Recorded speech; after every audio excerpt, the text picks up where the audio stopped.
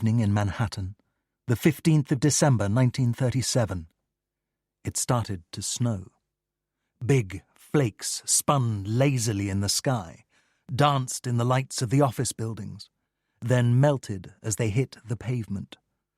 At Saks Fifth Avenue, the window displays were lush and glittering. Tinsel, toy trains, sugary frost dusted on the glass, and a crowd had gathered at the main entrance, drawn by a group of carolers, dressed for a Dickens Christmas, in long mufflers, top hats, and bonnets. Here, then, for as long as it lasted, was a romantic New York, the New York in a song on the radio. Christian Ferrar, a Spanish émigré who lived in Paris, took a moment to enjoy the spectacle, then hurried across the avenue as the traffic light turned red, and began to work his way through the crowd. In a buckled briefcase carried under his arm, he had that morning's New York Times. The international news was as usual: marches, riots, assassinations, street brawls, arson. Political warfare was tearing Europe apart. Real war was coming. This was merely the overture. In Spain, political warfare had flared into civil war and, the Times reported, the Army of the Republic had attacked General Franco's fascist forces at the Aragonese town of Teruel. And you only had to turn the page. There was more. Hitler's Nazi Germany had issued new restrictions on the Jews, while here was a photograph of Benito Mussolini, shown by his personal railcar as he gave the stiff-armed fascist salute. And there a photograph of Marshal Stalin, reviewing a parade of tank columns.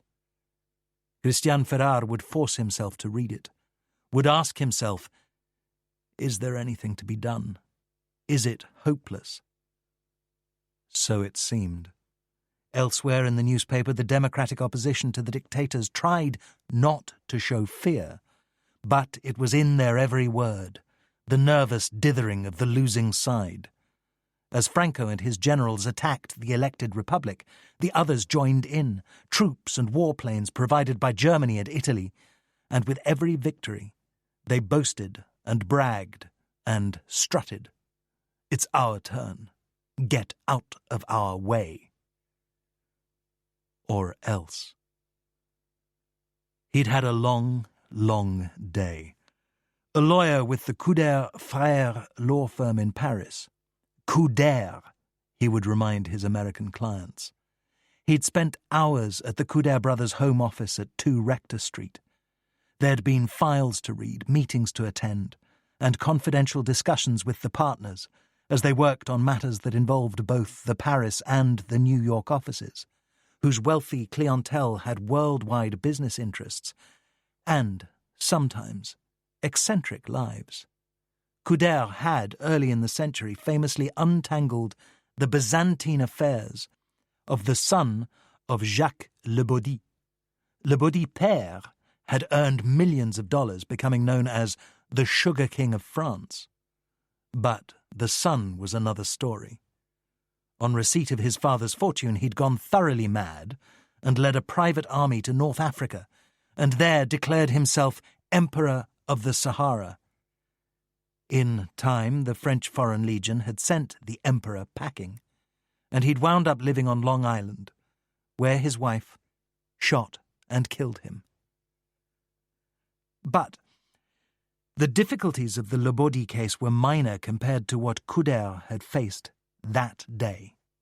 The legal hell created by the Spanish Civil War, now in its 17th month. Individuals and corporations cut off from their money, families in hiding because they were trapped on the wrong side, whatever side that was. Burnt homes, burnt factories, burnt records, with no means of proving anything to insurance companies or banks or government bureaucracies. The Couder lawyers in Paris and New York did the best they could, but sometimes there was little to be done. "We regret your misfortune, monsieur, but the oil tanker has apparently vanished." Ferrar had left the Couder office at 5:30 and headed uptown to his hotel, the Gotham, Then, as a favour to a friend at the Spanish embassy in Paris, he'd walked over to the Spanish Republic's arms-buying office at 515 Madison Avenue. Here he'd picked up 2 manila envelopes that he would take back to Paris. The days when you could trust the mail were long gone. He went next to Saks, meaning to buy Christmas presents, a hammered silver bracelet and a cashmere sweater, for a woman friend he was to meet at 7. This love affair had gone on for more than 2 years, as every 3 months or so he flew to Lisbon, where one could take the Pan Am flying boat to New York. Actually, Ferrar was not precisely a Spaniard. He'd been born in Barcelona, and so thought of himself as Catalan, from Catalonia, in ancient times a principality that included the French province of Roussillon. A Castilian from Madrid might well have recognized Ferrar's origin, his skin at the pale edge of dark, a gentle hawkish slope to the nose, and the deep green eyes common to the Catalan, with thick black hair, combed straight back from a high forehead, and cut in the European style, noticeably long and low on the neck. In June he'd turned 40, rode horseback in the Bois de Boulogne twice a week, and stayed lean and tight, with just that exercise. Heading toward the entrance to Saks, he wore a kind of lawyer's battle dress, good sober suit beneath a tan, delicately soiled raincoat, fedora hat slightly tilted over the left eye, maroon muffler and brown leather gloves. With the briefcase under his arm, Ferrar looked like what he was, a lawyer, a hard-working paladin, ready to defend you against Uncle Henry's raid on your trusts. As he reached the entry to the department store, Ferrar saw once again a thin little fellow who wore gold-rimmed spectacles, hands in the pockets of a blue overcoat, shoulders slumped as from fatigue or sorrow, who had followed him all day. This time he was leaning against the door of a taxi, while the driver read a newspaper by the light of a street lamp. The man in the blue overcoat had been with Ferrar at every stop, waiting outside at each location, but not at all secretive, as though someone wanted Ferrar to know he was being watched. Now who would that be? There were many possibilities. For the secret services of Germany, Italy, and the USSR, the civil war in Spain was a spymaster's dream, and attacks were organized against targets everywhere in Europe. Politicians of the left, diplomats, intellectuals, journalists, idealists, all much favoured prey of the clandestine forces, be they fascist or communist. At embassies, social salons, grand hotels, and nightclubs, the predators worked day and night. As for the man who followed him, Ferrar suspected he might be a local communist in service to the NKVD, since the USSR, the Republic's crucial, almost its only ally, famously spied on its enemies, its friends, and everybody else. Or could the man be working for Franco's secret police? Ferrar was determined not to brood about it. He could think of nothing to do in response, and he was not someone easily intimidated. He dismissed the man's presence with an unvoiced sigh, pulled the massive door open, and entered the store. Barely audible above the din of the shopping crowd, yet another band of carolers was singing joyful and triumphant. Momentarily adrift in an aromatic maze of perfume and cosmetics counters, Ferrar searched for the jewellery department. The man in the blue overcoat waited outside. P.J. Delaney, it said on the window. Then below that, bar and grill. The very perfection of what the gossip columnists would call the local saloon. It had been there forever, on East 37th Street in Murray Hill, a neighbourhood of rooming houses and small hotels, a low rung on the middle-class ladder where office workers, sales clerks, and people who did God only knew what lived in genteel poverty. But their lives were their own. The neighbourhood had, for no particular reason, a seductive air of privacy about it. You could do what you liked. Nobody cared. Delaney's, as it was known, was down 4 steps from the sidewalk, Open the door and the atmosphere came rolling out at you. Decades of spilled beer and cigarette smoke. Christian Ferrar sat in a booth by the wall. A stout wooden table, its edges scarred by cigarette burns, was flanked by benches attached to high backs, the tops handsomely scrolled. He had his New York Times spread out before him, ashtray to one side, whiskey and soda on the other. Ferrar tried to read the newspaper, then folded it up and put it back in his briefcase. At least for the moment, he would spare himself the smoke and fume of Europe on fire. He was in Delaney's to meet his lover, Eileen Moore, so turned his thoughts to the pleasures they would share. As he thought of her, his eyes wandered up to the window and the sidewalk outside, where, since the bar was below street level, he could see only the lower halves of people walking by. Could he identify Eileen before she entered the bar? In his imagination he could see her strong legs in black cotton stockings. But she might be wearing something else. Outside it was still snowing. A little girl paused, then bent over to peer through the window until her mother towed her away. Ferrar had a sip of his drink. Then, when he put the glass down, there she was. "Hello, Christian," she said, hands in the pockets of her wool coat.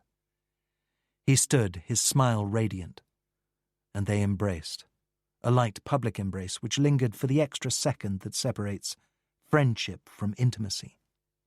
Then he helped her off with her coat, finding ways to touch her as he did so, and hung it on a brass hook fixed to the side of the booth. She sat, slid next to the wall. He settled beside her. She rested a hand on his knee. There were droplets of melted snow in her hair. "It's been too long," he said. "It has." "We'll make up for that," he said. Her hand tightened on his knee. Their eyes met, followed by a pair of knowing smiles. Grins, almost. She had auburn hair parted in the middle and falling in wings to her shoulders, easy to brush into place, cheap to maintain, and a pale redhead's complexion, with a spray of freckles barely visible across the bridge of her nose. An Irish girl raised in the Bronx, now in her early 30s, living a Manhattan life. She wouldn't be called pretty, but her face was animated and alive and good to look at. She wore a grey wool sweater that buttoned up the front, little gold earrings, no makeup, French perfume he'd bought her in August, black skirt, and the black cotton stockings with a seam up the back. "Seeing you made me forget," she said. "I meant to say buenas noches. Did I get that right?" "You did," he said. Then, "The old greeting, they don't say that these days." By this she was startled. "And why not?" "It would mean that you were of the upper classes and someone would arrest you. Now they say salut, or salut camarada. You know, comrade." "I'm not much of a comrade," she said. "I marched back in November and we have a Help Spain coin jar at work. That's about as far as I go with the politics." At work meant, he knew, at the public library where she shelved books at night. By day she wrote novels, cheap paperbacks with lurid covers. "Have you eaten?" he asked. "No, I'm not all that hungry. What's on the blackboard?" "Chicken a la king," it said, which is pieces of chicken and a cream sauce on toast. If the cook is feeling his oats, there might be a pea or two in there. "And what king ate this?" Her laugh was loud and harsh. "You," she said. "Let me get you a drink." "What have you got there?" "Whiskey and soda." "Rye whiskey in here. Yes, I'll have that." He went to the bar and returned with the drink. Eileen took a pack of Chesterfields from her purse, smacked it twice on the table to firm up the tobacco at the smoker's end, then peeled back the foil. Ferrar drew a gitane from his packet and lit both their cigarettes. She raised her glass and said, "Salut, comrade," then added, "And mud in your eye," and drank off a generous sip. "In my eye?" He was being droll, which she really liked, and it sounded good in his accent, vaguely foreign with a British lilt because he'd learnt his English in Paris, where the teachers were British expatriates. "Are you still living at the same place?" Ferrar said. She nodded. "The good old Iroquois Hotel. A room and a hot plate, bathroom down the hall. And a bed," he thought. A fond memory, that narrow bed with a lumpy mattress and iron rails at head and foot. Not much of a bed, but wonderful things happened there. With Eileen Moore he shared two great passions. They loved to laugh, and they loved sex. The more they excited each other, the more excited they became. Attraction was always mysterious, he believed. He didn't really know what drew her to him, but for himself he knew very well indeed. Yes, he had a fierce appetite for her small curved shape, for her round bottom in motion, but beyond that he was wildly provoked by her redhead's colouring, her white body, the faded pink of her nether parts. He believed, deep down where his desire lived, that redheads had thinner skin, so that a single stroke went a long way. In Ferrar's imagination, amid the crowd in the noisy bar, he recalled how, when he first touched her nipples, her chin lifted and her face became taut and concentrated. "Stop it," he told himself. It was too soon to leave. He finished his drink and went off to get two more. Waiting at the bar, Ferrar remembered the first time he'd seen her. She'd been working as a clerk in a warehouse near the Hudson River. There had been a sudden fire. Two of the workers had been injured and were carried out as the building burned to a shell. The owner, a German Jew who'd fled to Paris, had filed a claim with his insurance company. The company stated that the fire was arson and refused to pay. The owner retained Couder and sued.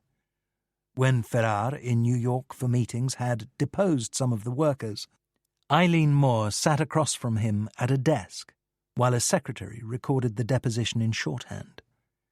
She did not record, but may have noticed. That attraction between Eileen Moore and Ferrar was instantaneous and powerful.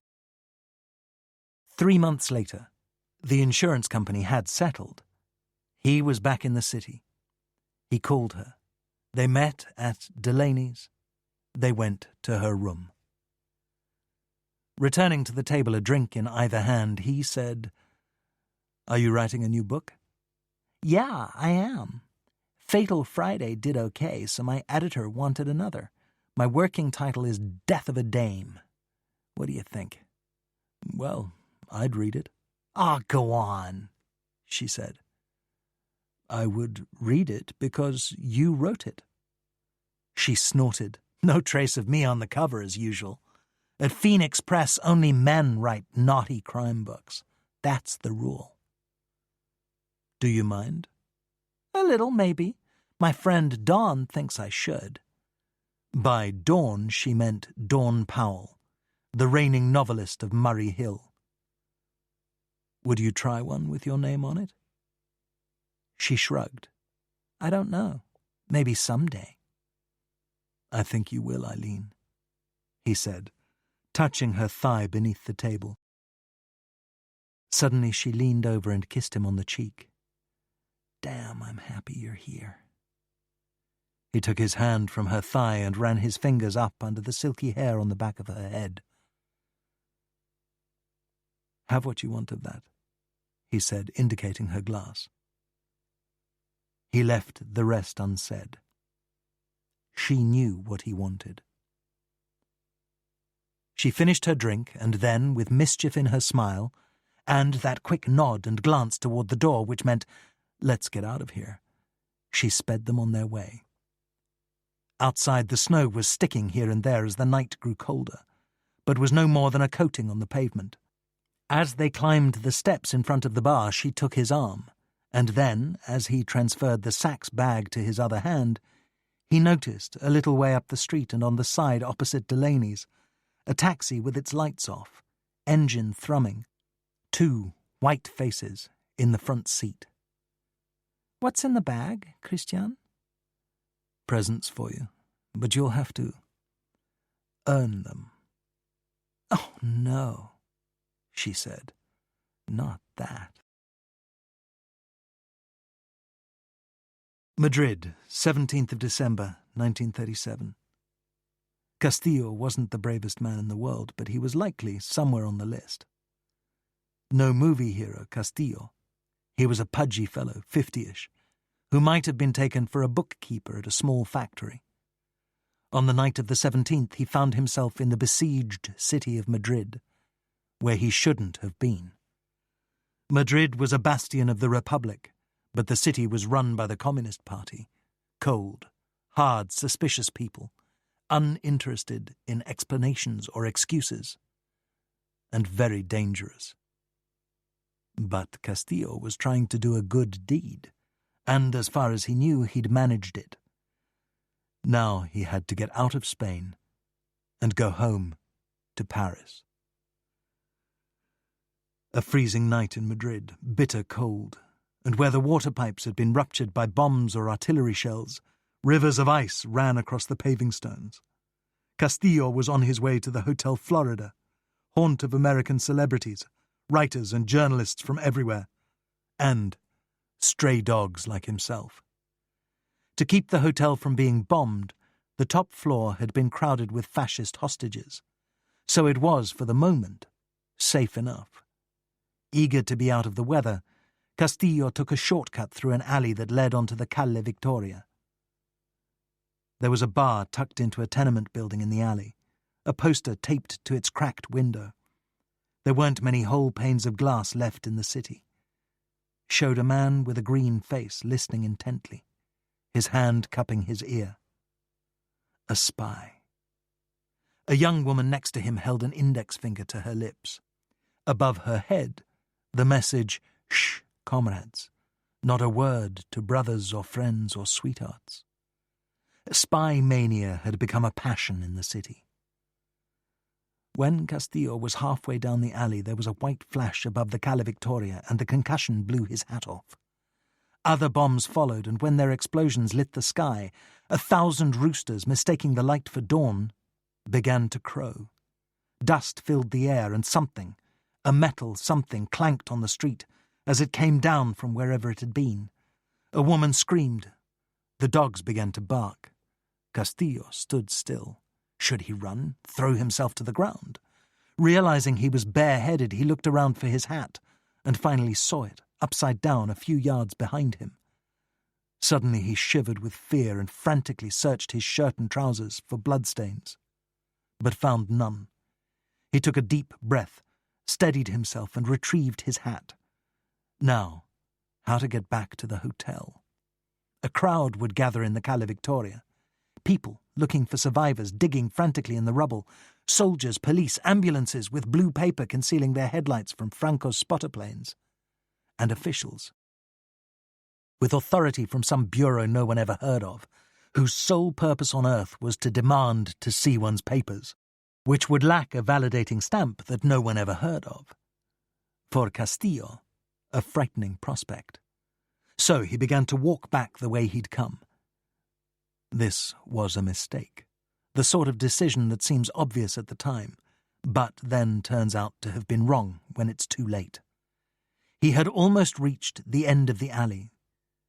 Then a voice in the darkness said, "You, camarada!" Castillo stopped dead. From the shadows came a child with a rifle. He had a long look at Castillo. Heavy overcoat, blue suit, white shirt, a tie, maybe one of those upper-class Franco sympathizers caught in the city by the war. "Your papers," said the child, who, Castillo now saw, wasn't a child at all. He was small and dark, maybe 15, with a child's face. His feet were wrapped in rags. As Castillo reached for his passport and permits, he said, "Who are you?" "I am the sentry for this alley." Castillo handed over the documents. The sentry held the papers upside down and pretended to read them. "Are these your papers?" he said. "Yes." They weren't. Are you a spy? No, certainly not. That was a lie. The sentry was trying to decide what to do. Castillo could see it in his face. A few very long seconds went by. Then the sentry said, "I will take you to the officer." "Of course," said Castillo. "Which way do we go?" He almost pulled it off. The sentry hesitated because Castillo had done the trick very well, his confident voice just faintly suggesting that the officer might not be pleased when he discovered what the sentry had done. Finally the sentry said, "I'll take you there. It is not far." He had best be polite. This man in a suit could be somebody important. The walk took 15 minutes and ended at the service entrance to the palace, the largest hotel in Europe which had been converted to a hospital. Before the war, most of the hospital nurses in the city had been nuns, but they had fled to Franco-occupied territory, and the wards were now staffed by the prostitutes of Madrid, their hair growing out black because the city's supply of peroxide was needed as antiseptic for the wounded. The sentry led Castillo down one flight of stairs, then another, to a room that had once been part of a kitchen. Zinc tubs lined the walls, and the still air smelled of grease and sour wine. When his eyes adjusted to the darkness, the room was lit by 2 candles at either end of a table. Electricity was a sometime thing in the city. Castillo could see the forms of men standing in line. As he took his place at the end of the line, his stomach clenched with fear, because the man seated at the table was in civilian clothes, and he was wearing eyeglasses. Officer of what? Castillo had come to Madrid 8 days earlier. He'd taken the night train from Paris to Toulouse, then flown Air France to Barcelona.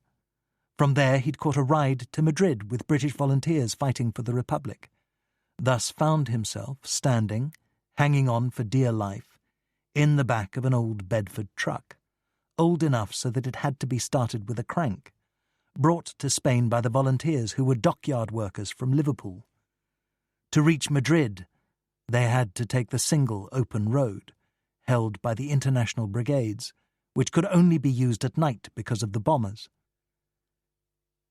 They drove fast with lights off. After 2 breakdowns and a flat tire, they made it to Madrid, and Castillo found a room at the Florida. In the room, 1 bed and 4 guests. 2 of them, French journalists, slept in the bed, while the other 2, a Polish Jew who did not precisely say what business he had in Madrid, and Castillo, slept on the floor. The room had a hole in the ceiling. An artillery round had hit the room above theirs, that had been patched with a piece of cardboard, on which somebody had written, "Art, as practiced by General Franco." Castillo had come to Spain on his own initiative, using a false identity because he worked in Paris for the embassy of the Spanish Republic, and they would never have allowed him to do what he was doing now. Thus his papers, using the name Cruz, had been provided by a professional forger in Paris. The barman at his café had sent him to see a room clerk at a small hotel in the Marais, who knew a dependable forger, a cobbler in Parisian criminal argot. With so many émigrés from so many countries flooding into France, business was good for the cobblers. Now Castillo should have sought help from the diplomats in Paris. Some of them surely knew helpful people in Madrid. But the situation at the embassy was beyond complicated. After the attempted coup d'etat by Franco and his fellow generals in 1936, the embassy diplomats were asked to declare their loyalty to the elected government of the Spanish Republic or to resign. Almost all of them stayed, but only some of them were loyal. For others, their hearts with the Franco forces, it was wise to keep quiet and wait to see who would win. So naturally, looking to the future, some of them had the occasional chat with Francoist operatives in Paris. Thus, when it became obvious to Castillo that his agent in Madrid, codenamed Dahlia, was in trouble. He had no one to turn to for help. Knew that if word of Dahlia's predicament got around the embassy, it wouldn't stop there. An inner voice told Castillo that going to Madrid was a bad idea. But a deeper voice sent him south. He could not leave her to her fate. Simple human decency said that this was wrong, and Castillo was perhaps a little smitten by her. But then who wasn't? No conventional beauty, Dahlia, but striking beyond description. People stared at her. She didn't especially care. In her indefinite 40s, she was ruled by nobody but herself. Could be charming in an honest way, could be abrasive, feared nothing. But none of this would save her if she were arrested, and worse yet, interrogated. To himself, Castillo said, no, this must not happen. Just who was hunting her and why, he could not even guess. All he knew was that the political crosscurrents of the Spanish Civil War were ferocious, and now Dahlia was caught up in them. So he would save her. Poor Castillo. His life never meant him to have anything like a secret agent. When the war started, he'd been a curator at the Prado, Spain's national art museum, a curator of 19th century painting, the modern era as far as the museum was concerned. Castillo happened to be in Paris when the Civil War broke out in 1936, where he had been trying to establish the provenance of a prince's portrait left to the Prado by a rich noblewoman. One hot day in July, he returned to his hotel, having spent the afternoon at the Bibliothèque Nationale, and there received a telephone call from a friend in Madrid. Do not come back here. They are going to shoot the intellectuals. Castillo stayed where he was, but a month later, marooned in Paris, money running out and wanting to support the Republic any way he could. He went to the embassy and asked the second secretary if they needed help. What happened next was a shock. The diplomat, a second secretary called Molina, offered him a job at a nearby office which worked under the rather opaque title of the Oficina Técnica, the technical bureau, which tried to buy armaments for the Republic on the international arms market. Was this a job for a museum curator? Soon enough, Castillo learned that the previous incumbent in his job had been a gynecologist from Barcelona, while the new director of propaganda was the surrealist film director Buñuel. Under attack, the Republic had to improvise. Educated and presumably loyal volunteers were welcomed, hired, and told to do their best.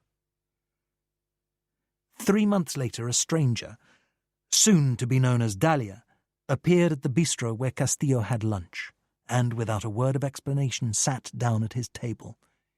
She did not introduce herself, said simply that she was a Spanish patriot, and had secret information that could help win the war. "And you are?" he asked. She shrugged and gave him a name, the shrug implying that it wasn't hers. "Very well," Castillo said. "Such information should be passed along to one Colonel Zagan, who, handled that kind of thing." "No, not him," she said casually. "I do not trust him." In truth, there were questions about Zagan, head of the embassy office of the Republic's Secret Service, known as the SIM, but they were rarely asked out loud. Castillo offered to speak to one of the diplomats. Again, she refused. She would give the information only to Castillo himself, and he would have to figure out who could be trusted with it. "Why did you choose me?" Castillo asked. "How do you even know who I am?" She responded with a wicked smile, saying, "I know who everyone is." Castillo gave in. Victorious, she unsnapped a slim gold clasp on her purse, drew out an envelope and handed it over.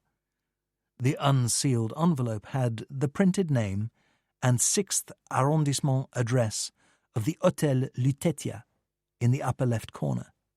Castillo put the envelope in the inside pocket of his jacket, then asked the woman if she would care for a glass of wine.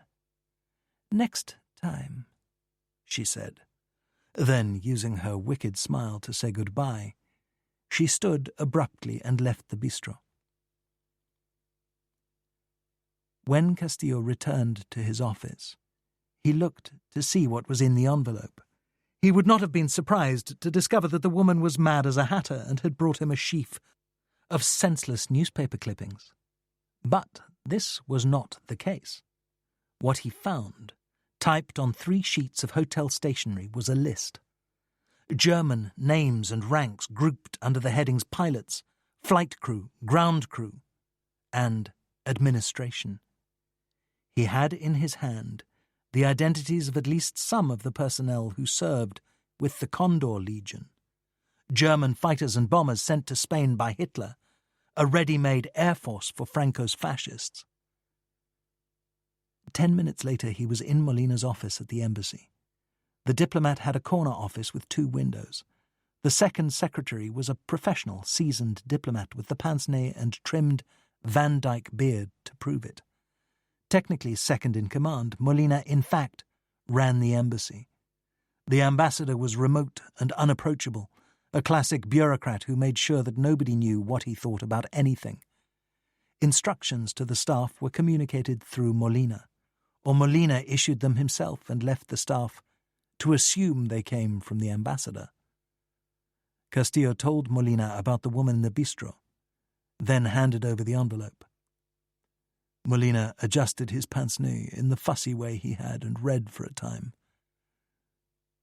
Finally, he said, "This looks real enough."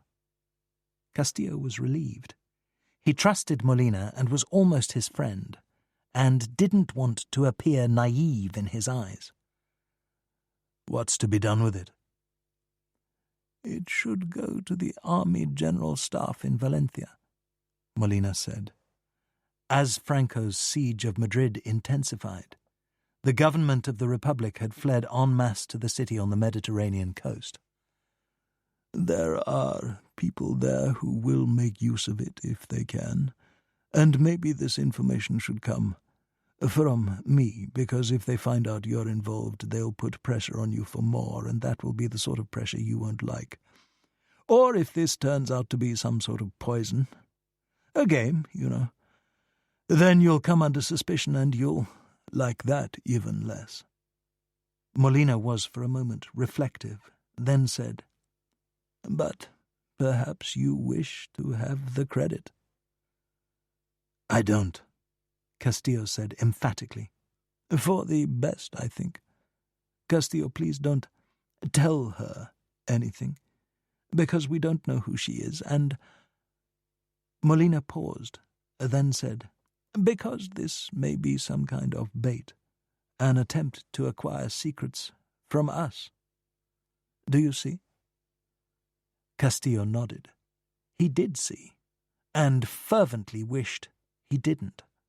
This horrid war would be the end of him.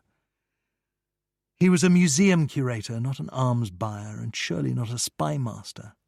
In the centre of his chest he felt anxiety squeezing him with its nasty, powerful little fingers, so took the first of what he knew would be a future of deep breaths. He chatted with Molina for a time, then returned to the Oficina Technica. In time he found her. He had begun to think it was hopeless. But then, after 6 days in Madrid, he found her. Her plea for rescue had come to him written on a bar napkin with a thick pencil, brought by an American foreign correspondent who'd come to Paris from Madrid. "She's in trouble," he told Castillo. "I hope you can help her." "Where is she?" The correspondent's mouth tightened as he shook his head slowly. "Who knows? On the move when I last saw her, but if she hasn't found a hiding place by now, I'm afraid—" "She could be anywhere," Castillo said, an edge of despair in his voice. "She gave me the name of a contact, a Frenchman called Tarboux. He's head of a labor union in Lyon. works with the Spanish unions in Madrid. Basically, they're buying ambulances in Europe and trying to get them across the French border, then to Madrid. They are very passionate about La Causa, the battle against fascism in Lyon. Yes, I've seen that in the newspapers. The hobos of Lyon, dozens of them, tried to enlist as a unit in the International Brigade, but the brigade wouldn't take them on. How would one find this Tarbot, you said? Where you find any of the foreigners, war tourists, journalists, whatever they are. At Chicot and Molineros, the great bars on the Gran Via. That's where you'll find Tarbot. Just ask the barman. Which was exactly what Castillo did when he reached Madrid. They knew right away who he was looking for. Ah, yes, Tarbot. A big guy with scars on his face, missing a couple of fingers. That's Tarbot. He should be in later. He stopped by yesterday, but only for a few minutes. Somebody said they saw him in Barcelona. Isn't he here? I swear I saw him. No, maybe not. The rumor is he was hit by a sniper. Secret Franco supporters hiding in Madrid liked to fire a shot or two out the window when they thought they could get away with it, and killed a few people every day. And then, one afternoon, as Castillo read a newspaper at the bar, a man came up behind him and said in poor Spanish, "I hear you are looking for me." Castillo told Tarbot about the correspondent, used the name Dahlia, described her. Tarbot asked him questions. Castillo tried to tell him as little as possible, said Dahlia was an old friend from Paris. He really didn't know what had brought her to Madrid. "Oh, they come here," Tarbot said, then shrugged. "Who knows why? Anyhow, I'll give you an address. She was there, but you know the way it is. People move around." But she was exactly where Tarbot said she was. Living in the attic of a badly bombed building, once a mansion, half its facade gone, a place where nobody could live. When Castillo saw her, he flinched. The Dahlia he knew was fashionable, perfectly dressed and groomed, poised and sure of herself. The Dahlia hiding in the attic was filthy and obviously had not bathed for a long time. She had cut her hand badly and bandaged the wound with a dainty handkerchief. Castillo waited until dark, then returned to the Hotel Florida and, using a razor blade, cut the lining of his overcoat and removed a set of false documents, produced by his Parisian cobbler. Then he bought a dinner, lentils with garlic and a little oil, and a small chunk of bread, which was what there was to eat in Madrid, wrapped it in a sheet of newspaper, and returned to the bombed mansion. Dahlia ate like a wolf. When she was done, Castillo said, "Here are your new papers. You'll have to transfer your passport photograph. Do you know how to do this?" "Did you bring glue?" "Yes, a brand that was suggested by the man who forged your papers." "Then I can do it." "And here's a train ticket from Barcelona to Perpignan. You'll have to find a way to get from Madrid to Barcelona." "There are taxi drivers who will do it. For a price." Castillo reached in his pocket and handed Dahlia a thick wad of banknotes, pesetas and francs. "I believe this is enough for the driver, also for the train up to Paris." "More than enough," Dahlia said. "There's a safe apartment I can use to clean up a little, now that I can afford to pay for it." "Better for travel," Castillo said. She nodded and said, "Are you coming with me?" "No, I have a flight from Barcelona to Toulouse on Wednesday. Tomorrow night I will find a ride to Barcelona." She met his eyes and said, "I can never thank you enough. You didn't have to." "It needed to be done, Dahlia, so I did it." "You put yourself in danger." "Well, that's over now. All I have to do tonight is get back to the Florida." He left the attic a few minutes later and took a shortcut through an alley to get to the hotel. In the sub-basement of the Palace Hotel, Castillo waited at the end of a long line of men and women, shadowy forms in the light of 2 candles at either end of a table. Seated at the table was a man in civilian clothing and eyeglasses, who the sentry had called the officer. The line had moved slowly, but now it sped up. The officer sent the next few men away after a glance at their papers. He'd evidently been doing this kind of work for some time, and had thus become good at it, thoroughly efficient. Castillo was now next in line for interrogation. Standing at the table, a handsome young man was explaining something at length, leaning over and speaking confidentially, so Castillo could not hear the words. But the tone, the high pitch of the voice, imploring, whining, that he could hear. Then the officer signalled, raised his hand, that he'd heard enough, and the young man cut himself off in mid-sentence and stood straight and silent, as though to receive a judgment. On the table was a bell, an inverted silver cup with a silver button on top, the sort of bell one saw on the front desk of a hotel, used to summon a porter to take baggage up to a room. The officer extended one hand, hesitated, then tapped on the bell, which produced a single, hollow clink. It was apparently an old bell, or perhaps not so old, maybe just worn out. At the sound of the bell, a giant of a man with a huge beard and small, crafty eyes brushed past Castillo on his way to the table. As he went by, Castillo smelled rotten onions. The giant took the young man by the crook of the elbow, whispered something in his ear, then led him away. He had, Castillo now saw, a large revolver thrust into the waistband of his trousers.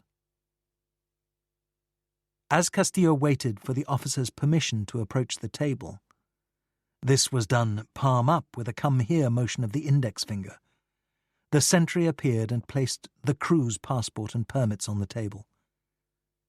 The officer was in no hurry, held the passport near one of the candles so he could read the typed print. From somewhere above the sub-basement, perhaps just outside the service entry, came the sound of a single pistol shot. The officer seemed not to notice. When he finished reading, he put the documents aside and looked up at Castillo. "Comrade Cruz?" he said. "Yes?" Castillo had caught himself just in time. He'd almost added "sir" to the yes. The officer was younger than Castillo had realized, perhaps in his late 20s. His suit was made of cheap material. His eyeglasses had steel frames. "You are well dressed, aren't you?" the officer said. Then, "Where are you staying in Madrid?"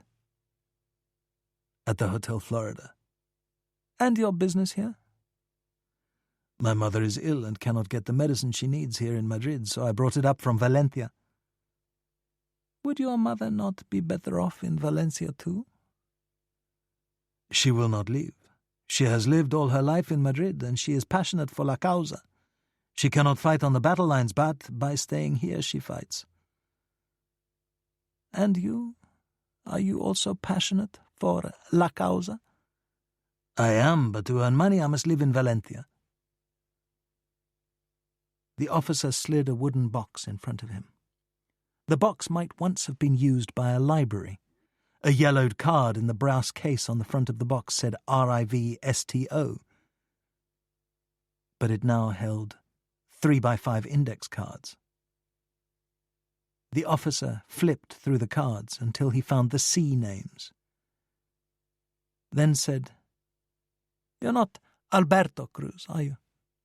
"No, I'm Carlos." "Very well, Comrade Carlos. Give me your overcoat, then put everything in your pockets on the table." Castillo did as he was told. When his things were laid out before him, he saw that the officer had turned his overcoat inside out. "What a shame," the officer said. "You seem to have ripped the lining of your coat." No, I am mistaken. The lining has been cut open."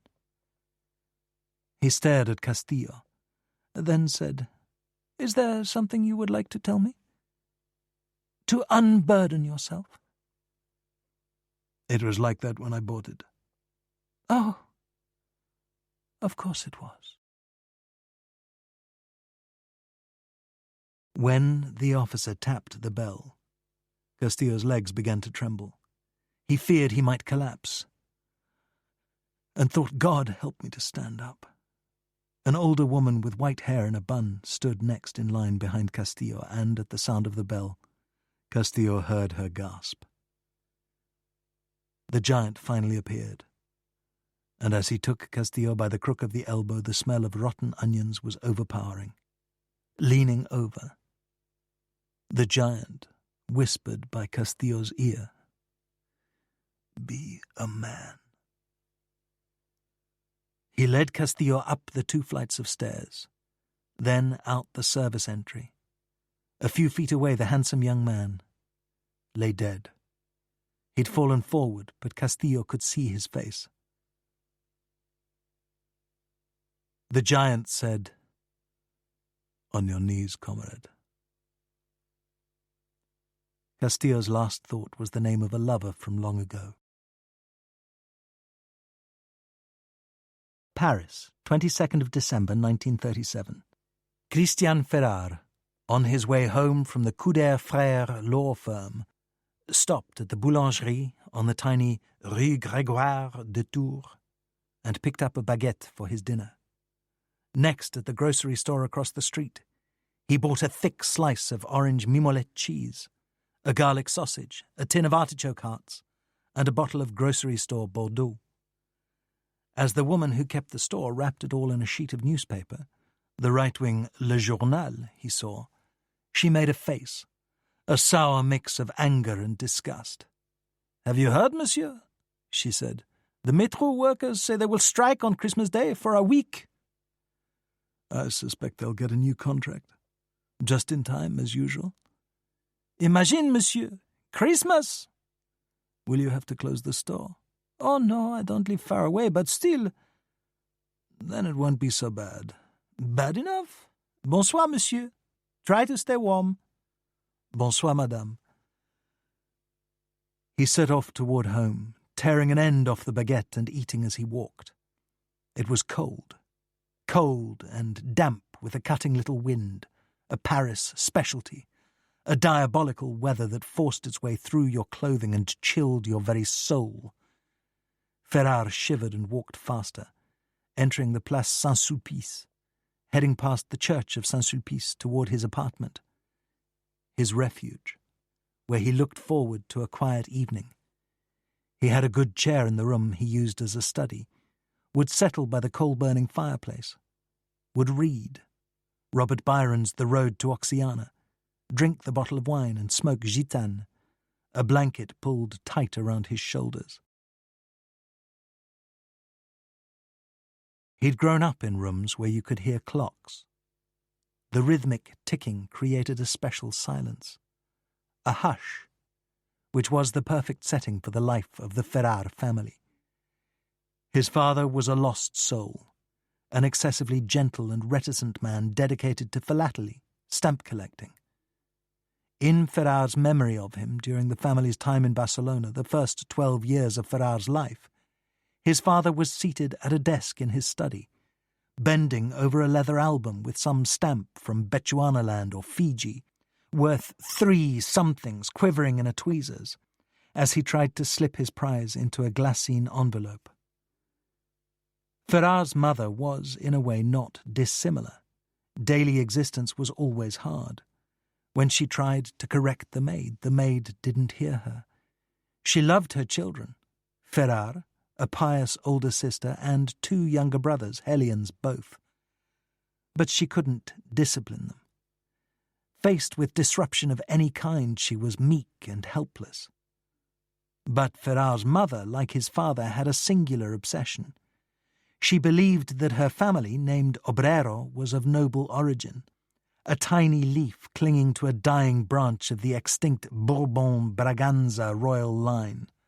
Extinct it might be, according to the Almanach de Gotha, but there was a sprinkling of Spanish dukes who continued to use the title, and to them she wrote letters. Not that they were ever answered, but they were meticulously composed. Ferrar's saintly sister helped, so that perhaps some day Senora Ferrar's hopes were based on a yellowed packet of letters, tied with a faded ribbon left to her by a great-aunt. The letters concerned a certain Spanish duchess, descended from Mariana Victoria, Infanta of Portugal, who sometime in the 18th century had been wed in an arranged marriage to an Italian count. He was 3, she was 46, and from this marriage there was no issue. But, said the great-aunt's letters, the Duchess had, in her intemperate youth, been secretly married, and produced a daughter, an ancestor of Senora Ferrar.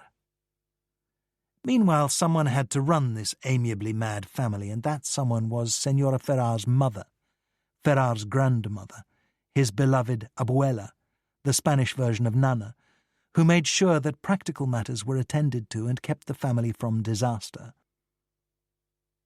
She had always lived with them, and, now 77, continued to do so, ruling the house in Louveciennes, just up the Seine from Paris, where Ferrar's parents, sister, and a stray cousin all resided.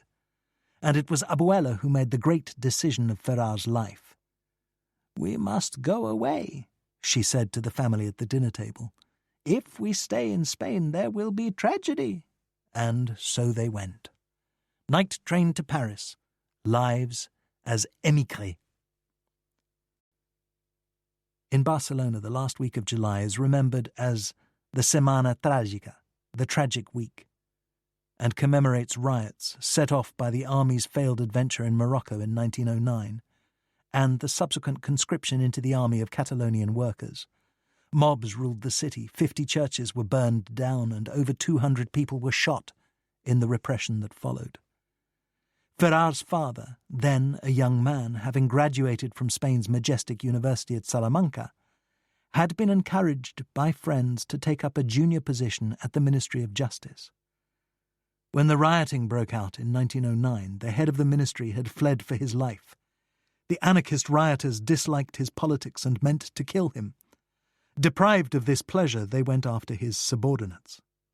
On the night of the 10th of July, with gunfire echoing through the streets, blood was smeared on the door of the Ferrar house. Abuela made her pronouncement over dinner, and nobody disagreed. It had become dangerous to live in the city, and, Abuela decreed, in Spain. They would leave, or they would die. 2 days later they left for Paris. Ferrar, 12 at the time, would never forget that journey. This rupture in the family life had frozen them into silence. Nobody said a word, their minds occupied by the refugees' litany. Where will we live? How shall we survive? What will become of us? In time, these questions were answered as the family adapted as best they could. After an intensive 3-week study of French, Christian Ferrar was enrolled at the Lycée Charlemagne, near the Saint-Paul metro station.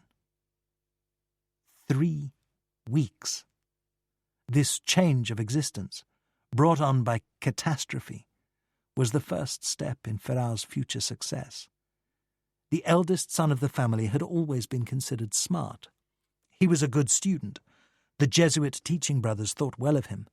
He could answer all sorts of dinner-table questions. He was an avid reader, a smart young man. Meanwhile, Abuela used the word brilliant, but she was a grandmother, and what grandmother wasn't proud of her grandson? In fact, Ferrar had been born gifted, was exceptionally intelligent, and his teachers at the Lycée Charlemagne took special interest in him. 10 years later, by the time he received his degree from the Faculté de Droit, the law school of the Sorbonne, he could read and speak French, Italian, Portuguese, wildly difficult, English and German, and could manage in Romanian and Serbo-Croatian. Among the top 5 in his graduating class, He was hired as an associate by Couder Frères, the first interview in his search for a position as a lawyer. By the age of 29, he was made a junior partner, and 6 years later, a senior partner. 6th of January, 1938. The Couder Frères' office was in a handsome old building at 52 Avenue des Champs-Élysées, a prominent address for a prominent clientele. On the list of clients could be found Whitneys, Drexels, Guggenheims, Vanderbilts, Gulbenkians, Wanamakers, and many others. But the interior echoed the style of the New York office. Well-aged furniture, simple wooden desks and filing cabinets, battered oak desk chairs on wheels, and a floor that was no colour beyond dark and creaked underfoot. This absence of pretension spoke well of Couder, a long-established, honourable firm. It was said that you could sense probity, the legal version of integrity, when you walked through the door. The office of the managing partner, George Barraby, was no exception. Its only decoration a group portrait of 8 Couder partners painted in 1889, 10 years after the firm was established in Paris. 4 seated lawyers, 4 standing behind them, most bewhiskered in the style of the day, thick mutton-chop sideburns, full, well-tailored beards, all the subjects looking terribly stiff and dignified, a portrait genre known waggishly as a tree full of owls.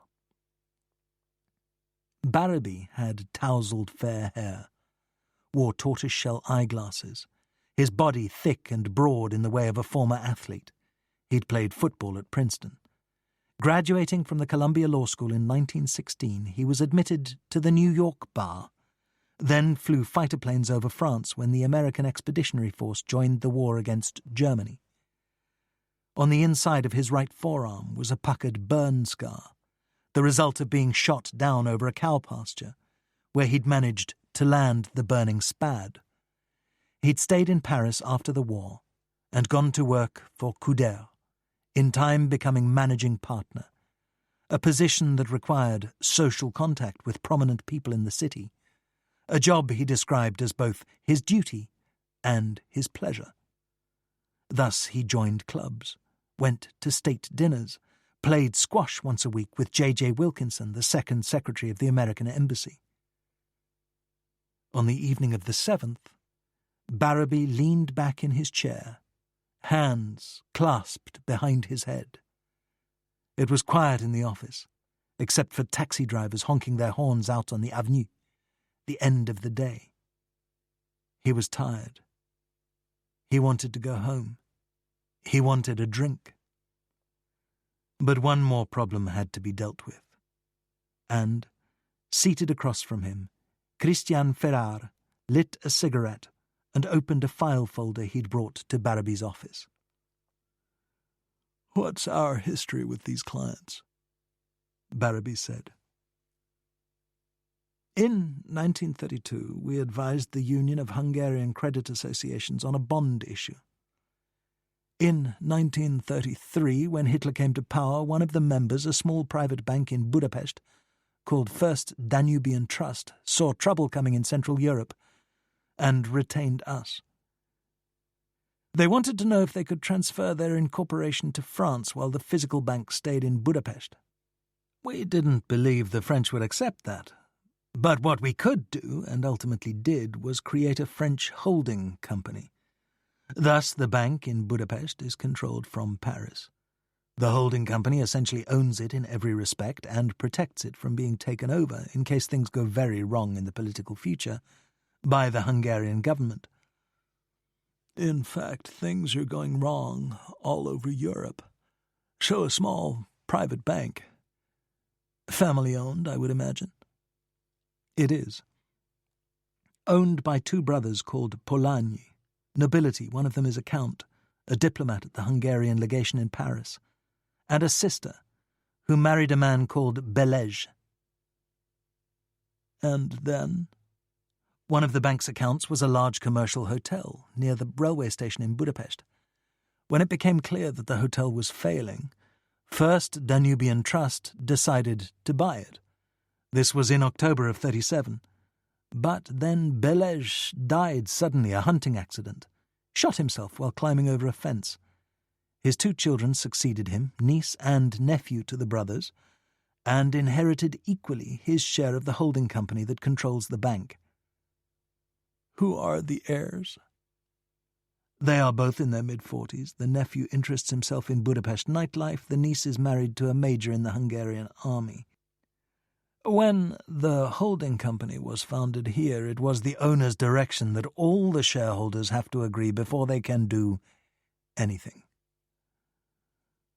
Oh, Lord, Barrowby said, with the sigh in his voice of one who sees it all coming.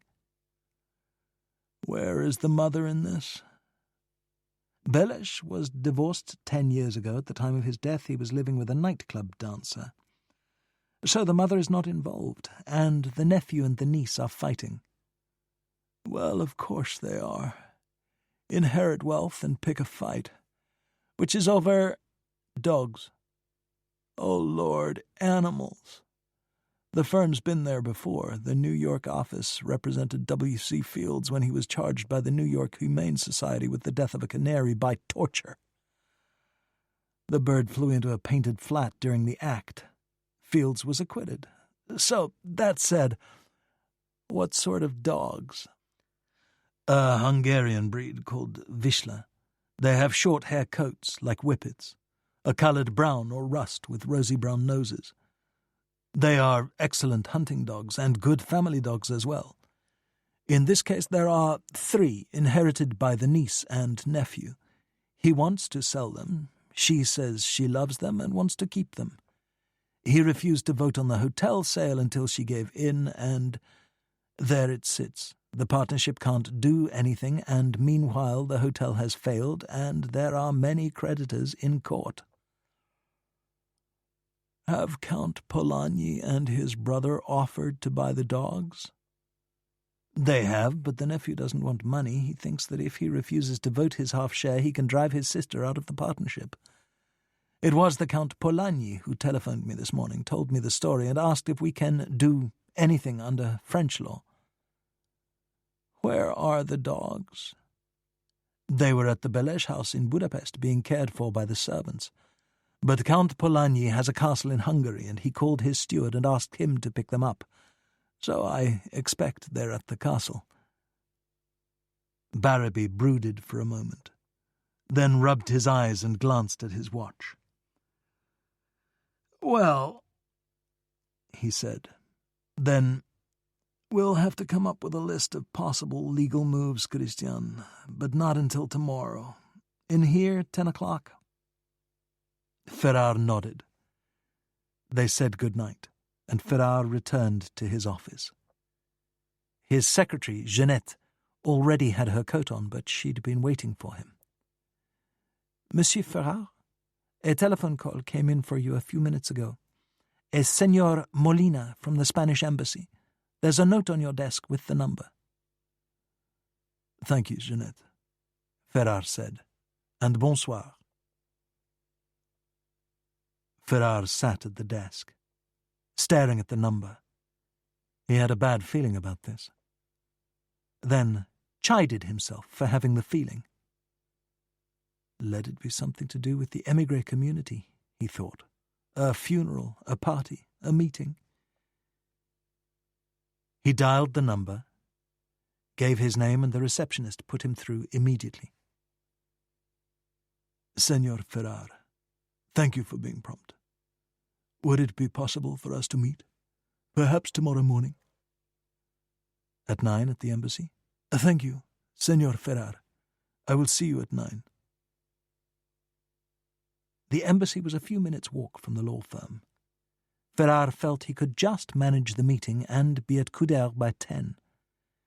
He left the office and headed towards the 6th arrondissement, thinking he might take the métro or find a taxi, but he did neither. It was a fine cold night. Swirls of powdery snow blew over the cobblestones. Parisians flowed past him in their winter coats and scarves. So Ferrar, in no hurry to reach his silent apartment, crossed the Seine on the Pont Neuf, then stopped at a café and had a coffee. In time reached the Place Saint-Sulpice, and reluctantly went home. Ferrar arrived at the embassy just before 9, gave his name to the receptionist, and the diplomat Molina appeared a moment later. Appeared from the 19th century. He wore a high collar, pince-nez, a beautifully trimmed Van Dyck beard, and held himself a certain way, his head at an upward angle, as though he were looking down on the world. Molina seemed highly pleased, perhaps relieved to meet Ferrar, who suspected they'd met before but couldn't remember where. When they'd shaken hands, Molina said, "Shall we go and have a coffee?" As he said it, he raised an interrogatory eyebrow, then held his open hand behind Ferrar's back and pointed his other hand toward the door. At the courteous end of assertive, the gesture meant they were going to have coffee. Once Ferrar was out on the street, the bad feeling returned. What was it that couldn't be said at the embassy? They walked to the luxurious Hôtel Georges V, named for the English king, Georges V to a Frenchman, and Molina led him to the tea salon called La Galerie. A gallery it was, a long narrow room with tables against the windowed wall and a glossy black piano with top-up at the far end. For the rest it was all glowing marble in low light, glittering chandeliers, wall sconces and tapestries, underfoot and on the wall. Aubusson? Ferrar wondered. He wouldn't put it past the Georges V. Molina ordered coffee, which came with a basket of small brioches. The waiter placed the basket just to the right of Ferrar's hand. He could feel the warmth, and the aroma was inspiring. Ferrar wanted one, but waited to see if his appetite survived what Molina was going to say. As the diplomat cleared his throat and polished his pince-nez, Ferrar looked around the room, which was almost deserted. There were 2 men with briefcases whispering at one table, perhaps Jews, Ferrar thought, of the hard-faced variety, and in the corner a young, overdressed couple, maybe on honeymoon.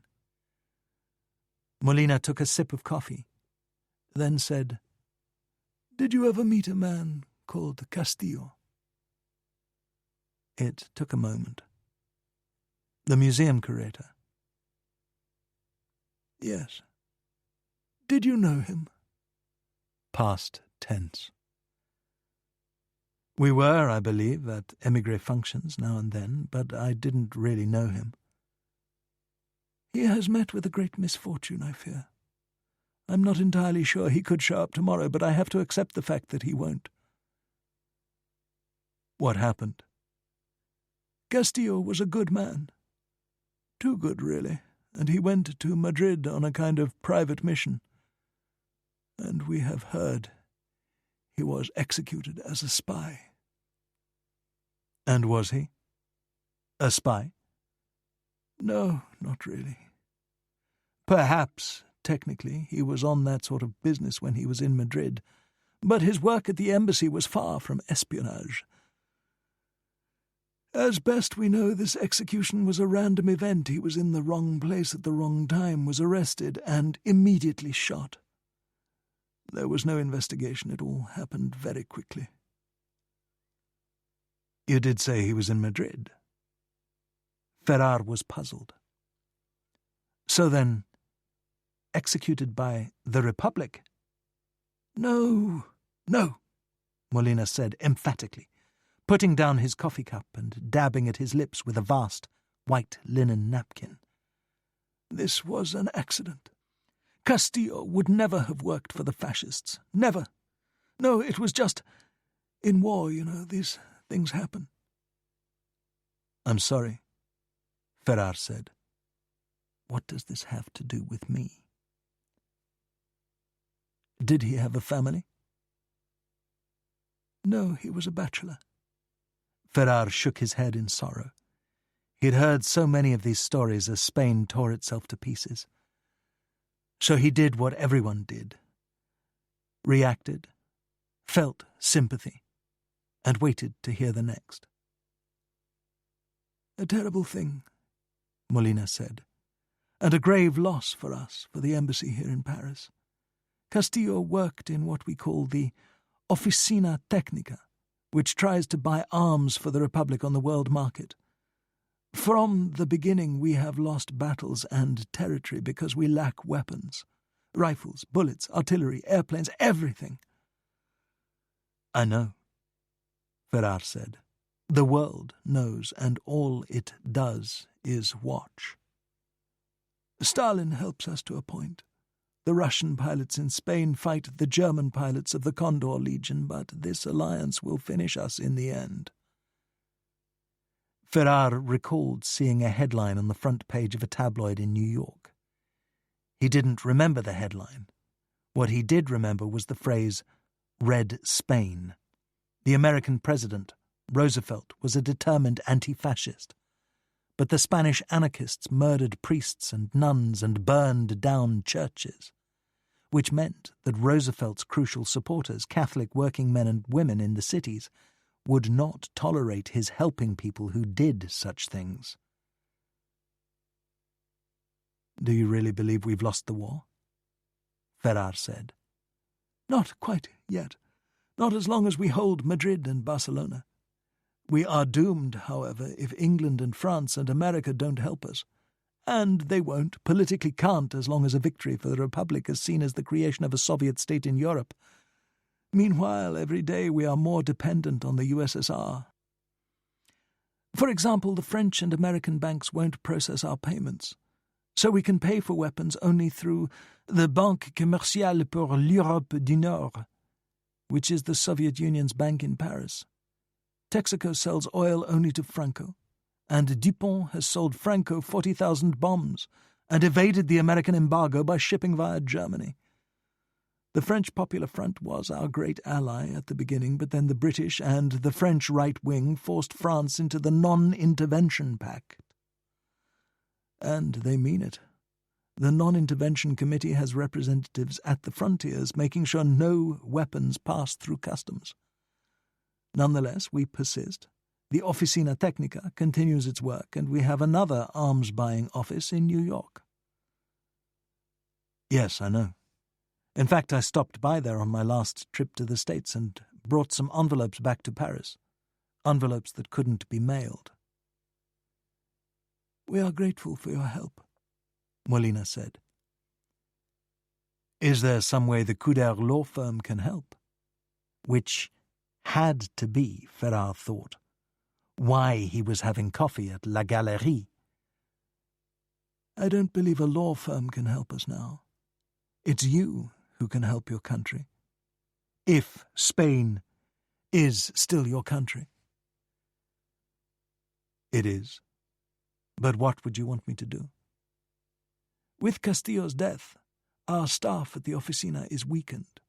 They work hard, but they need guidance, they need ideas, they need someone who can find a path through the swamp. Will you do that for the Republic?" "In my heart I would like to, senor, but I cannot. I must work as a lawyer because my family depends on me. I support them. My parents, my sister, my grandmother. When the war started in 1936, I spoke to friends about going off to fight, but when I suggested to my family that I might join up, they were horrified. Nobody objected. Quite the opposite. They nodded, they exchanged glances, they were silent, they were brave, and it was that I couldn't bear. That they would accept terrible poverty in a foreign country." From Molina, a subtle dip of the head, eyes for just an instant closed. "Of course, I understand." "Perhaps now and then, if you face a particular problem, I will gladly help you. But I cannot resign from my firm in order to work at the arms office." "We'll take anything we can get. It's what we've done from the beginning." "You have my office telephone, and I will give you my number at home." "I should add that you might have to be, perhaps not careful. A better word is aware, because the Soviets, for their own political reasons, want to be in control of the purchase of whatever arms we can buy.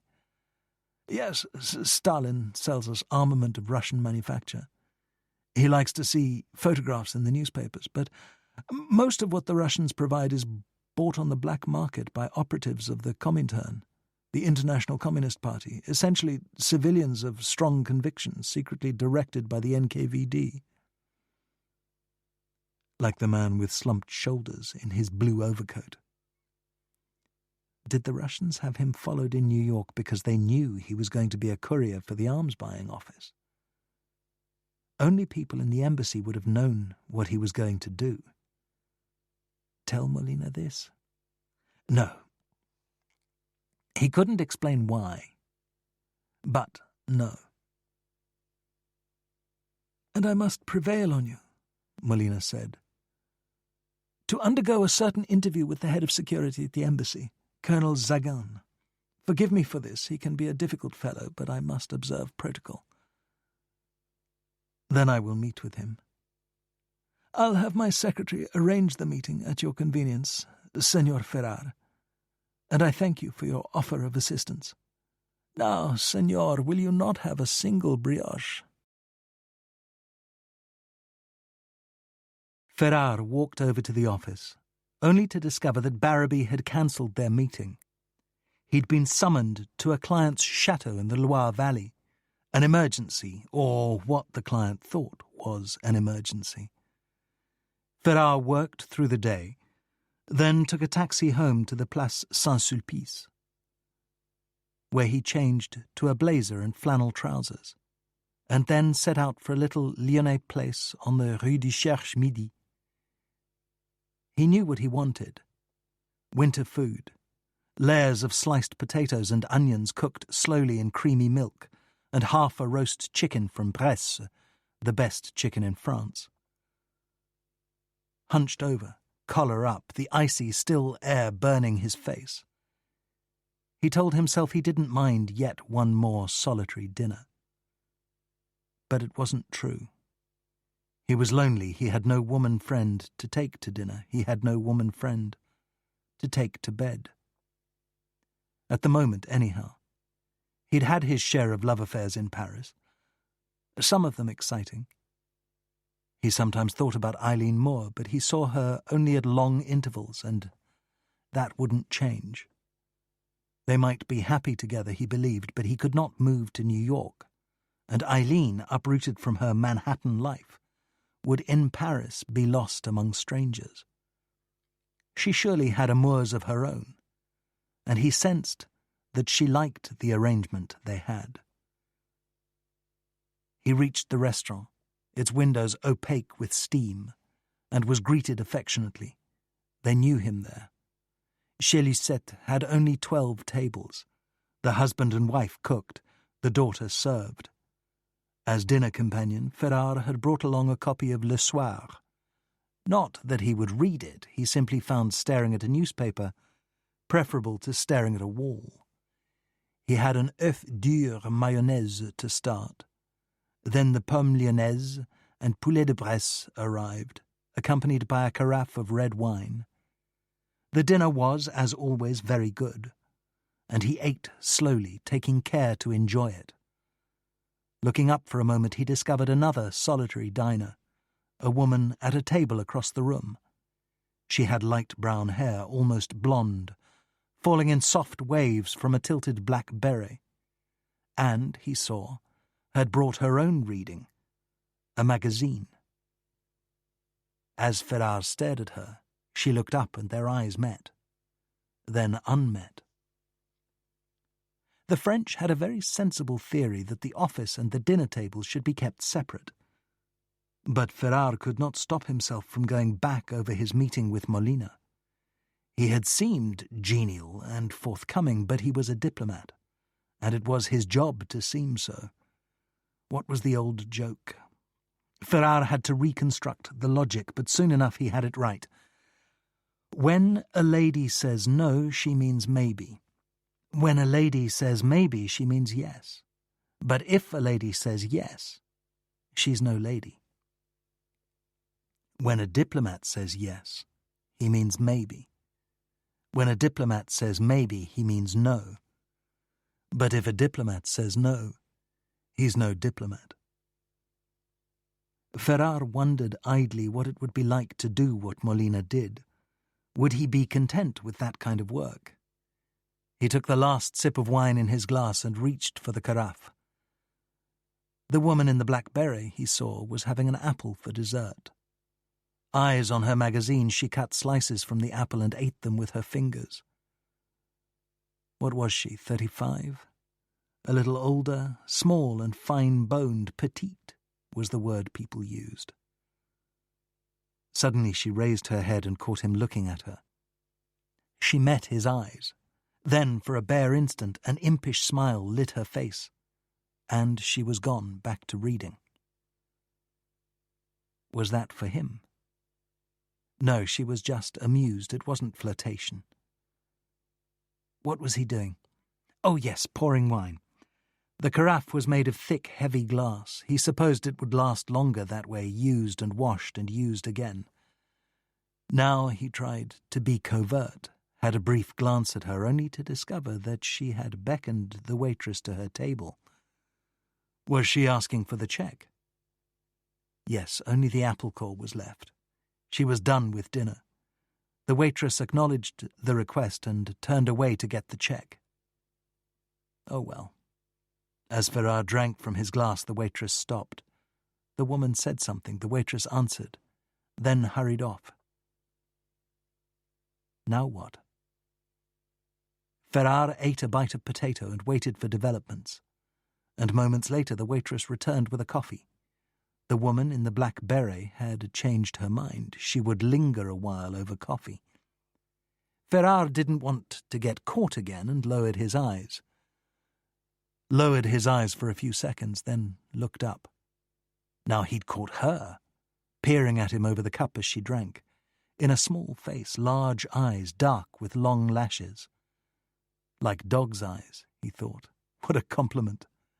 Mentally he laughed at himself, but the silent laugh rose to the surface as a smile. This time returned. Ferrar had eaten most of his dinner. Did he really want the rest?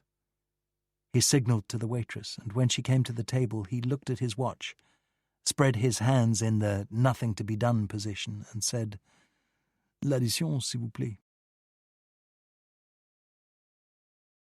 Ferrar paid the check, then bided his time. When the woman in the beret rose from her chair, he could see all of her. She was petite, maybe 2 inches over 5 feet tall, but well-shaped in a chocolate-brown wool dress cinched by a narrow belt. As she headed for the coat tree, he followed her, arriving just as she took her overcoat off the peg. Ferrar, reaching for his coat, said, "Cold tonight. Do you have a long way home?" "Oh, it's not all that far." Her voice, low and resolute, suggested that it was far. "I was thinking there's a taxi stand a little way up Cherche Midi. I'd be happy to give you a ride home if you like." "Why? That is so kind of you. What if I said yes?" "It would be my pleasure. My name is Christiane." "And I am Chantal." She slid her arm into the sleeve of her coat, then said "Merde," and made a face, pulling her arm back out of the sleeve with an oatmeal-coloured wool scarf in her hand. "I never fail to stuff my scarf in the sleeve so I don't forget it, and I never fail to forget it's there." She wound the scarf around her neck, looping it over and under in the style favoured by Parisian women, put on her coat, and led him to the door.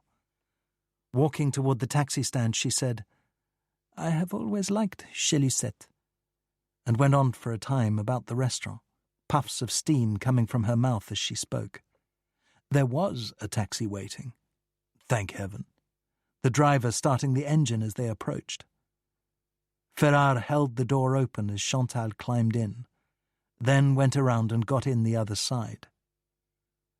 "I live on the Avenue Bourdonnais," she said. "Number 14, the far end." As the taxi wove its way through narrow streets, They were silent. What had gone on between them in the restaurant had been replaced by a certain tension. Outside, Paris was wintry and deserted.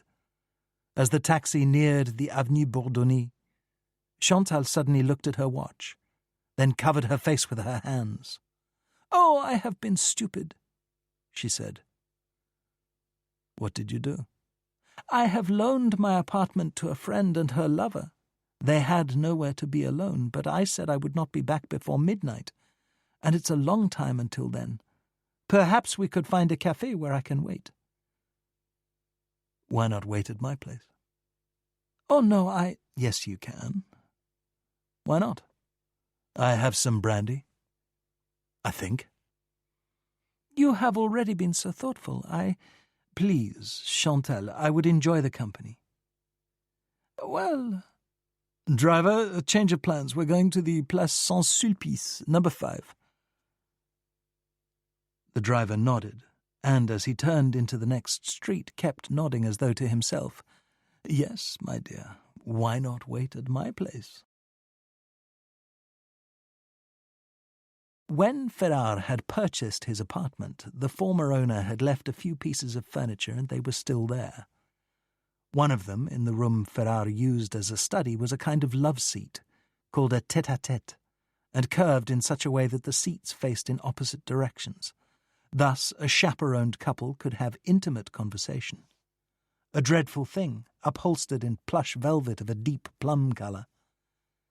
Ferrar supposed it was meant to be in the middle of a large room, but having no such room, he had pushed it up against the wall, where one side functioned as a chair, while on the blocked side he'd stacked books that wouldn't fit on his shelves.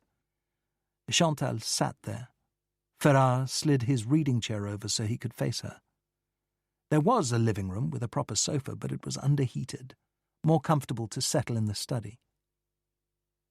It turned out that Ferrar did have brandy, even brandy glasses, and as they talked and drank, the atmosphere between them warmed nicely. She was a teacher, she said, at a private academy for girls up in the 16th arrondissement. Her family was from a little village in Burgundy where her father had worked at one of the wineries. She loved living in Paris. She went to the cinema whenever she could. Did he like the Marx Brothers? Yes? Groucho, she said, the French version of Groucho, is such a funny man, that silly walk he does. His turn. He rattled on for a time. Barcelona, the law office, but the 3 feet between them began to feel like an abyss. Finally, the conversation slowed and threatened to stop. Ferrar was growing desperate. He wanted to see what lay beneath the wool dress. Then, coming to the rescue, Chantal stretched her arms out and said, "I am tired of sitting. May I see the rest of your apartment?" He showed her the tiny kitchen, then the living room where the French doors led out to a narrow balcony with a waist-high balustrade of ornamental ironwork. It was meant to decorate the building's exterior, but Ferrar liked to have a cigarette out there on warm nights. "Would you care for a breath of fresh air?" he said. He opened the French doors, stepped out on the balcony, then took her hand to help her over the 3-inch threshold. They stood side by side, and because Ferrar's apartment was on the 5th floor, looked out over the rooftops of the city. "It is so beautiful," she said. "Paris," he said. The cold night reached them. Ferrar put his arm around her, and she leaned against him and said, "That's better." When he pressed gently on her shoulder, she turned to face him, and they kissed. A formal kiss, nothing fancy. And once again. Her arms circled his waist, and she held him tight, her head on his chest. What happened next was unplanned, spontaneous. Ferrar didn't think about it, simply found himself doing it. He slid a hand down the soft wool of her dress, reached under the hem, rested the hand on her leg, and after a few seconds moved it slowly up the back of her thigh, waited at the top, then continued, working his fingers beneath her panties and running his hand over the silky skin of her bare bottom. "Tiens," she said, breathing hard. The word meant, "Well, well," mock surprise. And now they kissed again. And this time they meant it. The poetry of lust describes many inspirations. The moon, a stray wisp of hair, but only now and then cites "haven't done it for a long time." Thus Chantal and Christian, heading for the bedroom in a hurry. He barely remembered to close the French doors. Once there, she started to undress until he said, "Could I do that? I really like it." She let her arms hang down, eyes closed, a sweet smile on her face, as he did his awkward best at stripping her naked. That done, she turned slowly in a pirouette so he could look at her. Then she took his clothes off, much better at this game than he was, and they got in bed, where she asked him, voice tightening with anticipation, to lie on his back. Greedily she pushed his knees apart, getting him out of her way, and took him in her mouth, thumb on the bottom, 2 fingers on top. Ferrar felt both a rush of pleasure and a stab of anxiety. If this continued, he wouldn't last long. A 10-second lover? Oh, no, not that. He believed in foreplay and lots of it, but she had other things in mind. Sensing his predicament, she let him go, lay on top of him and whispered in his ear, "Let me have my way." Well, all right, chivalry took many forms. And after a gitane, he had his way with her. Low moans that grew louder and longer. Then a sharp gasp. They talked. She had been married for a time, but he went away. He too had been married. A disastrous 14-month marriage when he was 22. She came from another émigré family, was very seductive and sexy until the wedding night, when she froze. And, despite all the patience and tenderness he could muster, stayed frozen. Eventually they divorced. He heard that she had remarried. He wished her nothing but happiness. Perhaps he'd just been the wrong man for her. They were quiet for a bit. Then she said, "There is something I should confess. Christian, I hope you will forgive me." "Oh?" "I lied to you in the taxi." "You did?" "There was no friend who needed a place to make love. I live with my sister and we share a bedroom. I knew you wanted me and I surely wanted you, so I made up a story trying to get you to take me back here." "I'm glad you did it." "Yes. I was afraid you'd tell me I'd been a bad girl." In the darkness their eyes met once again and the night went on. At 7 in the morning he walked her across the square to the taxi stand by the Rue Bonaparte. The January dawn was just arriving, 2 angry red streaks across black clouds. "Will you have time to change?" he said. "Just if I'm quick about it. I don't teach until 9. Of course I should have spent last night correcting homework." "They won't mind, will they?" "I think not," she said, then gave a single snort of laughter and said, "Maybe I will tell them exactly how I passed the evening, just to see the looks on their angelic little faces." They reached the centre of the square, and a flock of pigeons which had been feeding on baguette crumbs took off into the sky. "Christian?" "Yes?" "You're not involved in that horrible war in Spain, are you?" He shook his head. "I'm not. Why do you ask?"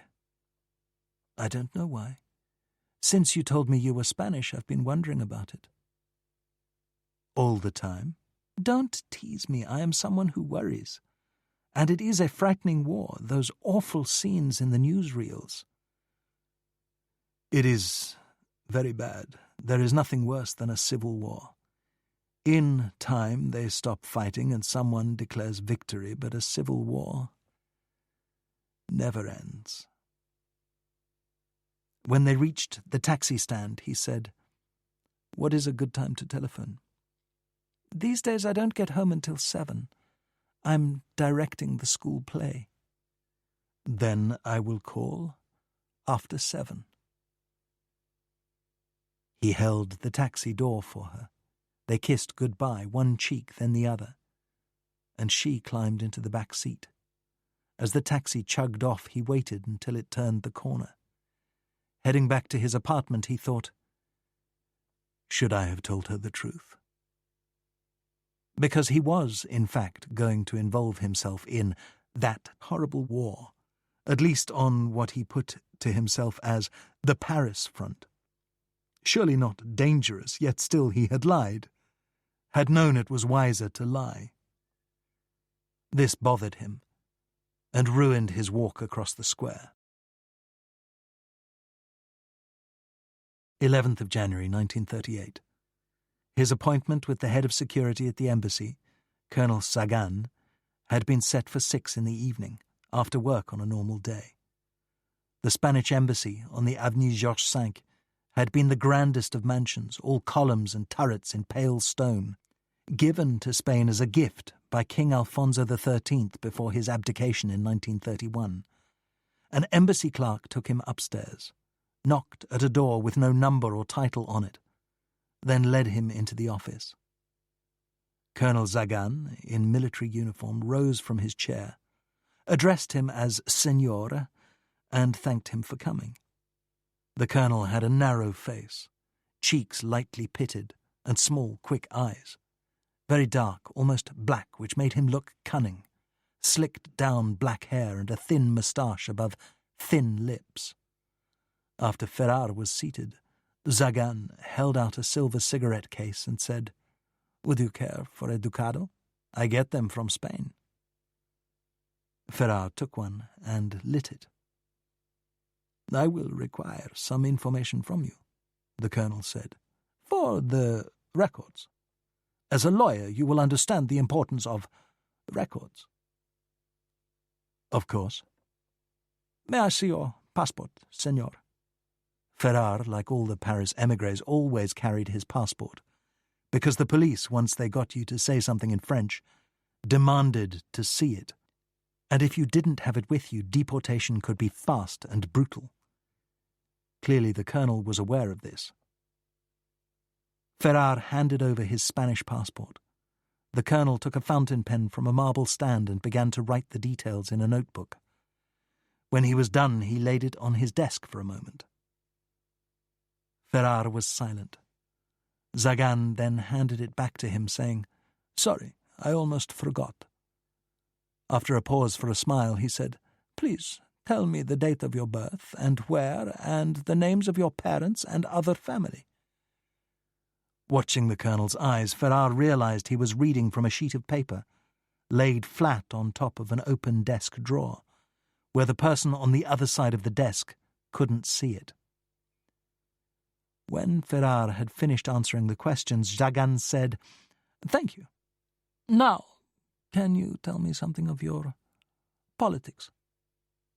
"My politics?" "That's right. For example, would you call yourself a communist? Or, better, would your friends call you that if they were asked?" "Certainly not," Ferrar said. "Perhaps a socialist? Or a social democrat? A conservative? What would they say, your friends?" His eyebrows rose and he made a soft, interrogatory sound. "I don't know what my friends would say, Colonel. I believe in parliamentary democracy as practiced in France and Great Britain, and I am anti-fascist. But I don't spend much time on politics." The pen scratched as Sagan wrote down his answer. "And are you married?" I'm not now. The colonel was eager for Ferrar to elaborate, but Ferrar had nothing further to say. Are you a Catholic, senor? I am. Observant?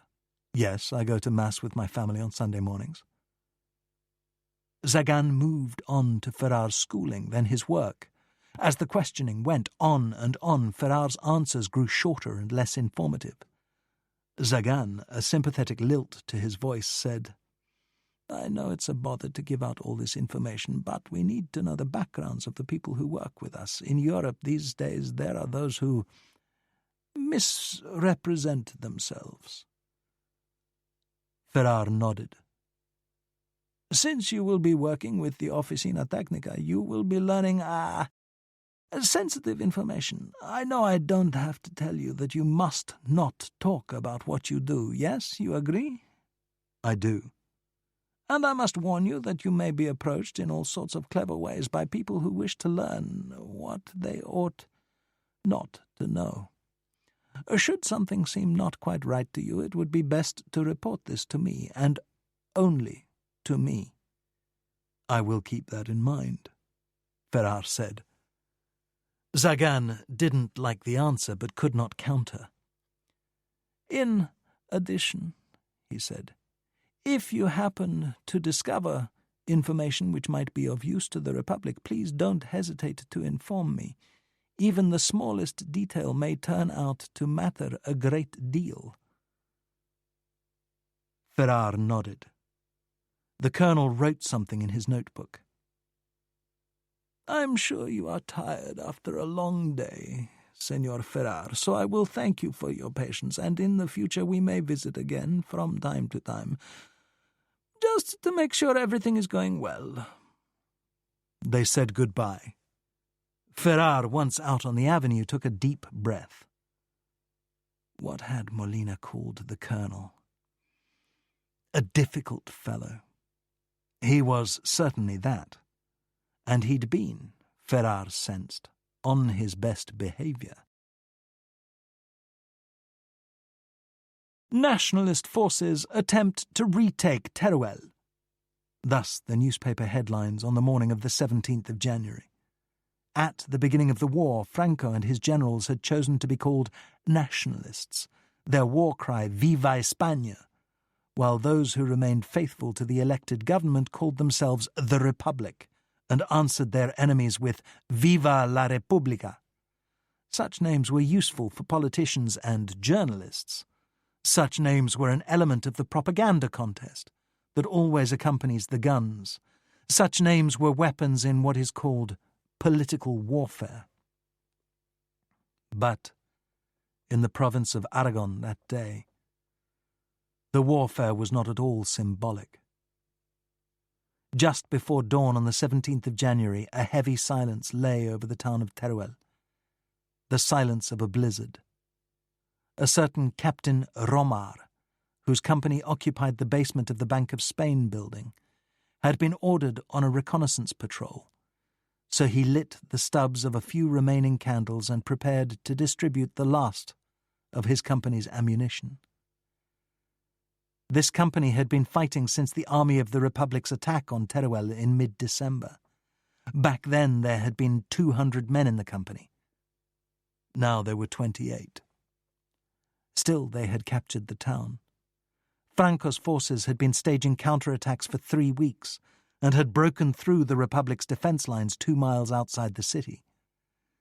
Now battalion headquarters had told Romar Franco's forces were about to attack the town itself. By the flickering light of the candles, fixed in wax puddles to the lid of an ammunition box, Romar sorted bullets by calibre. The Army of the Republic, forced to buy its armaments abroad, had to use 10 different calibers for their Mauser rifles. So Romar was fortunate in that his men needed only 2. The standard 7mm cartridge for the Spanish-made Mauser 93S and the 7.7mm for the Mauser 98 manufactured in Germany. The numbers indicated year of design, 1893 and 1898. Romar separated the bullets only with difficulty. The temperature was 18 degrees below zero, and his fingers did not work well. Still, he persisted, and when he was done, each man had 41 cartridges. If they were engaged by the enemy, the fight would not last long. They would have to surrender, and then, a long tradition on both sides in this war, they would be shot. But orders were orders. There were surely supplies headed in their direction, somewhere among the 600 vehicles snowbound out on the road from Valencia to Teruel. But they would not arrive soon. 4 feet of snow had fallen, filling the trenches, and it continued to fall.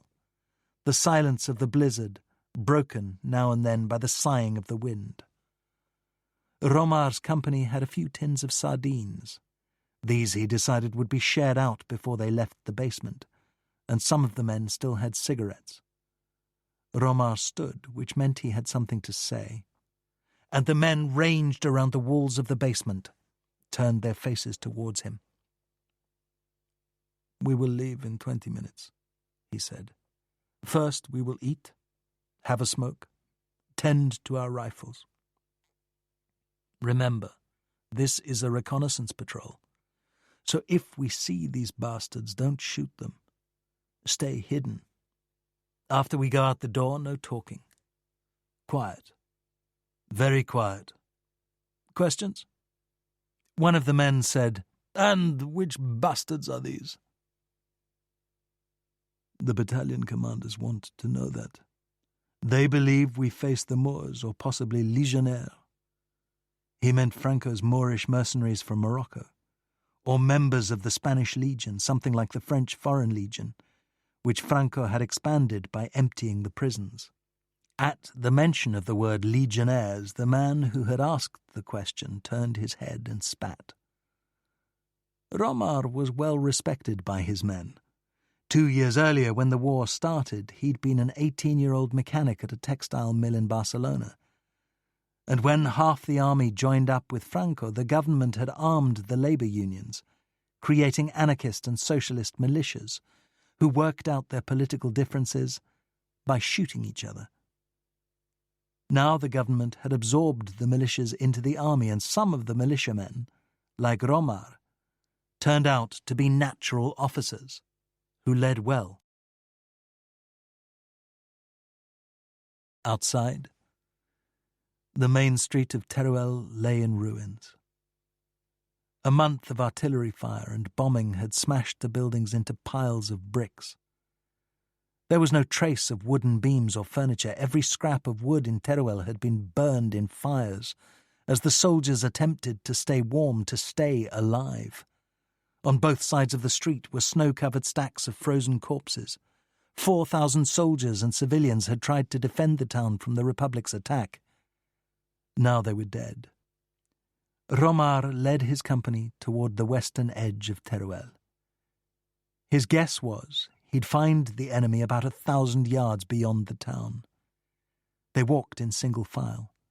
Every few minutes, Romar rotated the men at the head of the line, who sank in the snow up to their knees as they broke trail for the company. By the time they reached the end of the street, the company was exhausted, their faces past numbness, burning with cold. Even in the blizzard, the darkness had begun to wane as the dawn arrived. Then, from the southwest, a muffled boom. "Mierda," Romar said under his breath. This was, he suspected, Italian artillery, one of Mussolini's contributions to the fascist cause. There was another report, and another as the barrage progressed. Which way was it walking? In the distance, the snow exploded, and Romar called out, "Down!" The men lay flat for a time. But that was as much as they saw. The barrage continued for 20 minutes, then stopped. The men were, for the moment, safe, but the barrage was likely being used to soften up the defenders for an advance by infantry. So the counterattack was real. The company walked for another 10 minutes, and then, As the forest on the edge of town came into view, Romar signalled, and again they went flat. That's where the enemy would be hiding. Of course, Romar could barely see the forest through the swirling snow. To him it was more like a grey shadow. For a time he waited to see what might come out of the tree line. Another barrage started up, this one well away to the north. Romar was about to wave his men forward when a soldier came running from the forest. One of Romar's men fired twice, but the man kept running. Then he was joined by others struggling through the snow, some falling, then getting up. Some had thrown away their rifles. Romar held up a hand. "Stop firing." For this was not an advance by the Moors or the Legion. And this was not an organised retreat. This was headlong flight in panic. One of the running soldiers saw Romar's company and waved violently, "Go back!" Then called out, "Get away! Save yourselves!" Romar's company stayed where it was as the last men in flight disappeared in the direction of the town. Then they saw a group of men in Moroccan caps, rifles ready, move out of the trees. The company fired a salvo of rifle bullets. 2 of the Moorish soldiers fell. The remainder melted back into the forest. Romar's company had stayed too long. There was no possibility they could retreat back to Teruel. They moved too slowly in the snow, and the Moorish troops would shoot them in the back. So Romar led the company to one side, south of west, then forward into the forest on the flank, Romar calculated, of the attacking Moors. They could hear gunfire, the Moors shooting at the retreating soldiers and shouted orders, but they could see nothing.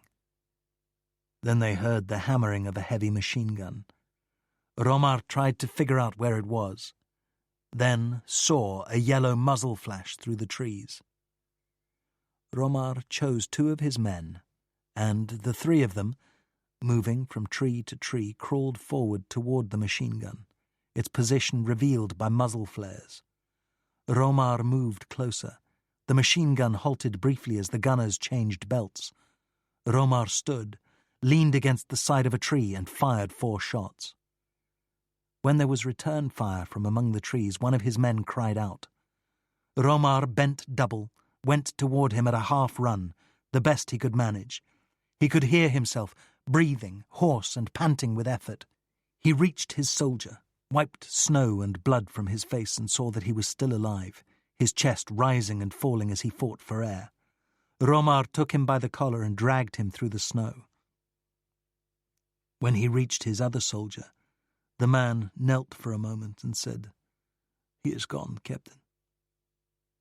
They left him there and made their way back to where they thought the rest of the company was hiding, though there was little chance they would be able to find them. As Romar stumbled forward, the boughs of the pine trees released showers of snow. He was about to give up when he heard a low whistle. One of his soldiers had seen them. He counted the men. A corporal had been shot in the foot and leaned on the shoulder of another man. Romar led them south for a half-hour, exhausted now. They moved, slower and slower, but did not stop. By 8 in the morning, Captain Romar's company had reached the town of Teruel and the Bank of Spain basement. From there he contacted battalion command by field telephone and reported the action. The soldiers took off the wounded man's shoe and bound his foot with strips of rags. That was all they could do. According to battalion command, the Moorish attack had been stopped. A counterattack was planned for noon. "We are down to 20 rounds a man," Romar told the officer on the other end of the field telephone. "You'll have to do the best you can," was the answer, "until the supply trucks can reach us." 8th of February.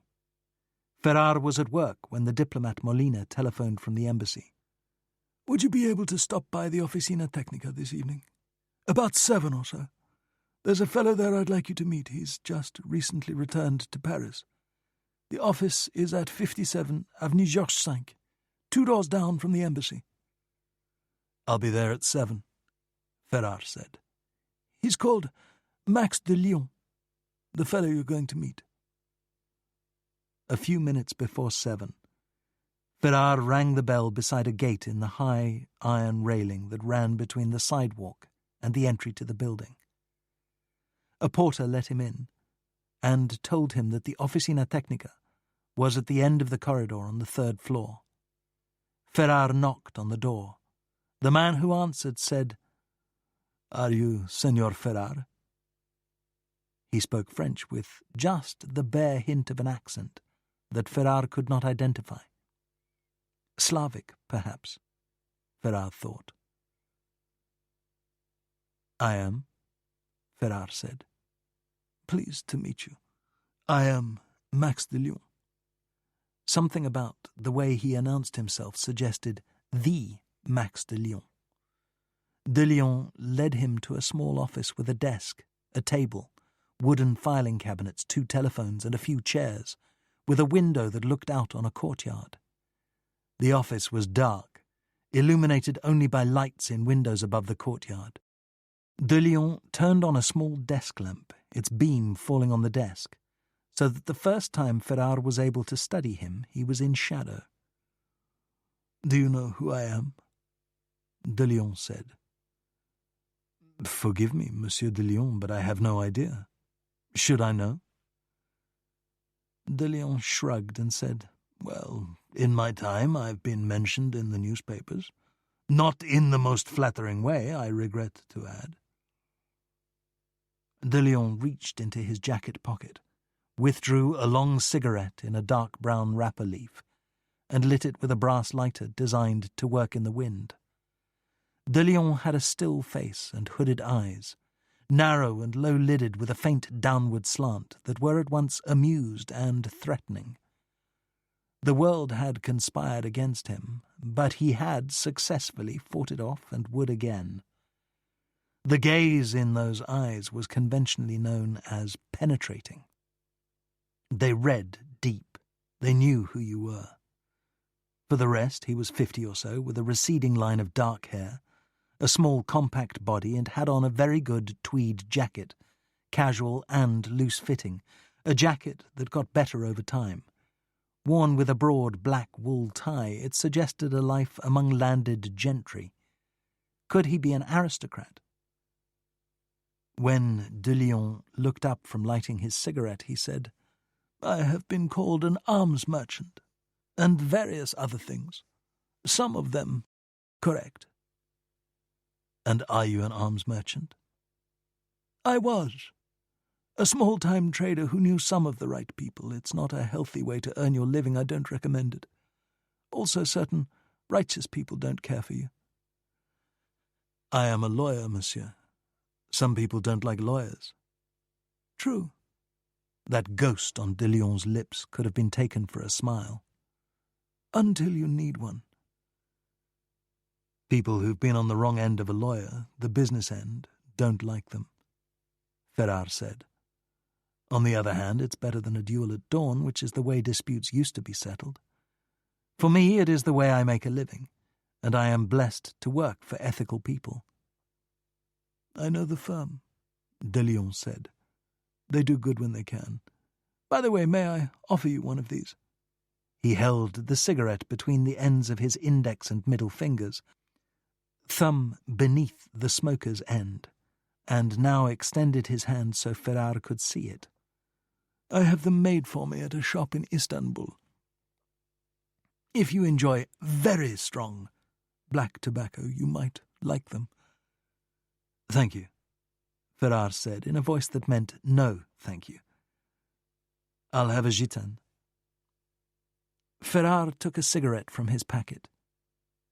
De Lyon said, "Allow me," flipped up the lid atop the lighter and produced a loud snick and a flame. De Lyon then settled back in his chair and said, "Now, Senor Ferrar, if you don't mind a personal question, can you tell me what you're doing here?" The question was courteous, but there was a jovial, unstated "the hell" after the what. "The basic reason is that I was asked. Senor Molina requested my assistance, so I'm going to do whatever I can to help." "To fight Franco?" To fight Franco, to fight them all, Hitler and those who aspire to be Hitlers. I don't mean to give a speech, but the subject forces you to, doesn't it? Slowly, de Leon nodded. We're going to have a Nazi Europe, I fear, which won't be good for either of us, and for a lot of other people. And nothing can be done? Did I say that? You did not, but it's often the next thing that's said. From de Leon, a dry laugh. Then, true. And if the time comes when the phrase to fight turns into to fight back, it will by that time be too late. Are you French, Monsieur de Leon? By inclination I am, but I carry a Swiss passport. Useful these days. And very difficult to get, unless you are born there. That's the reputation, but if you understand the Swiss, maybe not so difficult. Their officials like to be seen as stern and unyielding, chronic rule followers, but if you can do something for them, they will give you whatever they need to. And that's what you did. Made sure to do. I had a taste of life as a stateless person. Not a pleasant way to live. All kinds of civil servants will torment you, not to mention the police. Because to be stateless is, somehow, a crime. For me, I made the mistake of being born in a little ghetto village in what was sometimes Russia, though it isn't now, with no record of my birth. You are Jewish? Some of my ancestry was, some not. My mother died when I was 7. I was then raised on an estate in Poland, not welcomed, tolerated as the result of a youthful indiscretion. I left there when I was 14 and have been looking after myself ever since. You appear to have survived it. De Leon nodded. You grow up quickly or not at all? He was quiet for a moment, then said, Speaking of stateless persons, I'm sure you're aware of your own situation. How so? You carry a Spanish passport? I do. If Franco wins this war, some members of the Spanish émigré community will still be considered as enemies, especially those known to have worked for the Republic and against Franco. They already have a list, of course, with new names added as they are discovered. For example, working with this office is likely to land you on the list. And I doubt a victorious Franco Spain would renew your passport. And that will mean your name would appear on a French list, too. I believe resident alien status has to be renewed, not so? Yes, it does. How can you be so sure my name will be on their list? There are some people in this embassy who work secretly for the other side, and Franco maintains a considerable spy service in Paris. They may have watched you enter the building. Well, there's not much I can do about their list. As for my legal status, in an emergency my law firm would help me get American citizenship. We already work with clients who have nationality problems, and in some cases we do that without charge. Then you will be safe. Still, I tell you all this by way of saying that I won't think badly of you if, on reflection, you wish to make use of the door. Ferrar's reply was gentle but firm. No, I said I would try to help, and I tend to keep my word. Very well.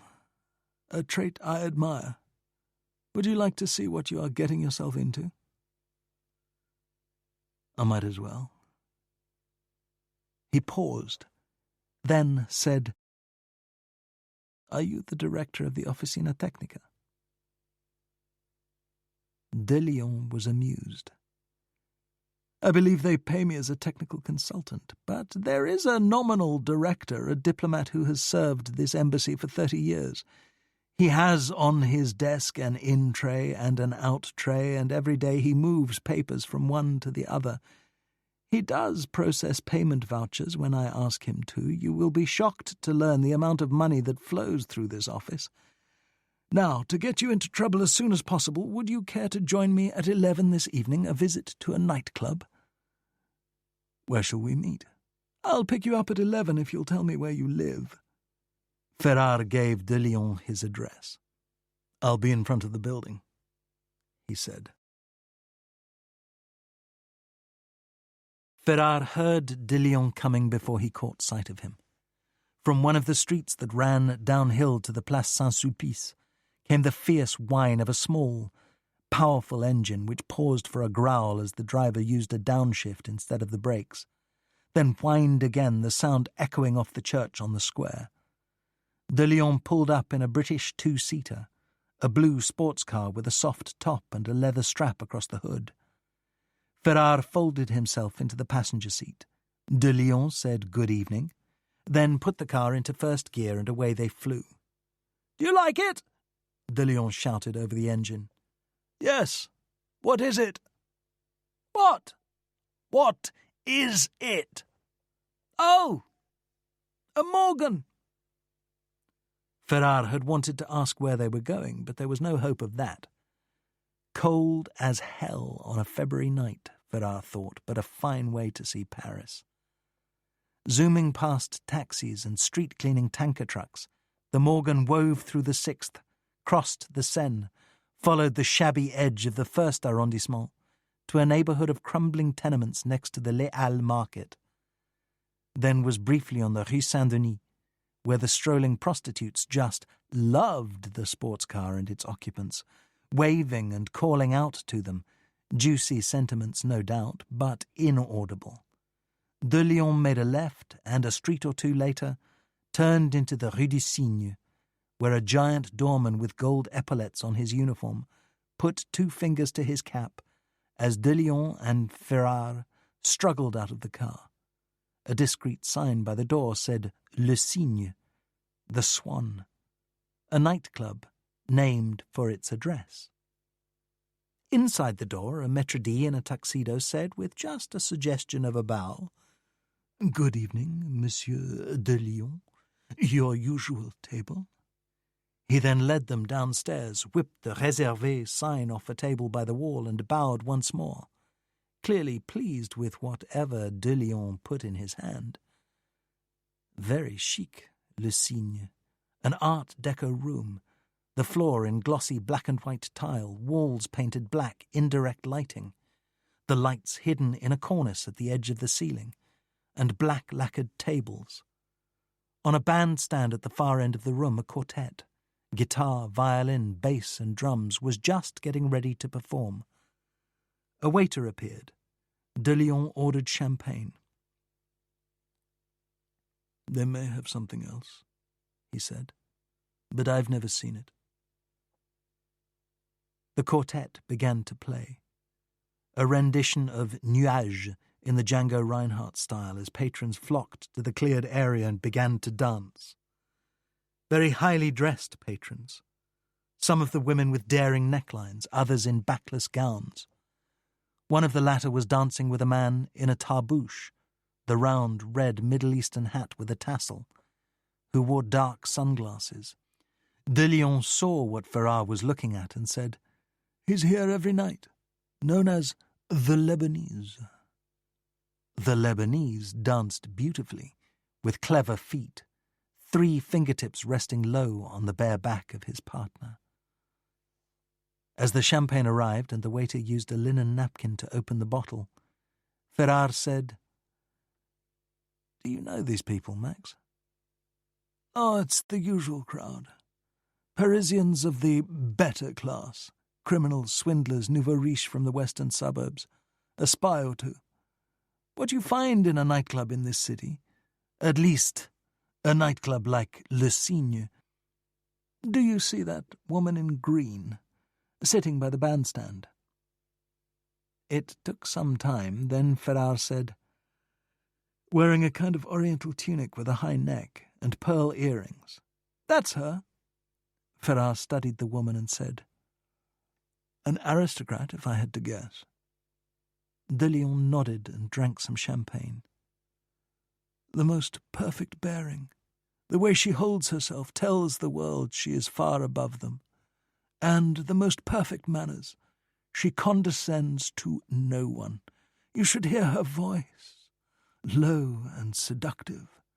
And she speaks this educated Parisian French. It's like music. You know her, then?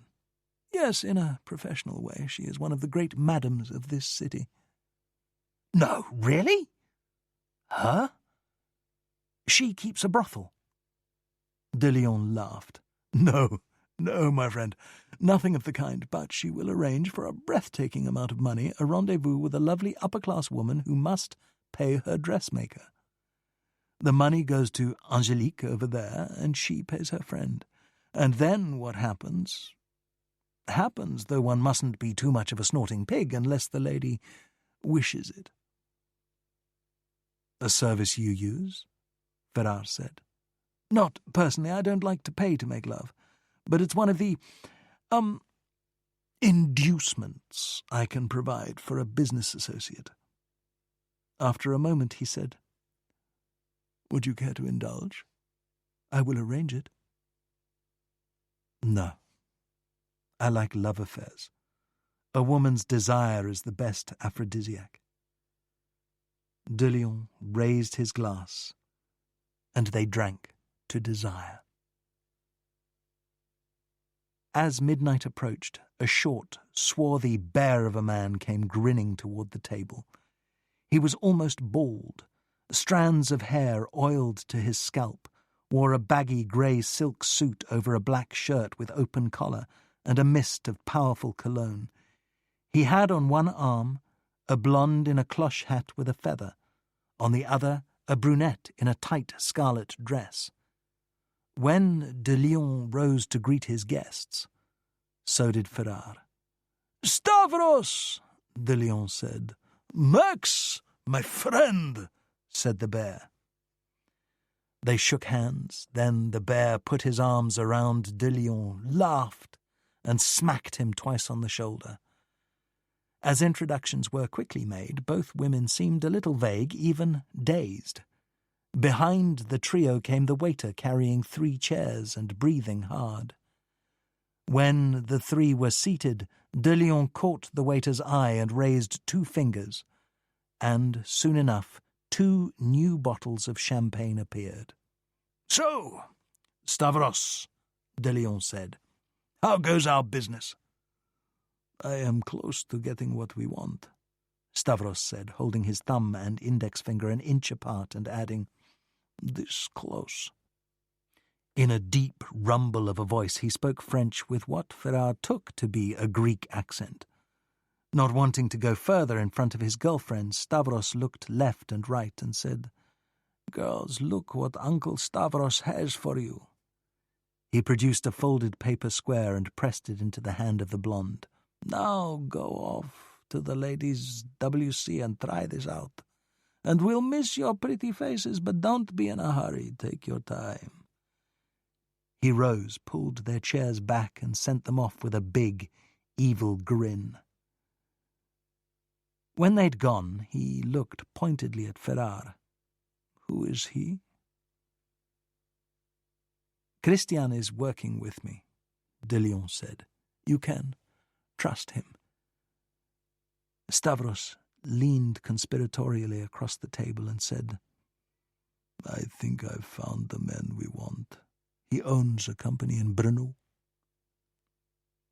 "A Czech," de Leon said. "Yes, a hungry one." "Who is he?" "He's called Zharny, a big flabby type with pink cheeks. He looks like a tuba player in an oompa band. Somehow he's gotten himself into money trouble. Though I think he makes plenty, he's one of those solid bourgeois types who's got one big bad fault which he hides from everybody, especially his family. I don't know what it is, but someone like me can smell it.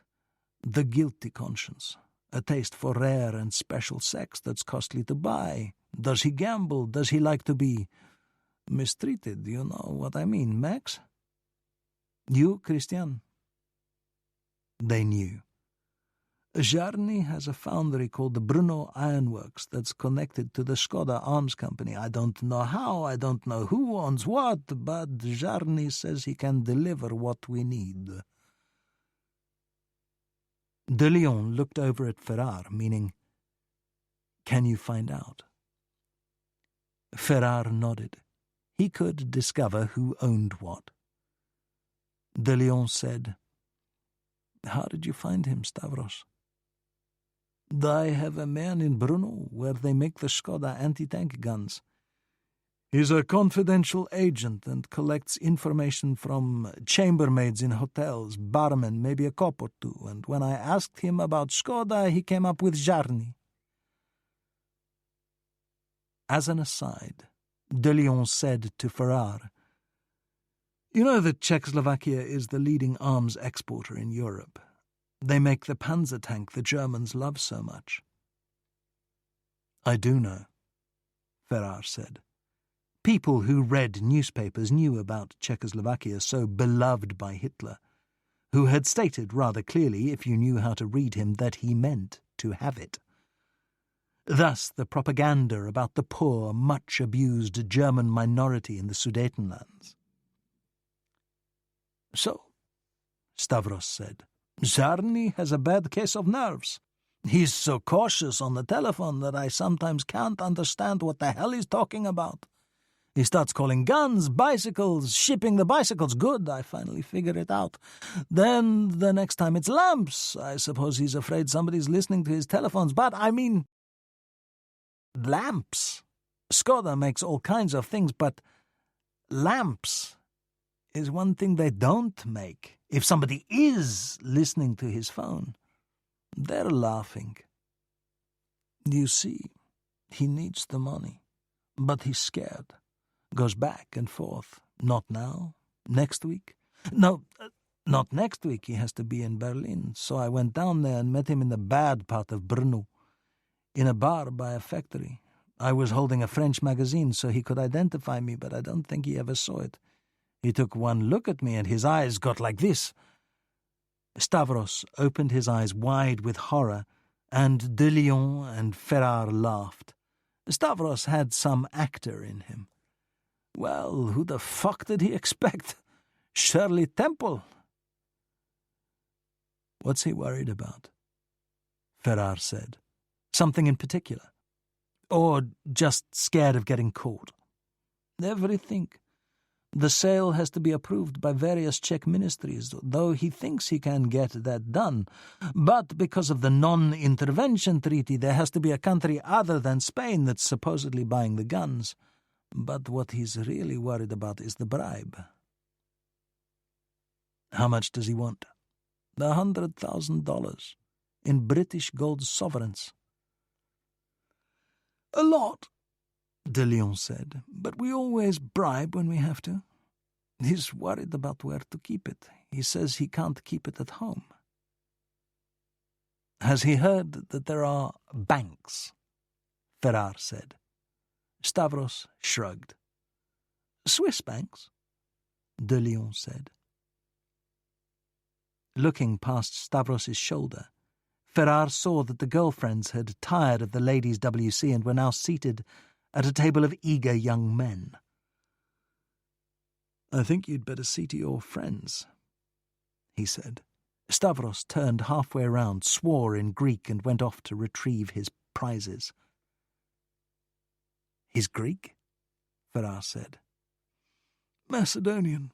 He spent his teenage years fighting Bulgarian bandits.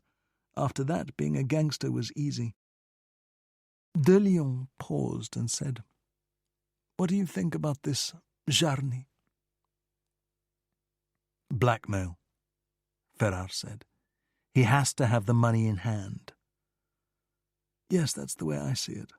For what doesn't matter." Ferrar thought this over.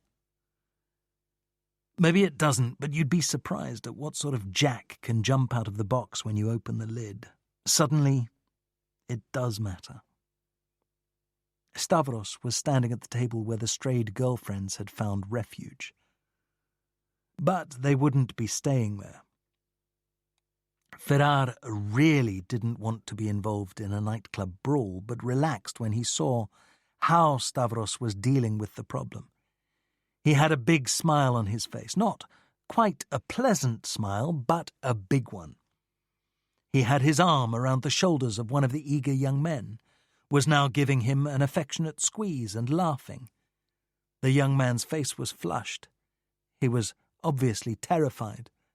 Stavros then shook the hand of one of the other young men, shook it enthusiastically, couldn't bear to let go. Finally he did, then led his girlfriends back toward the table. "Probably better," de Lyon said, "to stay on Stavros's good side." When Stavros returned to the table, he said to the blonde, "What a funny fellow that... What was his name?" The blonde was sulking. She'd been having a good time. "Something like Clive." "Oh, Clive. He's English." "Yes, he has some sort of title. He's on holiday in Paris." "How nice for Clive." De Lyon saw that the private part of their conversation was over and started talking about the weather. Stavros let him go on for a few minutes, then said, "We're going to a party. Let me know what you want to do. I think it's better for you to take over now that I've found our man." "If he is our man." When the trio was gone, de Lyon took a notepad and a stub of pencil from his pocket.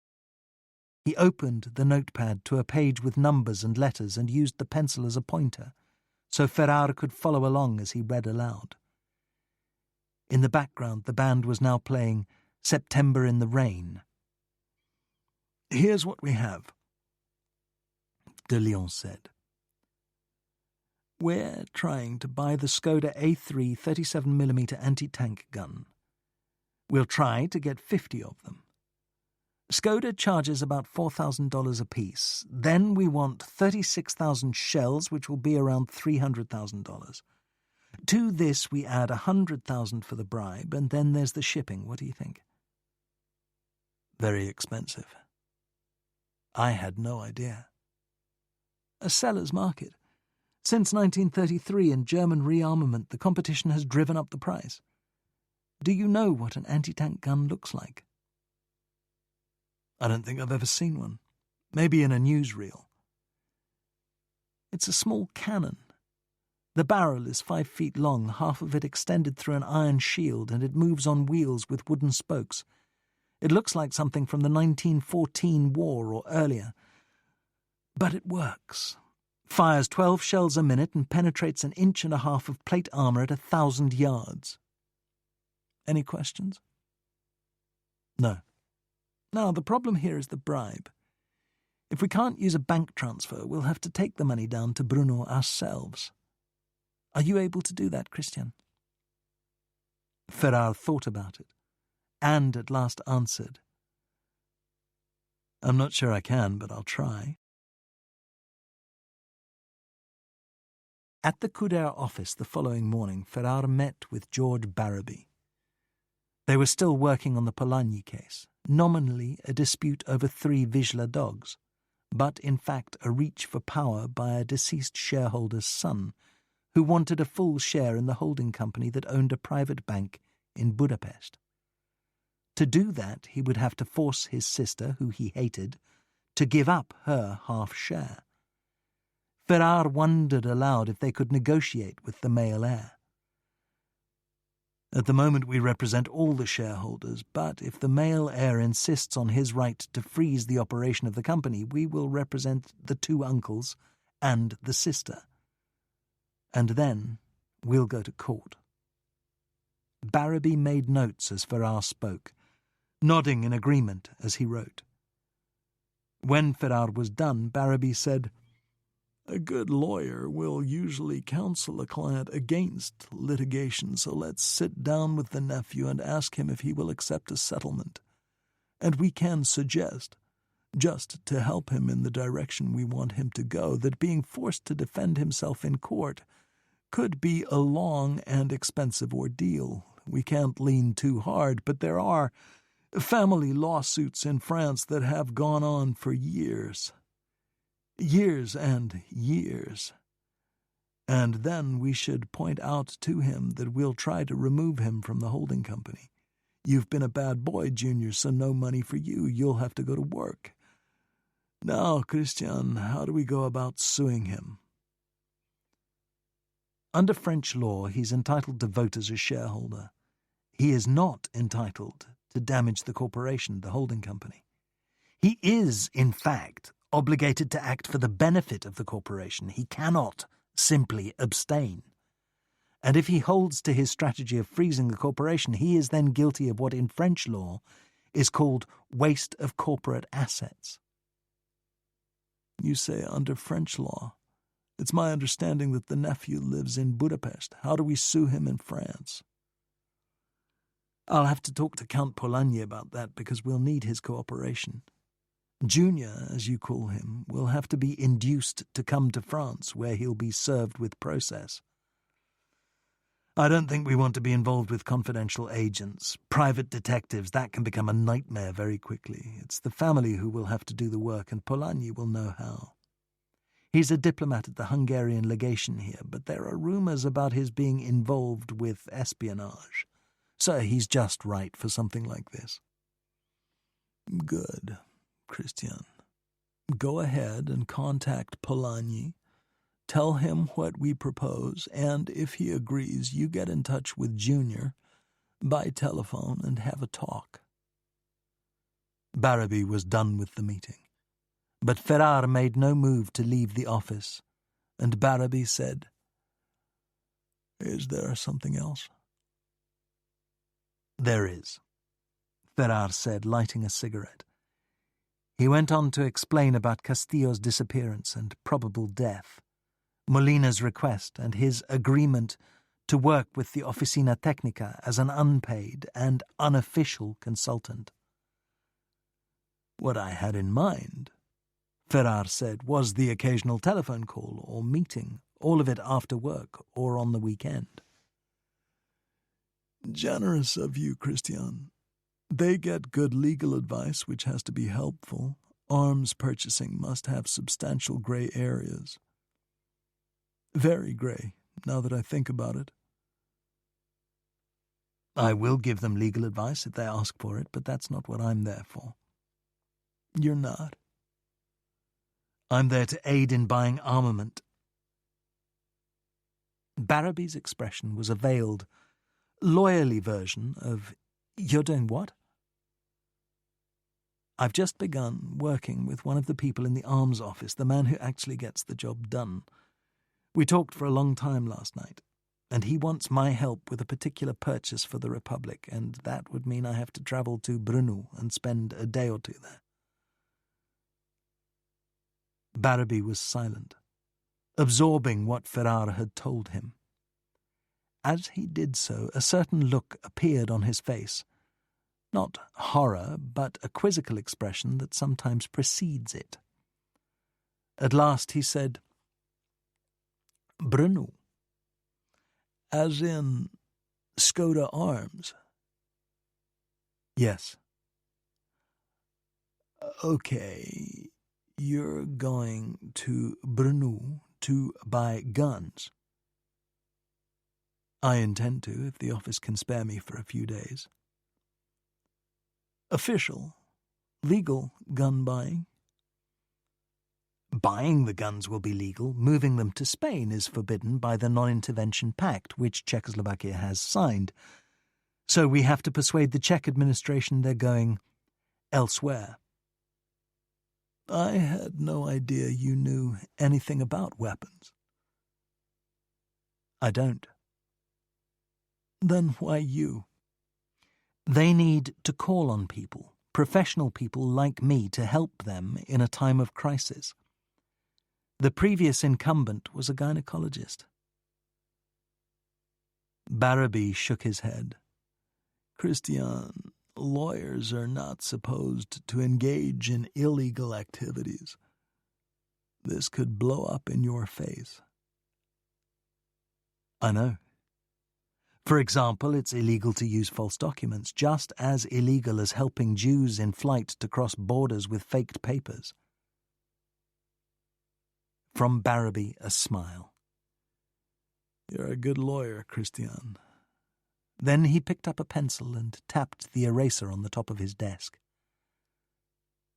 Finally he said, Well, you're lucky in one way. The lawyers in New York, and I mean the senior partners, are active in politics. They take that as a moral obligation. Fred Couder, who runs the law firm, made great effort. Speeches, private dinners, articles in journals, lawyers' committees, to have the U.S. join the League of Nations and the World Court in The Hague. As you know, it couldn't be done. Isolationism, especially in Congress, killed any chance of membership. And the firm hasn't changed.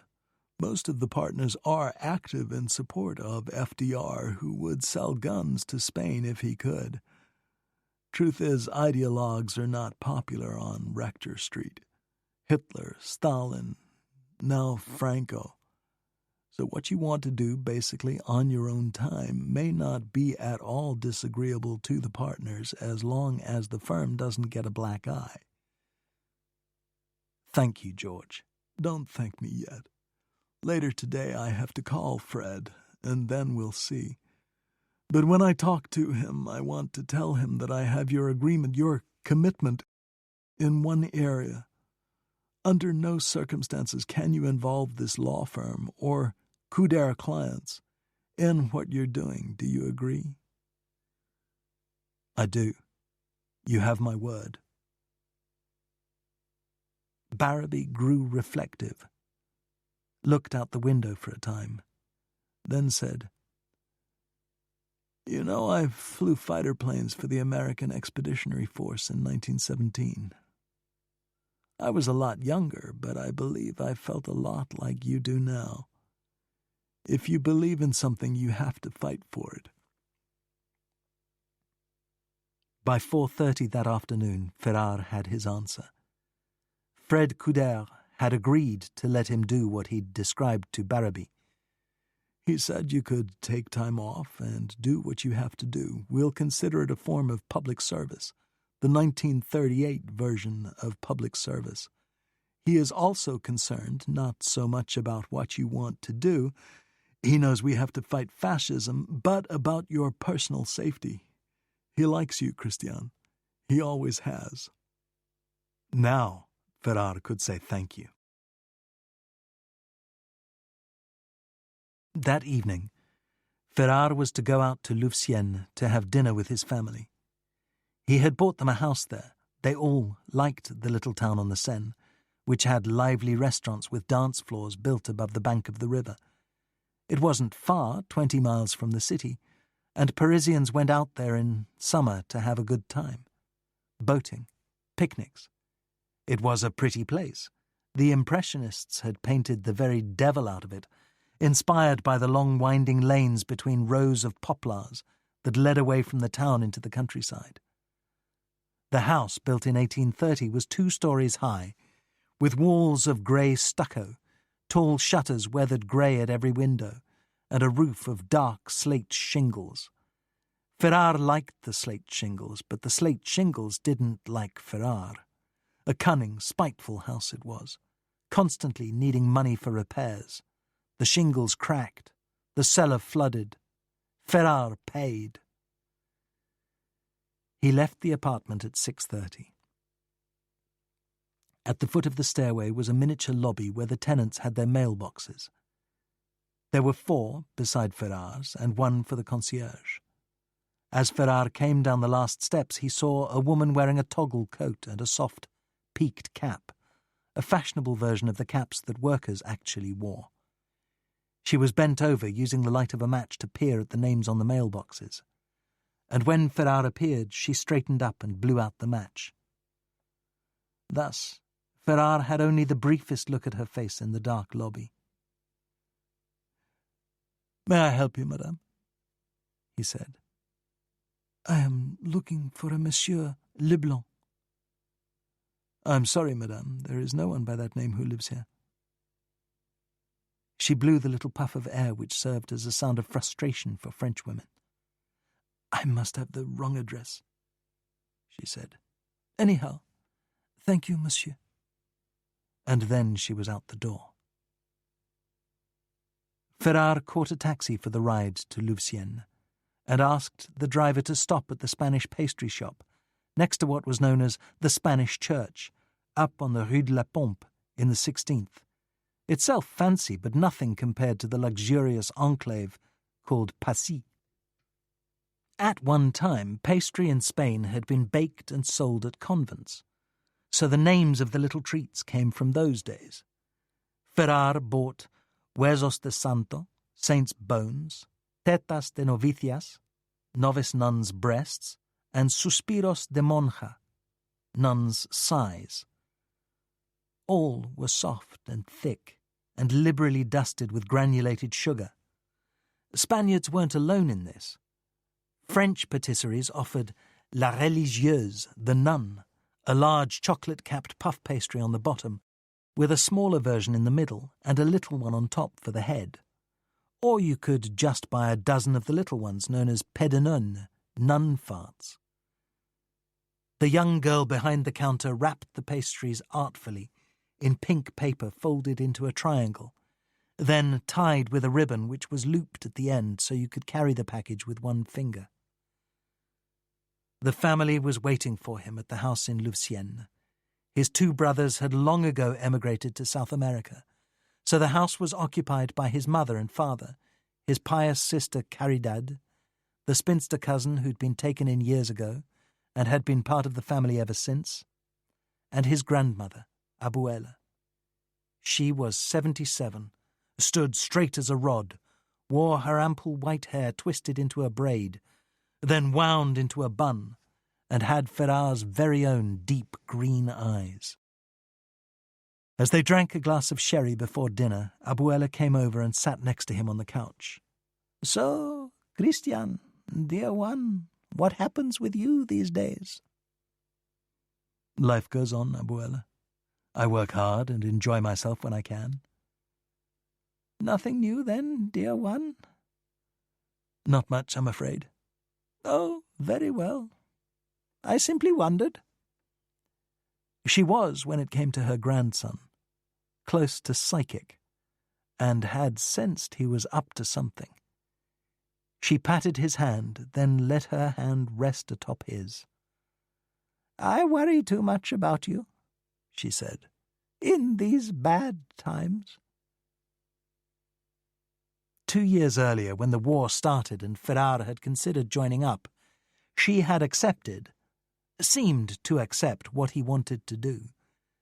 Later, when he realized that he couldn't abandon his family to poverty, she'd taken him aside and said, "Dear one, listen to me.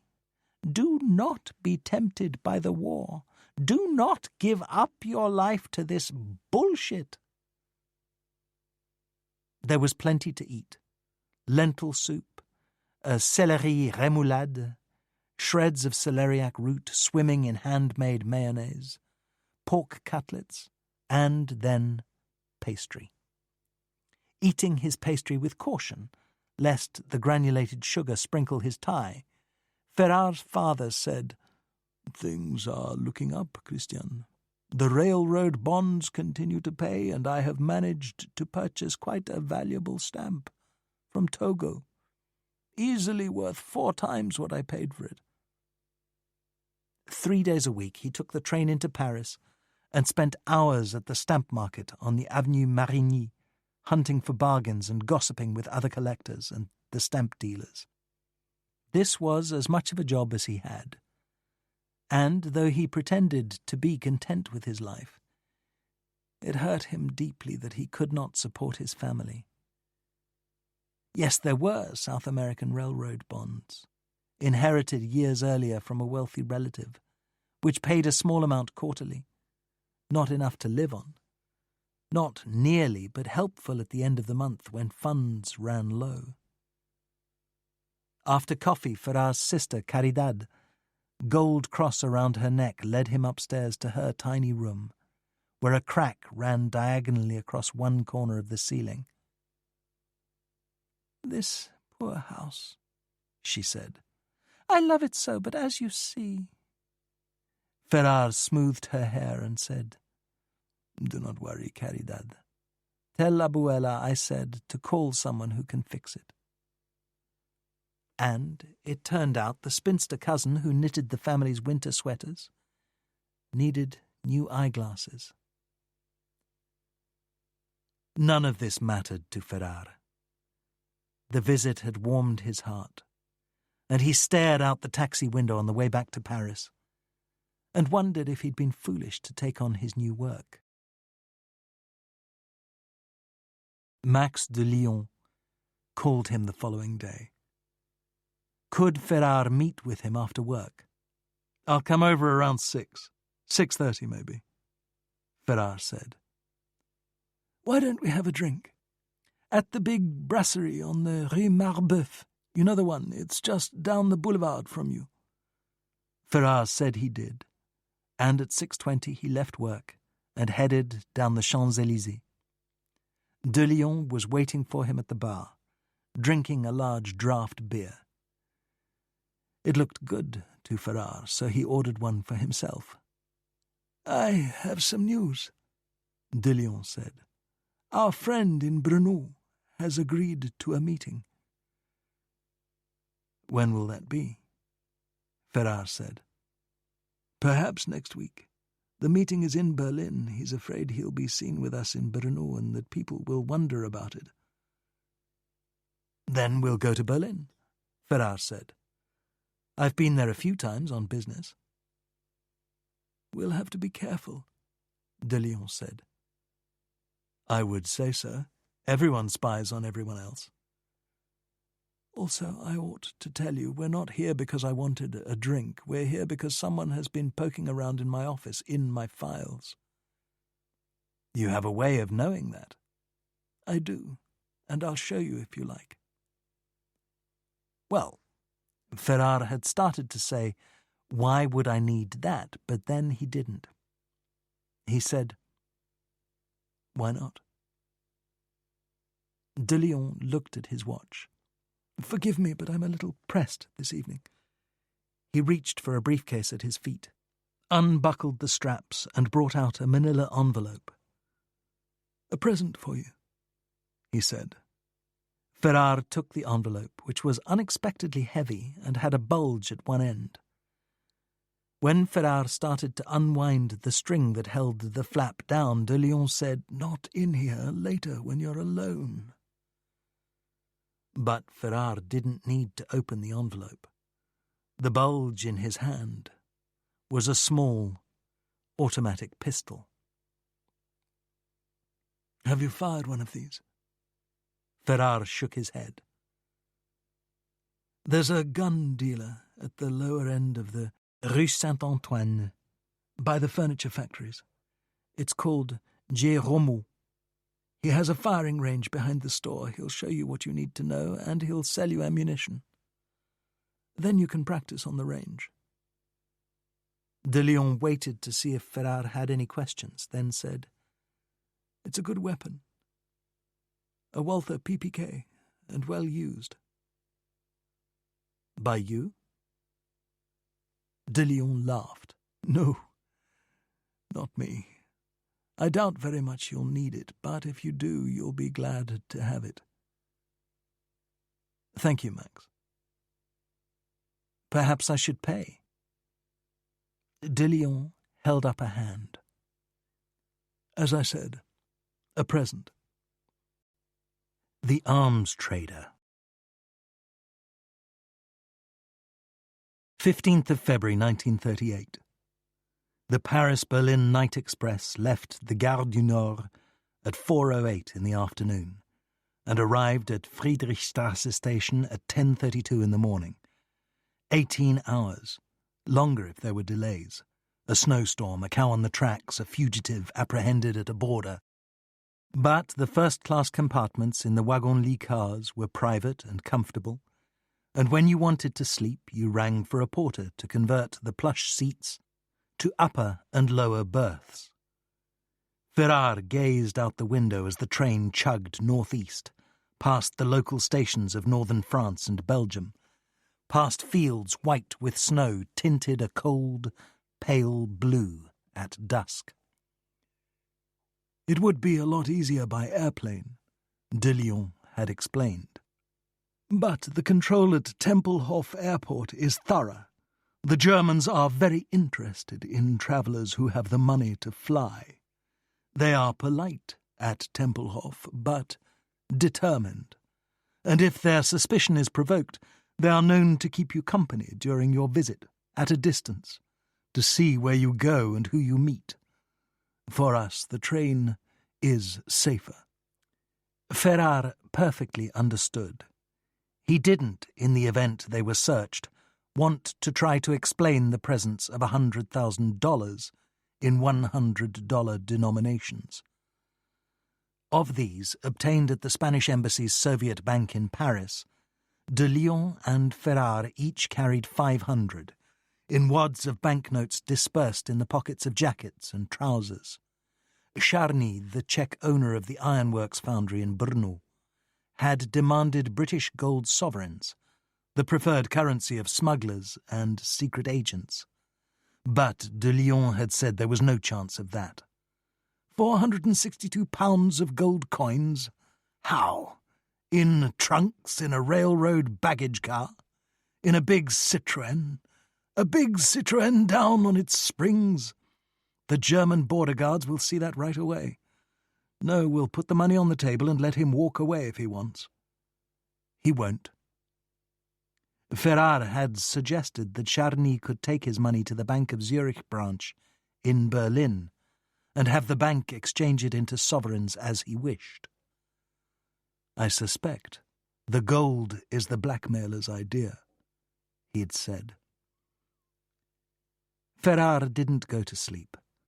He smoked gitane and stared out at the passing countryside, his mind wandering here and there to the beat of the rails. He had once, long ago in his early 20s, made love in a first-class compartment, on a slow train travelling through the night in central France. He had been alone in the compartment when a woman joined him. She was Viennese, was Clara, a solid bourgeois matron, returning from the marriage of her daughter in London, and in no hurry to get home, as she put it.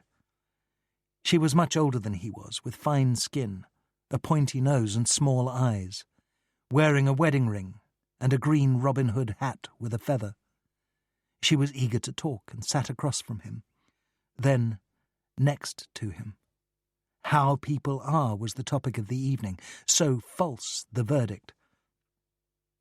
They had, she said, desires, but obsessed with convention, they hid their feelings and feared discovery. Wouldn't it be a better world if people revealed themselves, did what they secretly wanted? I know you want to kiss me, she said. What are you afraid of? So he locked the door, and they went ahead with it, his hands exploring her until he encountered a stiff and unyielding girdle. She stood, removed hat and dress, then took the waistband of the awful thing in her fists, and said, suddenly self-conscious, "Would you look away for a moment?" He did, discovering a perfect image of the dimly lit compartment in the dark window as she wriggled out of the girdle, freeing a cascade of soft, rosy flesh. They went on from there, but it was this particular image that Ferrar would forever remember. He turned it this way and that way in his imagination. Then his mind drifted away to the women he'd known in his past. Eileen Moore. Others. Eventually he dozed off. But the train would stop for no apparent reason, then lurch forward, waking him up, coal smoke from the engine, flavouring the air of the compartment with the smell of cinders. Ferrar knew where he was. The land of war. A few miles north and south of the tracks were the towns that had given their names to battlefields. Douai, Compiègne, Verdun, Cambrai, Sedan, Waterloo. For a long time the track wound its way through forest, the Ardennes, the route of the German invasion in 1914. As the train clattered along the bank of the river Meuse, Ferrar could see broken sheets of ice floating on the dark water. Then, after the track curved away from the river, the engine rolled to a halt at a road crossing, and two men in hats and overcoats, both carrying briefcases, got out of a Mercedes automobile and boarded the train. At 5 a.m, no hint of dawn, farm trucks moved east along the road that ran by the tracks, headed for the markets of Liège. 30 minutes later, when Ferrar had at last fallen asleep, he woke to the conductor's rap on the door and the words, "Liège, the last stop in Belgium. Passengers must wait in the corridor for passport control. Liège." As they waited in the corridor, a man and a woman hurried toward the head of the line, baggage in hand, murmuring, "Excuse us, please. We must get off here. Pardon, pardon." An anxious couple, Ferrar thought, deciding to end their journey in Liège, the last stop in Belgium, rather than enter Germany. The Belgian border guard was barely awake, his eyes heavy with sleep, a cigarette dangling from his lips as he stamped passports without bothering to look at the passengers.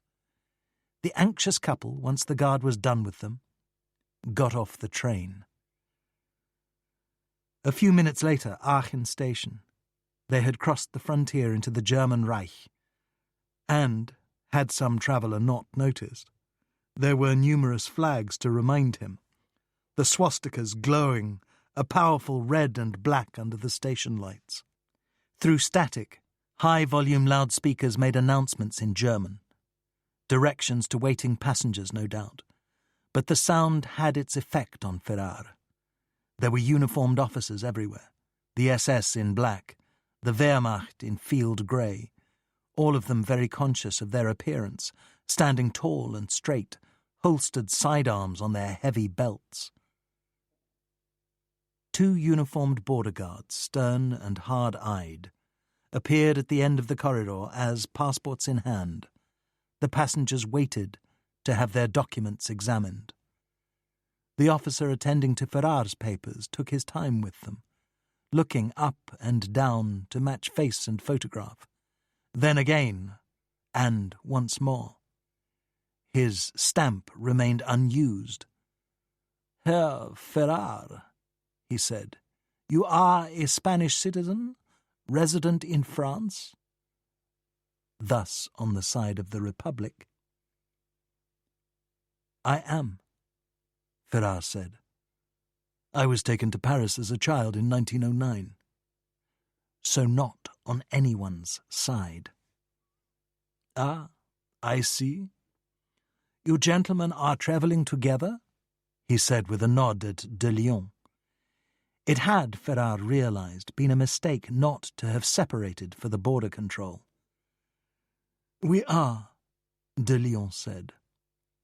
The officer peered at De Lyon's passport, then looked up and said, "And you, Herr De Lyon, are of Swiss nationality?" "I am, sir." The officer, holding both passports, flapped them against his palm, did that a few times, which meant he was turning things over in his mind. Then he made his decision and said, "Please wait here. Do either of you have luggage in the baggage car?" Ferrar said they didn't. They each carried a small valise and a briefcase. When the officer left the car, Ferrar and De Lyon exchanged a look. As for the other passengers, they had to wait. In some other place, at some other time, there might have been complaints, indignation. But not here. Here one stood in silence. Eventually the officer reappeared, and firm but polite, said, "Will you gentlemen accompany me, please, and bring your baggage?" They did as they were told. Following the officer, Ferrar was relieved that at De Lyon's direction he had left the Walther in Paris. As a Spanish émigré travelling with a Swiss, he had already provoked suspicion, and the discovery of a weapon would have made it worse. And, De Lyon had added, Pack your bag to be searched. Ferrar and de Lyon were led through the busy waiting room, inspiring the occasional furtive glance, to an office with a sign on the door that said Geheime Staatspolizei, abbreviated in common usage to Gestapo. Inside, a bulky man in a suit was sitting behind a desk as the first suspects of the day were brought before him. His colourless hair was shorn on the sides. His thick neck bulged over his collar. He wore steel-framed eyeglasses and had a gold swastika pin on his lapel. Both passports lay on the desk in front of him, next to a pen, a tearaway pad of official forms, and a cup of coffee. He indicated that they should seat themselves, took a handkerchief from his pocket, blew his nose, then shook his head and said, "Ach, what weather!" He stared at them for a moment, and then began to work. Carefully, he tore a form from the pad, looked at his watch, filled in time and date, and slowly copied Ferrar's name. Then a new form for de Lyon. That done, he said, "Good morning. I am Major Schwalbe. So then I will ask, what business brings you to Germany? Or are you perhaps tourists?" Following the script de Lyon had laid out for this eventuality, Ferrar said, "We are magazine publishers, sir." Schwalbe wrote this down on the designated line. "In Paris?" "Yes, sir," de Lyon said, "but our magazines are sold all across Europe." "And the name of your company?" "Edition Renard, sir." "And what sort of magazines do you publish?" "Naturist magazines, sir," de Lyon said. "Magazines about nature, animals, and, what to say, fish?" "Forgive me, perhaps I do not have the proper name in German. The word in French means nudism." Schwalbe had heavy eyebrows, which flicked upward at the word. "What, then, will you do in Germany?" "We are here to take photographs for a special issue, to be called Nudism in the Reich.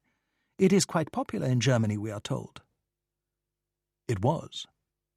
In an effort to stimulate the national libido and thus breed more Germans, public nudity had been officially endorsed.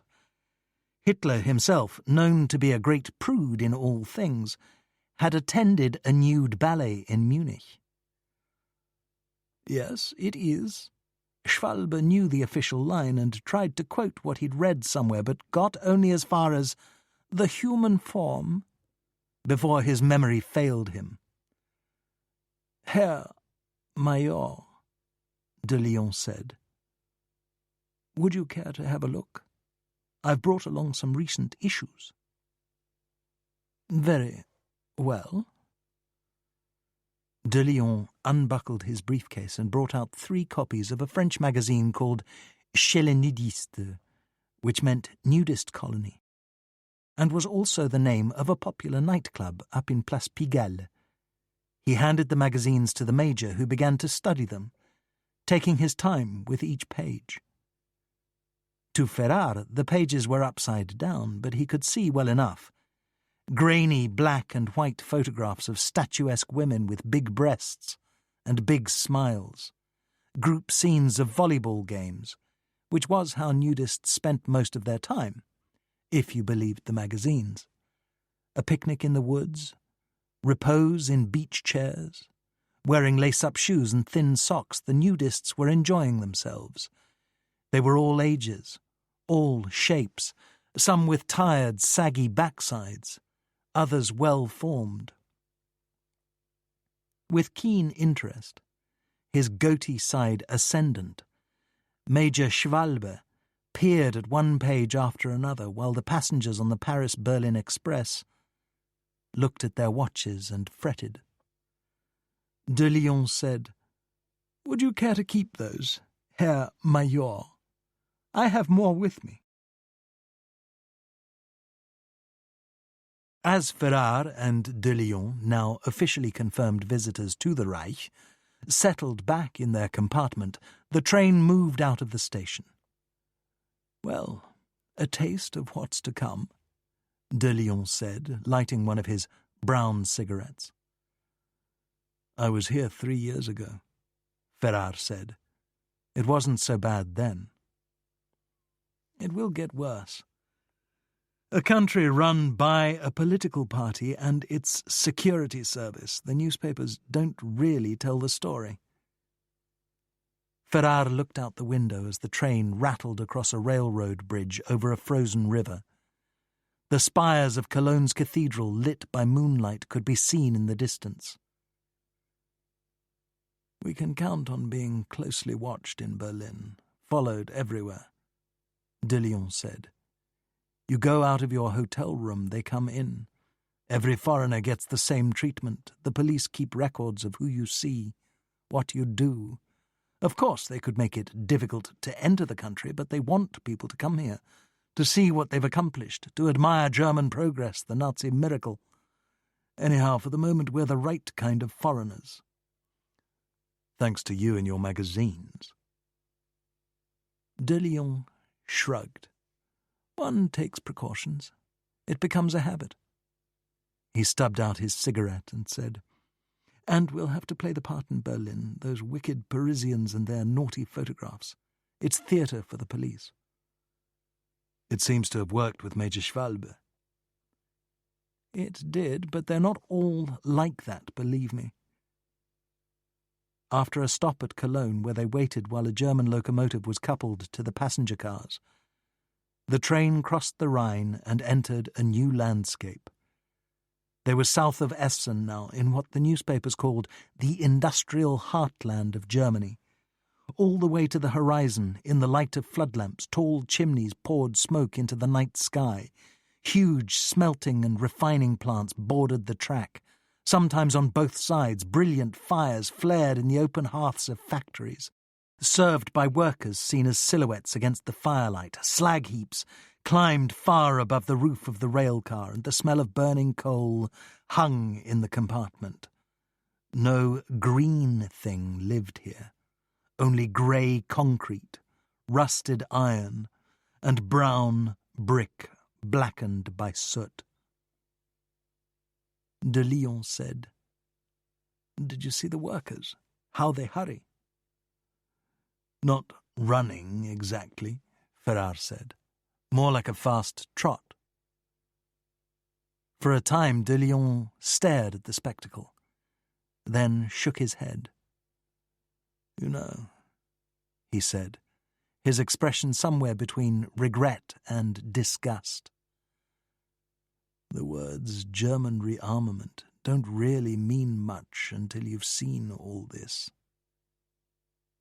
The Krupp works." "Yes. Cannon, mortars, anti-aircraft guns, and the ammunition they need, millions of shells. And that's what's coming for us, sooner or later." "In France, you believe that, Max?"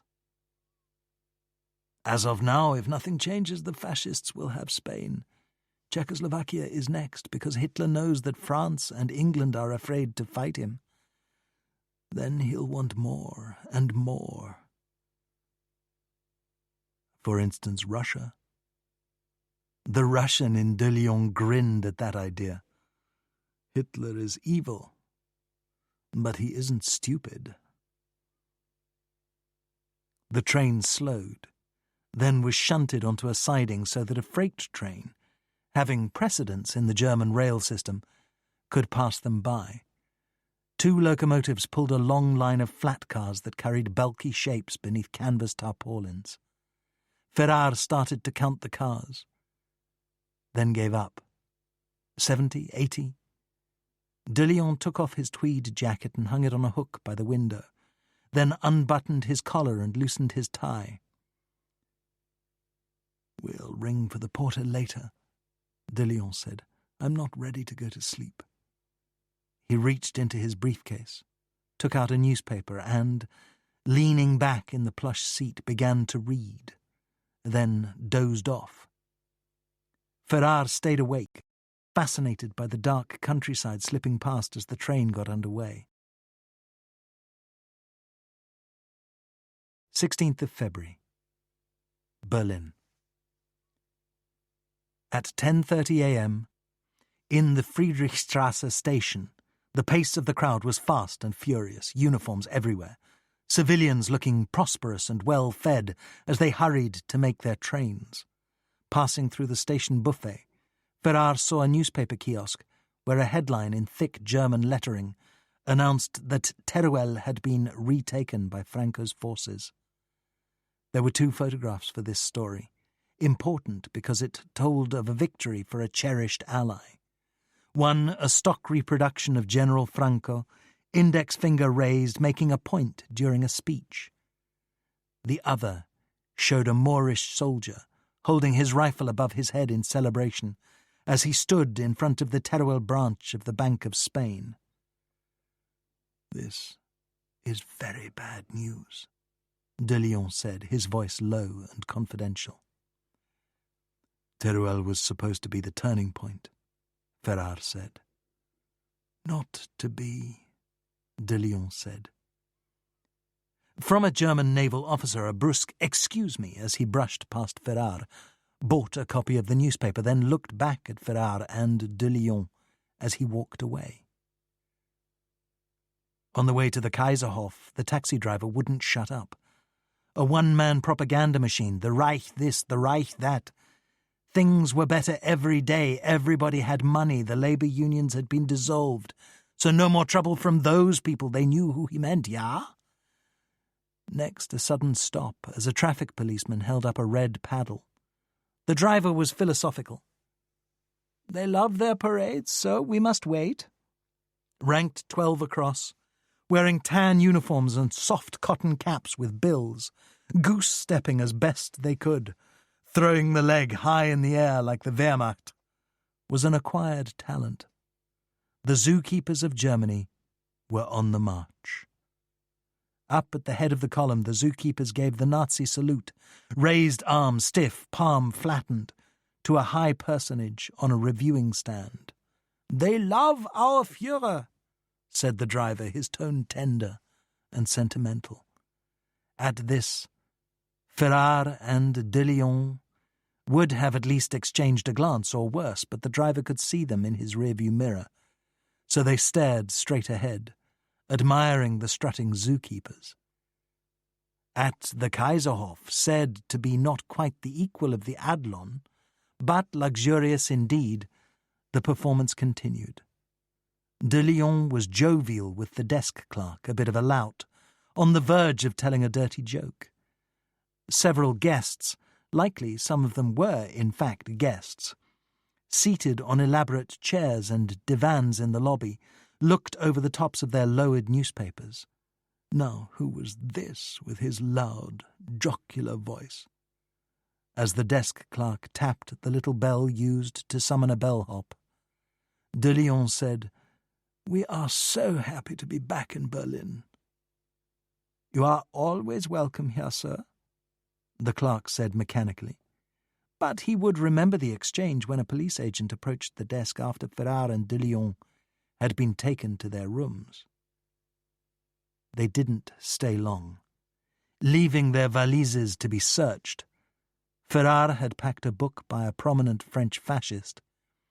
They went downstairs, took a taxi to a department store, then used the underground train system to reach the Lübecker Strasse. They would officially be guests at the Kaiserhof, de Leon had explained, but would operate from a pension, a boarding house, kept by one of his old and dear friends, Frau Faxmann, where the walls didn't have ears. Lübecker Strasse was in the Tiergarten section of Berlin, a quiet street of 5-story residences built with elaborate stonework, that led to the vast Tiergarten Park. The Tiergarten Quarter was a genteel place to live, though much fancier neighbourhoods lay to the west. The pension Faxmann, there was no sign outside, those who needed to know about it knew about it, was much like its neighbours, old and solidly respectable. De Lyon rang the bell, and a maid wearing a pink apron, squinting through the smoke of a cigarette held in her lips, feather duster in one hand, dustpan in the other, opened the door and said, "Good evening, gents. She's in the kitchen." Down a dark hallway that smelled of musty carpets, the kitchen, where from a chair at the kitchen table, Frau Faxmann was directing the preparation of a stew by two young girls with their sleeves rolled up. Frau Faxmann was a great mound of a woman in a floral house dress, decorated with stains and cigarette ash, her hair thin and fluffy from a lifetime of drugstore dyes and home beauty parlours. When she saw de Lyon, she gave a cry of delight, struggled to her feet and embraced him as they both laughed, with the pleasure of old friends reunited. "Dearest Max," she said, "where have you been?" "All over, my love. Lately in Paris, and, to tell you the truth, this Berlin you have these days is not my favourite place." "Oh, it's Hitler's city now. The other day I bought a Mama doll for my grandchild, but when you pressed the doll's stomach, it didn't say Mama, it said Heil Hitler." De Lyon shook his head in despair. Then said, "Christian Ferrar, my old friend, Sarah Faxmann." "It's Helga now," Frau Faxmann said. "Has been for a couple of years. No point in letting the world in on your secrets. And every few weeks, when I can stand it, my neighbours see me in church. Being a Jew is not a good idea around here, so—" Ferrar took Frau Faxmann's hand, which was soft and warm and good to hold. The kitchen was, Ferrar saw, the centre of the house, its walls painted bright yellow, its shelves crowded with all sorts of knickknacks, a ceramic toad, a frog on a lily pad, a shepherdess with a crook and two lambs, and the three little pigs, mouths open with horror as they looked out three windows of the house that the wolf threatened to huff, puff, and blow down. Above the stove, a cuckoo clock. On the opposite wall, a revolving stand on which a glum fisherman in rain hat and raincoat would appear with foul weather, or, when the weather turned fair, his twin came out in overalls, with an oar and a beaming smile. Now that she was standing up, Frau Faxmann checked on the stew, tasting from a ladle and saying, "Throw in some more onions, Greta." She turned toward de Lyon and said, "Will you two have dinner with me?" "We'd love to, but we have to go back to the Kaiserhof. We need to be seen there. I'd prefer your stew, but it's the hotel dining room for us. Maybe tomorrow night." "It'll be the same stew, only better. How long are you staying, Max?" 3 days, no more. You know the rule with this sort of business, in and gone before they think too much about you. She grinned and said with considerable affection, "Still a rogue, I see." "Always," de Lyon said. "Is there anything you need? Not much I can't get. Cars, drivers, documents." "Do you still have a safe in the cellar? We'd like to keep some money there." "You are welcome to it." "We'll stay here until this evening, so when you have a minute." He paused, then said, "I'm curious, dear. Do the police bother you?" "No more than anyone else. My papers have been fixed because I have arrangements." She stopped there and pointed her finger at the ceiling, meaning high officialdom. "They're all gangsters, this crowd, and they're always needing the quiet favor. Some of them use the good bedroom. Oi, such fucking. They like it noisy, the Nazis." De Lyon started to answer, but the cuckoo came out of the clock and sounded its call. Frau Faxmann looked at her watch and swore. "Time for a Hitler speech. Greta, turn on the radio good and loud." To de Lyon and Ferrar she explained, It's the law. You must listen to the Führer's speeches. So these little bastards from the Hitler Youth patrol the streets, sneak around and listen at your windows. If they don't hear Adolf, they report you and the Gestapo comes around. From the radio, hypnotic raving, a threat in every syllable.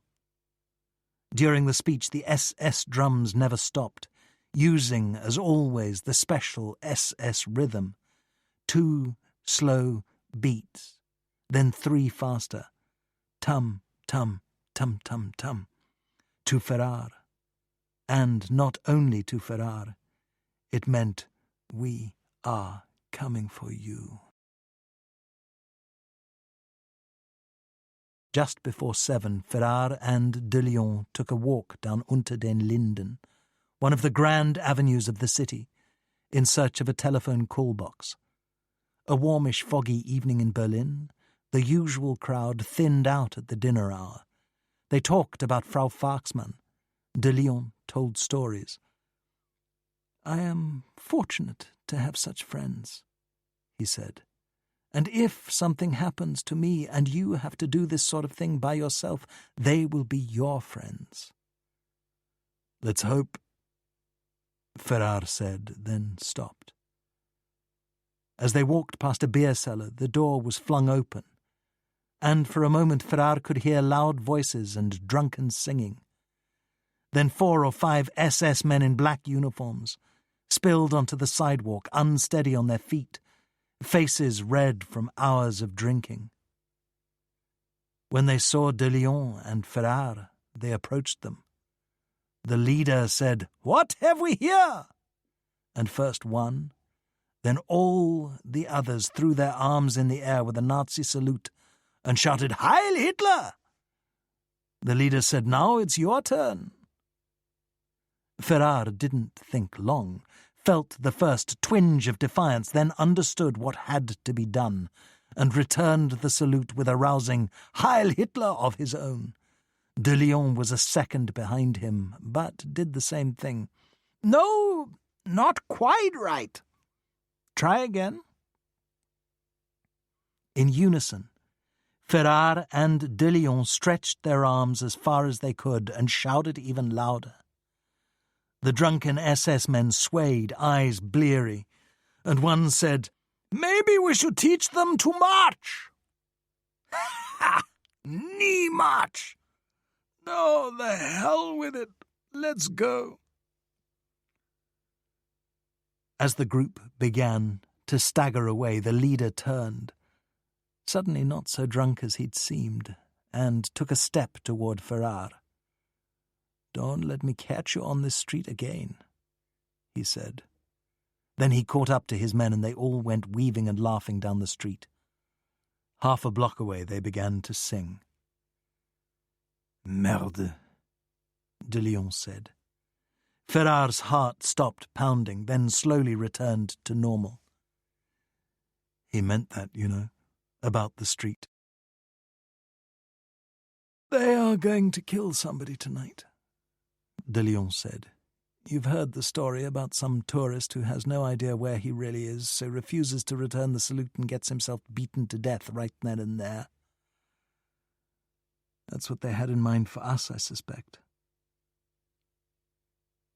He stopped walking and lit a convalescent cigarette. "They weren't ready yet, but they'll find somebody later." "You're right, Christian. As sad as that is for some poor soul. I was in gangs when I was a kid. I know how it works. Nobody says anything. They all just sense when the moment is right." "That," Ferrar said, "plus the fact that there are 2 of us. They likely prefer 5-to-1 odds. I wasn't in gangs, but I saw it in the schoolyard." He was thoughtful for a time, then said, "About a month ago I was at a cocktail party in Paris. There were a few people standing in a group. One of them was a young Englishman of the upper-class type. And when somebody mentioned he was dreading a trip to Germany, the Englishman said he'd just spent a week there on business, and he'd seen all he wanted of the SS. Then he kind of sighed and said, 'What a bore it's going to be to have to kill so many of these people. They found a call box by an exit from the underground. De Leon put in a coin and, looking at a slip of paper, dialed the Kaiserhof and asked for Herr Scharny's room. Scharny took 3 rings to answer, then, a little breathless, said, "Yes?" "Herr Scharny, good evening. You'll remember me. We've spoken on the telephone. This is just to tell you we're here and would like to see you." "Oh, yes. The man from Prague, let's put it that way." "What?" "Much better to talk in person, Herr Scharny. Much better." "Do you have—" "I do have business in Berlin, so here's an opportunity for us to meet together." "I was worried." "Don't worry, Herr Scharny. We worry too much these days. I'll be in touch tomorrow morning. Can you wait until then?" "Very well." "Good evening," De Leon said, and hung up the phone. De Leon looked up at the sky in exasperation, and Ferrar laughed and said, "Not too quick, is he? That's what it sounded like." "He's scared," De Leon said. "He knows perfectly well you can't talk on the telephone here, but he was so scared he couldn't stop himself." "You headed him off," Ferrar said. "Only just. Now we're going to have a look at the Casanova dance hall." The following morning, Scharny was in his room when a bellhop knocked at the door and called out, "Delivery for Herr Scharny!" Scharny opened the door and found the bellhop holding a glorious bouquet of 24 red roses wrapped in crinkly green paper. "For you, sir?" the bellhop said. Scharny was still in his dressing gown, so went to the closet, took a few coins from his trousers, and tipped the bellhop. When the door was closed, Scharny stared at the roses. What could this mean? Then he saw a small envelope tied to a rose branch, tore it open, and read the gift card. "We'll see you tonight, about 9 at the Casanova dance hall on the Lutherstrasse. Signed, your friends." Scharny's hand began to tremble. The card fluttered to the carpet. Scharny bent over and retrieved it. Then he closed his eyes and said to himself, "You must do what you must do." It was a kind of prayer, and he'd said it to himself time and time again since leaving Brno. He went to the dresser and found his wallet. Inside there was a business card with a telephone number on the back. Perhaps this could wait. He ought to shave and get dressed, maybe go outside for a walk. A brisk walk, wouldn't that be good for him? Wouldn't that calm him down? Or he could go to the front desk and make arrangements for a flight back to Brno, where he would never, ever think of this again. No, that wasn't possible. He would never be allowed to do that. Again he closed his eyes and said his prayer. Then he went to the telephone, asked the switchboard operator to dial the number, and did what he had to do. Earlier in the day, Ferrar and De Leon had bought a leather briefcase with handles, and at 8:30 in the evening they retrieved the $100,000 from Frau Faxmann's safe, put the bundled notes in the briefcase, and returned to the taxi waiting for them in front of the Pension Faxmann. If somebody was following them, they didn't see him, and the way De Leon thought, using evasive tactics could provoke confrontation. So they had the taxi drive directly to the Casanova.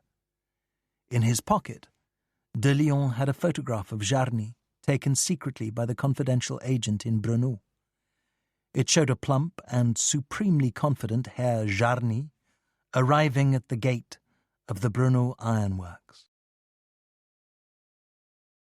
The Casanova ballroom, hot, smoky, and loud, was packed with people of every age and social class, dancing beneath the mirrored ceiling. A small orchestra, Der Rhythmusmeisters, according to a sign on the bandstand, was playing the carioca, and the serious dancers took to the Latin beat with a passion. Standing in front of the seated orchestra, a husky man with a grey moustache and thick glasses, wearing a white dinner jacket, was playing the maracas, shaking them left, then right.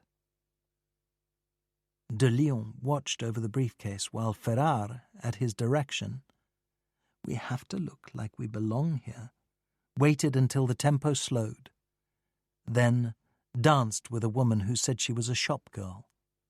Sweet and soft, she pressed herself against him. He could smell her underarms and face powder, and, likely influenced by some movie, hummed the tune to Once in a While as they circled together. When the music stopped, Ferrar returned to the back wall where De Leon said, "He's here." He was. Dressed in business suit and crisp white shirt, Jarny was making himself evident, threading his way through the crowd as though he were looking for somebody. "Wait for me," De Leon said, tension in his voice. A moment later, De Leon returned with Jarny in tow. He introduced Ferrar simply as "my associate," which Jarny acknowledged with a stiff motion somewhere between a nod and a bow.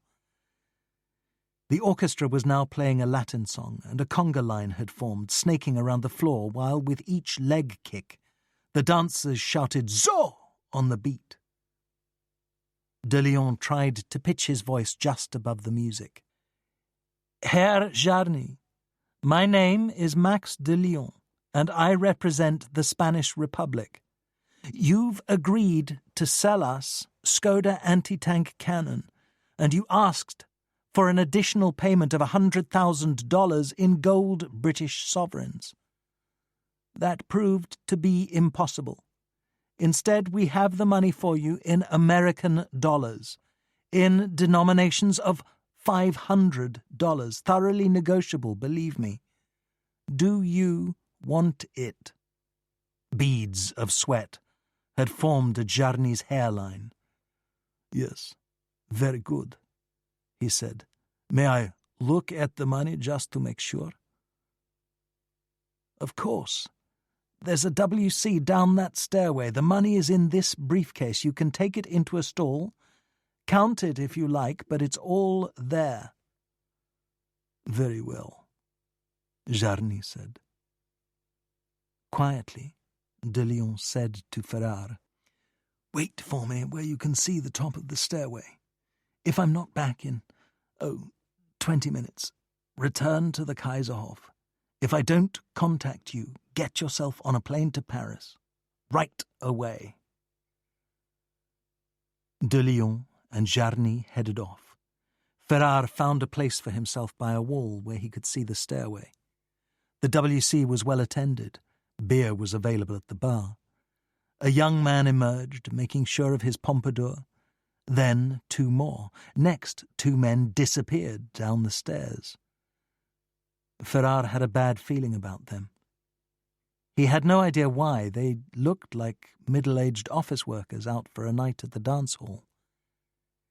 He started to follow them, hesitated, then started again, and stopped when a hand was placed gently on his forearm. "Just a moment, sir," said a man beside him. He was short, perhaps 5 inches over 5 feet tall, with carefully parted black hair, and wore a well-tailored dark suit. He was a smug fellow of the sarcastic sort. Not that he said anything derisive, it was in the set of his face, and a heavy upper lip just an instant away from curling into a sneer. Ferrar also had the impression that he was, at this moment, quite pleased with himself, happy. Suddenly he produced a small leather case, flipped it open and held it up for Ferrar to see. Across the top of a card it said, "Geheime Staatspolizei, Berlin." Below that, SS Obersturmführer Josef Lohr.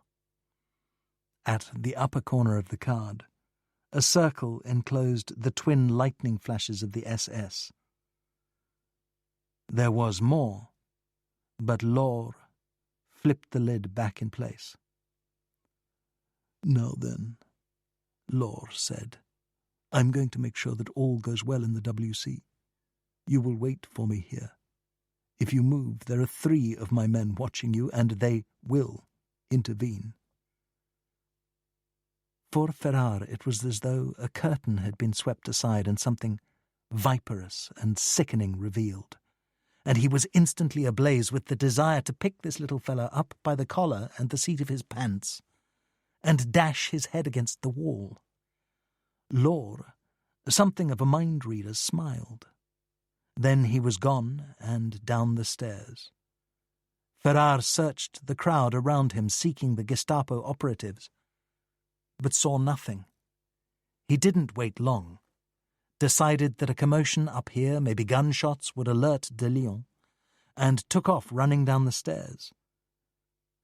If there were people chasing after him, he couldn't hear them. Midway down, he was blocked by a crowd of men in a panic, climbing the stairs as fast as they could, one of them trying to buckle his belt. Ferrar worked his way past them, but it took time.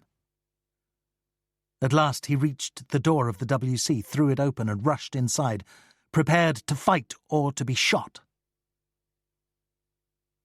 But the WC was empty. Past the sinks and urinals and toilet stalls was another door, unmarked, with the look of a door that was usually locked, now standing open, which led to a hallway, with concrete walls and floor and a ceiling light in a wire cage. Ferrar ran down the hallway, turned a corner and came upon another door, also open, with a street beyond. Of de Lyon, Jarny, and Laure, there was nothing to be seen. He emerged on a side street, went around the corner and discovered a line of taxis waiting outside the dance hall. Where were Laure's Gestapo pals? Ferrar realized they didn't exist, and never had.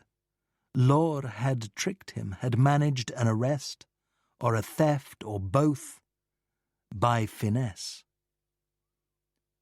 Ferrar looked at his watch and saw that it was almost 11 o'clock. Should he follow de Lyon's instructions and go back to the Kaiserhof? No. He had no idea why Laure had left him upstairs. Perhaps he didn't like the idea of facing 2 adversaries, or his scheme had involved only de Lyon and Jarny. He hadn't planned on a 3rd man. Still, to go back to the Kaiserhof might leave him vulnerable to arrest, and who he really wanted to see, if there was anything to be done for de Lyon, was Frau Faxmann. He opened the door of the first taxi in line, climbed in and gave the driver the address in Lübeckerstrasse. The driver was a bearded man in middle age, something of the artist about him. "Driver," Ferrar said, "I am having problems of the marital sort. A confidential agent is involved. Could you make sure we aren't being followed?" The driver laughed. "Marital problems, my ass," he said, then laughed some more. "If you knew, my friend, how often I have to listen to this sort of thing. It's as though half the city is being followed. Anyhow, I will try to help you." "Thank you, sir," Ferrar said. The driver was true to his word, found a traffic circle and went around 3 times, cut across the path of a tram by a whisker, then shot down a side street, stopped dead and looked in his rear-view mirror. "All is good," he said, and he did not take Ferrar to the front of the Pension Faxmann. Better, he told Ferrar, to be out of sight, and drove through an alley where the sides of the taxi almost touched the walls, pulling up in front of a door that he said was the back door of the address Ferrar wanted. Ferrar gave him a tip that was well beyond generous. The driver thanked him and said, "Perhaps I'll even get to spend it," and drove off into the night. Ferrar knocked at the iron door, the neighbourhood silent around him. He waited, then knocked again, and a third time louder. 3 very long minutes later he heard the rattle of a chain. Then the door opened to reveal Frau Faxmann in a flannel bathrobe over a nightgown, her hair in a hairnet, a Luger pistol held at her side. "Oh, it's you," she said. "Where's Max?" "Arrested or something else, but taken by a Gestapo officer." She swore, then said, "Anyhow, come in out of the cold. There's nothing we can do tonight." She pulled the door shut and relocked the chain. "You need a couple of brandies, Herr Ferrar. That I can see, and tomorrow we'll try to—" She was silent, lips compressed, until she said with a hitch in her voice, "Poor Max." It snowed the following morning, light but steady, the air icy and still. Ferrar had slept in one of the guest rooms. He had at least tried to sleep, but it was a failure, 4 stiff brandies having had no effect whatsoever. More than once he'd untangled himself from the bedding, gone to the window, and looked out on the Lübecker Strasse.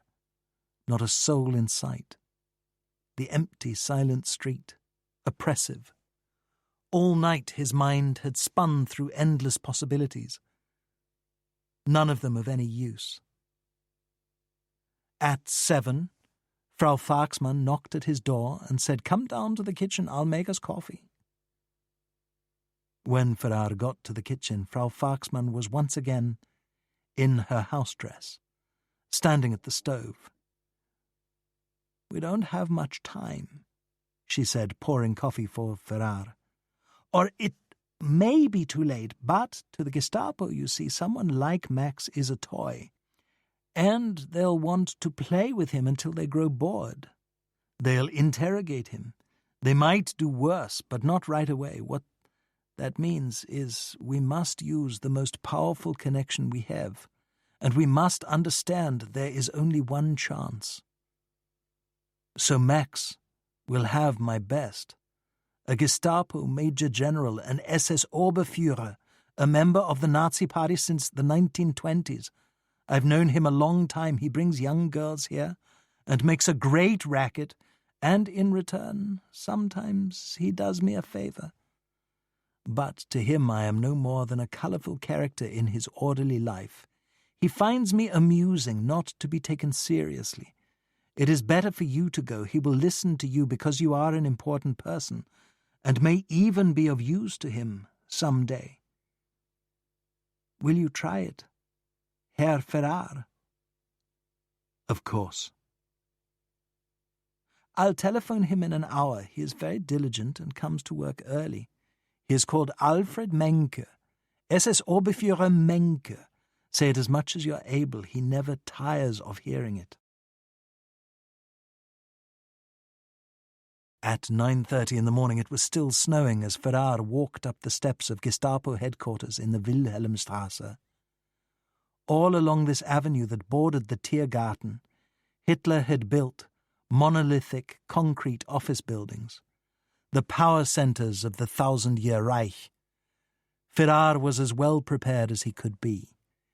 He had left the pension immediately after Frau Faxmann made her telephone call, headed for the Kaiserhof.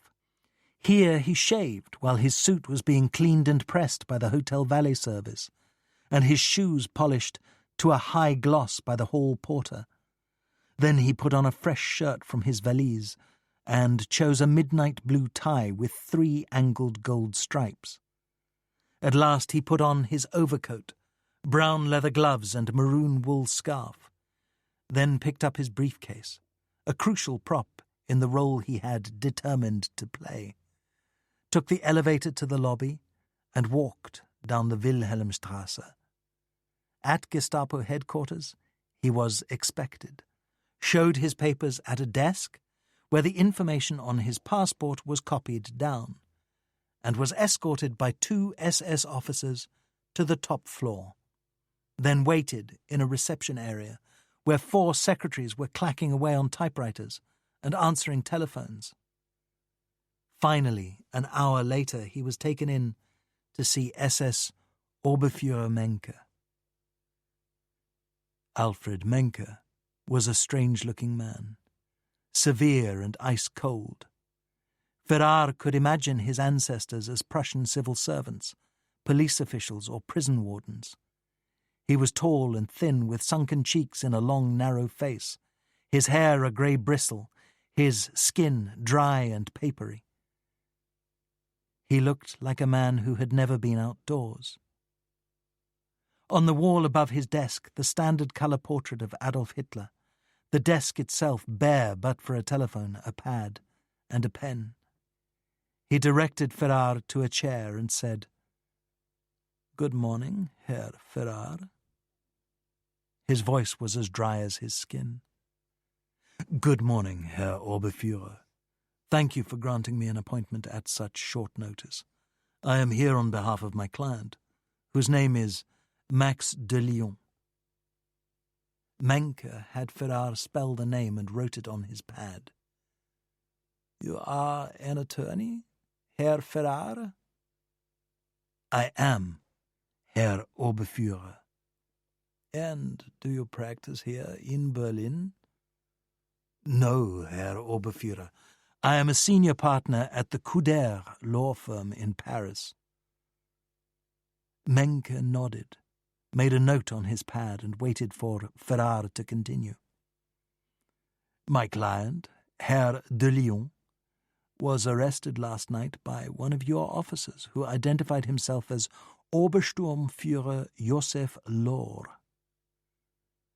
Menke wrote the name on his pad and said, "Arrested for—" "In fact, I don't know. We had gone to the Casanova dance hall, and there Herr de Lyon was taken into custody." "This de Lyon, he is a citizen of the Reich?"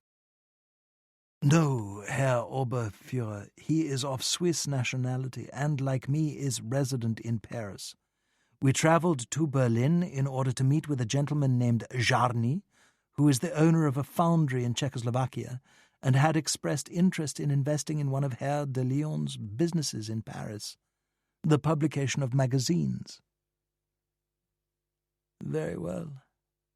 Your client is a substantial businessman, but even so must respect our laws. Tell me, did he perhaps say something that could be taken as a defamation of the Reich, or of our political leaders? Witticism, perhaps?" "I doubt he would do that, Herr Oberfuhrer. Herr de Lyon has little interest in politics, though I can say he is not unsympathetic to the Reich. He was looking forward to visiting Berlin. The new Berlin is how he put it to me. I accompanied him in case Herr Jarny wished to have papers drawn up regarding the investment." "I see. And what were you 2 gentlemen doing at the Casanova?" Ferrar hesitated, then said, "We were staying at the Kaiserhof and wanted to see something of Berlin's nightlife. In truth, being away from home, we hoped to meet young women." "Tell me, Herr Ferrar, did the officer make any explanation at the time of the arrest? It would be the usual practice for him to do so." "I did not witness the arrest, Herr Oberfuhrer. Accompanied by Herr Jarny, Herr de Lyon had gone downstairs to the WC. The officer approached me, produced his identification, which is how I learned his name, and ordered me to wait where I was, which I did, for 15 minutes, then went downstairs to look for my client, who was not there and had, so it appeared, left the dance hall by means of a service exit that led to the street." As Menke thought this over, Ferrar sensed, more than saw, some flicker of irritation in his lifeless expression. Then the Oberfuhrer picked up his telephone, dialed a single digit, and, "Have last night's arrest records reached us yet?" he waited for a response and said, "Find me a man by the name of de Lyon." He spelled it, then covered the receiver with his hand and said to Ferrar, "This might take a minute. It would be typical for us to record 200 to 300 arrests a night. We are a busy service here." Then, responding to an answer, he said, "Try under L." A minute later he said, "You are sure?" Then hung up the phone. "It seems," he said to Ferrar, "that the arrest was not recorded. We do have a category brought in for questioning, but these actions are not recorded as arrests." He paused once again, picked up the telephone and said, "I want you to contact an Obersturmführer called Josef Lohr immediately and have the call put through to me." Impatient, Menke tapped his fingers on the desk and then said, "While we are waiting to reach the officer, I will take down your information. The telephone number at your law office, your home address, and the telephone there." After a moment he added, "If you don't mind, Herr Ferrar." "Not in the least, Herr Oberfuhrer." When the information was written down, Menke said, "Sometimes I find myself in situations where it might be of use to contact someone at the Couder office." So he knew what Couder was. Ferrar had made sure to use the name. Naturally, I would welcome such a contact. We are mostly involved in international law, and we serve many elite clients. Like you. When the telephone rang, Menke asked Ferrar to step into the reception area. Ferrar sat there, feeling he had reason to hope. When he was summoned back to Menke's office, he could sense that Menke was, in the way of the powerful, about to bestow a favour on a supplicant. "In this service we prize ambition in our officers, however sometimes—" He stopped there, wrote something on his pad, removed the slip of paper and handed it to Ferrar. "I have written down an address where your client may be found." Ferrar took the piece of paper and said, "Herr Oberfuhrer, please accept my deepest and most sincere gratitude." Menke nodded, which meant it was time for Ferrar to go. As he passed through the reception area, he saw what he took to be Menke's next appointment, a well-dressed woman, taut with nerves, and her beautiful and very frightened teenaged daughter. Ferrar wasted no time.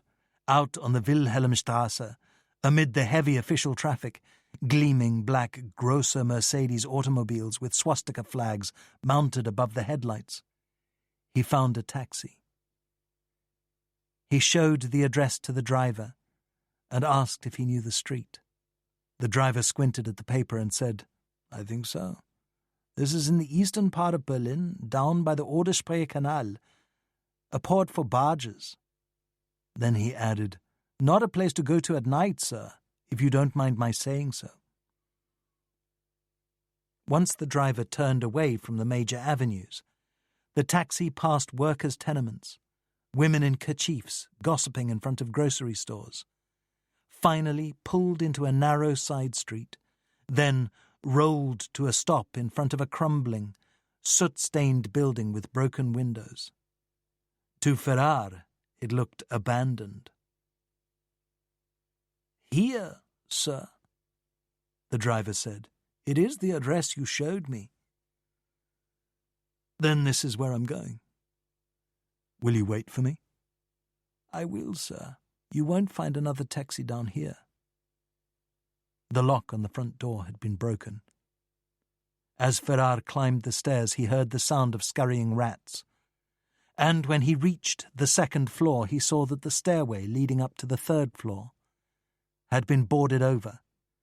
There were 2 doors on the second floor. Ferrar tried the first, which was locked. Then the second, which opened to reveal Max de Lyon sitting in the corner of a couch. There was a kitchen chair in the centre of the room. One side of de Lyon's face was red and swollen. De Lyon leapt to his feet when he saw Ferrar. "You did it!" he said. He threw his arms around Ferrar for a moment, then stepped back quickly. He reeked of nervous sweat, and he knew it. "Is there anyone else here?" Ferrar said. "No, they're gone. A guard, he looked like a local thug, appeared late last night because Law had to go somewhere. Then, about a half hour ago, another one showed up, a messenger. He told me to wait. Your lawyer is coming to pick you up, he said. Unlocked the handcuffs and both of them left." Ferrar offered de Lyon a cigarette and took one for himself. As de Lyon inhaled, he closed his eyes. "Let's get out of here, Max," Ferrar said. "I've got a taxi waiting downstairs." As they walked down the staircase, Ferrar said, "What did they do to you?" "Law handcuffed me to a chair and slapped me around for a while just to let me know who was in charge. A vicious little verkackte Mamselle, Herr Law." What? "Fucking bastard in Shtetl Yiddish." "Where's Jarny?" Law counted the money, then let him go. First he said something that made Jarny flinch. "What did he want from you?" "Money. He meant to hold me for ransom." "And you said?" "I said I would try to arrange it, pleading like the snivelling gutter rat he wanted me to be. We're not finished with this, Herr Law and I." As they approached the taxi, de Lyon said, "Christian, how in hell did you manage it?" "Frau Farksman's idea. I went to see a big shot at the Gestapo where I played the high-priced lawyer." "Which you are?" "Which I am." De Lyon wanted to go and thank Frau Farksman immediately, but Ferrar suggested they stop at the Kaiserhof first. De Lyon could clean up and change clothes, and he didn't go on, not wanting to say too much with the driver listening. "You'll see," Ferrar said. At the Kaiserhof, de Lyon went off to his room while Ferrar waited for him. When he returned, Ferrar said, "I have a feeling that Jarny is still here." Then picked up the telephone and asked the operator to connect him to Herr Jarny's room. The phone rang for a long time, and Ferrar was about to give up when Jarny answered, apparently out of breath, his "Yes," hesitant and fearful. "Herr Jarny, is everything all right? My name is Ferrar. I'm Max de Lyon's lawyer, and I arranged to have you released." "You did?" "They promised they would let you go. I just wanted to make sure they kept their word." "I am very grateful," Jarny said. "Herr Jarny, may we drop by your room for a moment? There's more I need to say." "Yes, I suppose so. I'm just sitting here." Jarny answered the door, then collapsed into a chair, head in hands. Ferrar was horrified at the sight. He'd never seen a man so dominated. It was as though someone had stolen his mind. And, in a way, Law had done precisely that, had used his greatest gift, a talent for intimidation, a useful talent in the right time and place. He essentially owned this poor man. They got to work right away. asked Jarny what he liked to drink, then had a bottle of cherry brandy sent up to the room, and began, slowly at first, to administer it. The alcohol helped, so did the conversation. When de Lyon referred to Laure as that pimple on the devil's ass, Jarny smiled. A victory. "He was blackmailing me," Jarny said. They nodded, quite overtly not asking why. "He won't again," de Lyon said. "If he tries it, you telephone me in Paris and I'll make sure it's taken care of." "I had a mistress," Jarny said. "My wife is not well, and her oldest friend was so sympathetic." "It happens every day," de Lyon said. "We're all men of the world." "He threatened to write my wife a letter, so I gave him money, and then one day he said that Germany would soon rule Czechoslovakia and he would make sure to have himself stationed there so he could take care of me in person. Then he asked for a lot of money." De Lyon looked at his watch and said, "It's almost 1 o'clock. I think you need something to eat." He picked up the telephone and asked for the room service waiter to bring up an extra-large bowl of the famous Kaiserhof specialty, liver dumplings in potato soup, the soup flavoured with bits of sausage and leek. Jarny ate slowly with great relish the soup, reminding him that so long as he was alive things could get better. At one point, as the tension in him waned, he looked like he was close to tears. "Tell me, Herr Jarny," de Lyon said, "what did Laure say to you as you left the room?" The deflection worked. Tears replaced by anger as Jarny looked up from his liver dumplings and said, "He told me that if I ever said anything about this, he would have my wife and children murdered. What made it worse was that to him this was comical, as though he'd played a joke on me, and he somehow let me know that he'd done this before and would do it again." "Not to you, he won't," de Lyon said. Jarny finished his soup and said, "Now, if you gentlemen don't mind, I would like to rest for a while. I haven't really slept for days." "Then we'll be going," Ferrar said. "But first we would like to ask you a favour." "Yes, of course. For you, after—" "The Spanish Republic has great need for armament, Herr Jarny. And I wonder, even after everything you've gone through, if you are still willing to sell us the anti-tank cannon." "I can do that," Jarny said, "but certain officials will demand money in exchange for their stamp of approval." "We can pay whatever is needed," de Lyon said. "We're losing a war. Money doesn't matter." "In that case, I will sell you whatever you wish. At one time, I would have covered these extra costs myself, but over the last year and a half, any money I had put aside went into Laure's pocket." As de Lyon and Ferrar rose to leave, Jarny said, "As for losing a war, I pray you don't, my friends, because if you do, we are next." In the elevator, Ferrar was cautious, the uniformed operator able to hear everything. "Did you mean what you said, Max, about a telephone call to Paris and taking care of our short friend?" "Yes." Back in Ferrar's room, de Lyon said, "Now let's get the hell out of this fucking country." "Don't you want to visit the museum?" Ferrar said, picking up the phone.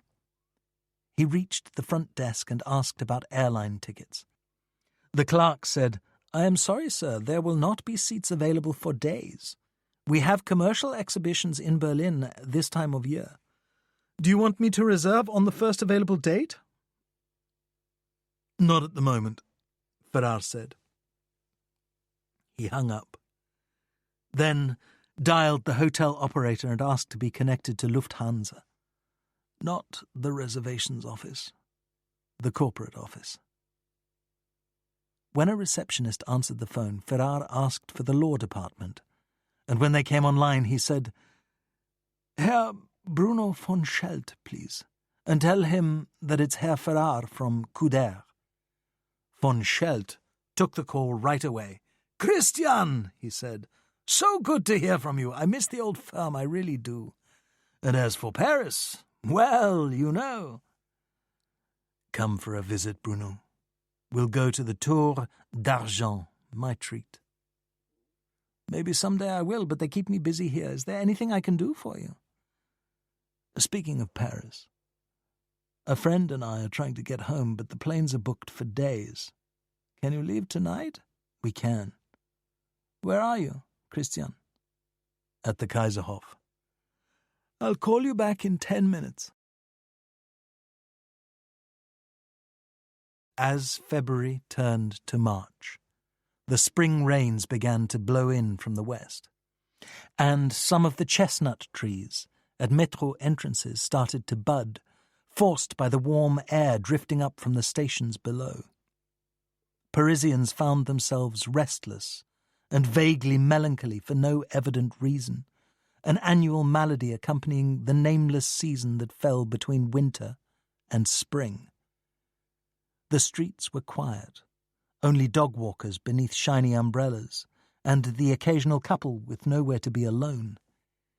In the cafes, newspapers on their wooden dowels went unread, as though the patrons refused to read them until they produced better news. A change of government was in the air, though nobody believed it would change anything but itself. Ferrar tried to regain his peace of mind, but it was slow in coming. What he'd seen in Berlin had affected him. Evil was the only word for it, and Ferrar now knew it would not cure itself, as most of the world hoped. He tried to take refuge in work, but work was more and more about what was coming to Europe. Many of Couder's wealthy clients were converting paper assets into cash, buying paintings of stable value and shipping them to America for storage. Twice he saw Chantal, the woman he'd met at a restaurant. The first time she spent the night at his apartment, where they tried to find the excitement of their first meeting, but only managed to make love by the book and fall asleep. The second time they went to the movies, and he took her home in a taxi. There was to be no third time. Then, on a drizzling mid-afternoon, he returned from a meeting to find Jeanette, his secretary, waiting impatiently to see him, her expression agitated and concerned. "You've had a telephone call, Monsieur Ferrar, from a woman friend in America. She has no telephone, so is waiting at a friend's house for you to call her. Here is the number." She sat there for a time, wanting to say more, and finally added, "Could you call right away? Even so, there will be a delay for the transatlantic line." "Please try it for me, Jeanette," he said. 20 minutes later he was speaking to Eileen Moore, his sometime lover, in an affair carried on during his trips to New York. She had never telephoned before. They wrote back and forth as the time for their meetings approached.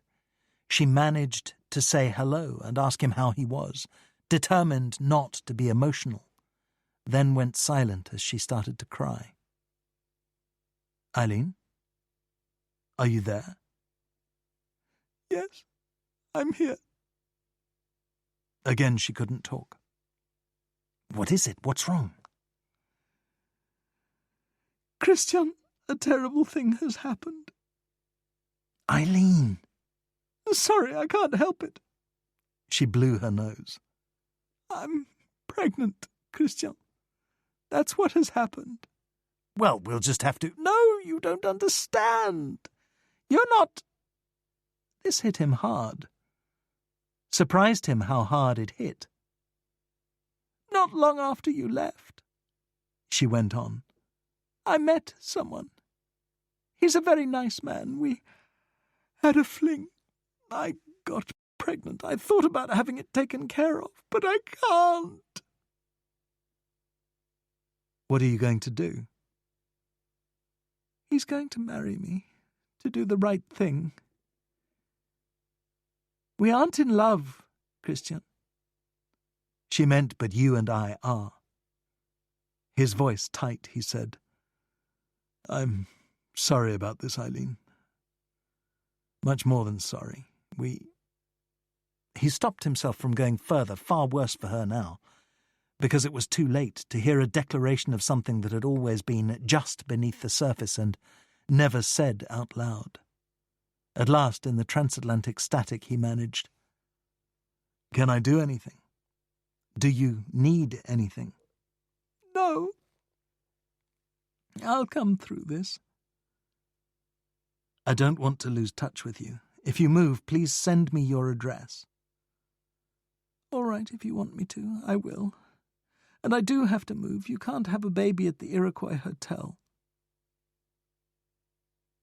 I will miss you, Ferrar said. I think we'd better hang up now. Goodbye, Christian. Goodbye. To allow him privacy, Jeanette had stepped into the hallway. Now she returned and said, I hope everything is all right, Monsieur Ferrar. Maybe it will be, Ferrar said. Jeanette went back to work. Ferrar stared at the document he'd been reading. Marteau v. the Commercial Bank of Aberdeen. But all he saw was lines of typewritten print. He badly wanted to go home to be alone, but he couldn't. I have lost her, he thought. His turn to realize that sometimes you don't know how much you care for someone until she's gone. De Lyon called the following day. I've just had a letter from Sarah Farksman. She's living in London with her nephew, so it seems she took our advice. In Berlin, there'd been time before they left to go to see Frau Farksman and thank her for what she'd done. Then de Lyon had told her in very strong terms that she had to leave Germany, Ferrar adding that her Oberfuhrer would throw her to the wolves without a second thought. She must not depend on him. She hadn't been receptive at the moment, but with time, evidently, she understood they were right. De Lyon said, We may have saved her. I wish I could feel satisfaction about that. I mean, I'm glad she's safe, but she's lost everything. Told everyone she was taking a vacation, then ran for it. Now she's trying to sell the pension, which is complicated for an owner living abroad. If she needs help with the sale, Ferrar said, have her get in touch with me at the office. It's something we do here.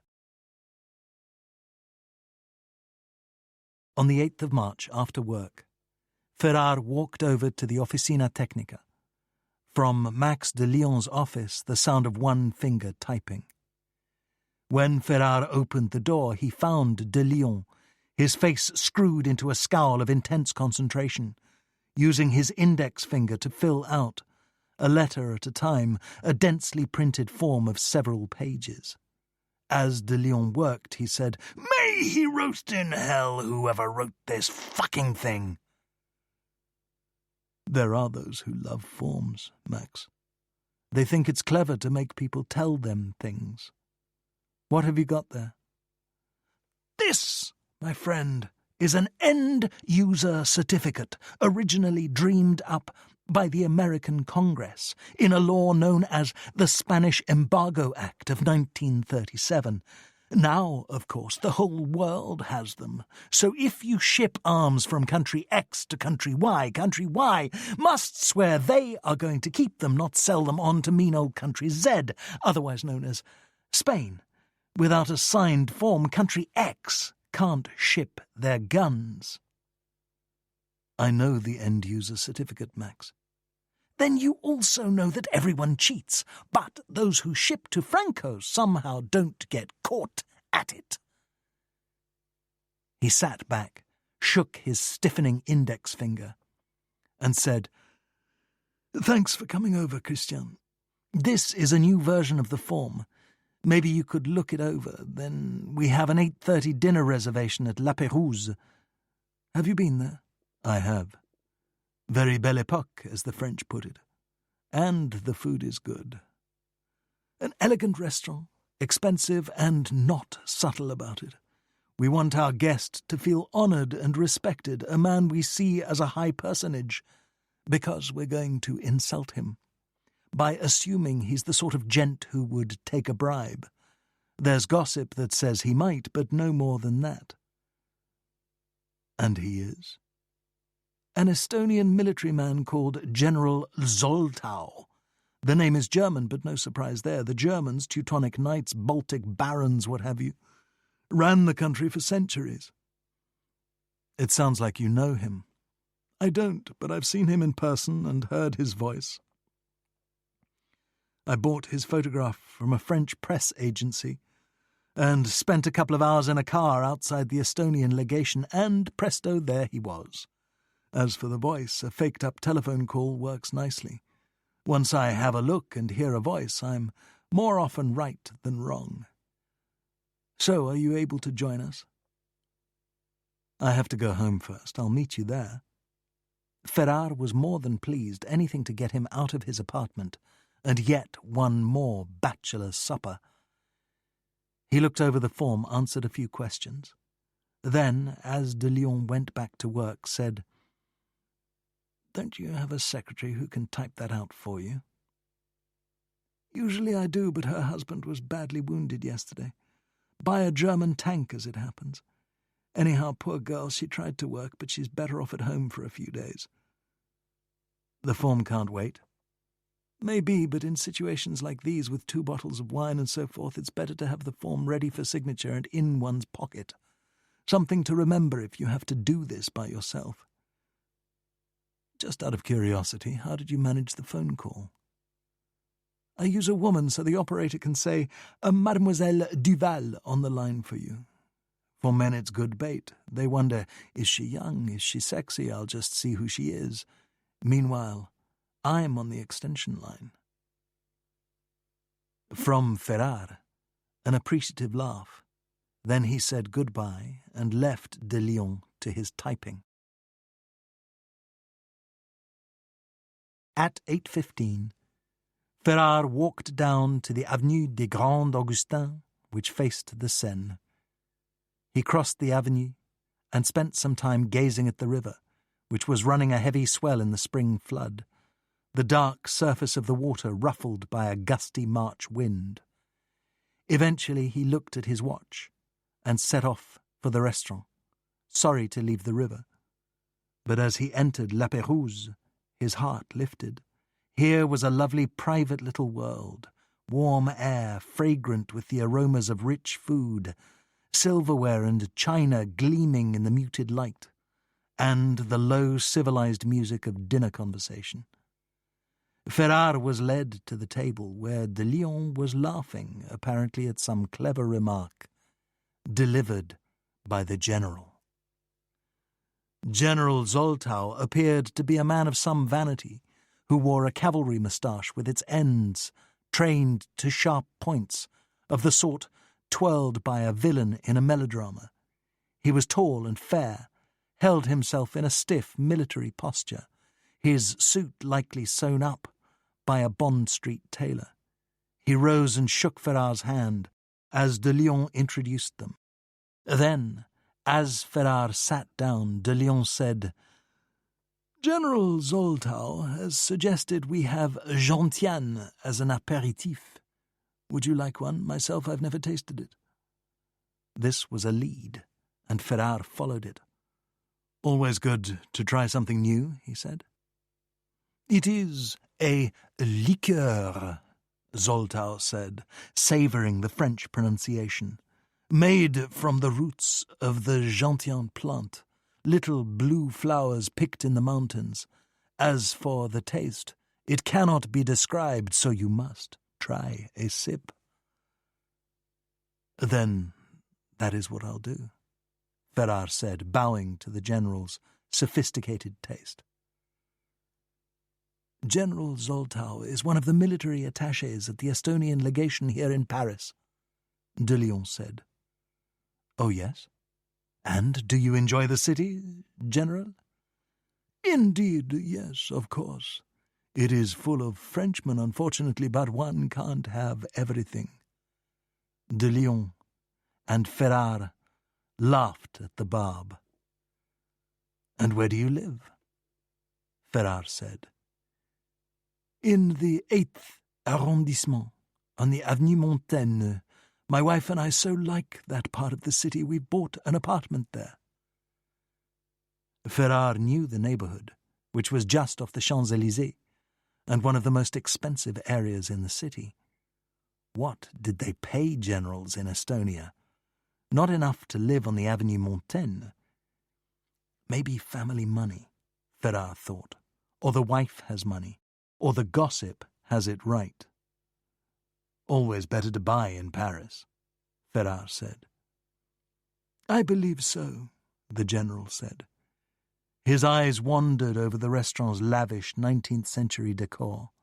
The grand style, its crowning glory a magnificent chandelier made of hundreds of perfect crystal pendants.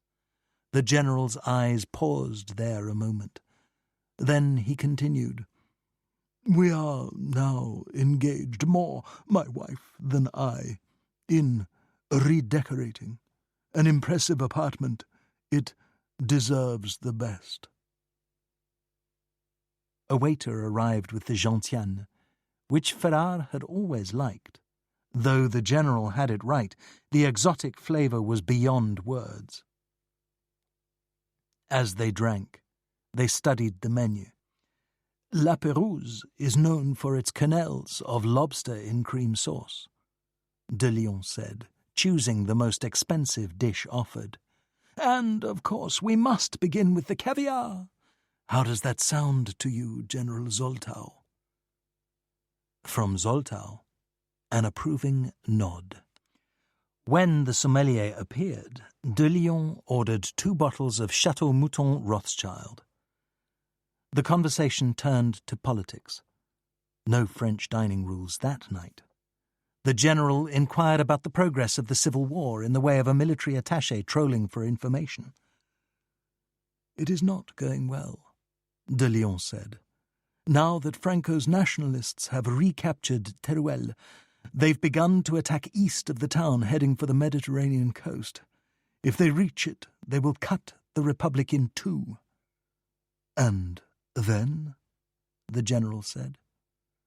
"As long as we hold Barcelona and Madrid, there is hope," de Lyon said. From the general, a sage nod. He turned to Ferrar and said, "Your friend has it right, I think. Arms merchants are known to have a good nose for war." Ferrar said, "And you, General Zoltau, what is your view?" "If you can hold out long enough, perhaps a ceasefire, followed by a political solution, especially if the British support the idea." "They will not," de Lyon said. "They will hem and haw, but in the end they won't. We believe that the British Foreign Office and General Franco have made a secret arrangement, something on the order of, we will allow you to win if you will remain neutral when we fight Germany. This would mean the British could keep Gibraltar and thus control the Mediterranean." "They are a hard people, the British," Zoltau said, a note of admiration in his voice. "They are," de Lyon said. "And because they and the French keep us from buying armaments, we must take what the Russians offer and then buy the rest wherever we can find it. What that means on the battlefield is that the soldiers of the Republic are armed with 49 different types of repeating rifle, 41 types of automatic weapon, and 60 different kinds of artillery. Many of the replacement parts can't be found, and we need ammunition of all sorts of calibers. When the war started, we were using hand grenades that were said to be impartial. Sometimes they killed the man they were thrown at, while just as often they killed the man who threw them. From a military point of view, an impossible situation, Zoltau said. A speculative de Lyon said, I wonder if Estonia, a small nation bullied by powerful neighbours, Hitler on one side, Stalin on the other, might not be sympathetic to our difficulties. Sympathetic, perhaps, but there's little we can do. There is one possibility, General Zoltau. We have managed to purchase 50 anti-tank cannon in Czechoslovakia, but the Skoda people must have an end-user certificate. Is there some way you could help us with this problem? Because the non-intervention pact does not affect Estonia, only Spain. Ah, the caviar arrives, Zoltau said. As indeed it had. The conversation drifted away to life in Paris, and then, as they worked through the second bottle of wine and ordered a third, to nightlife in Paris. Nightclubs high and low, and brothels catering to every imaginable inclination. De Lyon's knowledge here was broad and deep, and the General was quite attentive. Finally, after the nude dancing girls and Pierre the donkey, de Lyon closed with a homily. The Parisians are worldly in these matters, he said. They believe that with money all things are possible. They accept the reality of the human appetite and the reality of markets. Here one can have whatever one can pay for. I have always admired their point of view. As do I, Zoltau said. Life is short. One must have all the pleasures it can provide. Now matters had proceeded to a certain point, and Ferrar had to let de Lyon know what he meant to do. Max, he said, do you recall Monsieur Blanc, one of my clients? A thin fellow, with a limp. Yes. He believed that he'd found the very house he was seeking, but the sale did not go through, and poor Monsieur Blanc had already invested in splendid furniture which, I won't bore you and the General with legal whys and wherefores, now sits in a warehouse and is not really owned by anybody. For splendid furniture, a sad fate, de Lyon said. The best of it is a magnificent chandelier, surely the equal of the one here. And it occurred to me that since General Zoltau is redecorating his apartment, perhaps he has a home for it. They both looked at Zoltau, who said, Why, yes, we have just the place for it, in our dining room. Back to nightlife in Paris. After coffee, a cordial good night. If all that Mouton Rothschild didn't make you cordial, nothing would. As they put the swaying Zoltau in a taxi, de Lyon said, May I get in touch with you, General, towards the end of the week? I will expect your call, said the General. On the following morning, when Ferrar arrived at the Couder office, he sat down with his secretary and went over what he had to do that day. Reading from a list, she said, You are supposed to call Count Polanyi at the Hungarian embassy. He's a principal in the French holding company that controls a Budapest bank. Next, you are to call a Monsieur Belege in Budapest. He is the heir who refuses to vote in order to force his sister from the holding company. I have a note here that says, Vizla dogs. Does that make sense to you, Monsieur Ferrar? Yes, Jeanette, it does, Ferrar said, a sigh in his voice. Jeanette had the Polanyi file ready for him. Ferrar called the embassy. "Good morning, Monsieur le Comte," Ferrar said, following the French protocol for titles. "This is Christian Ferrar from Couder Frères. Do you have a moment?" "I do, monsieur. I'm fed up with nephew Belège and his damned schemes. I will be brief, monsieur. We are preparing your lawsuit against Monsieur Belège, but in order for us to proceed, he will have to be lured to Paris. We cannot sue him in Budapest. We were hoping that you might suggest a way to induce him to come here." "Throw him in the trunk of a car," Polanyi said. "A last resort," Ferrar said, with just a hint of lawyer's irony. "A ruse will cause less fuss and bother." "Very well, a ruse. Which means you're asking me what he might find irresistible. Well, what he likes is wine, women, and song, absent the song. I can't imagine him coming all the way here for wine, which leaves women, but there are lots of women in Budapest, Monsieur Ferrar." "Did he ever live in Paris, monsieur?" "Years ago he did for a time. He pretended to go to the Sorbonne, but mostly he chased girls. He's a lusty little monkey, nephew Belège." "And did he catch them?" "Not the smart ones, he didn't." "Was there, perhaps, someone special?" "Not that I—" Polanyi paused. Finally, Ferrar said, "Monsieur?" "My memory," Polanyi explained, "takes its own sweet time. I seem to recall one he caught, then lost." "And she was?" "An actress at the lower depths of the film business. Her name was, oh, hell, Albertine. No, that's not it. Why do I think of Baba the elephant? Celeste? Celestine!" "Do you know what became of her?" "I have no idea. He was passionate for her, kept her photograph on his dresser, courted her, had her, then lost her." "Could she be used as bait?"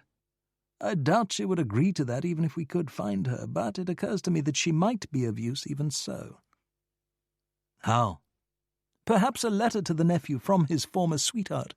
She misses him, regrets their amour ended. Could they possibly meet again some day? Of course, I would write the letter myself. Maybe you would help me do it." Ferrar was dubious. "Do you think a letter would work?" "I don't know, but why not try? We must do something, Ferrar." Ferrar saw that Polanyi had become enchanted by the idea of a faked letter and was not to be dissuaded. "Very well, a letter. Is there any possibility you can remember her last name for a return address?" "Surely she had one, but I never knew it." "No matter, we'll make up a name, a married name. She'll explain in the letter that her husband is deceased." "Do you think this might work, monsieur?" "It might. If not, we'll try something else."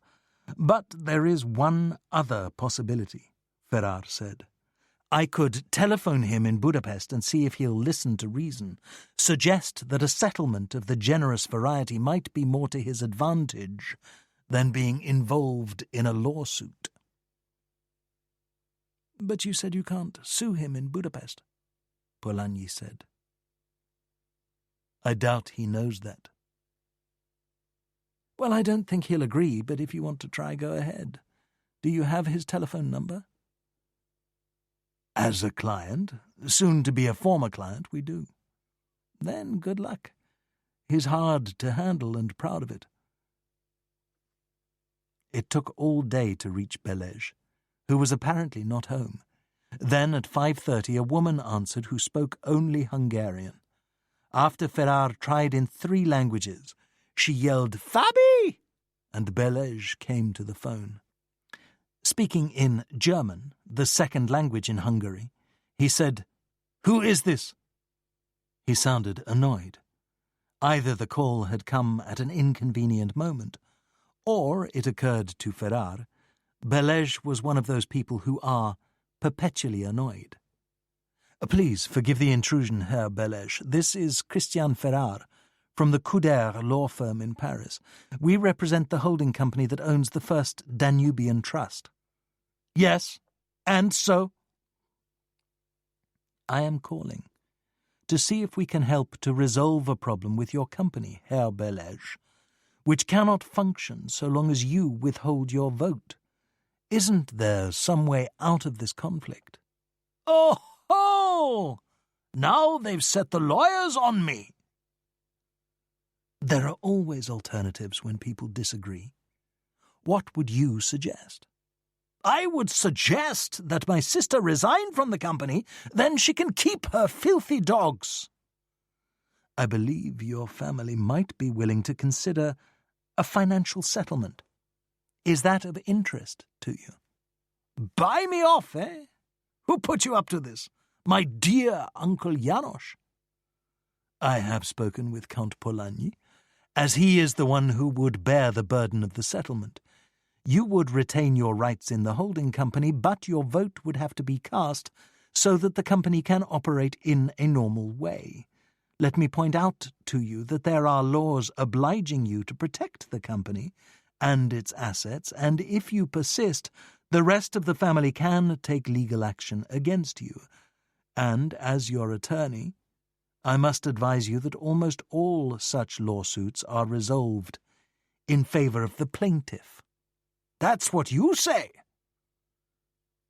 "Herr Belege, you have retained us to offer you our best counsel.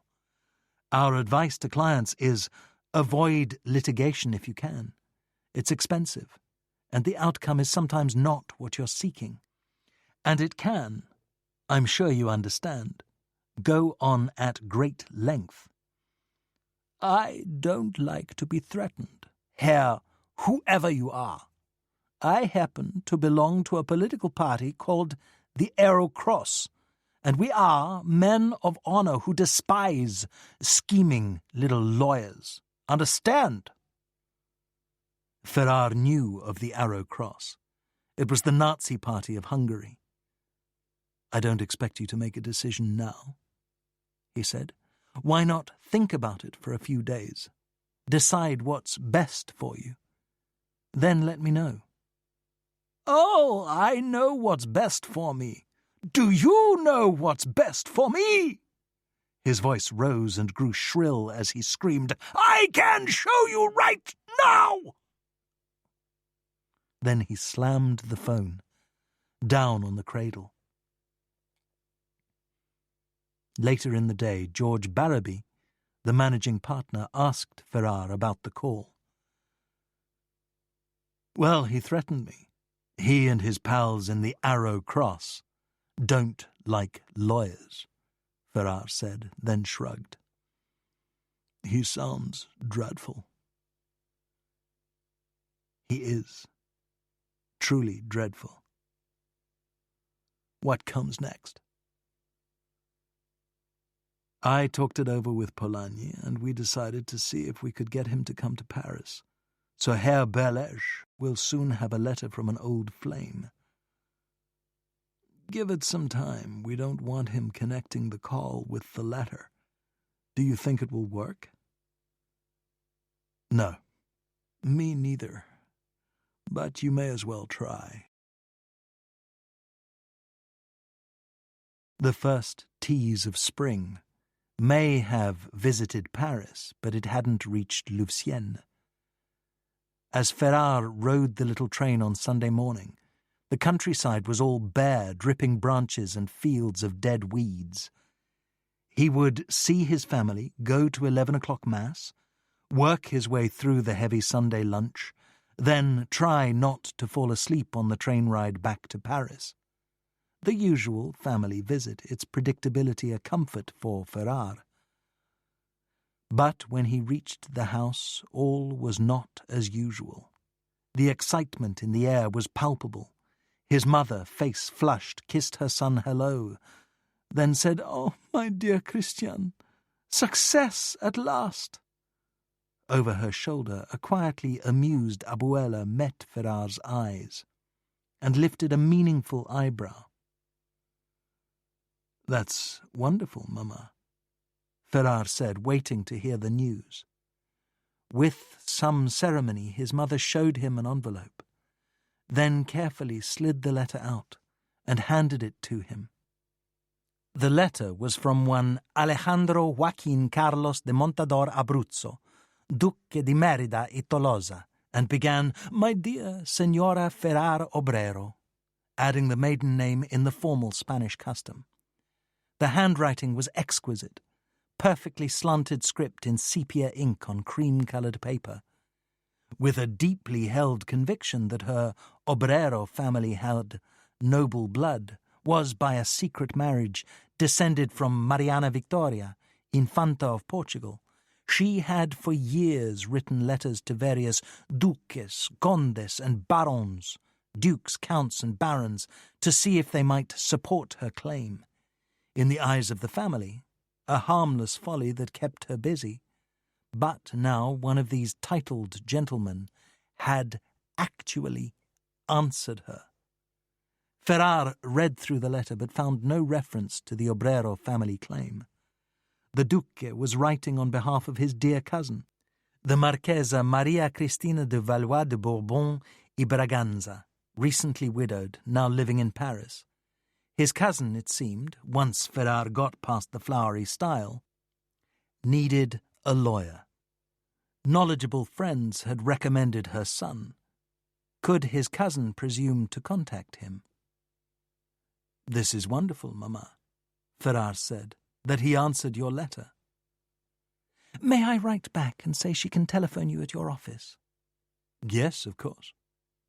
This was not generally the way one contacted a lawyer, but Ferrar had seen it before. There was a certain breed of individual who believed that special connection led to better treatment, and they weren't always wrong. Still, there was something odd about it. Abuela said, "We've talked this over, dear one, and what I believe he wants is you. The Duque Alejandro is matchmaking." "But I'm not a noble," Ferrar said. "Yes, you are," his mother said.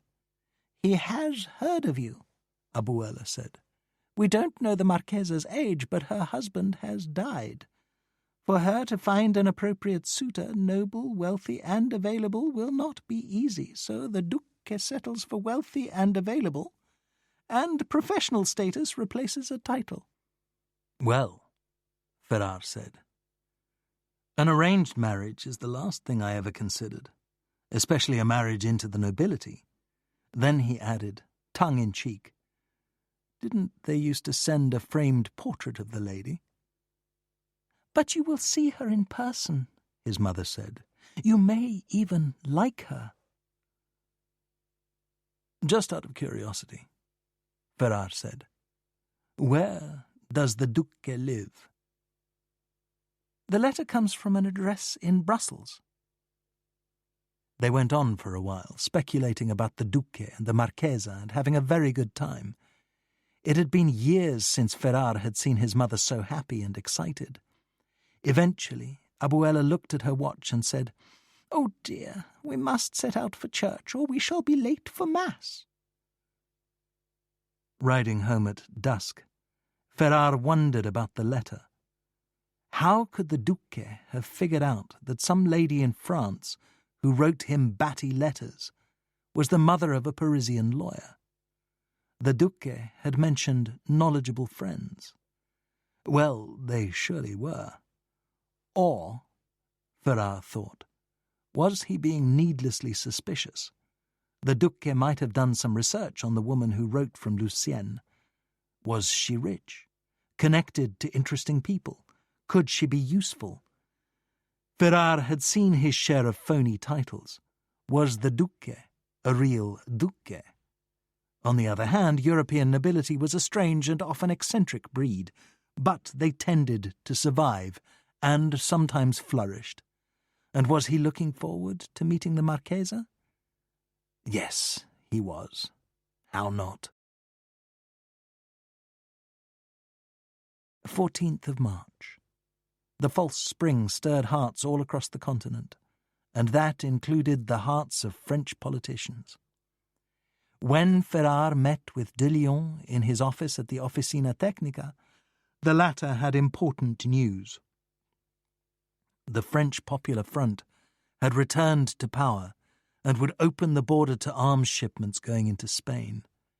That meant armaments sent by Moscow, which had been held up at the frontier, would now reach the Republic's forces. "Which makes life easier for us," de Lyon said. "We can ship our cannon up to Poland by rail, then by freighter from Danzig to Bordeaux, or what used to be Danzig. It's now called the Free City of Danzig, set up by the Versailles Treaty to give the Poles a port on the Baltic, and administered by the League of Nations, or so the diplomats think." "I know the history," Ferrare said. "Then you know that the Non-Intervention Pact is not enforced in Danzig, and the League of Nations does not control it. There are League of Nations officials in the city, but all they can do is complain, and nobody listens to them. Who really runs Danzig is the city administration, which is Polish. Now, Poland, like every country in Europe, is a battlefield in the political war between the left and the right, and it so happens that among leftist Poles in Danzig we have friends. The Republic has friends. Friends who will let us ship weapons to Spain. De Lyon nodded and said, "Who will let us do anything we want? The 12th of March scared the hell out of them." On the 12th of March, Hitler's troops had marched into Austria. "Scared me," Ferrare said. "Maybe sickened is a better word. Those photographs of smiling little girls giving the Nazi salute." "It's even worse in the newsreels," de Lyon said. "But it's a lie. The Austrians don't want to be ruled by Hitler. Meanwhile, that march had its effect on French politics." "Which, as you said, makes life easier for us." "It does up to a point, but Danzig is where criminals go to get rich, and by criminals I mean crooked officials as well as gangs, so we must have somebody in Danzig to make sure the shipment isn't stolen by sleight of hand documents or stolen by force, which has happened before and more than once. And, just to make things worse, Franco's spy service is active in Danzig. They know what we're doing there and will organize an attack if they can. One way or another, money is going to change hands in Danzig." "And the somebody on watch in Danzig, that would be you?" "That's what I do, Christian." "And you want me to go with you?" "Well—" The telephone on de Lyon's desk had a throaty rasp for a voice, which now sounded twice, then twice again. "Sorry," de Lyon said, "but I must see who is calling me." After a brief exchange, he handed the phone to Ferrare and said, "It's your secretary." After Ferrare said hello, Jeanette said, "Monsieur Ferrare, you have just had a telephone call from a Marchesa Maria Cristina, who's requesting an appointment. I told her I would be in touch with you and call her back." "I will see her, Jeanette. I've been expecting the call." "You have time tomorrow at 3:30. I'll make the appointment." Ferrare hung up the phone and said to de Lyon, "We were discussing a trip to Danzig." "Of course I'd like to have you with me. I can always ask Stavros to come along, but he has a short fuse, and when things go wrong he explodes. Better to have somebody more even-tempered, but I suspect you must be very busy at the office." This was true. The false spring had also stirred the hearts of many Couder clients who had decided to marry, divorce, write wills, buy something or sell something, or who were just nervous and needed a good soothing by their attorney. Ferrare sighed. "You aren't wrong, Max. We don't have to stay a long time because the shipment won't be in Danzig for more than 2 days. I could go early to talk to people to see what we're facing, and you could fly in as the shipment arrives.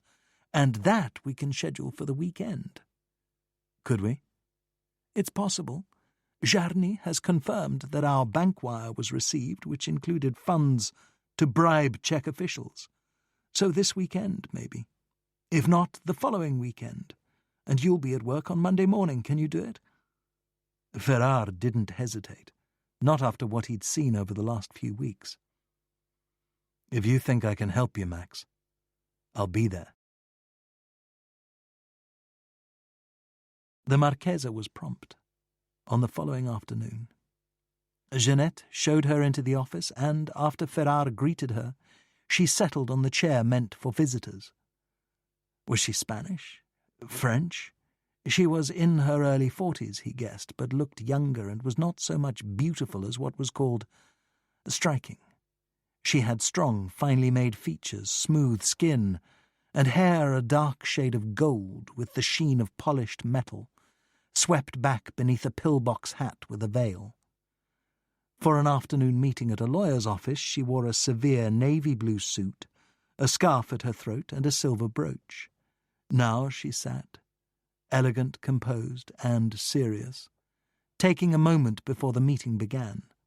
But did she ever sit? The most prim and proper lady in the land, back straight, head up, knees, legs, and shoes not quite pressed together, but perfectly met, with hands in black leather gloves that disappeared up the sleeves of her jacket, folded atop the purse on her lap. "Monsieur Ferrar," she said, "thank you for seeing me on such short notice. It is kind of you, monsieur." She spoke a very refined French, formal, rhythmic, and beautifully modulated. "It's my pleasure, Marchesa." When she did not answer, he said, "Now, how may I help you?" In that hypnotic voice, she told him her story. Her dear husband, the Marquess, had loaned a friend a great deal of money. There was no contract, they were old friends, only a handshake. "It was a debt of honor," she said. Was there perhaps a letter? The Marquess rarely wrote letters. Had she been present during a telephone call? "No, Monsieur Ferrar. My husband saw to his affairs in the privacy of his office." "And did he own a business?" "He did not care for commerce, monsieur. His estates were overseen by a manager." This went on for a time, her claim weaker with every question and answer. Here was a theft with no witnesses other than the Marquess, and he had told her of the loan in the last hours of his life. The money, Ferrar thought, was probably gone for good. Still, he would do his best, inspired by her. He could not stop looking at her. A model of composure, her lips together when she was done speaking, her face as still as ice. Well, prim and proper she might be, but beneath his desk, Ferrar was highly aroused. Damn, what had she done to him? A powerful, erotic energy flowed from her like electric current. "Marchesa, I fear there is considerable work to be done if we are to retrieve your husband's money." "I am no stranger to effort, monsieur." "Forgive me, but I must ask, does your present financial situation permit you to live as you have in the past?" "For the time being it does. But the Marquess's wealth was traditional, that is to say, the ownership of land." Ferrar had seen this before, wealth that was difficult to turn into money, so that the individual was said to be living in reduced circumstances. "And when you spoke with your husband's friend on the subject of the debt, what was his response?" "He was rather cruel, if I may put it that way, for he claimed that the Marquess, in his decline, was not in touch with reality." "I dislike asking this, Marchesa, but is there any chance that this was, in fact, the case?" "No, monsieur. His mind was clear until the end. He was simply a generous man, often kind to his friends and family. Ferrar took a few sheets of Couder stationery from his drawer and placed them flat on his desk. Then, with a fountain pen in hand, began to gather details. How much money? The money was in Belgian francs, the equivalent of 130,000 American dollars. Paid, he hoped, by cheque. No, the Marquess had a safe in his office and kept large amounts of cash. On and on, worse and worse. And when Ferrar asked about the Marquess's estates, the answer had to be, as Ferrar anticipated, "They are in Spain, monsieur." When Ferrar had all the information he needed, at least to begin with, he said, "Can you tell me something of yourself?" Here she paused, then said, "My father's family was of mixed French and Spanish blood. I am named Maria Cristina for my father's mother, whose origins were in the Navarre, though she used to say that many generations ago they lived in Portugal. My father's family came from the Norman regions west of Paris, and my maiden name was Palestrin. My mother's people came from Lombardy, northern Italy, and had the title of Cavaliere, small nobility, something like a baronet. My mother was born in Padua, and in many ways I favour her. I have, particularly, her eyes." Using the tips of her gloved fingers, she raised her veil, said, "Now you can see them," then lowered it. He saw. The Marchesa's eyes, which had been simply dark when seen through the webby strands of her veil, were prominent, luminous, and coloured a rich, incredibly warm shade of chestnut brown. The combination of brown eyes and golden hair had a powerful effect on Ferrar, but a small thing compared to the gesture itself, the raising of the veil. This was seductive, he thought, but meant to be so. The Marchesa was all innocence, her expression unchanged. She did not smile. Still,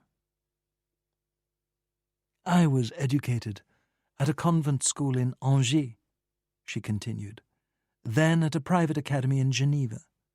At the age of 25, I married the Marquess. We met at a spa in Baden-Baden, where young women are often taken by their parents in hope of finding a suitable match. My husband was 22 years older than I, but that difference did not affect us, except, perhaps, in our decision not to have children. We lived, for the 15 years of our marriage, mostly in hotels.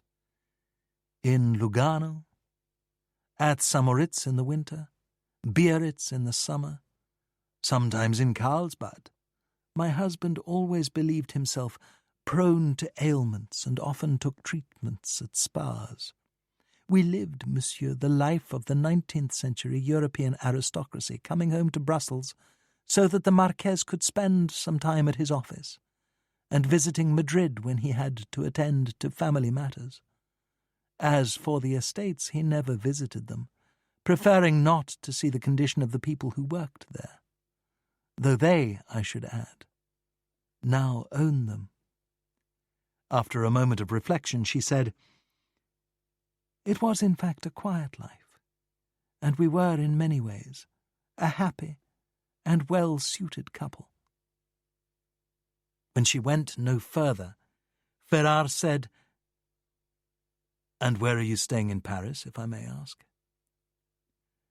"I was for a time at the Bristol, but have recently taken rooms at a small hotel in the 7th arrondissement, called the Windsor.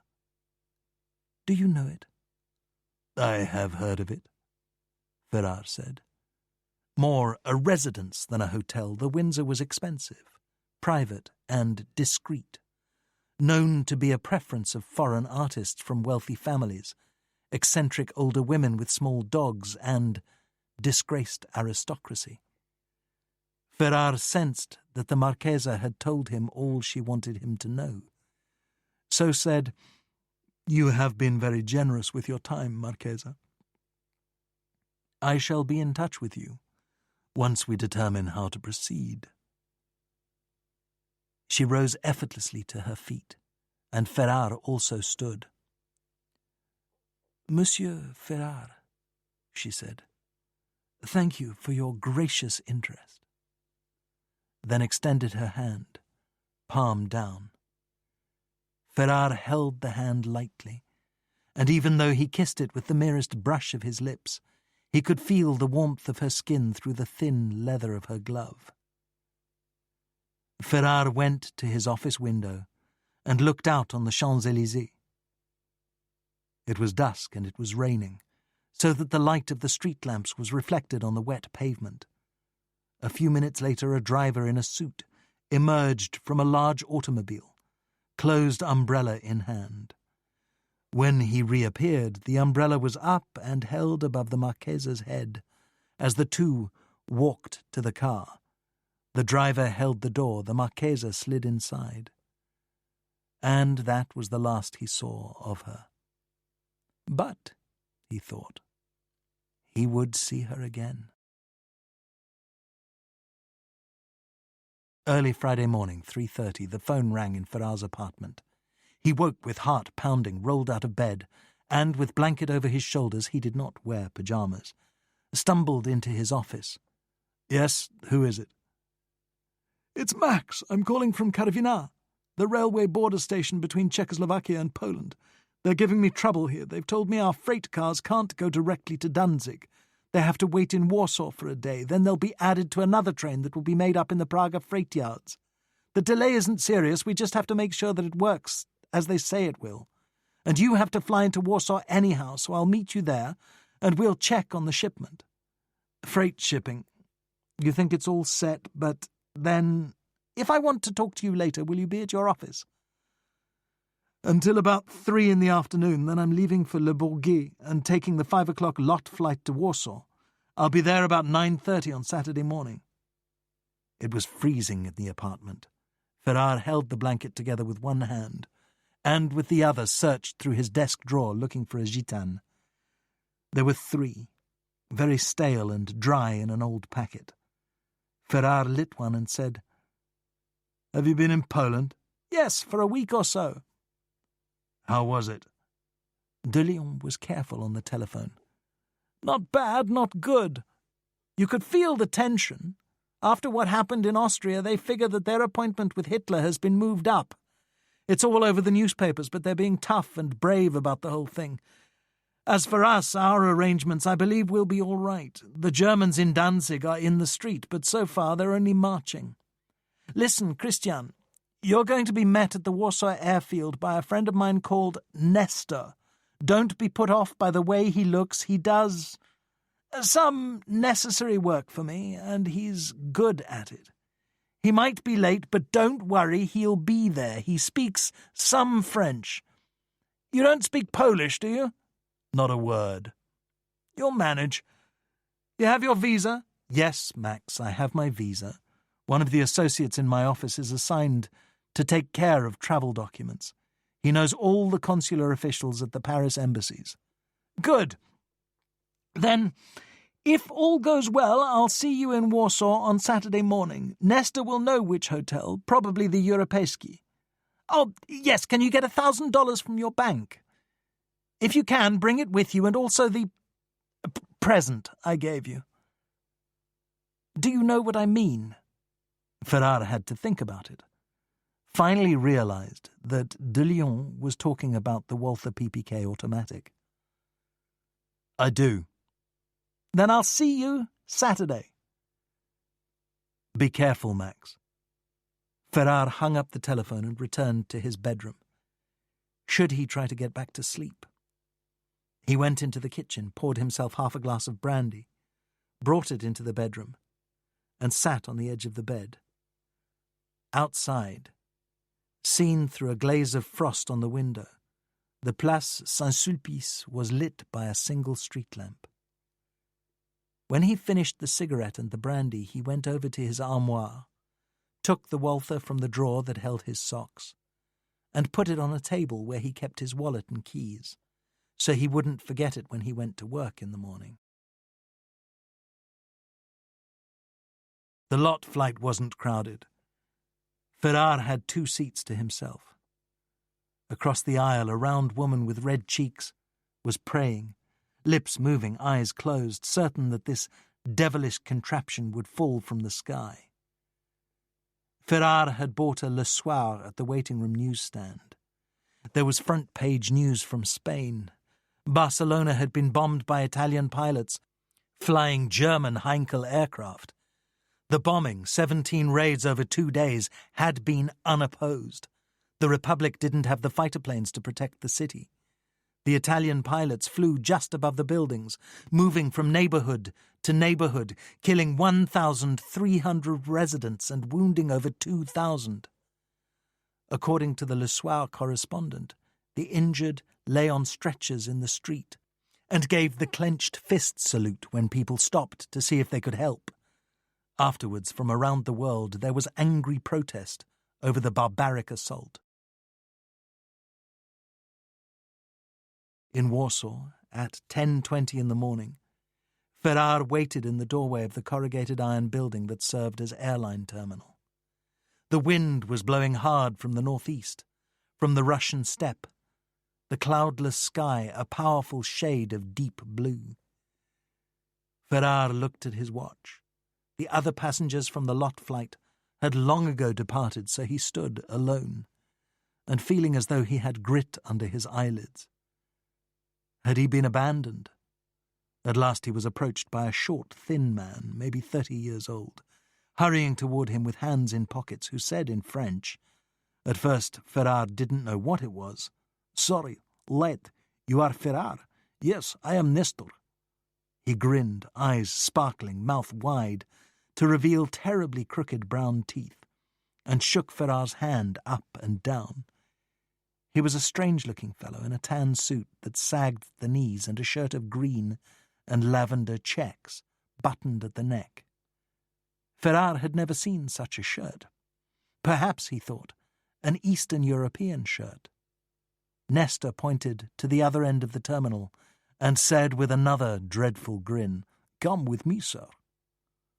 Ferrar walked the length of the building, following Nestor to a heavy Buick automobile, which he knew to be the favoured transportation of those with both money and experience of Polish roads. It wasn't an old car, but had been hard used. The front end was covered with dried mud. The windshield, starred with pebble hits, had a zigzag crack from top to bottom on the passenger side, and bore semicircular streaks of mud above the windshield wiper. Settling himself behind the wheel, Nestor said, "To Europejski! Hang on!" He meant it. The car sped off, big and well-powered, bucking over ridges in the dirt road, throwing up great splashes of brown water as it bounced through potholes. To Nestor, a car was meant to go as fast as it could, and Ferrar wondered, seriously wondered, if this was the end for him. As they sped around a curve, the back end began to slide, but Nestor stepped on the gas, and the Buick straightened out of the skid. Swinging into the next curve, still speeding, they came upon a horse-drawn cart, headed the other way. Ferrar stiffened, prepared for impact. Then Nestor swore and threw the wheel over hard. The tires chewed up clumps of dirt from a field. The driver of the cart made an obscene gesture, and his horse whinnied with fright as the Buick flew past. Eventually they rolled to a stop in front of the Europejski, where the giant uniformed doorman never blinked an eye. He'd seen worse in his time, and held the door as Ferrar emerged, grateful to be in one piece. "I wait," Nestor said. The Europejski lobby was luxurious, all plush furniture and potted palms. At the desk, Ferrar was told that Monsieur de Lyon was in room 412, then was taken up to his own room by a bellboy no more than 13 years old. Ferrare called de Lyon's room. "Hello, Christian," de Lyon said. Then, with a laugh in his voice, "You enjoyed the ride?" "Merde," Ferrare said. "Does he always drive like that?" "Always. He hits only small things and never animals. Nestor is good to animals, especially chickens, although I'm not sure how he does it." "Do we have to go someplace right away?" Ferrare said. "I'm in need of a hot bath." "Help yourself. You have 20 minutes for a bath. Then we're going to look at our shipment." Ferrare had his bath, looked longingly at the bed, then called de Lyon, and they met in the lobby. "Now it's off to the rail yard," de Lyon said. "We've got 6 freight cars, all to ourselves." The rail yards were in Prague, Warsaw's industrial zone across the Vistula from the city. Here the Buick bounced over rough cobbled streets, past miles of factories and workshops, which flavoured the air with the smells of burned metal and coal smoke. At last they came to the rail yards, below street level in a kind of valley enclosed by weedy hillsides, where some 30 or so tracks, steel rails glinting in the sunlight, ran off into the distance, then disappeared into a tunnel. On the street above the tracks, the yard supervisor's office was in an ancient wooden shack. De Lyon knocked on the door. The supervisor answered. He was a weathered old man wearing a cardigan sweater and a railroad uniform cap from another time. De Lyon, speaking native idiomatic Polish, he would later tell Ferrare what had been said, was courteous, and spent a moment being amiable. The yard supervisor peered up at a blackboard and said, "You're looking for the Karviná-Warsaw train, originating in Brno." He squinted at the chalk writing, then said, "It's in. Come with me." They descended to the tracks on a rickety stairway, then walked, their shoes crunching on cinders, beside the rails, as the supervisor searched for the Karviná-Warsaw freight train. At last he found it, a line of old boxcars that rode high above exposed iron wheels. From his briefcase, de Lyon produced the carbon of a waybill, and the three moved along the track as the supervisor checked each car, looking for the corresponding numbers.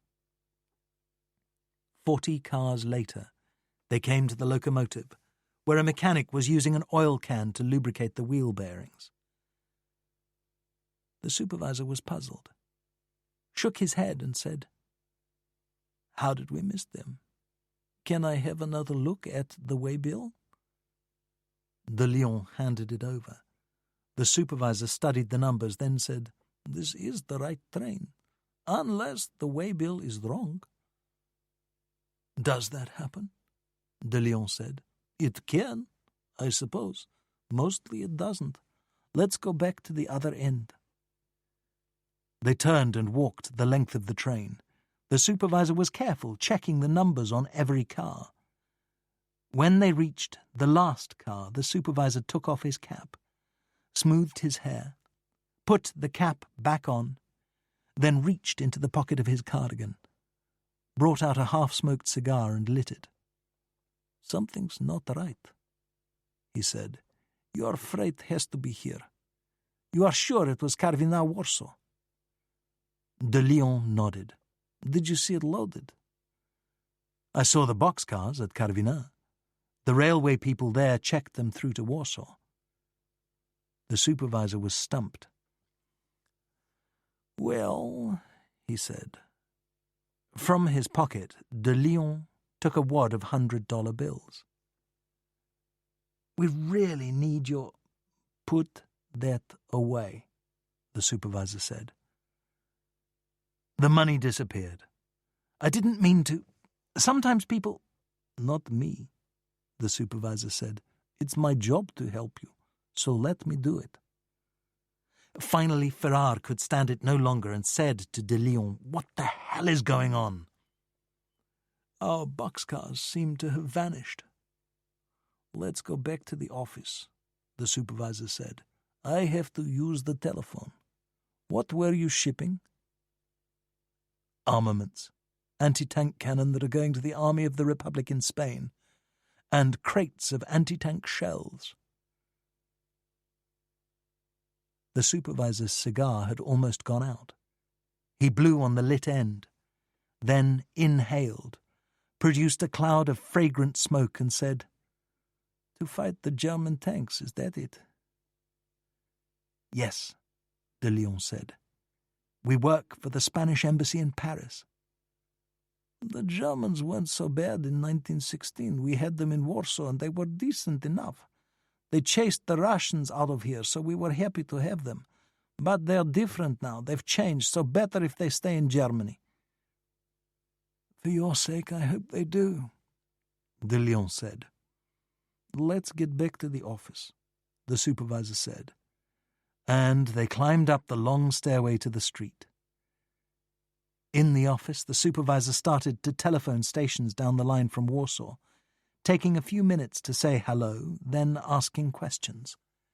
Ferrar stood there, listening to the stream of Polish, his heart sinking each time the supervisor hung up. "Not in Radom," he said to de Leon. "You're shipping through here to the port of Gdansk?" he said, using the Polish name for Danzig. "We are," de Leon said. "The shipment was supposed to leave tonight. We wanted to make sure everything was all right before it left Warsaw." "Well, it's good you did, otherwise you'd be sitting up in Gdansk wondering what happened. Let's try Kielce," he said. Another chat, a few questions. Then the supervisor said, "Not in Kielce." "Could a shipment like this somehow be rerouted?" "It could be, if somebody altered the waybill, but why would anybody do that?" "Our freight is worth a lot of money," de Leon said. "And there are people who don't want these weapons in Spain." "Then it could be anywhere," the supervisor said. "There's miles and miles of railway track between Brno and Gdansk." He paused for a moment, then said, "Did you have trouble in Karvina? Some of the railwaymen down there have their own ideas about politics." De Leon was hesitant. "No, I didn't think so. They told me the shipment had to have a layover in Warsaw. I thought it was just a change of schedule." "Maybe more than that," the supervisor said. He tried Karvina, asked a question, then said, "Is Vladek there?" He waited, hand over the mouthpiece of the telephone, and said to de Leon, "Old friend, down in Karvina. At least he'll tell me the truth."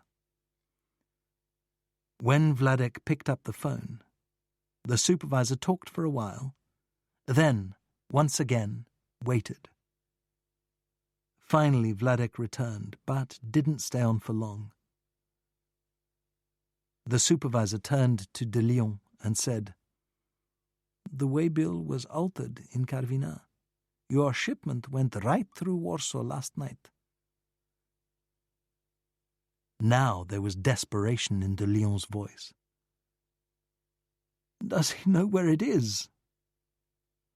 "Bydgoszcz," the supervisor said, dialing the phone. "Let's make sure." He spoke briefly with someone in Bydgoszcz, then hung up and said, "Your boxcars are sitting in the Bydgoszcz rail yard, waiting to be offloaded. I think you better get up there and see about it."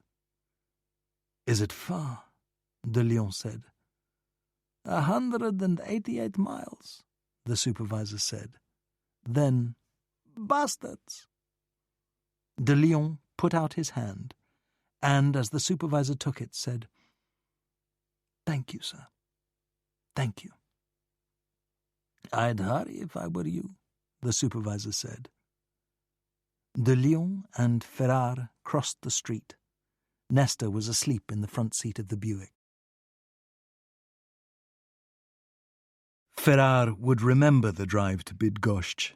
Nestor did his best or his worst, depending on how you saw it. For most of the way into town, the road surface was frozen mud, sometimes thawed. Ferrar was in the back seat, using both hands to brace himself on the smooth leather seat covering. When the car bounced, his head hit the roof of the car, so he clamped his jaws together in order not to crack a tooth. In the car, nobody spoke. Nestor was all concentration, squinting at the road ahead of them, trying to see through the muddy windshield, hands white on the steering wheel. At one point, when he took a curve too fast, they spun in a circle, and the Buick stalled as a farm truck managed to swing round them with a hoarse bleat of its horn. Nestor swore at the truck. Then, after a few tries, the ignition worked and the engine coughed to life. A mile later, the car skidded off the road. Nestor had time for a twist of the wheel, which meant the car hit the tree with the edge of the wheel well, not the radiator. Again, the Buick stalled. The three climbed out and gathered at the side of the car, where they saw that the bottom of the bumper had wedged against the front tire. Now they weren't going anywhere. But they were. De Leon and Ferrar grabbed either side of the bottom of the bumper next to the wheel and, slowly, straining as hard as they could, forced the metal away from the tire. This effort cost them. Ferrar bent over with hands on knees, De Leon leaning on the car, trying to catch his breath. Finally, De Leon said, "We'd better get moving," and they climbed back into the Buick. Nestor revved the engine, engaged the clutch, and away they went. When they saw the cow, Nestor slammed on the brakes and the car stopped, a few feet from the animal, which stared at them. Nestor rolled his window down, stuck his head out, and shouted. The cow didn't move. Why should it? De Leon got out of the car, walked toward the cow, and clapped his hands as hard as he could. This didn't work. So he circled the animal and smacked it on the rump. Puzzled, the cow looked over its shoulder and swished its tail. With the second slap, the cow, taking its own sweet time, put its head down and moved out of the way. By the time they found the Bydgoszcz rail yards, it was after 4. De Leon, holding a handkerchief on his palm, where he'd cut himself freeing the tire, entered the rail yard office. Ferrar followed. A railway clerk was in the process of filling out a form, typing carefully, making sure he got it right. "Excuse me," De Leon said. "Can you—" "Can't you see I'm busy?" the clerk said. "Sorry," De Leon said. "We'll wait." Like the cow, the clerk didn't care to be hurried, and made a show of taking his time. De Leon did not do to him what he'd done to the cow, but he surely thought about it. At last the clerk felt that he'd shown who was boss here, and, turning in his swivel chair, said, "Now, how can I help you?" De Leon explained that there had been an unfortunate error in the waybill prepared in Karviná, and was seeking to have his shipment in 6 boxcars sent up to Danzig. "That's a shame," the clerk said. "People ought to be more careful. But don't worry. No, calm down. We'll take care of it." De Leon visibly relaxed. The clerk reached into a drawer and took out a printed form. "All you have to do is fill this out and mail it to the Central Freight Office in Warsaw. A few days you'll be on your way. There's a nice hotel on Pilsudski Street. I'm sure they'll have a room." De Leon took a deep breath. "Sir," he said, "our shipment is scheduled to be loaded onto a freighter in Gdansk tonight." The clerk shrugged. "I expect you will have to reschedule. Now just fill out that form. You can get an envelope at the post office." Ferrare stepped closer to de Lyon and said in French, "Ask to see the station master." When de Lyon did this, there was, just for the barest instant, a spark of hatred in the clerk's eyes. Then it was gone. He picked up the phone and spoke a few words, then said to de Lyon, "The station master's office is at the central station, but he won't be there long. On Saturday he goes home early." "Thank you," de Lyon said. "Can you direct us to the central station?" "Oh, just ask somebody on the street how to get there. I'm sure you'll find it." They sat in the Buick for a time and talked it over. "What if the shipment were delayed for a week?" Ferrare said. "Would that be—" But he never reached the "so bad." De Lyon cut him off. "But it won't leave in a week," de Lyon said. "It will be unloaded and sold off, and the people who organized this will take the money. We are not facing the annoying difficulties of life. We are under attack. An attack designed to draw us into accepting our loss and pretending that it was simply misfortune." "Who is it?" Ferrare said. "We'll never know. If this is being done professionally, and it is, these bastards will remain in the dark where they live. It could be Franco's operatives, it could be the Germans, it could be the Russians, the Comintern. Spain should be flattered to have so many enemies. But it doesn't matter. Now, what to do with the station master?" Ferrare thought it over. "If he's in on it, the clerk has telephoned him, and he's sitting in his office rubbing his hands waiting to play his part. Still, we have to play our part, which means we must ask him for help." "Should we try to scare him?" "That will lead to jail, Max." De Lyon nodded and said, "Let's go, Nestor." They found the station easily enough. It had been built to be a symbol of the town's progress. 2 stories of grey brick with elaborate stonework over the entry, but an upper corner had been blown off during the fighting in 1914, and the roof had been repaired with heavy planks. Nestor waited in the car. De Lyon and Ferrare found the station-master's office down a hallway from the waiting room. The station-master himself was on the telephone when Ferrare and de Lyon entered. He was a big, handsome, square-jawed fellow with a thick moustache, and very much at ease, feet up on the desk, railway uniform jacket hung over the back of the chair, revealing suspenders and a carefully ironed shirt. Waving them to sit down, he continued his conversation, speaking in Polish. But Ferrare caught a word he recognized, Żyd, which meant Yid. It happened that Ferrare could see de Lyon's face when the word was spoken, but de Lyon barely reacted. A single involuntary blink, that was it. The station-master hung up and, still leaning back in his swivel chair, folded his hands behind his head. "Gentlemen," he said, genial as could be, "how may I help you?"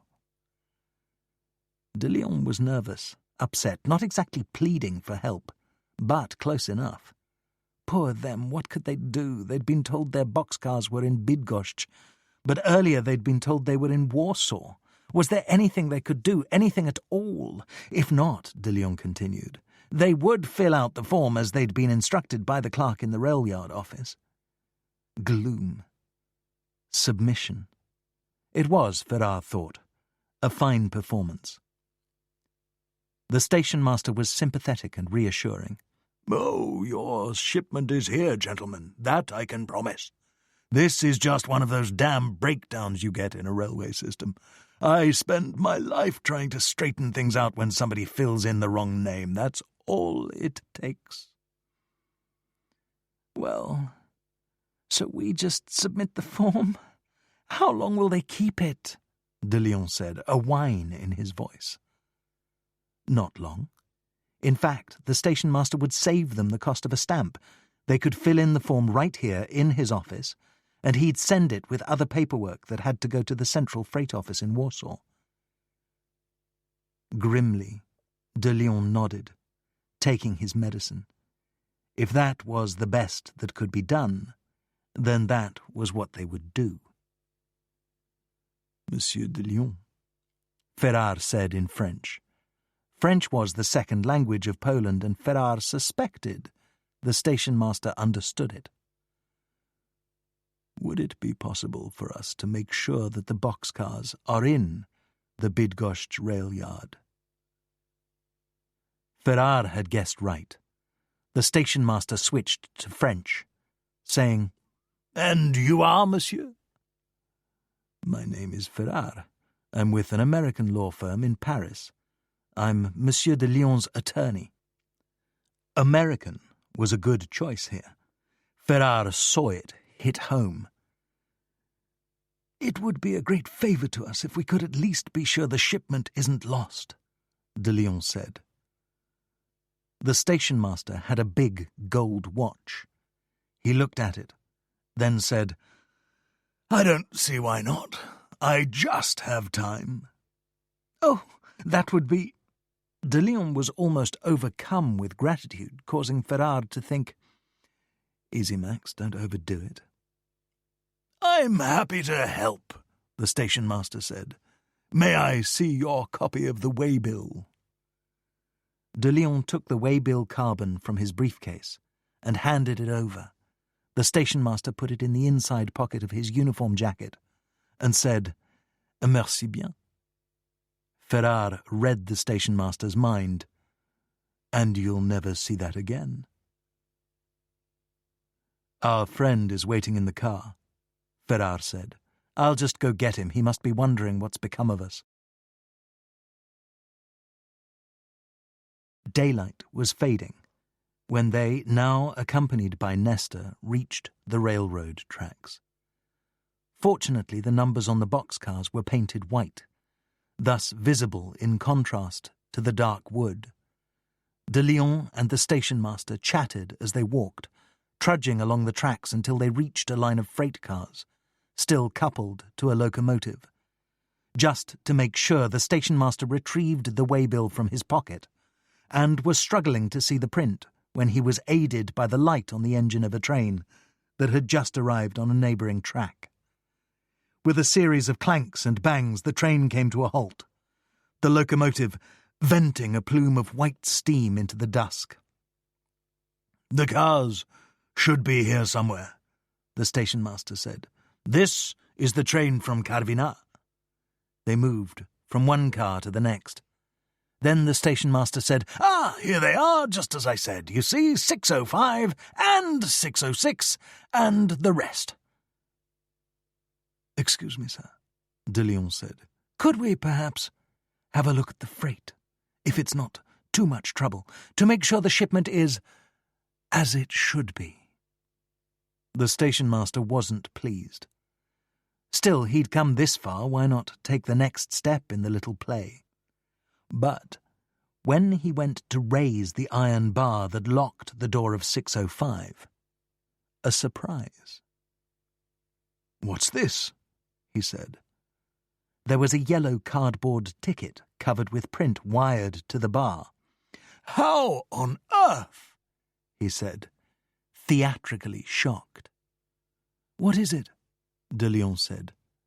"My regrets, gentlemen, but your shipment appears to have been impounded." "Impounded?" "I had no idea, but the Central Freight Office has directed that your shipment be held until an administrative procedure determines its disposition." "How long will that take?" de Leon said. "Who can say? A few weeks, perhaps, unless there's some problem." De Leon, tired of the game, took out one of his brown cigarettes and lit it with his steel lighter. When he snapped the lighter closed, he said, "Monsieur Station Master, it's time we had a real discussion, I think, because this is all horse shit, I think." "What did you say?" "You heard me. Now, these boxcars contain armaments for which we have all the proper documents, so you will kindly tell me how we are going to move them up to Gdansk. Tonight. It can't be done. We have our regulations. They must be observed. Not this evening. Defiance? The station master would not stand for it. His face knotted with anger. His voice raised. He said, "Don't you dare contradict me, Monsieur Cohen or Levy or whatever your name is. I say what goes on here, so don't you try any of your sneaky little tricks on me. We've had more than enough of your kind in Poland." Crack. The speed of the blow was astonishing. De Lyon's hand, as though on a coiled spring, swept backhand across the station-master's face.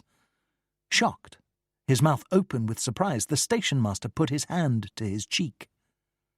"How's that for a little trick?" De Lyon said. "You won't get away with this," the station-master said, rubbing his cheek. "I'll have you in jail." "Maybe, but tonight we're going to Gdansk." Ferrar had been absorbed by the exchange between the station-master and de Lyon. Now he noticed that Nestor had disappeared. He'd been there when the ticket of impound was discovered, but had slipped away. "Here is what we will do," de Lyon said. "It will be your job to drive this train up to Gdansk." The station-master wilted. Arrogance deserted him. Now he was frightened. "No, I can't," he said, pleading. "I don't know how. I worked for years as a conductor, punching tickets." This was credible. De Lyon believed it, and the station-master, sensing that he did, pressed his advantage. "The train will crash," he said. For some seconds they all stood there, de Lyon trying to decide what to do next. But Nestor was ahead of him. He'd foreseen what would happen and had done something about it. They could barely see him as he came along the track, almost hidden by the large man in front of him. What they could see of Nestor was his hand, which, as he marched the man forward, was pressing the snout of a revolver into the soft flesh beneath the man's chin. "I thought we might need him," Nestor explained. "He was driving the train that just arrived." "What about the stoker?" de Lyon said. "I told him to wait." After a moment he added, "Do you want me to tie him up?" "Yes, Nestor. If he hasn't already run away, make sure he doesn't." Nestor headed back down the track. The terrified engineer said, "Please don't kill me. I have a wife and a child." "What's your name?" de Lyon said. "Kowalski." "Tell me, Kowalski, can you drive this train up to Gdansk?" The engineer nodded. "Then," de Lyon said, "that's what you'll do." It took time, but eventually they got underway. Nestor, having tied up the stoker, was sent back to the car and told to drive it up to Gdansk. They would meet at the Bernhof Hotel. "We'll wait for you," de Lyon said. "It's dark. Drive slowly. You're no use to me dead." After a moment he said in a different voice, "Thank you, Nestor." They had removed the impound tags, opened the boxcars, found crates of anti-tank shells with Skoda identification markings, stenciled on the raw wood, and the anti-tank guns themselves smelling strongly of preservative grease. They put the station-master in there as well, telling him he would be released in Gdansk, then barring the door. "Can we let him go in Gdansk?" Ferrar said. "He'll run right to the police." "Hostages are a real nuisance," de Lyon said. "We'll just have to keep him until the last moment." After the freight rolled out of the yard, Ferrar and de Lyon took turns shoveling coal into the locomotive's firebox, and soon enough their hands and faces were powdered with coal dust. When it was de Lyon's turn, Ferrar stood next to the engineer and stared out over the nighttime countryside. Not much to see beneath a quarter moon low on the horizon. Now and then the distant light of a farmhouse, occasionally a local station, dark and deserted. At Hjälmaro there was a crowd of passengers on the platform waiting for a night train headed north to the Baltic coast, idly watching the freight as it clattered past. A few miles later they slowed for a railroad bridge where the sound of the train deepened as it crossed the river. "We're coming up on Terespol station," the engineer said. "There's a switch that has to be thrown, so we move to another track." As the train stopped, a railway man with a lantern came out of the station house and approached the locomotive. "What's this?" he called out to the engineer. "It can't be the 1156. "It's a special," the engineer replied. "Freight going to the port." The railway man walked up the track and, using both hands, moved a lever from one side to the other. Then he raised the lantern twice, and the locomotive was shunted onto the track to Gdansk. 11:25. Gdansk. The bar stood at the foot of a wharf in Gdansk port, where the lights of the quayside buildings were reflected in the still, black water. Inside, in clouds of cigarette smoke, off-duty stevedores were drinking vodka or beer or both until it was time to load another freighter. Ferrar and de Lyon, Nestor was still battling the Polish roads, had cleaned up at the Bahnhof, then found the bar where they were to meet de Lyon's friend, called Bolek, who ran the Polish Longshore Union in the city. They took an empty table, then were joined by two young stevedores, Ziggy and Ivo, blonde, snub-nosed and hard to tell apart. Both wore brimmed caps down over their eyes and had unlit stubs of cigarettes pasted to their lower lips. "Bolek said to tell you he's been held up," Ziggy explained. "He'll be here as soon as he can." He took a sip of his vodka and said, "You got here right on time. Any trouble on the way?" "Some," de Lyon said. "Our boxcars are ready to be unloaded. Do you know when that will be?" Ziggy shrugged. "What ship?" "The Sabina, out of Valencia." "Maybe after midnight. They'll let us know when they need us." Ferrar was drinking beer. He would have preferred a vodka, but in his present state of exhaustion, that might have knocked him out cold. He lit a gitane and offered one to Ivo, sitting next to him. Ivo, who spoke a bit of French, thanked him and said, "So, you're in Max de Lyon's gang?" Ferrar nodded. "I am," he said. "You must be busy with the war going on." "We are," Ferrar said. "Fucking fascists," Ivo said. "The Union gave a big party last week. Proceeds to aid for Spain. We made plenty, believe me." Something across the room caught his attention, and he said, "What's he doing here?" Then tapped Ziggy on the shoulder, and with his eyes pointed out a man having a drink at the bar. "Somebody you know?" Ferrar said. "German crane operator. Germans don't come in here. This is the Polish bar." Gdansk was a German city, 10% Polish. "He's just having a drink," Ferrar said. "For now. You know Bolek?" "I don't. He's Max's friend." "He's the boss of our union, and he'll make sure your shipment gets into the hold. The Germans don't like to load freight that's going to Spain." Ziggy said, "Now, look at this." Two men entered the bar and stood next to the crane operator. "What do they think they're doing?" Ivo shook his head. "Making trouble, maybe."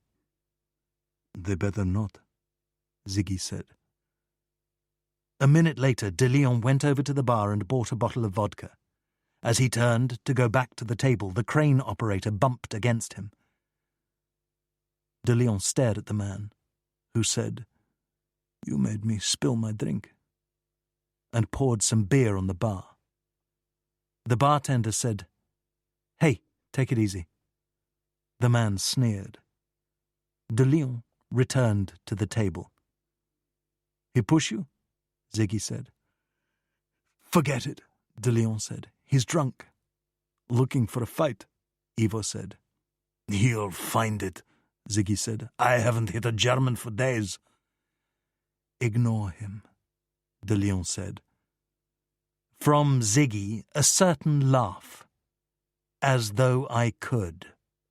2 more men came into the bar. Some of the stevedores stopped talking. Outside, a ship's foghorn cut through the sound of the engines that ran the loading machinery. De Leon unscrewed the cap of the vodka bottle and said, "Who's ready?" Ziggy and Ivo drank off their vodka, and De Leon refilled their glasses. "Christian?" "I'd better stay with beer." De Leon grinned. "It's been a long day." Ziggy stood up and walked to another table, where a man a little older than the other stevedores was talking to his friends. He had a tough face, scars by his eyes, his nose broken maybe more than once. Ziggy stood by his shoulder and said something. The man looked around the room. He didn't like what he saw. De Leon said to Ivo, "Tell Ziggy not to start anything. We're going to need you to load our freight on the ship. We don't want you locked up." Ivo said, "We won't start it, but if they do—" Another man came into the bar. He had a beard that traced his jawline and wore a Loden jacket and a green hat. "Hessler," Ivo said. "Who is Hessler?" De Leon said. "German politician, Nazi party leader." Hessler spoke briefly to the man next to the crane operator, then left the bar. "I guess he's not staying for the fun," Ziggy said. From the bar, "Hey, what the hell?" The front of the man's shirt was wet. "Watch what you're doing." "You watch," the crane operator said. The man swung and connected. The crane operator hit him back. The bartender vaulted over the bar, the bottom half of a pool cue in his hand. A table went over with a crash of broken glass. Somebody swore. Another fight started, this time close to De Leon and Ferrar. Ziggy came on the run and said to Ivo, "Tomasz says to get them out of here." Then he grabbed Ferrar by the shoulder, hauled him to his feet, and started to shove him toward the door, as Ivo did the same thing with De Leon. But 2 big men came running through the door, and a group of stevedores went for them, hitting hard. Ferrar could hear the meaty thuds of body punches amid snarled curses. One of the Germans had blood running from his nose. Another one swung at De Leon, who blocked his hand with his forearm. Then Ziggy grabbed him by the head. The 2 struggled for a few seconds. Then another man broke a vodka bottle over the German's head, and he said, "Ach!" and went to one knee. He started to rise, and Ziggy kicked him in the stomach. He folded in half, and something fell from his hand. Ferrar saw that it was a knife and tried to reach for it, but there was somebody in his way, so he kicked it across the floor. Then Ferrar and De Leon were pushed out into the street. It was after 2 in the morning when De Leon and Ferrar stood with Bolek and watched crates of anti-tank shells in cargo nets being lowered into the hold of the Sabina. Toward the bow of the ship, the stevedores were using a winch to roll the anti-tank cannon up a gangplank. Ferrar should have felt satisfaction, but he was too tired to feel much of anything. The first wisps of a nighttime fog drifted through the glare of the dock's floodlights. "What happened in the bar?" Bolek said. He was a balding man with a paunch and an educated voice. "A fight," De Leon said. "It was certainly a fight," Ferrar said. "A fist fight, a bar fight, but one of them had a knife and went after Max. So maybe the whole thing was staged to get rid of my friend here." "In Gdansk? Here it's usually in the back, down an alley," Bolek said. "Your stevedores saved us," De Leon said. "Ivo's at the hospital getting sewed up." "They're tough kids," Bolek said. "I had a feeling you might be better off with a little protection. You never know, right? And any day now this city is going to explode and we'll be fighting them with guns. Hitler has started screaming, 'Danzig, Danzig,' and his propaganda machine has been turned on. You see it in the British press. 'To die for Danzig?' As in, who would be so stupid as to go to war over some Polish city nobody ever heard of? And it's working.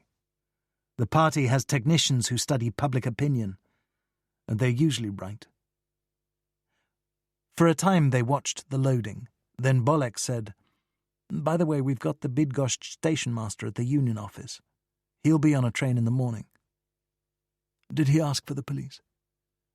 "Not that I know of. He had a bad experience, and now he just wants to go home." "How long until our shipment is loaded?" de Leon said. 6 boxcars, maybe another half hour." Bolek looked at his watch. "The Sabina sails at 5:30. "Are you going to stay here until then?" "I might," de Leon said. "I'd at least like to see the loading done. Then we have to go back to the hotel and make sure Nestor got there. He drove up from Bydgoszcz last night." "At night?" Bolek laughed. "Good old crazy Nestor." "There when you need him," de Leon said. Bolek looked at his watch again and said, "I have to be somewhere, so—" He shook hands with Ferrar, then with de Leon. "Coming back any time soon, Max?" "Maybe not for a while." "Then I'll say goodbye, because if this war starts, you won't see me again. Likely never again." He shrugged and said, "But we did some good work together. And that's what matters." They shook hands once more. Then Bolek turned and walked away down the dock. The Sabina left the dock at 6:30, working through a heavy sea and light fog. Her original destination was the port of Valencia, which meant sailing through the Straits of Gibraltar and into the Mediterranean. And that would have been the end of her.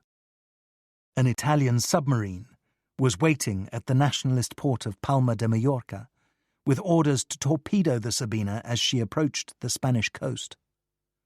But now, because the French had opened the border, she would make for the port of Bordeaux, 938 nautical miles from Gdansk, where the shipment would come under the control of the Army of the Republic, then be sent south by rail.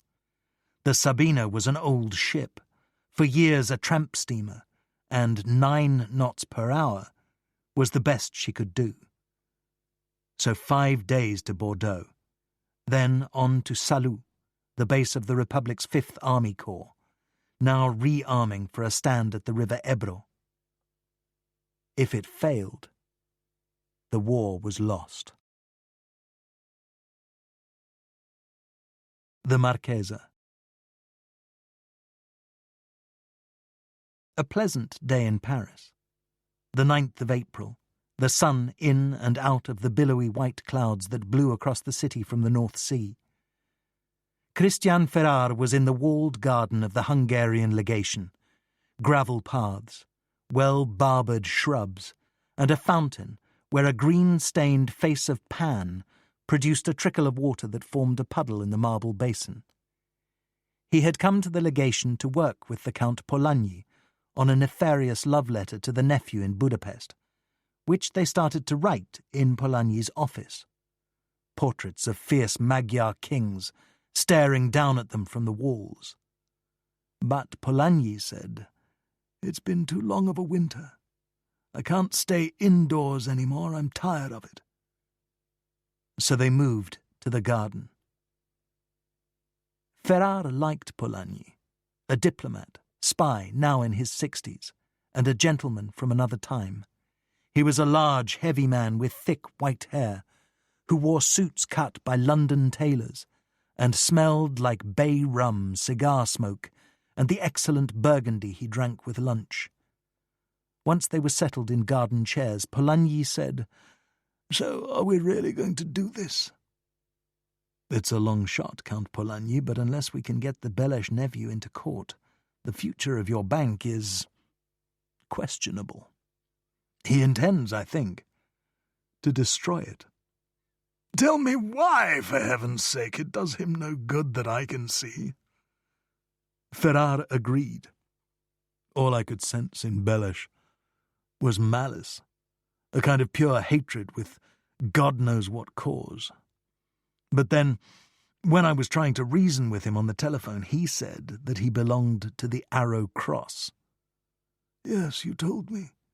We, too, in Hungary have our Nazi party. In fact, last week my steward only just got away from them.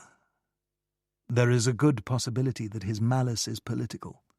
Fascism is a revolutionary force. It wants to destroy the established order and take its place, take its money, its businesses, everything it has, because to these people the governing class in Europe is hesitant, ineffective, effete.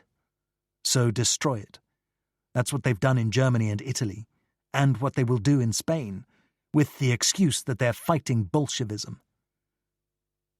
The Count looked grim. With the insights of a diplomat and a spy, he believed Ferrar was right. Very well, then, he said. Let's write the damned letter. Ferrar stared at the pad of lined paper on his lap, tapped it speculatively with the eraser of his pencil, and said, "We'll need an address so that he can write back to her. Should we use poste restante?" It meant general delivery. Like a spy novel from the 20s. Polanyi was amused. No, he'll surely smell a rat. Well, not American Express. Hardly. She's no tourist. Actually, this comes up in my work from time to time, and I use a little hotel on the Rue Chemin Vert, not far from Place Bastille. Hotel Victoria, it's called. We give the manager the names we're looking for, and he brings the letters over here. Then it should be on hotel stationery. I wonder if they have such a thing. But a nice touch. I'll have some made up. Cheap paper, poorly printed. I know, Monsieur Ferrar, Polanyi said gently. So, from Celestine, her married name? Perhaps Duval, something common, not foreign. Then to start out, my dear Fabi. Dearest. Ferrar nodded and made the change. I wonder if she had a pet name for him. Maybe, you never know, with love affairs, shall we say, I hope you will remember me and the times we had together. No, perhaps you will remember me. I hope you do. And sweet times, meaning times in bed. Intimate times. Rather elevated for her. I have it. We say, our nights together. Ah, our nights together. And she often thinks of him now and wishes, dreams that they could once again have such pleasure. Ferrar wrote that down, then inspiration struck, and he looked up from the paper and said, "Perfume." Yes, of course. Good idea. A perfumed letter. Nice perfume, not cheap, and plenty of it. Cheap perfume can be seductive. The Count laughed. A deep bass rumble. What a pair of scoundrels we are. You're right, she hasn't any money, so it's what she uses now. Cheap perfume, filthy nights of love-making, all modesty abandoned. White ginger, something like that. He'll like it, my nephew will. A poor girl at his mercy. Ferrar was impressed. The Count remembered the name of a perfume. He smiled and said, I suspect you've been down this road before. Polanyi nodded. Haven't we all? Those of us who love women and how they go about things, yes. White ginger, the Count mused. I wish she'd write to me. Then he sighed and looked at his watch. There is something I must do. I'll be back in a minute. Ferrar was content to wait in the garden. For the Marchesa. What perfume? He tried to recall if she'd worn scent, and rather doubted she had. He'd been close to her, kissed her hand as they parted. Wouldn't she have worn it on her wrist? On her pulse? Of course, in the excitement of the moment. The wistful thought was suddenly interrupted by 3 Vizsla dogs who came bounding through the French doors into the garden, quivering with outdoor freedom. The 2 males seeking the right shrub to water while the bitch squatted on the gravel. "Yes, here they are. The dogs my nephew meant to sell," Polanyi said. "How did they get here?" "Nephew Fabi organized a kind of raid on my castle in Hungary. The steward grabbed the dogs and escaped through an old tunnel. Eventually he got them to Paris, where they'll be safe." Polanyi watched as the males marked the shrubs and said, "The legation gardener is not happy about this, but I'll be damned if I'll take them out to the street and stand there while they do their business." One of the males, done with business, galloped up to Ferrar and, wanting to play, smacked his forepaws on the ground. The Vizsla was a hairless breed, all muscle and sinew in visible motion beneath a reddish-brown coat. But the irresistible features of the Vizsla were its soft, floppy ears, velvet to the touch. Ferrar couldn't resist, playing with the dog's ears, rumpling them gently and saying, "What a handsome fellow you are! Yes, you are!" in a talking to a dog voice. The dog sprinted away, leapt easily into the fountain, and began to lap up the puddled water. The other 2 followed. The bitch, who was quicker than her brothers, stood on her hind legs and licked at the water coming from Pan's mouth. Polanyi took a grey tennis ball from his pocket and tossed it to one side of the fountain. The Vizslas were immediately in hot pursuit. One of the males skidded on the gravel but snatched up the ball in his mouth, then brought it back to Polanyi and waited for the next throw. "Did you see, Ferrar? The finest breed there is. A pointer retriever finds the game, waits for you to shoot it, then brings it to you with a soft mouth. A great hunter's dog." He flipped the ball to Ferrar, who threw it high in the air. All 3 jumped, ears flying.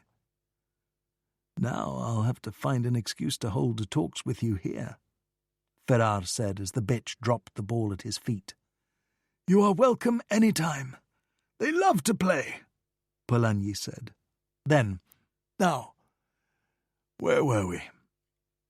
"We have most of it. She has to explain that her marriage wasn't so good, implying that her husband was never the lover that Fabi was, and now he has died, leaving her in a cheap hotel and dreaming of lost love." "How do we close?" "Please write to me, dearest. At least I will know I am not forgotten." This will take an exchange of letters, and he has to be the one who writes, "Guess what, I'm coming to Paris on business. Would you care to have a cocktail?" "True, and she signs—" "Your Celestine? Best to keep it simple." "Then let's do that," Polanyi said. The Vizsla got Ferrar's attention with a little whine, and he reached for the tennis ball. The following day he found Ferrar working on a letter of his own, a letter to the Marchesa. He wasn't really supposed to do such a thing, court one of the firm's clients, but Couder left such matters to its attorney's discretion. The general rule, not said aloud, was that serious affection, so long as it was kept separate from legal business, might be pursued, but making passes at female clients was frowned on. Ferrar would use his personal stationery, with the Place Saint-Sulpice address, and write briefly, "Dear Marchesa Maria Cristina." He hoped she was well and likely looking forward to the spring season. Would she care to join him next Wednesday at 5 o'clock for hot chocolate at Angelina's? He looked forward to hearing from her, then closed respectfully with one of the French formulas. He licked the envelope and sealed it, then went off to the Bureau de Poste. Angelina's, beneath the arcades on the Rue de Rivoli, was a Paris institution. in business as an elegant tea-room since the turn of the century, and famous for its Mont Blanc pastry and hot chocolate. Here Ferrare preferred the French version, the warm, soothing sounds of chocolat chaud. As for the Mont Blanc, noodle-straped strands of cream of chestnut over whipped cream, watching the Marchesa go to work on it was, for Ferrare, beyond appetizing. She scooped up a tiny spoonful and closed her lips on the spoon, resulting in the daintiest smear of crème de marron on her upper lip, a sight which she allowed him to enjoy for an instant before raising her napkin. "And do you travel for your work, Monsieur Ferrare?" "At times I do, to meet with clients." "And have you travelled lately?" "Last week I was in Poland, in Warsaw and Danzig, or Gdansk, if you prefer the Polish version." "A troubled place. One reads in the newspapers." With delicate fingers, she raised her cup of chocolate and took a sip. She was dressed for afternoon tea in a pale lilac blouse, with a strand of pearls at her throat, and a suit-coloured dove grey, which, he suspected, came from one of the better fashion houses. She wore her hair back, twisted into a chignon, and in the low light of Angelina's it glowed like metal. She had been wearing fitted suede gloves when she entered the tea-room. These now rested in her lap. "Have you been in Poland, Marchesa?" "I was there years ago, at the Krynika Spa in the Tatra Mountains, where the Marquess went for treatment." "They are uneasy now, the Poles. They fear the ambitions of their neighbours." "And so they should. Do you not agree, Monsieur Ferrare?" "I'm afraid so, Marchesa." "I do try to keep up with European matters," she said. "I was raised in France at an old house on the edge of Angers.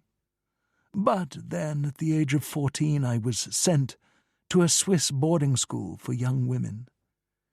There were girls from England and Italy and Spain, and I came to realize that the world was a much bigger and more varied place than I had imagined." "And did you learn to like it there?"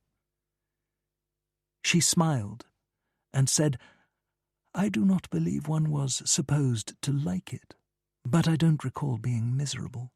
Oh, perhaps now and again, in the way of young girls. The school was run by a religious order, and the sisters could be severe." She paused, remembering, and said, "We had to work very hard and write with perfect penmanship. If not, we could expect punishment. I mean, of the physical sort." Again she smiled. A smile just shy of naughty, which implied she had a good idea of what his imagination might make of that. "Would you care to describe it?" Ferrare thought. "Oh, if only I were so daring." He settled instead on, "Still, a good education is crucial these days, do you agree?" "Certainly. And some of my schoolmates were good companions. I still have 2 or 3 friendships from those days." Ferrare had a sip of his chocolate, first dipping up a spoon of Angelina's exquisite whipped cream from the little pot that accompanied the cup and saucer. The Marchesa said, "And are you still in touch with friends from Spain, Monsieur Ferrare?" "I am not," he said, "and I expect that the boys and girls I knew in Barcelona are scattered far and wide by the war, and I fear that some of them are no longer alive." "What terrible things war does to us," she said, with sorrow in her voice. He nodded. Wanting to move away from this subject, he said, "One has to escape it however one can. For example, having hot chocolate at Angelina's. Then he said, "With a friend." She nodded her head to one side, eyes briefly closed. Thus she accepted his compliment. "You don't sound as though you have much desire to return there." "That's true, sad to say." "And is that because your sympathies lie with the Republic?" "Yes," Ferrar said. "I would imagine," she said, "that you have been tempted to act on those sympathies." "Of course I have. Most of the Spanish émigrés here do what they can in the way of donations, meetings, whatever support is possible. But you don't have to do much. If General Franco wins, and it is beginning to look like he will, it would be unwise for me to go back to Spain. And then I've become a lover of this city, and will stay here if I can." "Oh, I'm sure you can, Monsieur Ferrar. One would hate to lose you." At this she looked very directly into his eyes. They went on for a while longer, leaving the border of intimacy and settling on the pleasures of the city for their conversation. When he sensed that she was ready to leave, he asked if he might accompany her to her car, and after she had worked her hands into her gloves, they left the tea-room. Outside, the day had turned cloudy and chilly at the end of the afternoon. He said he hoped they could meet again. She said she would look forward to it, and offered him her hand, palm down. When Ferrar reached the office the following day, Jeanette said, "Mr. Barabé asks if you'll please stop by his office." He waited an instant, wondering if she might let him know more, but she returned to her work. Barabé was affable enough to begin with. Still, Ferrar felt something was troubling him. At last Barabé said, "Of all the strange questions I've ever had to ask anybody, this may well be the strangest." From Ferrar, a non-committal, "Oh?" "Christian, is it somehow possible that you stole a Polish train?" Ferrar took a moment, then said, "Perhaps borrowed is a better word. The train is still there. But we were having difficulties with the Polish Railway Authority, an attempt to block our shipment, and my associate, a fellow who does not easily accept failure, found an engineer who would drive the train up to Danzig." Barabé was tight-lipped, then shook his head in a way that meant, "What times we live in." "The reason I ask is that I'm in touch with an official at the Sûreté Nationale, the French security service, and received from him an unofficial telephone call. Someone in the Polish government called him and said they were contemplating legal action against you. The French security official said he would see to it informally, and the Pole said in that case they would not proceed. So now I've spoken to you about it. But, Christian, please try not to draw fire. And if you're contemplating another visit to Poland, you might put that off for a time." "Thank you, George. And I promise no more stealing Polish trains." "The truth is, we're being drawn into European conflict more every day. The French have sent an arms purchasing commission to New York, and they have retained Couder to advise them. What's happened is that they are attempting to purchase 5,000 warplanes and have fallen afoul of the Embargo Act. Now, we may be able to help. France may well need those warplanes, but I'm told they don't exist. They will have to be built, and it will take a while to build them. This is a new industry. Most of the men who own aircraft manufacturing companies built their first aircraft with their own hands. This isn't such good news about the French. No, it isn't. We're safe enough here for the moment, but that may change in a hurry. The French are scared. Barraby's secretary knocked at his door, then opened it and said, "Mr. Barraby, Mr. and Mrs. Blaustein are here for their 10 o'clock meeting." "We'll talk later," Ferrar said, and left the office.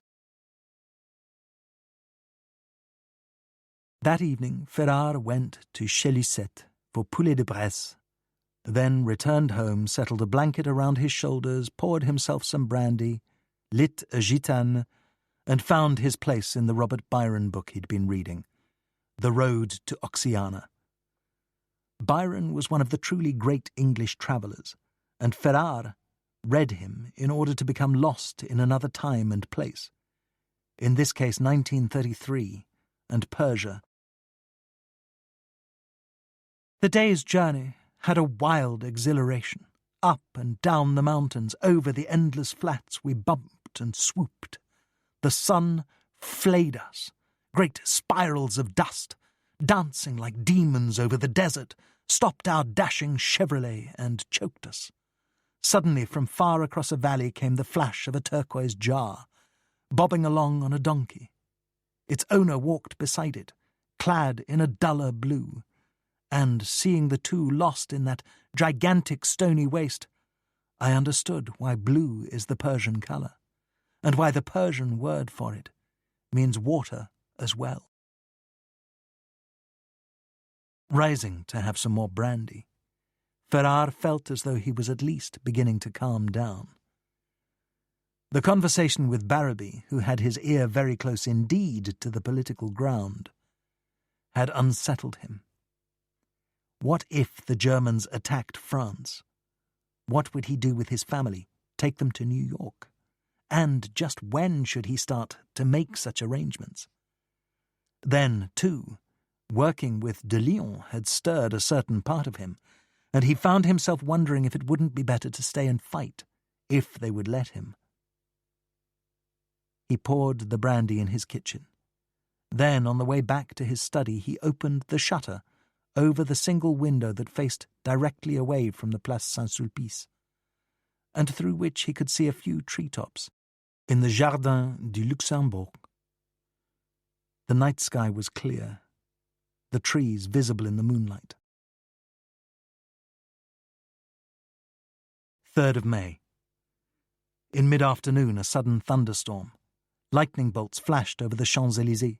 Rain poured down, and Ferrar watched through his window as people ran to shelter in doorways, covering their heads with newspapers. As he forced himself back to work, his telephone rang. The call was from a young woman who worked for the diplomat Molina, the second secretary at the Spanish embassy, and the man who had recruited Ferrar to work at the Oficina Technica. Could he, she asked, come to a meeting that evening? Ferrar agreed. The young woman said he would be telephoned later in the day and given the time and place for the meeting. "Is it not at the embassy?" Ferrar said. "We will call you later," she said, and hung up. By 5:30, Ferrar was beginning to wonder what was going on. Then, just before 6, the young woman telephoned and said the meeting would be at 6:15, and gave him an address on the Rue de Berry. Strange, he thought. The Rue de Berry was not far from the embassy, but hardly the place for an official meeting. It was a thoroughly commercial street, always busy, home to press agencies, small shops, and a few cafes. Ferrar left the office, then put up his umbrella as he crossed the boulevard. On the other side he noticed 2 men sitting in a car, their eyes following him. What was this? Probably nothing.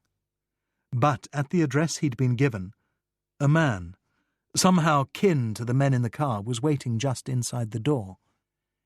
He asked Ferrar who he was, politely enough, then directed him to another building just up the street, where in the lobby yet one more man who happened to be there said, "Can you tell me your name?" Ferrar told him, then was given the number of an apartment on the 4th floor. He was ushered into the apartment by 2 men, bigger and tougher than their colleagues, who stared at him a moment longer than necessary, then stepped aside. "Ah, it's you," Molina said, rising from a sofa. The parlour had the feel of a living room at the end of a long social evening. Full ashtrays, empty wine glasses and coffee cups, stale air. Even Molina, as always in pince-nez and Van Dyke beard, appeared slightly rumpled. This was not, Ferrar thought, the first meeting held in the apartment that day. "Senor Ferrar," Molina said, some drama in his voice, "allow me to introduce General Juan Cabral." A young man, surely not yet 30 years old, rose from the couch. He was tall and fair-haired, wore eyeglasses with steel frames, had his jacket off, tie loosened and shirt sleeves rolled up. "Pleased to meet you," Cabral said, and took Ferrar's hand in a powerful grip. His presence was that of a man well known and well respected, and he was, Ferrar knew, all of that and more. General Cabral was one of a small group of young communists who had joined the Army of the Republic, fought well, been promoted through the ranks, led brilliantly, and become senior officers. Formerly an electrician at the Gijon shipyards, he had risen to be the military hope of the Spanish Republic. If their troops were to be led to victory, it was Cabral who would lead them. "Julio," Cabral said to one of the men guarding the door, "please get a glass of wine for Senor Ferrar." Turning to Ferrar, he said, "Unless you would prefer coffee." Ferrar, sitting in a wing chair, said, "A glass of wine, please." "I thought so," Cabral said. "It is an honor to meet you, General Cabral," Ferrar said. "My honor, Senor Ferrar. We are grateful to you and the Oficina Technica. The Skoda cannon have reached our base in Salou, thanks to your determination." There was a knock at the door, everyone in the room tensed. Then the door opened, to admit Max de Lyon. Again Molina rose, and, as he began his introduction, de Lyon glanced over his left shoulder, then his right, spoofing the man unnerved by excessive security. Molina was amused. "You're a comedian, Max, but you understand precaution. General Cabral has come secretly to Paris. He is in danger here, so we shall keep his visit a secret." De Lyon took an armchair and lit one of his brown cigarettes. Molina said, "We've been at this all of yesterday and today, talking to a number of our arms buyers, some of whom had to travel a considerable distance." "People we need more than ever," Cabral said, "because we are going to make our most important effort of the war. For this we are forming a new army, to be known as the Army of the Ebro. This, too, should remain secret, of course, although anybody with a map and some knowledge of the terrain will have a good idea of where this campaign will take place." Molina said, "Of course we will be fighting, like any army, to gain territory. But I should remind you that we are, this time, fighting to prove to the world, and particularly to the politicians of Europe, that the Republic is still a powerful force that is nowhere near surrender." "We will do our best," de Lyon said. "Of course you will," Cabral said. "We expect that. But the reason you are here is that we will now concentrate our efforts in one area, and I thought it would be a good idea if you heard it from me personally. Now, if I were a fancy journalist, I might call it the future of warfare. Our soldiers are digging trenches as I speak. Our navy is fighting the submarines. But what we've learned in this war, and spilled blood to learn it, is that the outcome of any battle now and in the future will be determined in the sky." He paused, then said, "I didn't mean to make a speech, but in a political life I've made a lot of them. It becomes a habit." "It's true," de Leon said. "We've watched it happen. The troops advance, then the Messerschmitts show up and destroy them." He inhaled on his cigarette, sat forward in his chair and said, "So then, General, what do you need, and how much time do we have?" "As for time, that depends on when we begin the campaign," Cabral said.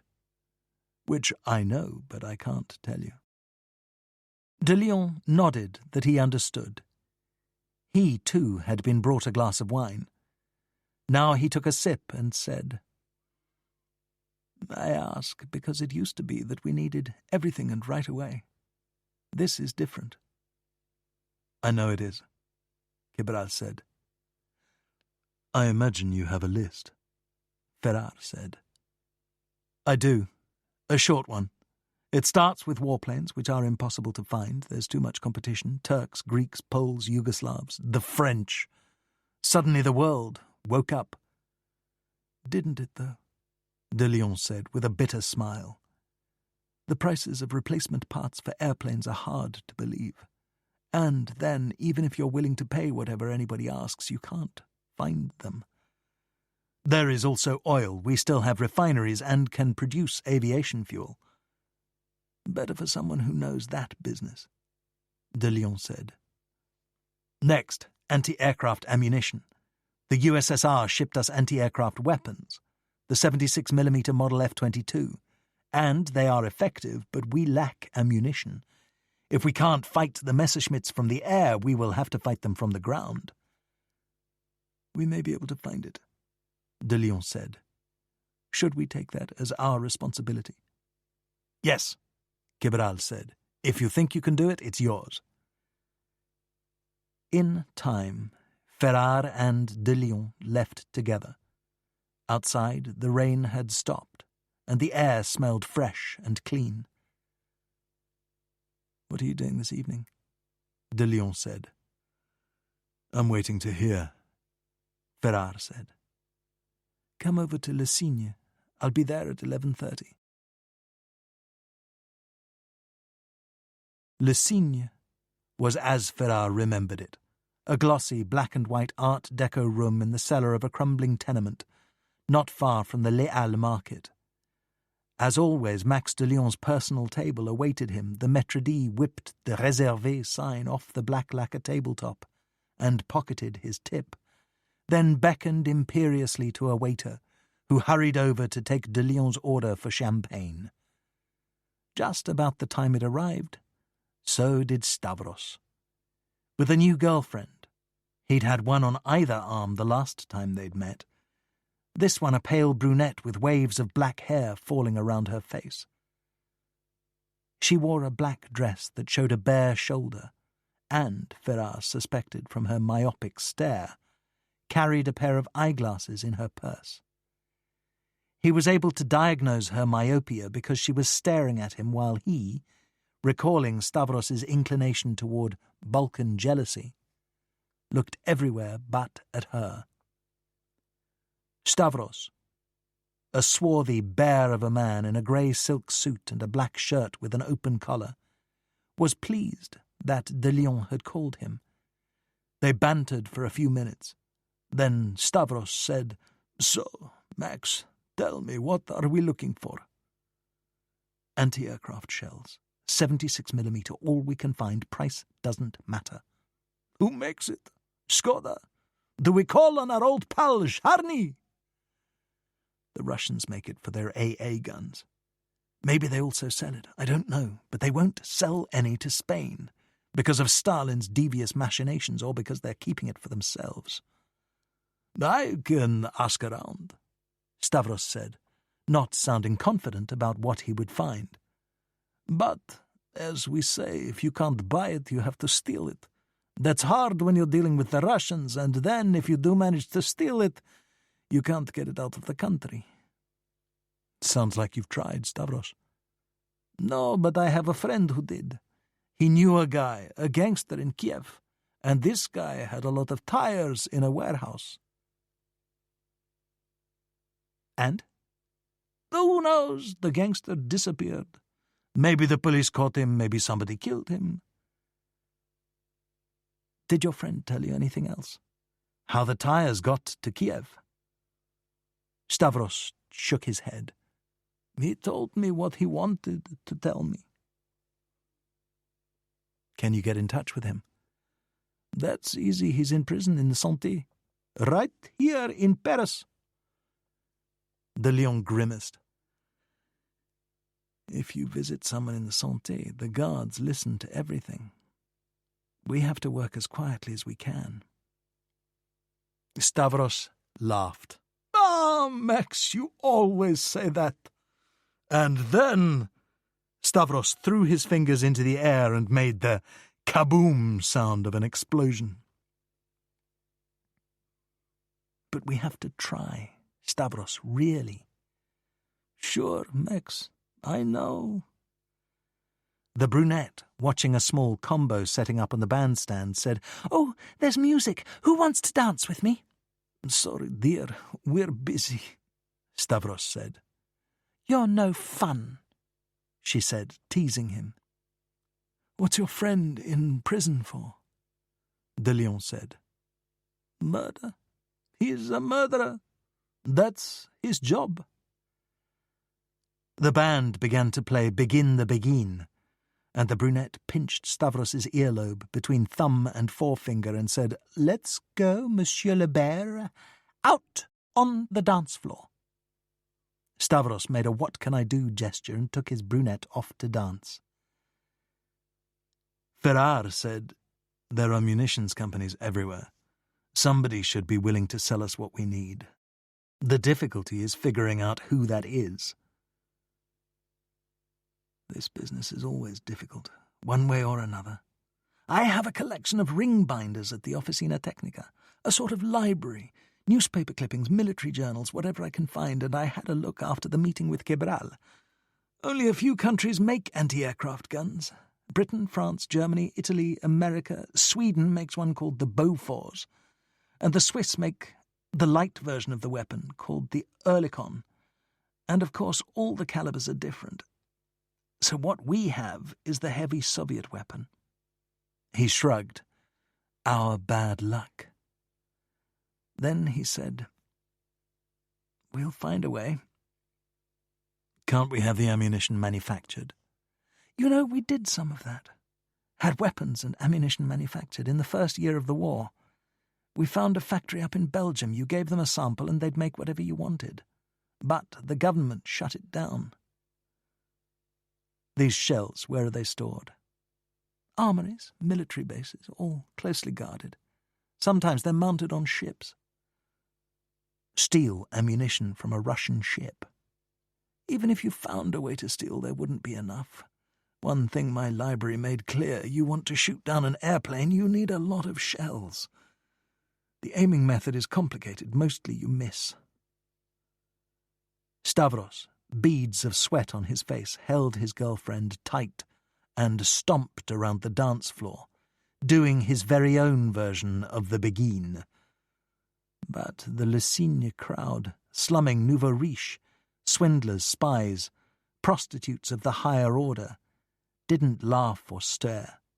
Not at Stavros, they didn't. The scene struck Ferrar as a kind of undersea world. Beneath a placid sea, exotic creatures mated and fed on each other. And as you sank deeper, the world turned darker and the creatures grew strange indeed. Stavros returned from the dance floor, brunette in tow. Dancing was hard work. The nightclub was warm, so the smell of his cologne was stronger than usual. He drank off his champagne, and De Leon refilled his glass.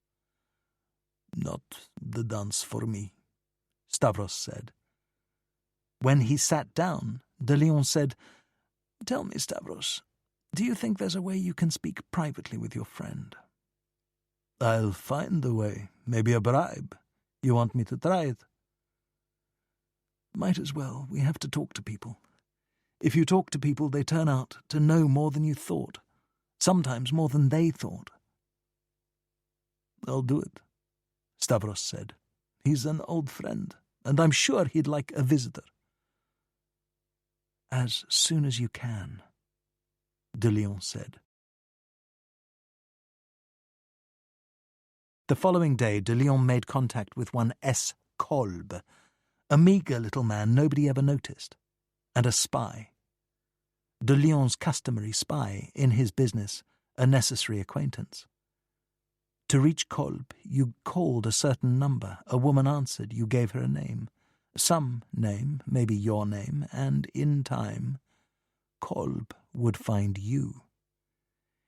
He did travel for his work. You never knew where he was, but he always knew where you were. In this case, Kolb was apparently in Paris, because he turned up at the cafe where de Lyon went for lunch. De Lyon was eating veal stew, took a bite, went to take another, and S. Kolb was sitting at the table. De Lyon said the spring weather was fine, and how did one go about buying Soviet anti-aircraft ammunition? Kolb looked at the handwritten menu, summoned a waiter, and ordered the veal stew. Might as well have lunch, right? He said. You're my guest, de Lyon said. Have a glass of wine. What a question you ask, Kolb said.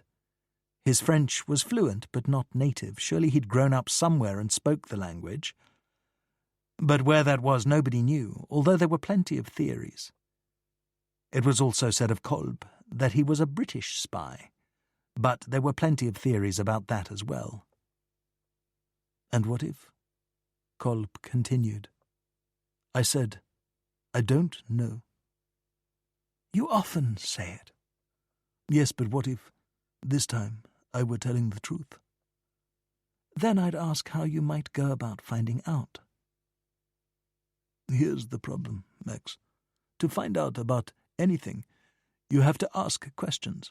And with what you need, you would be asking questions about Soviet military matters, which are secret like everything else in the USSR. And when the Russians discover that somebody is asking such questions, they will want to know what is going on. They are extremely ticklish in this area, and they don't like to be tickled. Versteh, Max? Which meant you understand in Yiddish. Not that Kolb was Jewish. He wasn't, but he knew a few phrases and used them for emphasis. I do. Now I appreciate your asking me. I like to be asked questions, just as I appreciate hearing about any tidbit you happen to turn up in your work. So my first answer has to be, don't go poking your nose into Soviet secrets, because it will produce the NKVD on your doorstep. No, I tell a lie. He laughed. It will produce the GRU, the military service, which is just as mean but twice as smart. Then what? Give it up? Stay safe? You? I've done it before. Really? Often? No, not often. All right, Max, you're a friend as far as it goes, so I'll let you talk to a certain man, a man who knows everything? No such man exists. But this one has now and then surprised me. I say now and then because I don't often use him, only once in a while, since I don't know much about him, and that makes me ticklish. Also, he is the oddest human being I've ever encountered, which is saying a lot, believe me. And his name? I've named him Professor Z, as I have no idea of his real name. It's not what he calls himself. He reminds me of a professor, though. A professor from a foreign land who is no longer a professor. He knows things, all sorts of things, and he hates the fascists. But you must be careful. Why is that? Better these days when someone knows what you're doing that they don't know who you are. Very well, I'm warned.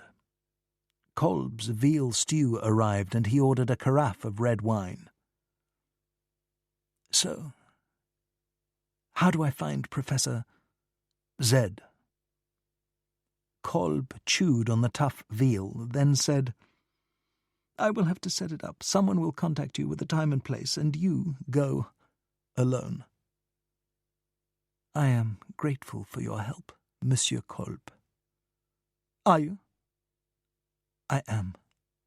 Well then, where have you been lately? Any place interesting? The meeting with Professor Z was scheduled for noon on the 9th of May, on the square Récamier, which was perhaps the most private park in Paris. Private, de Lyon soon learned, because it was hard to find. He walked past the entry off the Rue de Sèvres twice.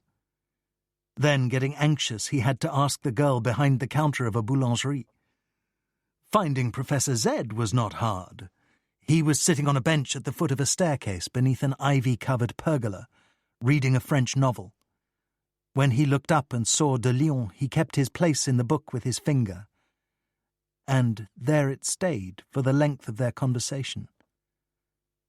The professor was wearing a battered old chalk-striped suit and had the sort of beard worn by men who don't like to shave, but don't like beards either, a scraggly growth, brown and grey, chopped back when it grew too long. He was smoking a cigarette in a cigarette holder and was, apparently, a chain smoker. There were more than a few squashed-out butts on the brick cobblestones by his feet. "Good morning," de Lyon said. "A friend told me I would meet you here." "At your service," the professor said. De Lyon heard the trace of an accent but couldn't say where it came from. "I'm here on behalf of some friends who are working to help the Spanish Republic." The professor sighed and said, "Spain. A sorry time for us, if that's what you mean." "Europe is a nice neighbourhood with a mad dog. Just now the dog is biting Spain, and nobody else in the neighbourhood wants to get bitten. So they look away." "That's true, but we do what we can. At the moment we're trying to buy ammunition for a Soviet anti-aircraft gun." "Don't have any myself." "No." "Then who does?" Silence, as the wheels turned in the professor's mind. "The Red Army. Have you asked them?" "We have." "They won't sell." "Understandable, with Hitler chewing on his carpet." He paused, then said, "In the old days, the way to deal with the USSR was the bribe. You could buy a Soviet general back then. But with the Stalin purges, that's changed. They're all terrified now. They will think you are an agent provocateur. Of course you could take a chance, as long as you got it right on the first try. Otherwise, well, you know what I mean." "Yes, you would have to be sure of your target, if you don't care to be arrested." Siberia." "Not my preference." "Nor mine." The professor was briefly absent, lost in the memory of another time and place. When he returned, he said, "Still, there might be a way. Perhaps diversion. A shipment of arms leaves the factory and is never seen again. It sounds unlikely, but in Russia it actually happens. Whole trains have been known to disappear. Where are they? Nobody knows. And they are never found." "How would you go about diversion?" "Perhaps on the clerical level, where, say, an office worker believes himself to be a fish so small that no one will catch him. He will be wrong, but you will have what you want, so he will have to be sacrificed. People are, they are sacrificed every day." "Do you suppose it would be possible to steal the ammunition? Not by diversion, by force?" "Spill blood? Yes, I suppose you could. Are you prepared to die for this ammunition, monsieur? I'd rather not. Or do you plan not to be there when it happens? Now there, you have an entire class of people in the modern world, the class that arranges not to be there when it happens, criminals among others. Think that way. Are you a criminal? Mostly not, though I have done things. I would guess you are not prepared to kill for your ammunition or to be killed, but then we've only just met. De Leon sensed that the discussion was over and said, "Thank you, sir, for your help. Would you allow me to offer you something for your time?" The professor laughed, a dry, rattling laugh that sounded like a cough. "No, no," he said. "That is not what I do." De Leon went back up the stairway. Birds were singing in the park. Beneath the ivy, sunlight cast leaf shadows on the steps. When he reached the street, he found a busy afternoon in Paris. It was as though the conversation in the park had taken place in another world. Stavros prepared carefully for his visit to the Santé prison. He bought a Panama hat, made of yellow straw, which was too big for him, so rested on the top of his ears and made him look silly, not dangerous. He next prepared a parcel for his friend in prison, and wrapped it in brown paper. Then he took the métro up to the 14th arrondissement, and walked over to the prison on the Rue de la Santé. Built long ago, the prison looked like an old factory, its low buildings darkened with time. At the entry he was asked for his passport, and produced one of his better forgeries, standing quietly while a clerk copied out the information into a huge register book with blue lines that, like the prison, belonged to an earlier century, which perhaps it did. "I am here to see prisoner Vidou, Albert," he said. A guard was summoned, and Stavros was taken through a door of iron bars, down a hallway, and into a room where visitors could meet with prisoners. A guard was always present, and prisoner and visitor sat across from each other at a wide table. Stavros handed the parcel to the guard and said, "I have brought some things for prisoner Vidou." The guard opened the parcel, then found what Stavros had put there for him to find: canned sausages, canned spinach, canned sardines, canned soup, and a thick wad of francs, the equivalent of $500. The guard shook his head at such naivety. "You can't bring money to a prisoner? Don't you know the rules?" "I'm sorry, but I don't. I've never been here before." "Well, this money has to be forfeited. That's the rule here, and I didn't make it." "Oh. I thought my friend could use it to buy a few luxuries. What about the food?" "That is permitted. 8 cans. You've brought 4. We will keep those until Wednesday, which is the day when prisoners may receive gifts. You will sit on that side of the table, I will stand at the end, and your conversation must be at a normal level. No whispering allowed. And you may not touch the prisoner." Stavros did as he was told, and Vidou was brought in a few minutes later. He was much as Stavros remembered him, bald with a hard, round, bony head, and eyeglasses. These had broken at the bridge, and he'd stuck the halves back together with a piece of tape. When he saw Stavros, his face lit up, and he said, "Stavros!" The "what are you doing here?" was unspoken. Forbidden to shake hands, Stavros waved and said, "Hello, Albert. I thought you might like a visit from an old friend." "Thank you for coming, Stavros. It's good to see you." "Honorine sends her best." There was no such person. "How is she?" She misses you, Albert. Does she write you letters? Not often. She isn't much for writing, Honorine. The guard, bribed with a wad of francs, now did what he'd been paid to do, left his standing position at the end of the table, found himself a chair by the door, and began to read a newspaper. Stavros didn't exactly whisper, but a lifetime of conspiracy had taught him to use a low voice that didn't carry. "How's it going, Albert?" he said. "It's prison. I make the best of it." "Any chance of getting out?" "My lawyer tells me I have to do another year before they'll think about it." "But he's a good lawyer. And so far, he's kept me from being guillotined and stopped them from transporting me to Guyana. Technicality after technicality, petition following petition. Bless his heart."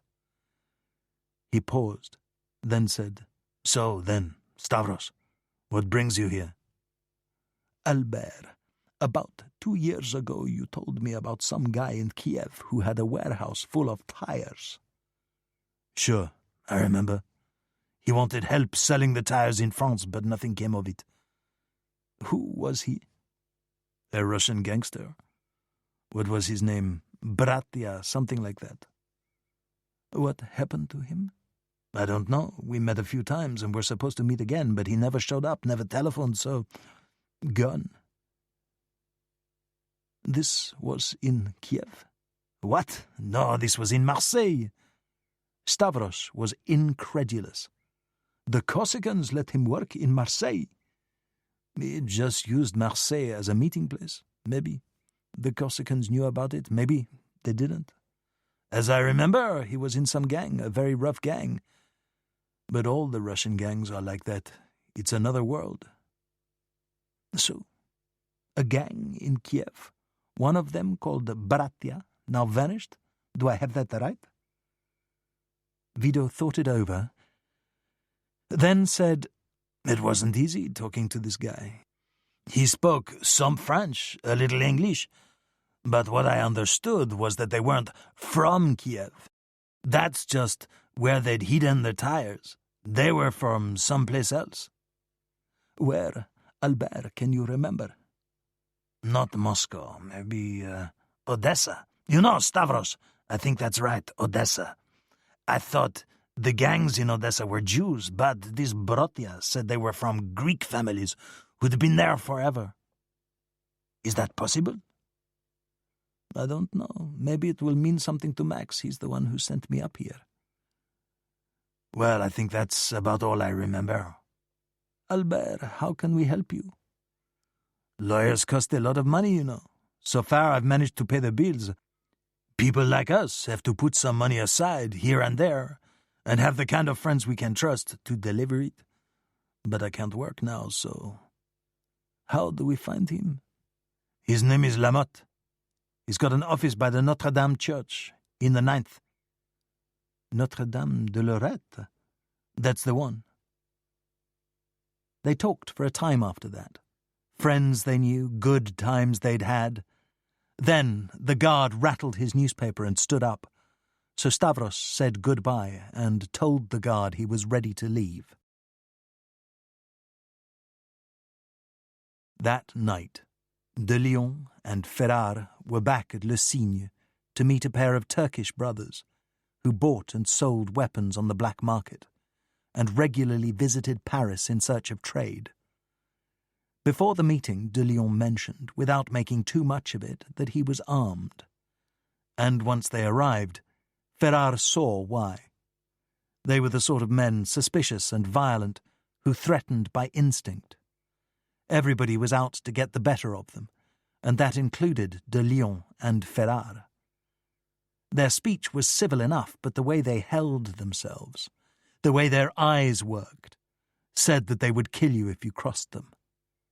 And they knew you would try. De Lyon wasn't going to tell them the truth because they might well sell it, but in his business he had to find a way to talk to sinister people who could find what he needed.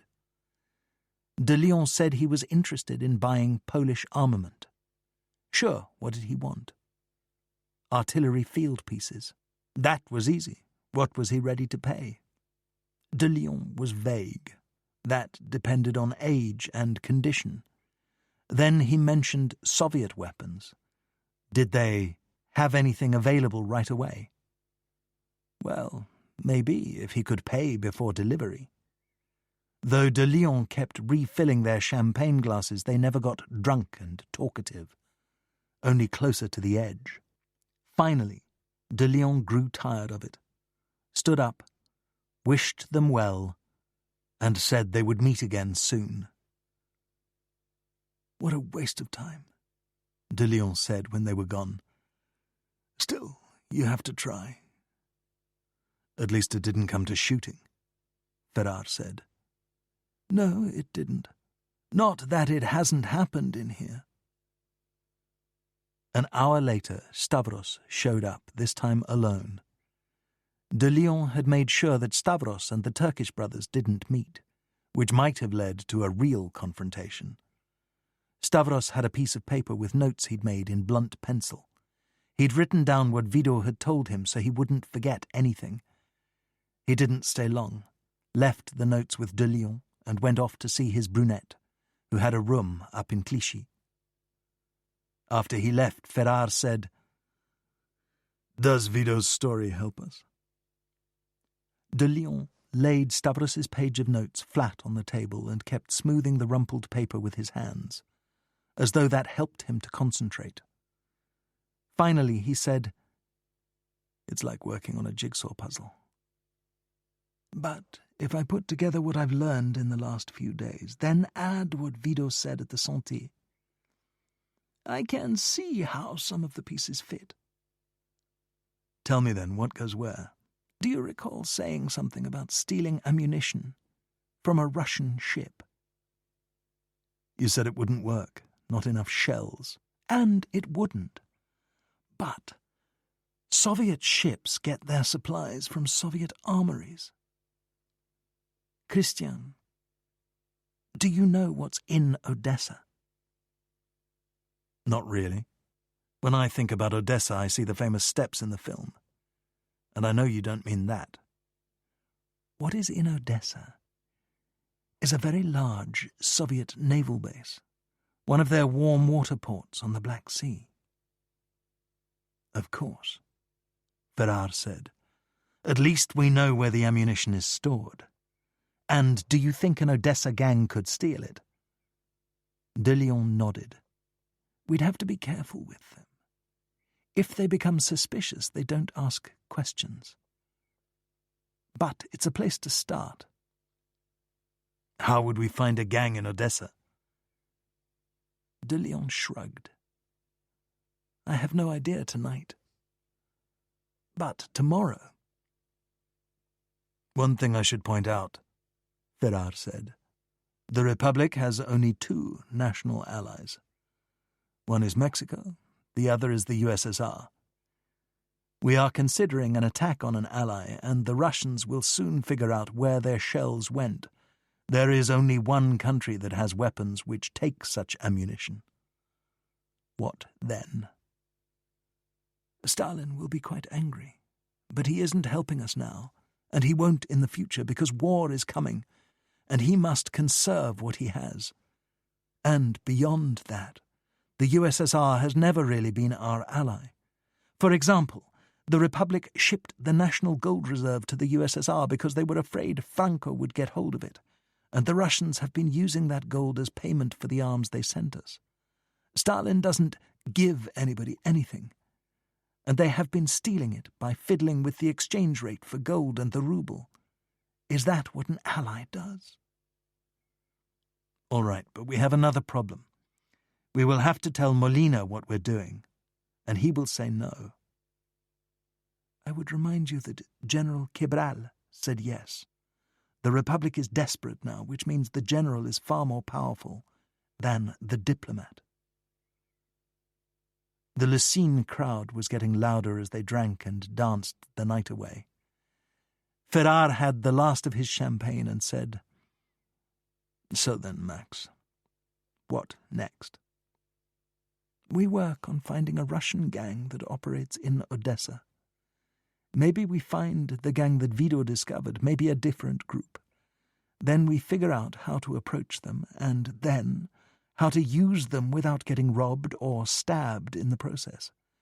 The difficulty here is that we don't have much time. I suspect the Ebro offensive will start in the summer. It is now May.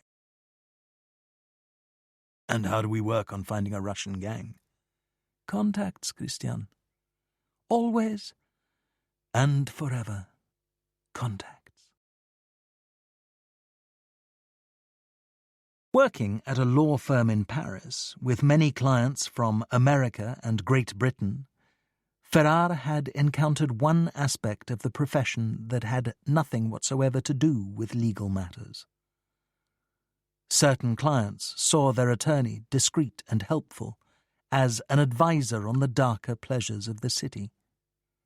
After some hemming and hawing, he would be asked, in a certain voice, where sexual excitements of this or that sort were to be found.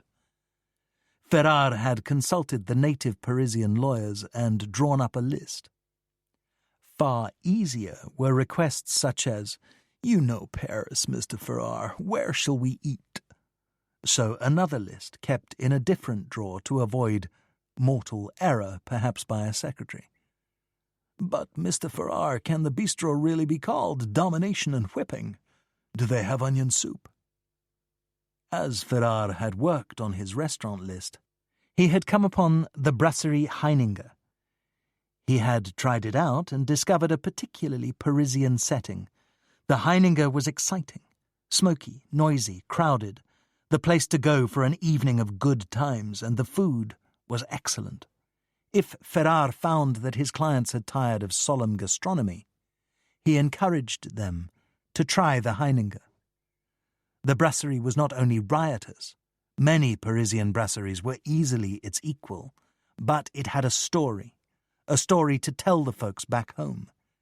In the spring of 1937, the maître d' at the Heininger was a Bulgarian émigré called Omarayev, with an unfortunate passion for émigré politics.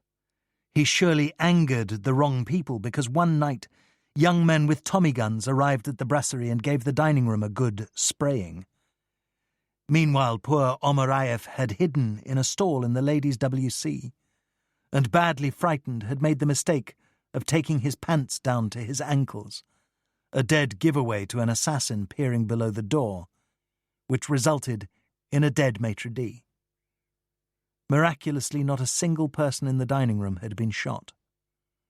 As the patrons cowered beneath their tables, the Tommy gunners had concentrated on the gold-rimmed mirrors above the banquettes, and had shattered every one of them except for the mirror above table 14, which had only a single bullet hole. Papa Heininger was a sentimental man, and when all the mirrors were replaced, he left the table 14 mirror as it was, a memorial to Omarayev. This became a popular table for those who knew about it, but Ferrar had found that with sufficient time a reservation was possible, so that Mr. Pinkston of the Pinkston flour mill family had an intriguing tale to tell when he returned to Ohio. Now Ferrar had an inspiration. After time spent with the Marchesa at the Couder office and Angelina's tea room, he would try something different, something that would suggest they ought to acknowledge their more beastly selves by having fun together, by drinking a little too much at a brasserie, and who knew what later. Thus he wrote her at the Hotel Windsor and asked permission to telephone. She sent him the number. He called, praised the Heininger, and asked her if she knew it. She didn't, and 4 days later he picked her up at her hotel in a taxi. Once they were settled in the back seat and making small talk as the taxi sped through nighttime Paris, the Marchesa said, "Your gracious formality is much appreciated, Monsieur Ferrar. But I wonder if, from now on, you might wish to call me Maria Cristina." I would very much like that. And I hope you will call me Christian. A promising start to the evening. Even more so, the first impression of the Brasserie Heininger. On the border of a neighbourhood that was home to dance halls and cheap restaurants, down the street from the Place Bastille, a waiter in fisherman's oilskin sou'wester coat and hat prepared shellfish from a bed of crushed ice. Opening the nearby door led to an enchanted world. Under bright lights, the Parisian national colours, red and gold, glittered in the grand mirrors. The waiters in fin de siècle whiskers, thick sideburns curving up to moustaches, hurried between the tables at a waiter's run, balancing huge trays of choucroute garnie royale, sauerkraut with pork cooked in champagne, shellfish, sausages, and skewered meats. Standing at the Metrodie station was Papa Heininger himself, who led Ferrar and Maria Cristina to a table with a polished brass plate on a stand. Table 14, as Ferrar had requested. Gesturing toward the red plush banquette, Papa Heininger said, "And how shall we sit tonight, mes enfants?" Ferrar and Maria Cristina looked at each other for a moment. Then Ferrar said, "Côte à côte, I think." Side by side on the banquette. A waiter appeared and took the chairs away. Ferrar ordered aperitifs. Then grand menus, two-handed menus, were whipped open for them. Maria Cristina said, "Christian, may I look at your menu? I have the ladies' version, no prices. And I always like to know what things cost." She wore black that evening, a bias-cut dress in a finely woven material that suggested, rather than revealed, her figure, and thin enough so that when she slid over to study his menu, a soft hip pressed against him. "What shall we have, Christian?" Now that she was close to him, he realized that she was wearing perfume, more spice than sugar. "Anything you like." That fisherman in front of the restaurant was preparing a langouste. Spiny lobster or crayfish, succulent and sweet. I see they serve it cold, cut in pieces with a mayonnaise. "Let's start with that," he said. "Do you suppose it goes well with champagne?" "I would think so." "And then?" "Maybe boudin blanc." "White sausages, pork ground with cream and butter." "Sounds good. I will have that also." The champagne arrived in a silver bucket. The sommelier poured a thin, pale stream into each glass. Ferrar raised his and said, "Salut, Maria Cristina." The commonplace toast. He found the other possibilities too intimate, or just plain silly. Maria Cristina raised her glass, met his eyes and said, "Salut." They drank. Then she said, "Christian." "Yes." "There is a hole in this mirror. Everything else here is so perfect. I wonder they don't see to it." With some relish he told her what had happened, and she watched him as he spoke, interested by the man telling a story more than the story itself. The langouste arrived. Maria Cristina took a forkful, tasted it, closed her eyes and made a low sound of pleasure. Ferrar said, "Oh, this is very good." As the night wore on, the spirit of the brasserie rose to a high pitch, the conversation louder now and occasionally punctuated by a woman's peal of laughter. Somebody had said something irresistibly droll. Ferrar and Maria Cristina finished the bottle of champagne, and Ferrar ordered another as they worked on their boudin blanc. The new bottle was uncorked, and they each had more than a sip. Ferrar was beginning to feel a certain hazy elation. "What a place this is," Maria Cristina said. "and what a crowd. So carefree. It's like going to a party." "I hoped you would enjoy it." "Thank you," she said, and briefly rested her hand on his forearm. "Just the thing for me. I spent the day brooding about a friend of mine, and this evening has made me feel better." "Brooding? What's wrong?" She sighed. "An old friend in trouble. I knew her at school in Switzerland. Benita." When she spoke the name, she smiled, a triste smile as she remembered her friend. "I had a letter from her this morning. She is in difficulty and doesn't know what to do." "And the difficulty is?" "Benita grew up in Madrid. Her father was Spanish, her mother English.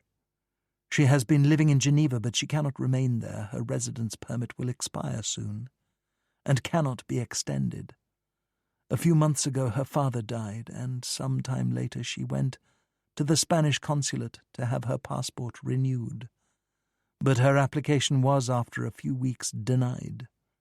The consul said something about a change in regulations that called for a search of records in Madrid, which is now impossible." "Sad. This does happen, though. I've seen it before." "The consul in Geneva suggested she make application for what he called a compassionate exception. But her letter never arrived in Valencia, and now the time period for the request has expired." Ferrar shook his head. "Governments are often not compassionate, Maria Cristina. They make rules and enforce them." "Yes, I know. I know how they are.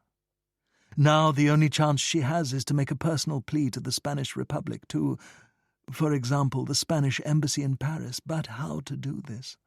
She knows nobody in the government and fears her application will be rejected by a clerk." "I'm afraid she isn't wrong." Then I wondered, what if I went myself on her behalf, to plead her case? "You would have to see one of the senior diplomats," Ferrar said. "So I thought. The most senior diplomat who would agree to a meeting, but I don't know a soul at the embassy."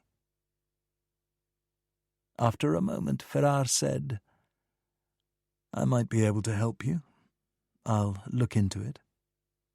"You will? I would be very grateful." "Now, my dear Maria Cristina, is that an empty glass I see?" Again she touched his forearm and said, her voice emotional, "You are sweet, Christian. You are a kind man." They had a tarte tatin for dessert, soft golden slices of apple in a flaky crust, and left the brasserie at midnight. In the taxi back to the Windsor, Maria Cristina was pensive, sat close to Ferrar, and rested her head on his shoulder. When they reached the hotel, Ferrar, his courage greatly buoyed by champagne, took a chance. "Maria Cristina," he said, "may I see you to your room?" A subtle nod, and, almost inaudible, a whispered yes.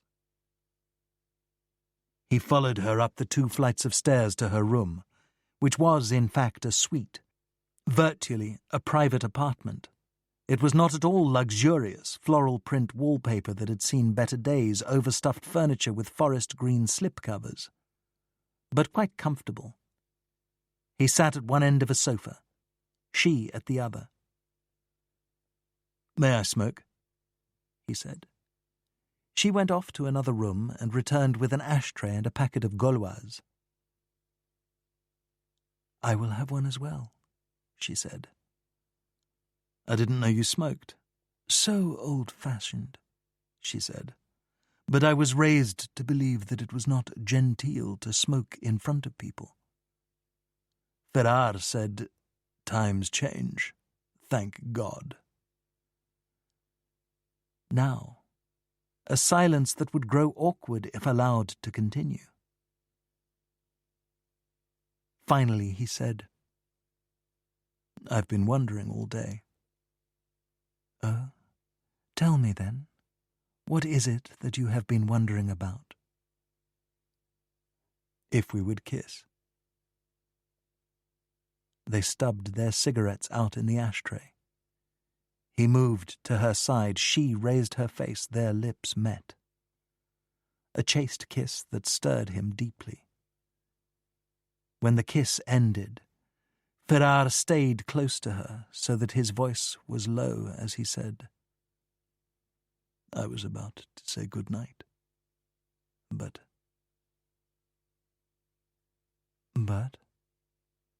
I wondered also what would happen if I asked you to take off your dress.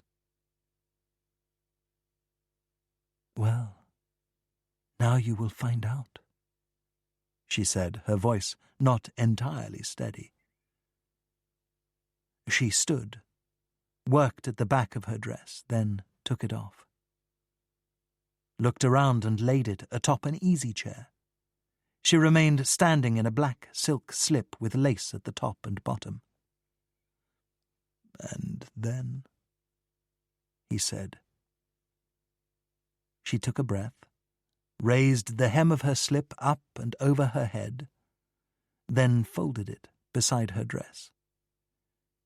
She had on a one-piece undergarment of a glossy silver satin that went from the top of the breast to mid-thigh, where garters held up her stockings.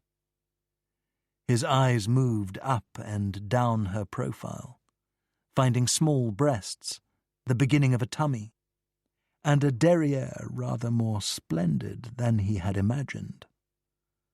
Now he stood, placed his hands on her bare shoulders, and was about to kiss her when he saw 2 tears rolling slowly down her cheeks, her mouth compressed in the manner of a woman who is about to weep, but doesn't want to.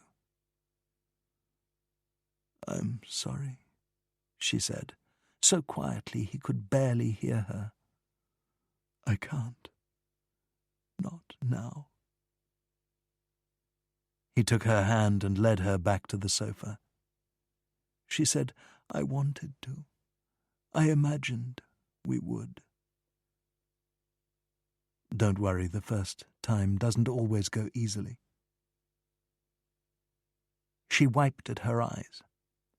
He gave her his handkerchief and said, Here. Oh, dear, she said. What have I done? In time we'll get around to it. There's no rush. Let's just sit here, talk a little, be friends. Thank you, she said. On the 16th of May, Ferrar took a train down to Lisbon, boarded the Pan Am flying boat, and was in Manhattan on the evening of the following day. The desk clerk welcomed him back to the Gotham, and, not nearly ready to sleep, he took a walk down Fifth Avenue. On a warm night in May, New Yorkers strolled along the avenue looking at the displays of spring fashion in the windows of the department stores. To Ferrar they seemed confident and relaxed, and the phrase taking it easy came to mind. Yes, among the crowds were faces taut with worry. New Yorkers were good at worrying. But what was missing here was the undercurrent of tension that he'd grown used to in Paris. When Ferrar reached 37th Street, he paused. For a moment wanted to turn east toward Delaney's Bar and Grill in the Murray Hill neighborhood. In fact, being in Manhattan reminded him too much of Eileen Moore, and he didn't want to make it worse, so he walked back to the Gotham. That part of his life was over. In the morning he was at Couder for meetings, which lasted all day. He sat at conference tables, and contributed what he could. Much of the legal work concerned the coming war, especially so now that the law firm represented the French Arms Buying Commission. At 6:30 he took a taxi up to Park Avenue. One of the senior partners, Hugh Courtney, had kindly invited him to a home-cooked dinner. They had chicken and string beans and mashed potatoes, then angel cake and coffee for dessert. After dinner he sat with Courtney, now in shirt and loosened tie, his wife Fay, and Courtney's oldest son who was at Princeton. The host poured scotch for everybody, and they settled down to talk. "We look for Hitler to start it in 41, or at the latest 42, Courtney said. "He'll have all his planes and tanks by then. One thing about Couder, you are in touch with people from industry and government who have a real grasp of the future." Courtney sat forward in an easy chair, elbows on knees, both hands holding his highball glass. "Meanwhile, the newspapers are filled with local scandals and baseball." He was going to continue, but Fay Courtney said, "Tell me, Christian, do you have family in Paris?"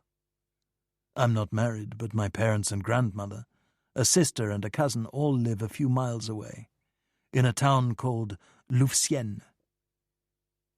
Courtney Jr. spoke up and said, "There's a really good Pissarro painting of Louvciennes." "I know the road he painted," Ferrar said. "It's on the way to the house." "What will your family do if there's a war?" Fay Courtney said. "Have you made provision for them?" "I've thought about it," Ferrar said, guilt in his voice. "But the idea that they'd have to go somewhere new." "Paris will be bombed," Courtney Jr. said, "just like Spain was. Life magazine had photographs." "Yes, I suppose it will," Ferrar said. "Then you must do something about that," Mrs. Courtney said. "Really, Christian, you must." "What do you suggest?" Ferrar said, meaning it. Thus, Ferrar left the office early the next day and, accompanied by the Courtneys, found himself at a tall apartment house on West End Avenue. "Of course you have a choice," Fay Courtney said, "but the people coming out of Europe now are taking apartments up here, so your family would be with other refugees." "Yes, you are right, Fay. They are isolated in Louvciennes." Led by the owner of the building, who spoke English with a thick German accent, they looked at several vacant apartments. Big apartments with plenty of room. The Ferrar clan would need at least 4 bedrooms. On the third try, he found one he liked, airy with high ceilings, that looked out on a courtyard formed by 3 sides of the building. The owner said, "Is this one right for you, Mr. Ferrar?" "Yes, I think so." "There is a doorman and an elevator man," the owner said. "The rent is $68 a month." "You can afford it," Hugh Courtney said. "Money well spent." "Then I'll take it," Ferrar said. "They might never come here. Perhaps the future will turn out differently in Europe." "A future to hope for," Fay Courtney said, "but better safe than sorry." As Ferrar was renting an apartment, Max de Lyon was in a brothel in Istanbul.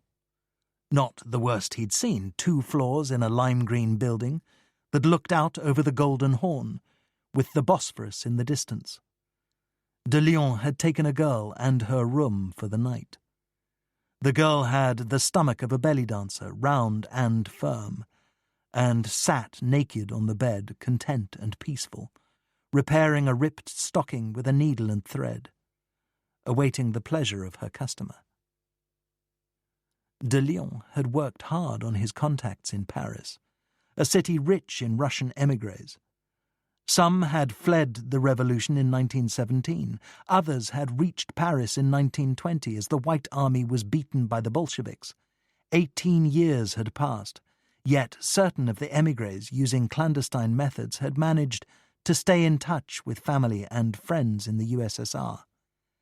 De Leon had handed out a lot of money to various taxi drivers and nightclub doormen and dishwashers, some of them terribly poor, all of them eager to help de Leon, who always paid generously for information.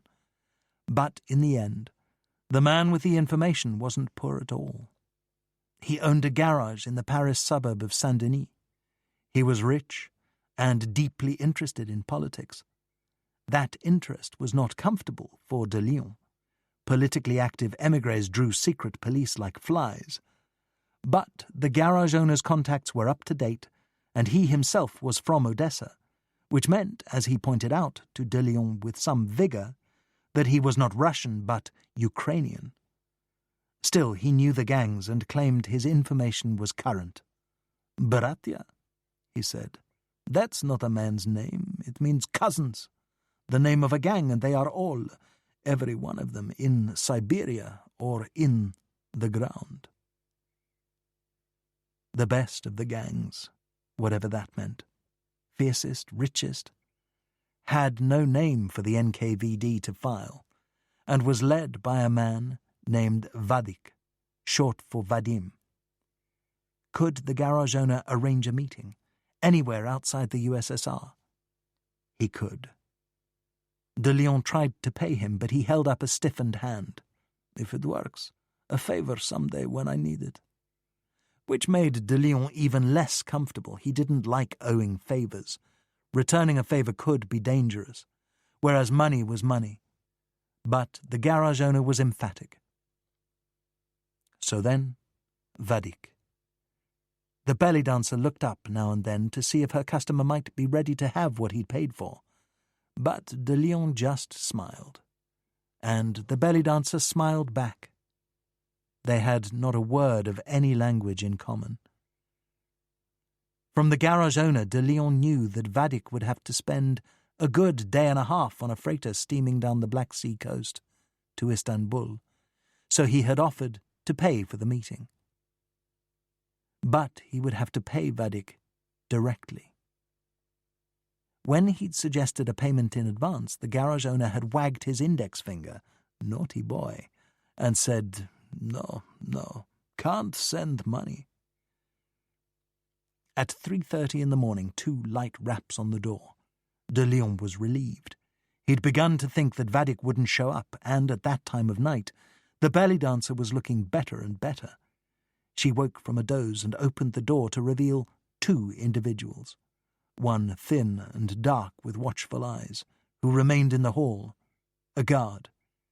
The other, entering the room, was a broad-chested man in the shapeless suit favoured by Soviet apparatchiks. His grey hair was cut short. He had a bullet head, high Slavic cheekbones, and the stocky, round-shouldered build found in exceptionally strong men. He was, in fact, handsome, with a face made to smile. "You are de Leon," he said. "Yes, and you must be Vadik." "None other. Let's send the girl away." Vadik said a few words in Turkish, and as the girl left the room, bottom wobbling as she walked, he gave her some Turkish lira as a going-away present. Both men watched her leave, and when he'd closed the door, Vadik said, "Not so bad." De Leon agreed. "You speak good Russian," Vadik said. "I was born there, and left as a kid, but it stays with me." He reached into the inner pocket of his tweed jacket and handed Vadik a thick envelope holding $5,000 in rubles. Vadik put the envelope in his pocket. He didn't open it, didn't count it. Anyone who did business with Vadik knew better than to steal from him. Vadik sat on the rumpled bed and leaned against the headboard. De Leon remained in his chair. Vadik said, Care for a cigarette? I could offer you the Russian kind. Majorca, black tobacco. I carry it with me just in case, but I expect you'd prefer one of these. He offered de Leon a pack of Chesterfields. De Leon lit one with his steel lighter. Vadik said, "All right, Max, you paid to talk. So, let's talk." "I am working for the Spanish Republic, and we're looking for Soviet anti-aircraft ammunition. Some of these guns are mounted on ships, so we thought Odessa, the naval base. There must be an armory at the base where the ammunition is stored." From Vadik, a single bark of a laugh. "You're serious, aren't you?" "I am." Vadik looked dubious. "I don't know. Damn, what haven't I stolen? Furs, jewels, trucks, horses, caviar, machinery, money, eggs when I was a kid robber. But never anything like that." "Always something new," de Leon said. Vadik thought for a time, then scratched his head. "And how do you come to have this job?" "I worked for an arms merchant when I was in my 20s. Then I ran the business for a time. I never liked it, selling to both sides, making money from slaughter. But when Franco started his war, I volunteered to help the Republic." "For money?" "No, they pay me a little, but no. I'd seen the fascists at work. It did something to me." "You want to be a hero? Heroes die, Max." De Leon shrugged. "Everybody dies eventually." He paused, then said, "What's your feeling about this job? Do you think you might take it on?" "I don't know. Yes, no, maybe. I have about 40 men. Most of them are brave and determined, and skilled at what they do. Still, this is no bank robbery. Walk in, shoot your way out. You can't do that on a naval base." He thought for a moment, then said, "Tell me about the money." "On the munitions market, 76mm shells cost about $9.47 apiece. We need 50,000, which is $473,000, so let's call it 500,000. "Let's call it 600,000, Max." "Agreed. Half to start with, the rest when we receive the ammunition." "Fair enough.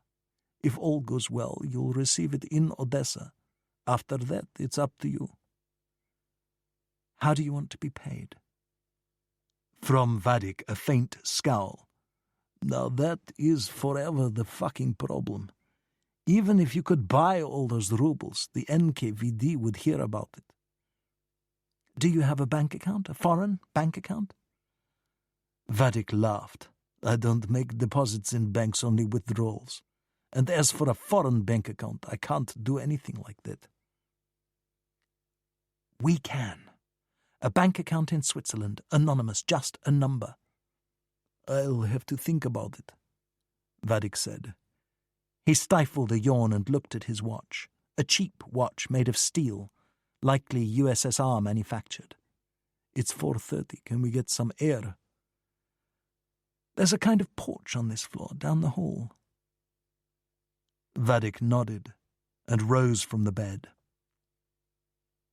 Outside the door, the guard was leaning against the wall, and de Leon saw that he held a sawed-off shotgun beneath his jacket. Vadik spoke with him for a moment, in a language de Leon didn't recognize. "That was Armenian, in case you wondered.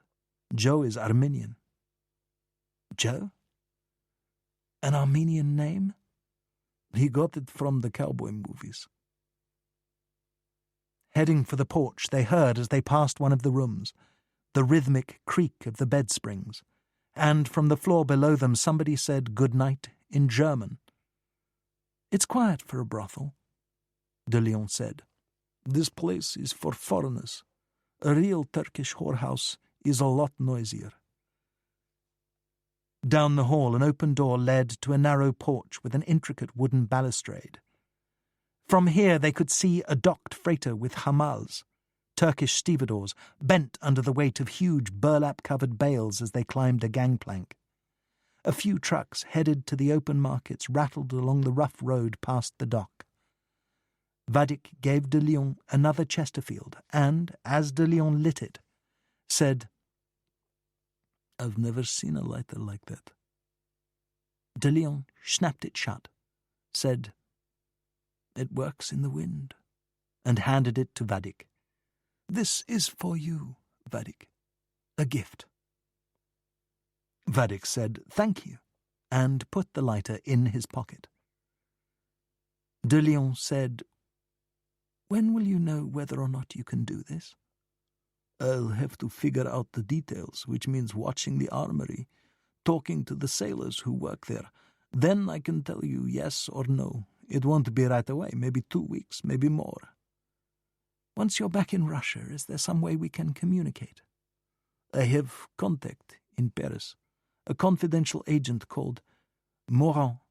He used to have a Russian name, but he changed it. He's dependable, a tough guy. Though he doesn't look it, he looks like Hardy in the Laurel and Hardy movies. Also, he's clever. He found the safe way to get messages in and out of the USSR. So when you return to Paris, look him up." "I found you through a man who owns a garage north of the city." No, he just contacts Morin. A big talker. Better you don't see him again, he can't be trusted. "Is a telephone call possible?" "Yes, but we'll have to use fake names, you know? Say things like the machinery and the delivery. And if we take the job, we'll have one more meeting here." They leaned on the balustrade and watched the lights on ships making way through the Bosphorus Channel. "I'm getting hungry," Vadik said. "There's an all-night kebab place near the dock. You can get a plate of soup. Good soup." They left the brothel, the Armenian guard a few paces behind them. On the way to the dock, they passed a parked Opel, and the young woman behind the wheel exchanged glances with Vadik. When Ferrar returned to Paris from New York, he found that Count Polanyi had telephoned him and was expecting to be called back as soon as possible. Perhaps the love letter had done its job, Ferrar hoped it had, because he wasn't really sure what to do if it hadn't. Reached at the Hungarian embassy, Polanyi asked if they could speak in person.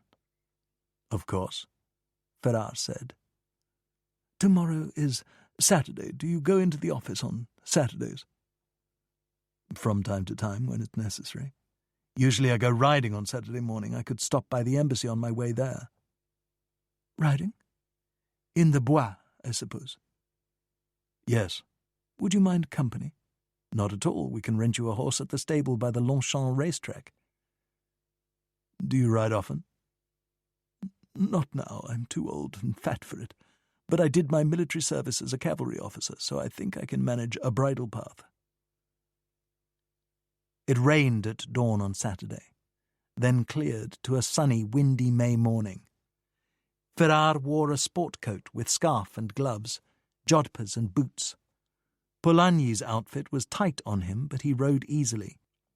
And since both men were mounted on the selle français, the muscular and responsive breed preferred by almost all French riders, they moved along at a slow trot and, side by side, were able to talk. The Bois de Boulogne forest was at its spring best. Birdsong everywhere, the chestnut and oak trees in new leaf, light green that danced prettily in the breeze. "Lovely day," Polanyi said. "I wish I had good news to go with it." "Well, we tried," Ferrar said. "What happened?" "Nephew Belej telephoned from Budapest. He wanted to laugh at me in person, which is typical nephew. He actually laughed. A sort of theatrical snarl, not a real laugh. Ha ha, uncle. was the way he put it. Oh. Then he said, "What do you take me for, a fool?" Which I was tempted to answer, but didn't. He went on and on, he did.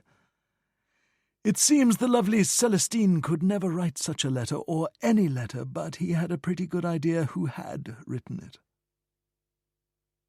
And you said? Naturally, I had no idea what he was talking about. Did somebody write you a letter? I was terribly confused, and that made him mad, and he actually sputtered. Polanyi was amused at the recollection.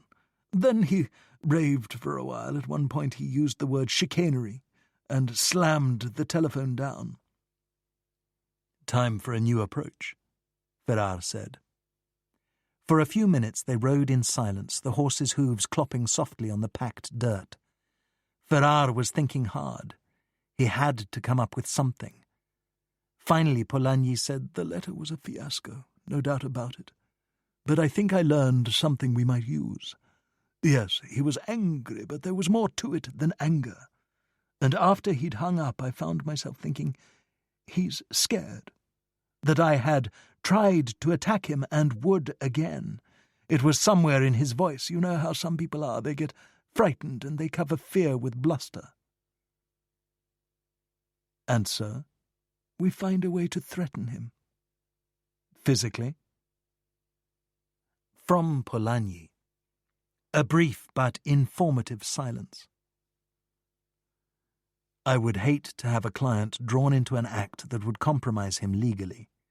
It's my job to protect you from yourself if necessary, Count Polanyi.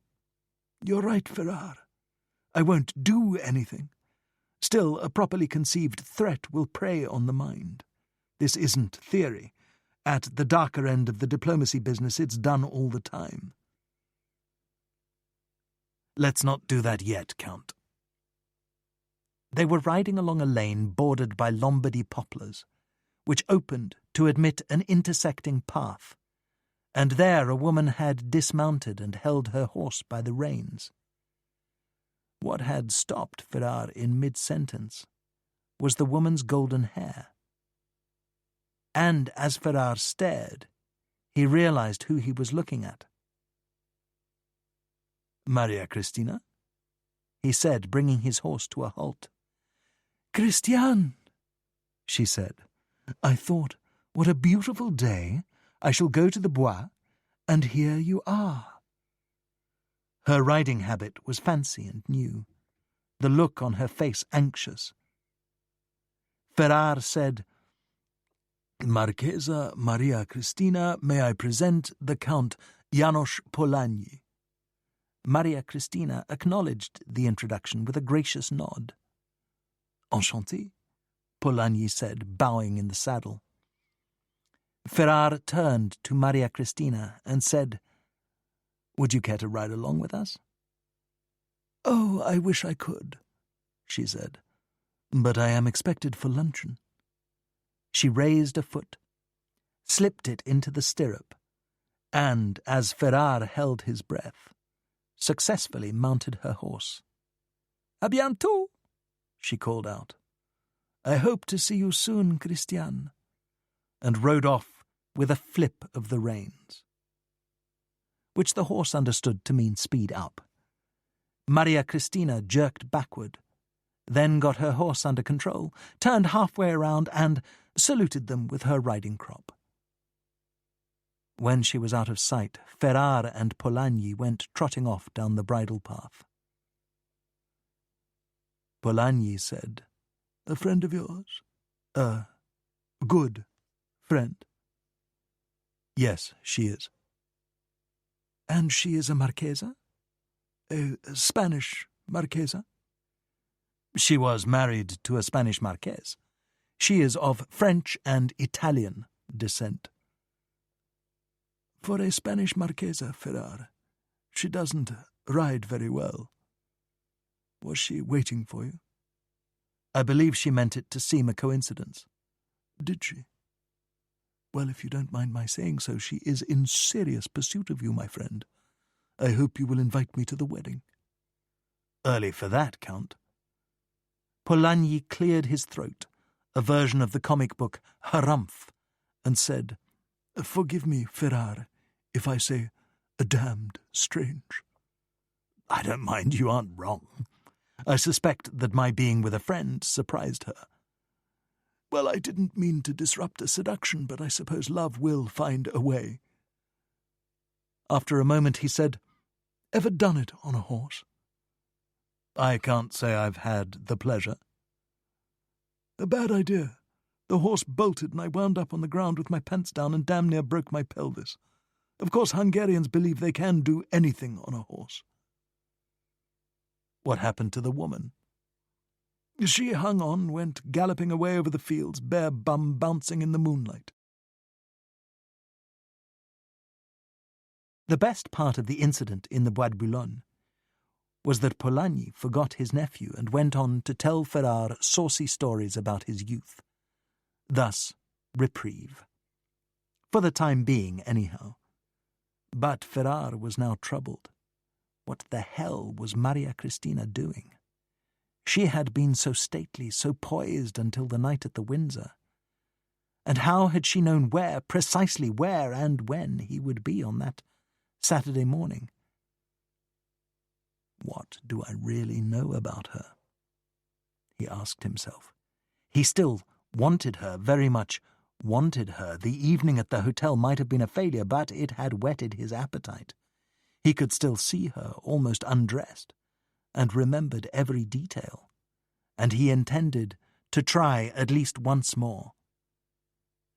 So went the weekend, and Ferrar was glad to return to work on Monday. Where he put suspicion aside until the late afternoon, and found himself in the office of the law firm's notary. Every international law firm in Paris had to have a notary, to sign and apply an official seal on legal documents. And since the notary had to be a French citizen, it also fell to him to do research into French public records. The notary at Coudert was a man in his 60s, and, wounded in the Great War, walked with a cane. He had a small office where the shelves were crowded with dossiers, holding the documented history of the law firm's clients. I am interested in the dossier on... Ferrar consulted his notes. The Marchesa Maria Cristina de Valois de Bourbon y Braganza. The notary found the dossier, untied the ribbon, and opened it up. What would you like to know, Monsieur Ferrar? Do I have the title right? Yes. Born in Angers, the 8th of March, 1896, thus 42 years of age. And married? To a marquise with that title, her maiden name, Palestrin. Were you able to discover anything about the Marques's financial circumstances? Very little. He did hold title to estates in Spain, but conducted much of his business in cash. So the story about the theft of loaned money could well be true. Ferrar thanked the notary and left the office with elevated spirits. There, you see, he chastised himself. Nothing quite like distrust to burden the romantic heart. Now relieved, Ferrar thought hard about what strategy might bring Marchesa Maria Cristina to remove her satin undergarment and then into a bed, on the couch, on the soft rug before the fireplace, on the sweet grass of a meadow. Where? Night Watch. 27th of May, 1938. It wasn't easy for Ferrar, taking the little train up to Louvciennes. He didn't look forward to what he had to do there, and the spring day was a hard lesson in what would be lost. The region of the Seine, west of Paris, was the ancient preserve of the aristocracy. Saint-Germain-en-Laye, Versailles, and who could blame them? There was no lovelier countryside. And the season made it worse. Long allées of plane trees shaded the winding roads. so that the carriages of the nobility did not overheat in the summer sun. Ferrar had brought along the morning newspaper, but he never opened it, his eyes following the vista unfolding slowly out the train window. At the house, the usual excitement. Everybody had something they just had to tell him, and the patient Ferrar listened with unfeigned interest, and, when appropriate, sympathy. Ferrar had a big, warm heart. People were drawn to him, the family no less so. When the welcome calmed down, he took Abuela outside, where they could speak privately. Much of the effort to make the news less painful and lead the family to accept the inevitable would fall on her. A gnarled old tree stood at the border of the property, and long ago someone had built a circular wooden bench around it. There they settled. "This will not be easy, Abuela." "But it must be done," Ferrar said.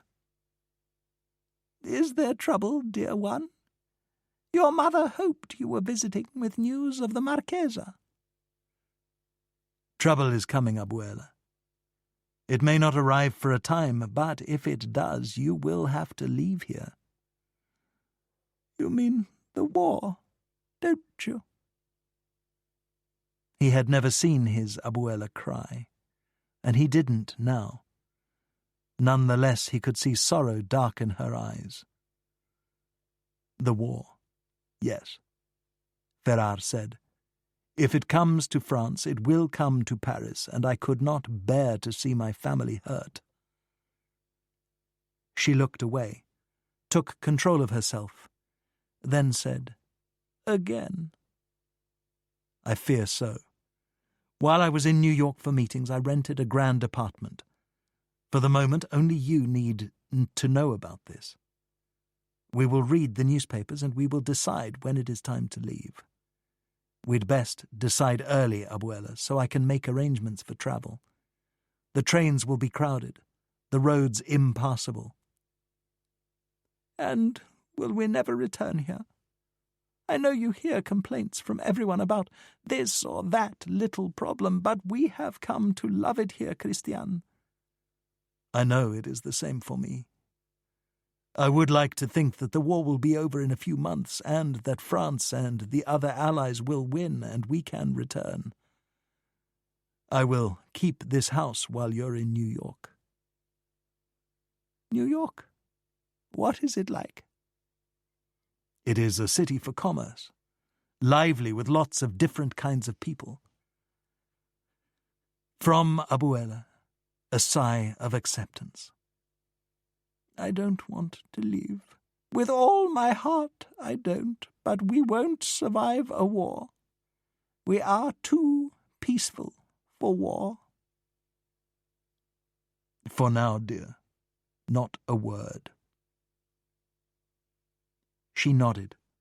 "I will wait until you tell me the time has come, and then I will do my best to soften the blow." They walked together slowly back to the old house, where midday dinner was in preparation. As the first week in June arrived, Ferrar worked on legal matters and also, when he looked up from the dreary papers, on matters of the heart. He looked up often. The decision, when it came, was sensible. Tradition. That would be his ally in the chase. He would call Maria Cristina and propose a weekend at a small, fancy hotel in the country, by the sea. This meant a lover's retreat, a shared room, but if what went on in shared rooms was not what she wanted to do, she could gracefully decline, be busy, or have a cold. At 5 in the afternoon he telephoned her at the Windsor, and after preliminary chatter said, "I have a suggestion. I know a very nice little hotel up in Varengeville-sur-Mer on the Normandy coast. Would you like to go for the weekend?" "Oh, Christian, what a good idea. The hotel is called the Auberge Normande. It's quiet and looks out on the sea." When shall we go? This Friday evening, if you are free. I am. Now he would have to wait. But anticipation was likely good for them both. On his part, sharpened by certain plans he did not share with her, which he turned over in his mind, then over again. The only drawback was that he would have to drive, and he did not drive happily. He had taken driving lessons, and he knew he could manage, and she would read the map. Still, he worried. Ideally, he would have borrowed de Lyon's Morgan sports car, but he didn't dare, so settled for the rental of a small Renault, as arranged by a travel bureau. Friday evening, having taken its own sweet time, finally did arrive, and Ferrar, in corduroys and sport coat for the country, reached the Windsor a half-hour early, and, to a chorus of horns bleating at his sorry efforts, parked. Carrying a small valise, she came downstairs. He led her to the car, opened the door, and, once she was seated, was rewarded with a wicked smile. Up on the coast, the Deauville area was so popular with Parisians going away for le week-end that it was known by the smart set as the 21st arrondissement. But Ferrar was headed well east of there, and so had clear roads for the drive north. About 90 miles, or, for Ferrar the snail, just under 3 hours. A warm, intimate time in the front seat. Maria Cristina looked ravishing. Her light summer dress eager to be taken off, the Normandy fields at their lush best in June. She did go on about her friend Benita. Not that he minded. He liked hearing about the schoolgirl Benita. "What times we had," Maria Cristina said as they approached Rouen. "Naughty pranks. You know, Benita could be a real imp when her mood was right. And when she was sad, she would climb into bed with me, and I would hold her until she felt better." Innocent as dew, Maria Cristina, as she told her stories. "I will try to help her," Ferrar said. "If you can, Christiane, then she could travel up to Paris, and we will all spend an evening together." "I promise to do what I can." "Oh, look, that poor man has a flat tire. Should we stop and help him?" "I don't know much about automobiles, I'm afraid." "Then forward. I'm sure someone else will stop." "And we should reach the hotel in time for dinner." They came to a village where their road wandered here and there through the local streets. Maria Cristina looked desperately for signs. Ferrar tried not to hit anything, and eventually they reached the village's main square for the second time. A local garagiste finally put them right. "Nobody goes that way, you'll get nothing but lost. Now here's what you do." Complicated directions followed, but in time they left the village, though not on the road they'd been using. Then, after driving in what they were sure was the wrong direction, their road suddenly reappeared. "Ah, here it is," she said. "The D155, where has it been?" At last, Varengeville, and then at the end of a gravelled driveway, l'Auberge Normande, a 3-story house, half-timbered, the boards warped by time, the plaster freshly whitewashed. As Ferrar drove up to the door, the sound of breaking waves could be heard, above the crunch of tires on gravel, and voile curtains stirred at the open windows. Inside the hotel, a hushed silence, and the smell of furniture polish. Ferrar registered at the desk. A young man in an apron took their bags upstairs. Their room was at the top of the house. In fact, 2 rooms, a small parlour and a bedroom, with everywhere the same blue and cream fabric, lords and ladies in a pastoral scene. When they were alone, Maria Cristina embraced him and said, "It's lovely just lovely. Downstairs for dinner they had an aperitif in a room with plants and wicker chairs. There were, of course, other guests, but they walked quietly and spoke in low voices, if they spoke at all, like courteous ghosts. The dinner was probably good, but Ferrar never noticed. Soup, trout boned at the table, a salad, and the requisite Norman camembert, followed by a walk on the beach in lingering daylight. Then, back upstairs. They sat in the parlour, smoked cigarettes, and talked about nothing in particular. Idle conversation, no sensitive subjects. When it got to be 10:30, she said, "I would love a bath." "I'm sure there's plenty of hot water," he said, and off she went. To return after 45 minutes wearing emerald green silk pyjamas. "I thought it might be chilly up here by the ocean. Do you like these?" "I do like them. Perhaps I should have chosen something more provocative." "You are beautiful, in pyjamas or otherwise." "Kind of you, monsieur," she said, making light of the compliment. "May a lady sit on your lap?" "She is welcome, of course, but perhaps not right away. Why don't you curl up in bed and I'll stay here for a while?" She hesitated, more uncertain than alarmed, said, "Very well," kissed him on the forehead, and went off to the bedroom. Through the open door he could see her climb into the bed, then turn off the lamp on the nightstand. Lying on her back made her look expectant, so she turned on her side, slipped an arm beneath the pillow, and closed her eyes. In truth, pausing at the edge was something Ferrar quite liked. He stood, had a last look at the white combers rolling up the beach, then closed the curtains and turned off the light. In darkness, Ferrar returned to his chair and waited. In the bedroom, Maria Cristina opened her eyes, saw that Ferrar remained in his chair, then turned on her other side and drew her knees up. They'd had an abundance of wine with dinner, and Ferrar now worried that Maria Cristina might actually fall asleep. So he rose and stripped down to his shorts. In the bedroom he sat on the edge of the bed, counted to 20, then lowered the quilt.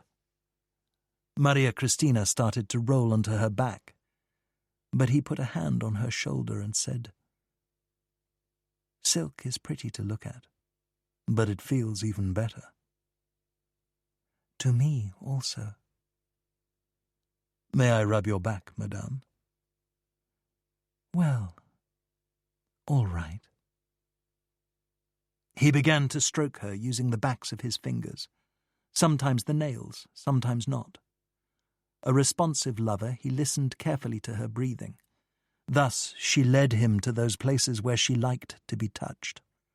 Her shoulders, her calves, the backs and insides of her thighs, her hips. Now and then he toyed with her, taking her waistband in his fingers, but went no further. In time he stopped teasing her and slowly slid the pants of her pyjamas down to her ankles and took them off. And if the silk felt good, bare skin felt even better, and she breathed a soft "oh" every time she exhaled. When he slipped his hand under the V of her legs, she raised her hips, then lowered them, pressing herself against his upturned palm. This felt very good indeed. So she did it, again and again, the rhythm gradually becoming faster. With his other hand, he encouraged her until she shuddered and lay still. With effort she turned on her back, then reached up and tugged at his shorts, which meant take these off. He did so, unbuttoned her pyjama top, then bent down and kissed her on the mouth. A long kiss. First this way, then that way, as he took her nipple in his fingertips. A kiss that ended only when he entered her. He had wanted the lovemaking to go on at length, but it didn't. He was overexcited. And the way her hands felt on his back, urging him on, didn't help. He lit a cigarette and shared it with her as they lay side by side, staring up at the ceiling, listening to the waves on the beach. He had known, since the chance meeting in the Bois de Boulogne, that he had to find out what was really going on. I was wondering, he said, but she cut him off. Don't, Christian. Not now. Don't what? Don't make me explain anything, please, don't. Tomorrow maybe, but for now we are having a lover's weekend. All right. It's just that all these questions. She was silent, shook her head and pressed her lips together. So, a lover's weekend. The sea was too cold for swimming, but they waded together or sloshed through ankle-deep water and held hands on long walks. She was restless at night, tossed and turned, had bad dreams and mumbled in her sleep. He never asked his question, but then he didn't need to. He knew what she was doing, but didn't do very well. They had the grand lunch on Sunday, the classic veal with cream and mushrooms. Then drove back to Paris. By preference, Max de Lyon did not have an address. He stayed here and there, in pensions and residence hotels, sometimes in the apartment of a woman friend. When, on Monday morning, Ferrar reached him at the Officina Tecnica, he suggested a meeting after work at a café on the south side of the Luxembourg Gardens, where the Boulevard Montparnasse traces the border of the 6th arrondissement. De Lyon often stayed in this neighbourhood, one of the hidden quartiers of Paris, quiet and far from the honking taxis and marching communists of Saint-Germain. De Lyon had chosen a fancy café, with polished brass and tiled floor. The waiter was quick to arrive, and Ferrar ordered brandies. As de Lyon sat down, he said, "From your phone call, I had the impression that something's gone wrong." Ferrar nodded, then started slowly. I met this woman as a law client, and we began a love affair. But she is a spy, I think. De Lyon raised his eyebrows. Really? What makes you think that? Ferrar told the story of his time with Maria Cristina, concentrating on her campaign to meet a senior diplomat at the Spanish embassy. And then a new love affair begins, de Lyon said. It can work that way. It has often enough. Are you in love with this woman?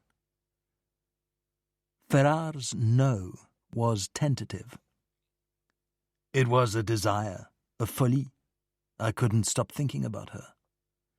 A condition I know well, de Lyon said.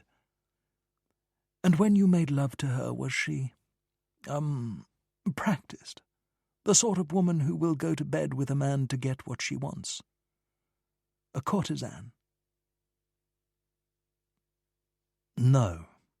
The first time we tried, she was suddenly in tears. Then, last Friday, it happened.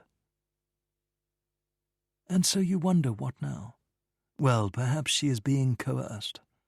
Somebody somewhere might have a lock on her, and she must do as he says.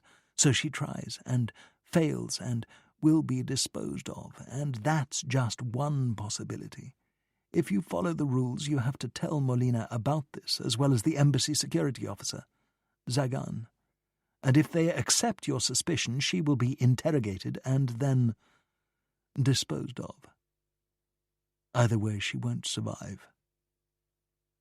"You make it sound hopeless," Ferrar said. "It is." "What should I do?" "End the affair. Never see her again, and if you care about her, give her an excuse. Tell her you've fallen in love with another woman. She can try that on her controller. Maybe he'll believe it. She can't run and hide because the terrible consequence, whatever is being used to coerce her, will take place." He thought for a time. Then said, "You know, I might just have an idea who she is." "You do?" "Your predecessor, Castillo, had a woman spy, a volunteer, or so he believed. She was supposedly spying for the Republic, but that's an old game. Misleading information for the enemy and discovery of what the enemy wants to find out. This woman entered Madrid, but she was being pursued and she was trapped in hiding. Somehow she got a message to Castillo and asked for help. Castillo found himself a set of false papers and went to Madrid to save her. And there he disappeared, and the story ends. But it doesn't. Now she's sent after you, likely by Franco's Secret Service. They have her hunting a diplomat, but she's also after information from the Oficina Technica, such as the date for the Ebro offensive." Ferrar lit a cigarette and finished his brandy. "Max, can anything be done?" "I don't think so. You may want to save her, but I'm afraid she's lost."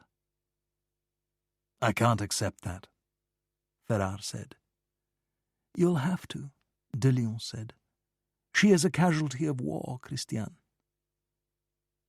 "There must be something," Ferrar said. "Give her an alibi for losing contact with you. Maybe it will work." "And if it doesn't?" "She will vanish. And they'll go after the next name on their list." To return to the Place Saint-Sulpice, Ferrar made his way through the Luxembourg Gardens, glorious on a day in June, but Ferrar, head down, saw none of it. When he opened the building door, she was waiting for him by the mailboxes in the lobby. "Your concierge is a good soul," she said, "and he let me wait in here." She was different now, he saw. A blue spring suit, a sensible handbag. "May I come upstairs, Christian?" she said. "I am here to say goodbye." In his apartment he offered her a brandy, and they sat in his study. "I think you know what's going on," she said. "I know," he said. "You are spying for Franco's Secret Service." "Trying to, but that's over now." "What will you do?" "I can't say, but it doesn't matter. I wanted to ask your forgiveness." "You have it." "I had no choice, Christian. I was forced to do this. They have my younger sister at nationalist headquarters in Burgos. She is kept in a guarded house, and she is allowed to write once a month, to remind me of what may happen." "How long has she been there?" "About 8 months. She was abducted in Lisbon and taken to Spain. She said in her first letter that they would kill her if I didn't do as I was told. So I tried." "Was I your first target?" "No, Castillo was the first. Then you." "Other than the letters, are you in touch with them?" "Oh, yes, they must have their reports. Her captor telephones me, arranged calls to a public phone at the Gare du Nord, and asks the most intimate questions in order to humiliate me. This excites him, I can hear it. I don't know who he is, but I know what he is. A señorito, as they are known, a little gentleman. He speaks the most particular Castilian Spanish with a kind of lisp. Cinco for cinco. So very upper class he is, and arrogant beyond belief. I know the breed, Ferrar said. Impeccably dressed, hair perfectly combed, a superior being. The señorito was known for his imperious stare. You offend me by your very existence. Of the señorito, a French journalist remarked, he judges the poor man's worth by his civility. They will rule Spain when Franco wins the war. Sad to say. Do you have any ideas about what to do now? I might try to play them along for a while. After that, I don't know. You'll tell them you're still working on me. A friend of mine suggested that I break off the affair having fallen in love with another woman. Do you think they might accept that? Maybe so. Maybe not. But if they don't, I've thought of ending my life. A sacrifice. It might free my sister. What if you pretended to die? Pretended? Perhaps a traffic accident.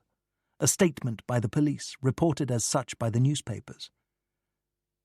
How would one even attempt such a thing? The French authorities could do it if they wanted to, by which I mean the Sûreté. They might be willing to help you if they thought you could be useful to them. From one master to another, is that what you mean? Ferrar nodded. You will have to work for them. They will not help you otherwise. Sympathy is not what they do. On the other hand, as a Marchesa, you would have entree into certain circles that interest them. I am not a whore, Christian. There is no need for that. Female spies don't necessarily have to sleep with male targets. They can go to parties and hear gossip. Remember, the love affair with me was the señorito's idea. I actually thought I could do it. I found you attractive. Then the moment came at the Windsor and I couldn't. And I meant to do something similar in Varengeville, but you tricked me. I'm not made of stone, and when you touched me it began to feel good and I didn't want to stop. Ferrar sighed, then shook his head in sorrow over what had happened. Would you care for some more brandy? No, my dear, I have to be on my way. I know I shouldn't ask you, but this is the last time we'll ever talk. So, is there any chance you know someone at the Sûreté? I don't. But I believe you can find your own way to approach them. He led her to the door and they kissed goodbye, left cheek, then right. Ferrar returned to his study, refilled his glass and lit a gitane. De Leon was right, he thought. He could have nothing further to do with her, and that included easing her way to someone at the Sûreté.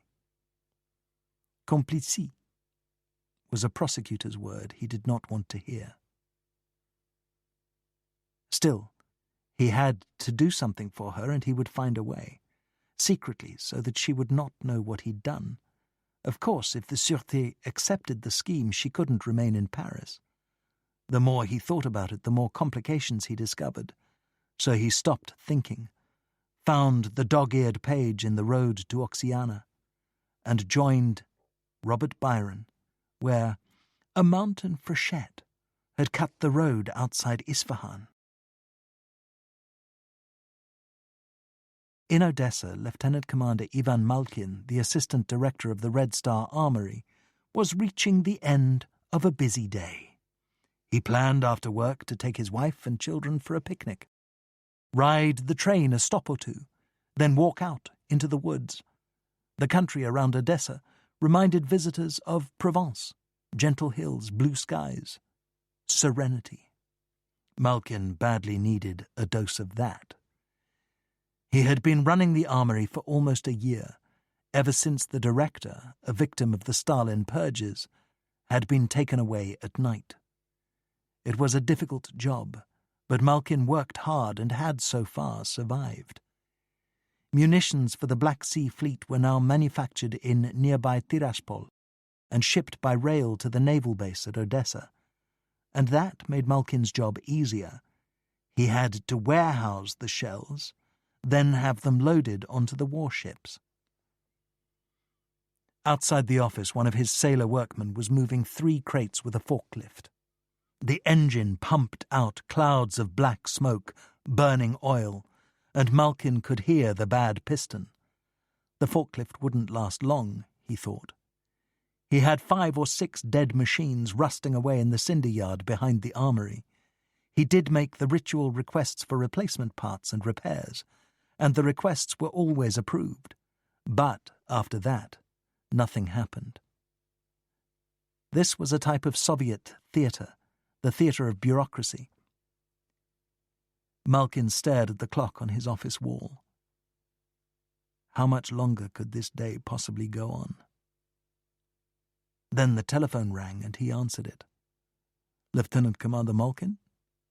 Comrade Lieutenant Commander, Comrade Zhenitev speaking. I am a supervising officer with the Port Facility Inspection Bureau, Southern Ukraine Division, and this evening the Red Star Armory will receive inspection. Malkin's heart pounded. He thought there might be an organization with that name, but it didn't matter. These people would find evidence of some crime against the state, and the Cheka would come and arrest him. In the USSR, bureaus and committees multiplied like rabbits, lethal rabbits. Thank you for informing us, Comrade Zhenitev. We are prepared for inspection. The committee will arrive in 45 minutes. We expect your workers will have left for the day. Make sure that they do. Only you are to remain. Yes, comrade, I understand. I will be here for the committee. The comrade supervising officer hung up. Malkin looked death in the face. Once the authorities showed up, that was that. He telephoned his wife, and, trying to keep his voice steady, told her there would be no picnic that evening. She sensed that something was wrong, but Russian phones, being what they were, did not ask, for fear he would answer and say the wrong thing. "I see," she said. "Perhaps tomorrow we can go." They would find everything. It couldn't be hidden. Corroded metal, broken machinery, holes in the ceiling. There was so much he'd been unable to repair. Unable? No, unwilling in the eyes of the state, and so guilty of that form of sabotage known as wrecking. He saw the grisly word in the newspapers every day. Malkin held his head in his hands and said a prayer. A short prayer. He leapt to his feet and hurried out to the armory floor and began to pick up cigarette butts. There were signs everywhere smoking was forbidden. Imagine all that explosive going up at once. He was halfway through this task when the committee arrived. There were 4 of them. 3 were pure apparatchik types, lumpy men in lumpy suits, accompanied by a terrifying woman, small, mean eyes, a hatchet for a face, who carried a terrifying briefcase. It meant authority, it meant power, it was a weapon. "I am Comrade Inspector Kostova," she said, her voice as dry as a bone. Malkin, trying to conceal his shaking hands, greeted them. Offered them vodka from the bottle in his desk. They refused, eyes narrowing. "Are you trying to bribe us, comrade?" The old armory, built by Tsar Alexander II in 1861, was 3 stories high and packed with munitions, torpedoes, depth charges, anti-aircraft shells, heavy machine gun bullets. "Shall we begin on this floor?" Malkin said. "Top floor, comrade," one of the apparatchiks said. "I will inspect the office," Kostova said. Are these all the filing cabinets? They are, Comrade Inspector. As Malkin led the rest of the committee toward the wooden ramp that served the upper floors, they produced notebooks and pencils to record the sins of the soon-to-be former assistant director. In the office, Kostova, using the technique common to thieves, opened the bottom drawer of the first filing cabinet, finding it packed with official forms, pages interleaved with carbons. Kostova knelt on the floor, thumbed through the forms, and under her breath said, "Pushel," which meant fuck. She'd thought at first that the forms packed into the drawer were duplicates, but they weren't. There were a dozen of each variety. Then K56Q gave way to C49HH. She began to go through them, selecting 3 of each type. God only knew what they were for. She slid them into her briefcase, then went on to the next, and the next. While she was at work, Malkin and the committee had finished the inspection of the 3rd floor and descended to the 2nd, walking along aisles where crates with stenciled identification markings were stacked to the ceiling. Midway down an aisle, one of the apparatchiks paused and said to Malkin, "I will take count of some of these crates. You go on ahead. I will catch up with you." "As you wish, Comrade Inspector," Malkin said. But the apparatchik didn't count anything. He worked his way back 2 aisles where a certain marking had caught his attention. He found the camera in his briefcase and began to take photographs, focusing on the stenciled identification, 76mm model F22. When he was done, he went off to find the rest of the committee. They were there for an hour, by which time there wasn't much left of Malkin, who wiped at his brow with a handkerchief. What unnerved him was that they didn't say anything, never asked a question, simply looked here and there and scribbled little notes in their notebooks. What had they found? When at last they returned to the office, Inspector Kostova was waiting for them. "Have you finished your work, comrade?" said the apparatchik who seemed to be in charge. "I have," she said.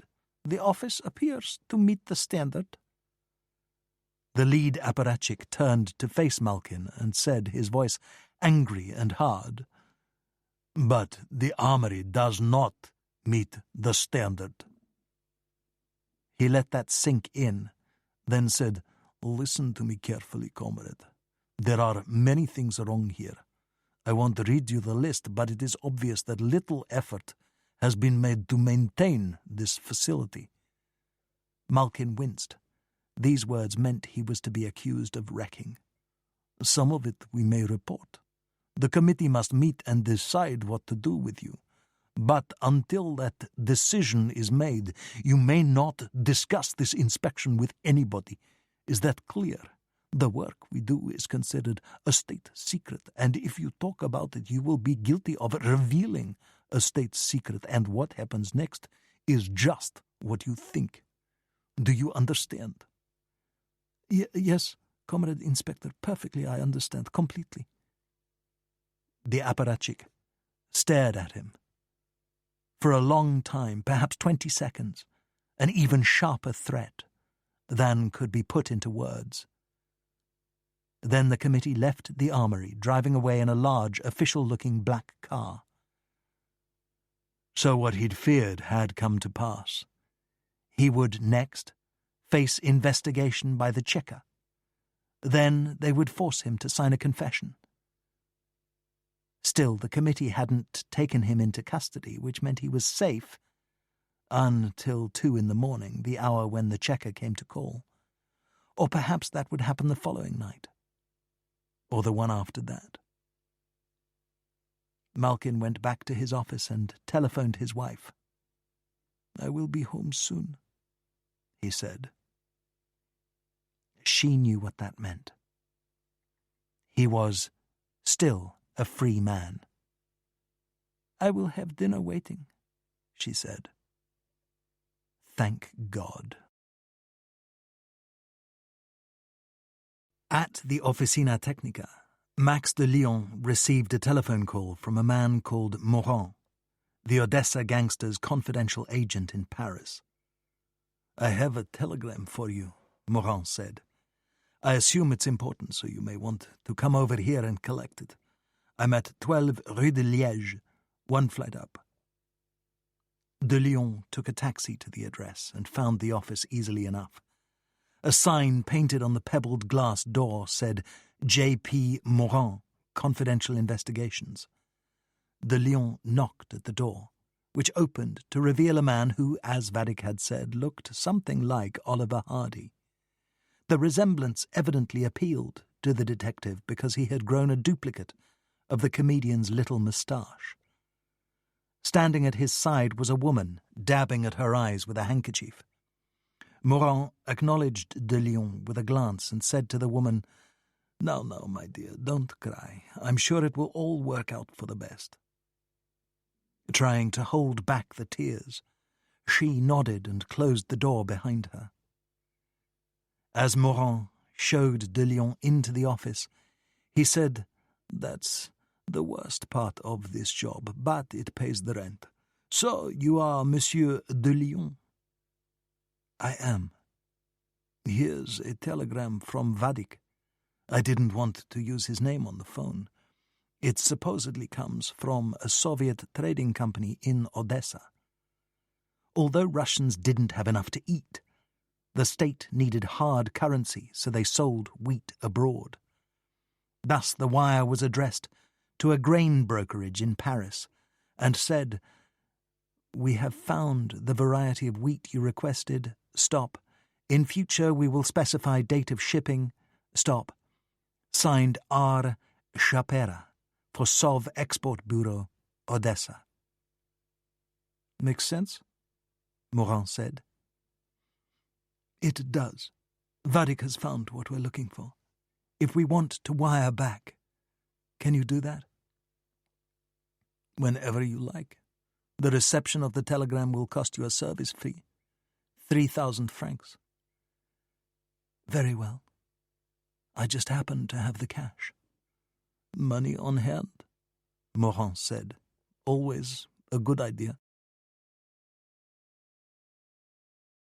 In Odessa, Vadik's people began to shadow the armory. At a late-night restaurant across from the entry gate, a man in workman's clothes took a window seat for 3 nights in a row. Drunks staggered past the gate at midnight. A woman in a kerchief sold meat pies from a wicker basket. They were interested in the quality of the armory's security, and the news was not good.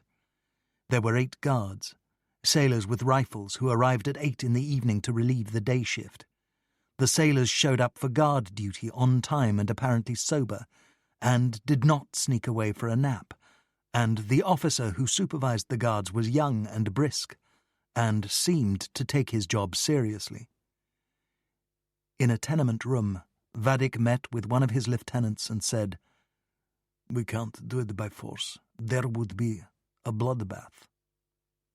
"No, we can't. They would send the Chekists down here from Moscow, hundreds of them, and some of us wouldn't get away." One of Vadik's people entered the armory dressed as a sailor with the crowd that arrived in the morning. He found the aisle where the 76mm ammunition was stored and began to count the crates. The shells weighed 12 pounds apiece and were packed 20 to a crate, to be managed by 2 loaders, which meant 2,500 crates. But all he could find were 1,930 crates, which reduced the anti-aircraft ammunition to 38,600 shells. This he reported to Vadik, who went off to see his friend at Sovexport Bureau, and sent a telegram revising the order and the price. Meanwhile, the woman who had played the part of Inspector Kostova, in fact Vadik's sister-in-law, was hard at work on the forms she'd stolen. This was not easy. The language used on the forms was strange and stilted, created by bureaucratic gods in a distant heaven. A form requesting a resupply of pencils asked for all sorts of information, that is, if a hand-managed writing tool, lead, even was a pencil. Still, what else could it be? But an hour at the task taught her to deal with the language. And it was then she came upon E781L2, authorization for emergency distribution of inventory. 3 pages of it, asking again for unimaginable volumes of detail. She walked over to Vadik's tenement room office and showed him the form. Is this of use? What is it? When she told him, he was delighted. Will it work? Normally it wouldn't. There isn't a naval officer in the world who would act on such a request without at least a telephone call. You can't just send weapons out into the night. However, yes, this is the Soviet Union, and here it may not be smart to ask questions. Here it is smart to obey a directive while finding a way to protect yourself. And in our case, we know who we are dealing with, and that will make a difference. Maybe.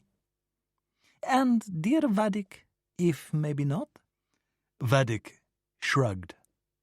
Run like hell. I know all about that.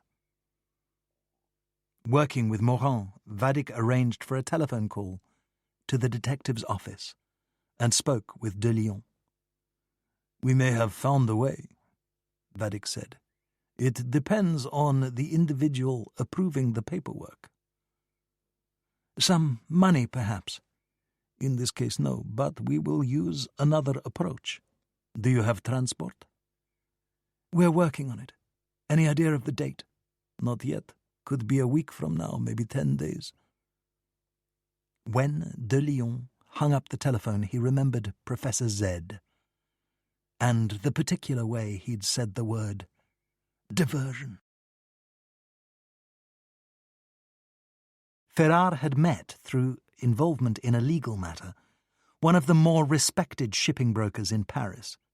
Dupray's office was close to the heart of the financial district, up past the Bibliothèque Nationale and near the Bourse, in a genteel, elegant building served by a very slow elevator with a cage for a door.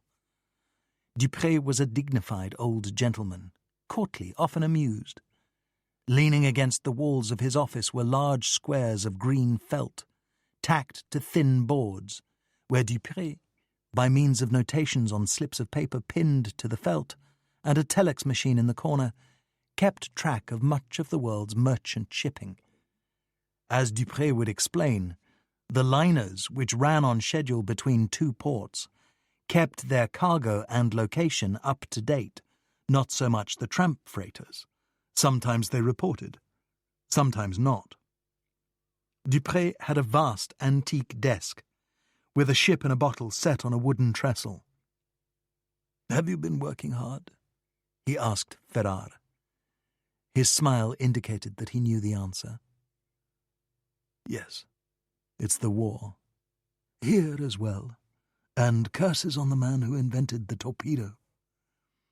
What can I do for you, Monsieur Ferrar?" "I'm here to find a ship." "Plenty still afloat. I would imagine you are representing a client." "The client is the Spanish Republic." Eyes to heaven, Dupray said, "Something tells me to put my fingers in my ears." "I wouldn't blame you, Monsieur Dupray." "You will have to find a way to deal with the non-intervention pact, but some of the tramp freighters will carry anything if somebody fiddles with the shipping manifest. Of course, I can't recommend that. Why not a Spanish ship?" "We inquired at the office of the naval attaché. No shipping available for 2 months. And if we started a fight over that, it would take weeks. We want to ship as soon as possible." Dupray found a clean sheet of paper and uncapped his fountain pen. "From where to where, Monsieur Ferrar?" "From Port of Odessa to Port of Valentia." "I see. And the cargo?" "Anti-aircraft ammunition in wooden crates."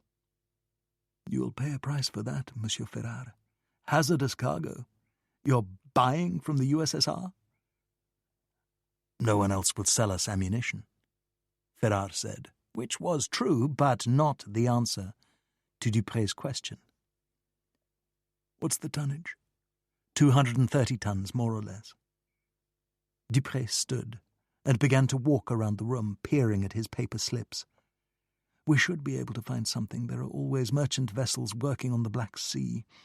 And just about every port is 2 days from Odessa, even for the older ships that do 10 knots an hour. As Dupre moved to a different board, the telex machine printed out a new length of tape. Let's try your allies first. South American countries and Mexico, they carry tons of oranges and bananas up to Odessa. You don't want to get between a Russian and a banana. Here's what you need. He unpinned a slip of paper and returned to his desk. The Santa Cruz, out of Tampico, Mexico, 3,200 tons, built in 1909. She's at the dock in Constanta, Romania, waiting for a tramping contract. Shall I get you a price? That's the usual thing to do, but we'll pay whatever they ask. Then I'll wire. Santa Cruz is owned by the Compañía Aguilar in Tampico. You'll have to pay in advance, of course. Ammunition, submarines, time of war. When Ferrar returned to the office, Jeanette told him that Barraby wanted to see him right away. Then she gave him a certain look, a warning. As Ferrar sat down, Barraby stood up and closed his door. He wasted no time and said, My contact at the Sûreté called this morning. Now what? It seems they have an interest in the Marchesa. He didn't say why, so I told him that I don't know much about the case, but that you were representing her. He asked that you call him at his office. You don't mind, do you? Not at all. Do we have anything to worry about? I don't think so, but I'll let you know after I speak with him. By the way, he's the one who helped you out with the Poles, so you should do the best you can. I will, Ferrar said. Barraby gave him a telephone number and the name of a colonel. Ferrar took the information back to his office. Barraby had been brusque, not his usual style, but Ferrar couldn't blame him. Calls from French security officials could be handled, but Barraby clearly didn't like dealing with them. Ferrar dialed the number, which was a direct line to the colonel's office. Monsieur Ferrar, thank you for calling. I should say, first of all, that this is something of a sensitive matter, so your discretion would be appreciated. I ought to inform Mr. Barraby if it concerns the law firm. Very well, but nobody else. No, only Mr. Barraby. This matter concerns a Marchesa. Marchesa Maria Cristina, with plenty of title after that, Bourbon, Braganza, and so forth. Husband's title, I believe. That's my understanding. Well, she came to see us. Talked to a junior officer who sent her on to a senior officer who sent her on to me, so the nature of your relationship, please. The Marchesa was a coup d'etat client. She was seeking to recover a debt owed to her deceased husband's estate. Then we became friends, if you understand what I mean. Intimate friends? Yes. We had a long and serious discussion with the Marchesa, and in the course of that discussion she told us that she was a coup d'etat client. So I telephoned Mr. Barraby, and he suggested I speak with you. Now, the Marchesa came to see us with the intention of freeing herself from a connection with the Spanish Nationalist Secret Service. She had some harebrained scheme involving a faked automobile accident. Did you know she was a spy? Not at first. When I figured it out, I ended the relationship. You didn't tell her anything, did you? I mean, perhaps by accident. I did not. She tried, I'll say that for her, and she's a very seductive woman. Indeed. And I liked her, but beyond that... I understand your feelings for her. She sat in my office, well-dressed, very prim and proper, but you could feel the heat from across the room. Technically, she committed a crime on French soil, though not against France. Still, I was obliged to arrest her. I regret you had to do that. Don't feel too bad. She is comfortable, not in a prison, and in the end it all turned out for the best. It did? How could it? Well, the more I spoke with her, the more I felt she might be someone who could help us. And she agreed she was willing to do that. Our work here is comprehensive, as I like to put it. National borders don't mean all that much in this office, but, as you would imagine, we are especially concerned with Germany and Italy. I believe this influenced her decision. Did she tell you about her sister, who is held in Burgos? Be patient with me, Monsieur Ferrara. I'm getting there. Yes, she did tell us about her sister, so we had to do something about that.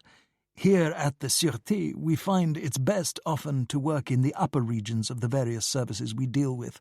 So I made a telephone call to my counterpart at the SIM, the Nationalist Secret Service, and we worked out a deal. The Marchesa will no longer be controlled by the SIM, and her sister will be freed. In return, we agreed that nothing of this affair would appear in the press. Please don't think I'm being flippant, Colonel, but you should have been a lawyer. Oh, but I am a lawyer, monsieur. Or rather, I was. Did you tell your counterpart that the Marchesa will now work for you? I didn't need to tell him that. He knew. European nobility is of particular interest to us, all of us. They ruled every country in Europe for generations, and they are still influential. Politicians cannot resist them, especially if they look anything like the Marchesa. Truthfully, I'm more than glad you were able to save her. We do what we can. I wonder, now that the Marchesa is no longer a threat to you, perhaps you would like to resume the affair. No, not after what happened, I couldn't. Monsieur Ferrara, I will remind you once again to keep this matter secret, and then I will say good afternoon. What, Ferrara wondered, was that certain note in the Colonel's voice when he asked about resuming the affair? Did his interest in the Marchesa extend beyond a professional concern? No, impossible. Really? Why? In Odessa, the checker came for Malkin at 2 a.m. There were 3 of them. They told his wife to go into the bedroom and shut the door, then waited while he dressed. At least Malkin thought they had not arrested her, which was common practice. When he was done, they took him out to their car, the black, boxy MK, manufactured for the NKVD and driven exclusively by them. Malkin, rigid with fear, knew his future. He would be taken off to a basement in an NKVD prison and interrogated. Reaching the MK, he was shoved into the back seat, and one of the Czechists, who wore eyeglasses and a hat, sat next to him. He was, Malkin sensed, one of those Bolshevik operatives who truly believed, relentless, merciless. But then Malkin did not go to the room in the basement. The MK stayed where it was, while the Czechist, sitting next to him, said, "Comrade Malkin, you are in grave difficulties. You are, the inspection committee has determined, guilty of the crime of wrecking. For that you get 20 years in a Siberian gold mine. Not a good place, Comrade Malkin, a place from which very few return." The Czechist waited for a response, but Malkin could only nod. "A sorry fate, comrade, but then there might be a way out for you." Malkin stared at him. Had he heard correctly?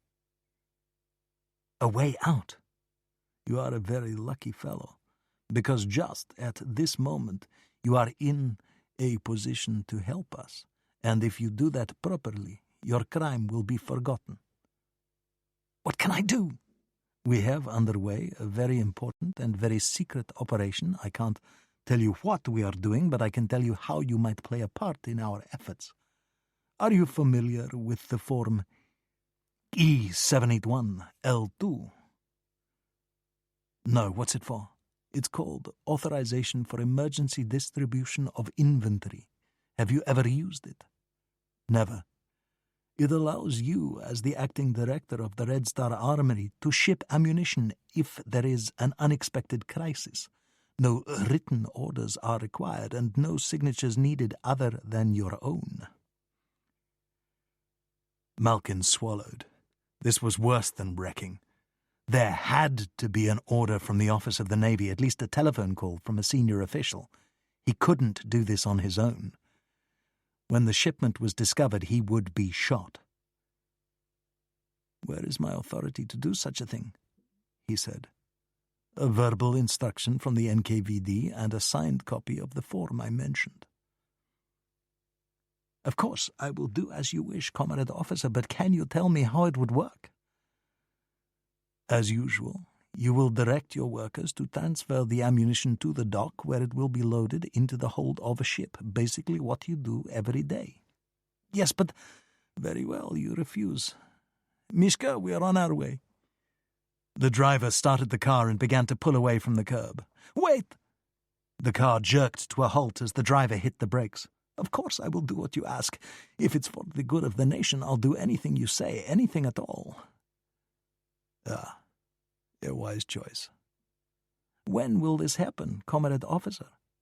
"In 2 or 3 days, whenever our ship gets here. It is our own ship, by the way, used by our service. It is not a naval vessel." "All right, 2 or 3 days, yes. Just tell me when." "We will. Meanwhile, you can never speak of this, because if you do, we'll be back, and then you won't be such a lucky fellow." "And later on, if a senior officer should question my actions?"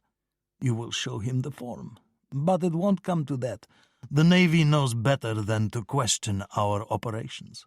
You will simply request that a replacement stock of ammunition be provided, and you will be a free man." Thank you, Comrade Officer." Malkin glanced out the window and saw the silhouette of his wife as she watched from the darkened bedroom. "We will contact you," the Chekist said. "And now, comrade, go home." In Spain, where the river Ebro provided a line of defence for the gathering of the Republic's forces, the army of the Ebro prepared to cross the river and attack nationalist positions on the other side. The new army had been made up of the Republic's last reserves.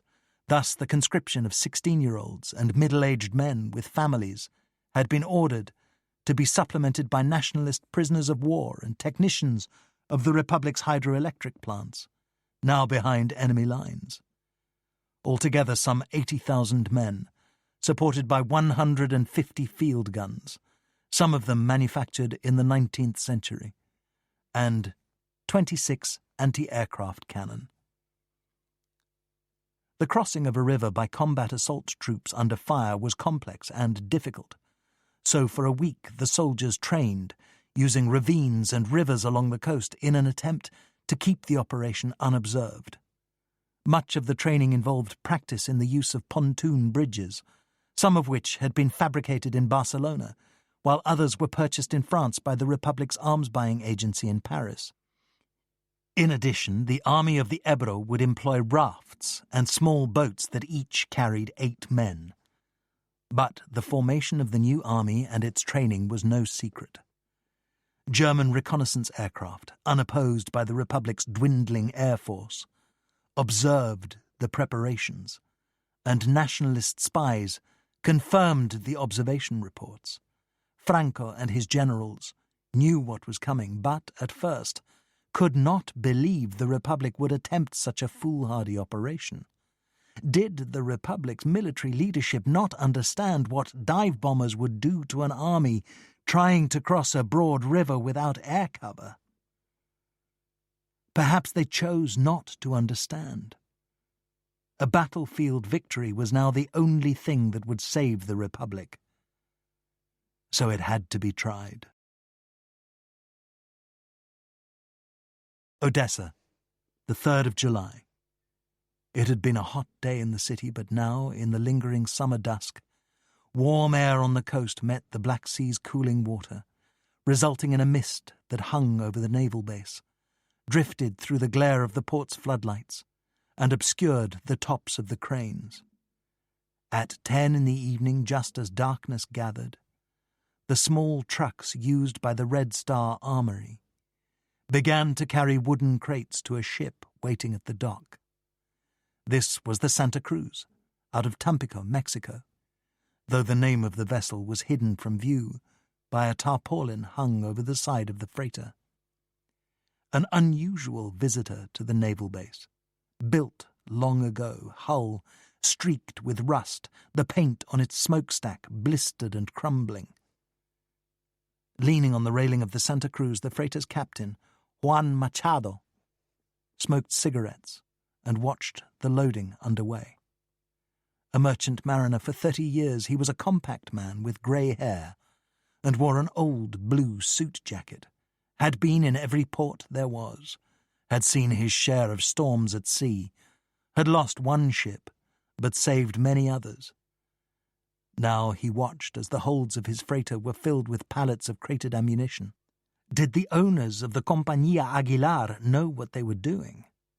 He supposed they did. They usually did. It was a matter of money, though Machado could only imagine what the insurance for this voyage had cost.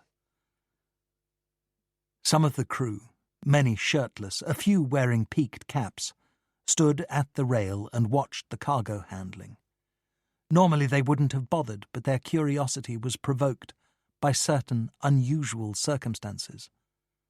The tarpaulin hiding the ship's name, and down on the dock, guards in civilian clothing maintained a wide perimeter as the trucks were unloaded. Guards? Well, why not? Nothing quite like Russia for unnamed threats and dangers. The crew had been looking forward to spending time ashore, good whoring to be had in Odessa, as well as good food and well-run gambling dens, where it took them a long time to steal your money so the excitement could last all night. But Machado had told them, not this time.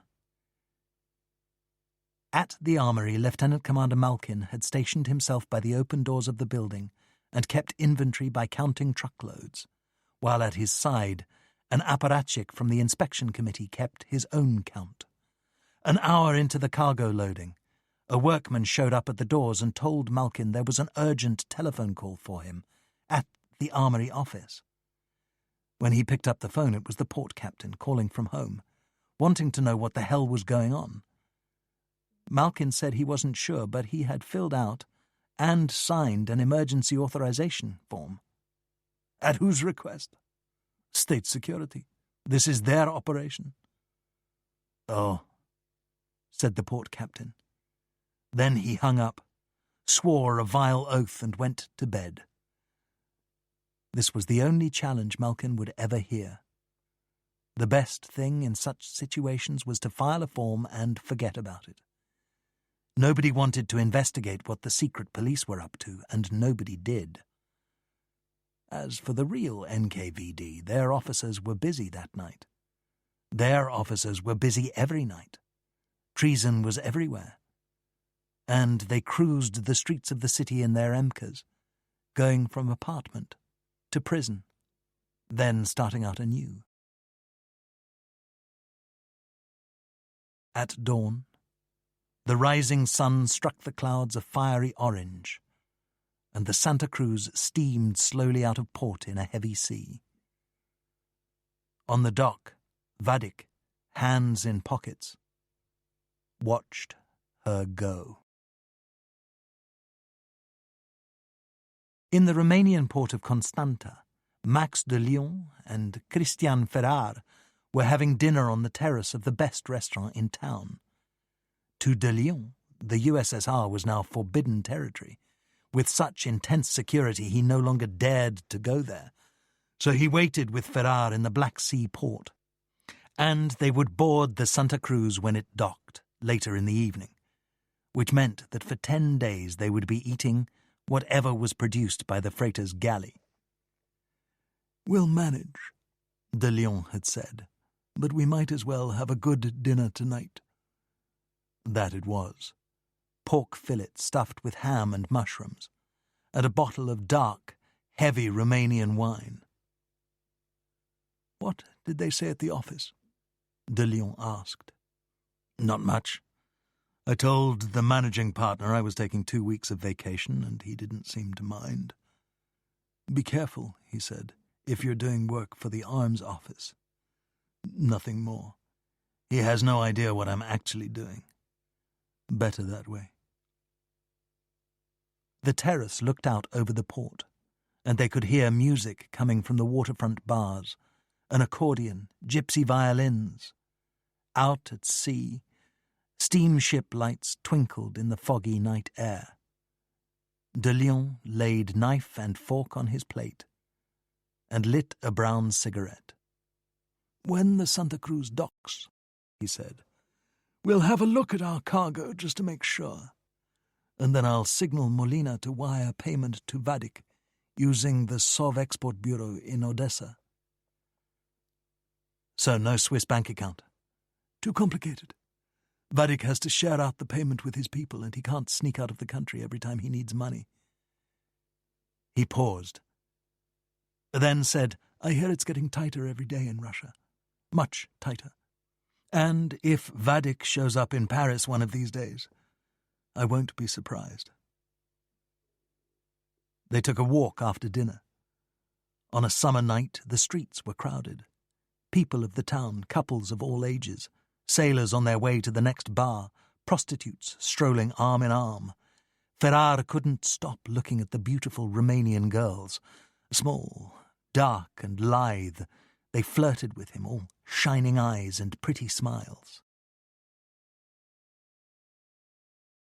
The Santa Cruz made port at 8:20. De Leon had paid a clerk at the customs office to let them know when it docked, and he came to their hotel, then walked them to the wharf. De Leon and Ferrar climbed the gangway, found a sailor, and asked to see the captain. Machado was in his tiny office, perhaps a former closet, with just enough room for a desk. After they introduced themselves, he looked them over for a moment, then said, "You must be the passengers. The company wired your reservation." "We are," de Leon said. "All the way to Valentia." "Maybe you have something to do with the cargo," Machado said. "It is ours," de Leon said. "We are serving the Spanish Republic." "Well, that's all right with me." He stood and said, "Let me show you your cabin. It isn't much to look at, but better than hammocks in the crew quarters." At the end of a narrow passageway, a small room with a porthole and 2 cots. "Just right for us," de Leon said. "Good," Machado said. "Passengers don't work on freighters, but I wonder how you would feel about standing a watch. We're 2 hands short, so it would help us out." De Leon and Ferrar glanced at each other. Then Ferrar said, "We'll be happy to help out." "I had in mind the midnight to 8, split in half, 4 hours each, and you can trade off if you like." "Anything special we have to do?" Ferrar said. "Stay awake. I expect it will be a quiet voyage." Machado looked at his watch. "We'll be sailing in a few hours. We only came here to pick you up." Machado returned to his office. Ferrar put his small valise at the foot of the cot next to the wall. He'd gone shopping in Paris for clothes to wear at sea. A long-sleeved cotton undershirt with 3 buttons at the neck, canvas trousers and canvas shoes with rubber soles. When he started to change clothes, he saw that de Leon was doing the same thing. "I'll take the midnight to 4, Ferrar said. The Santa Cruz carried a crew of 17, mostly ordinary seamen and stokers. The ship was coal-fired. A boatswain who served as second officer to the captain, a radio operator, and a cook. Like many merchant marine crews, they came from everywhere. A few born in Mexico, others were Portuguese, Algerians with French passports, 2 Germans, 3 from Venezuela. They had signed on at various times from seamen's hiring halls, in various ports, and spoke like almost all merchant seamen, a kind of pidgin English that allowed them simple communication, especially in areas of work at sea.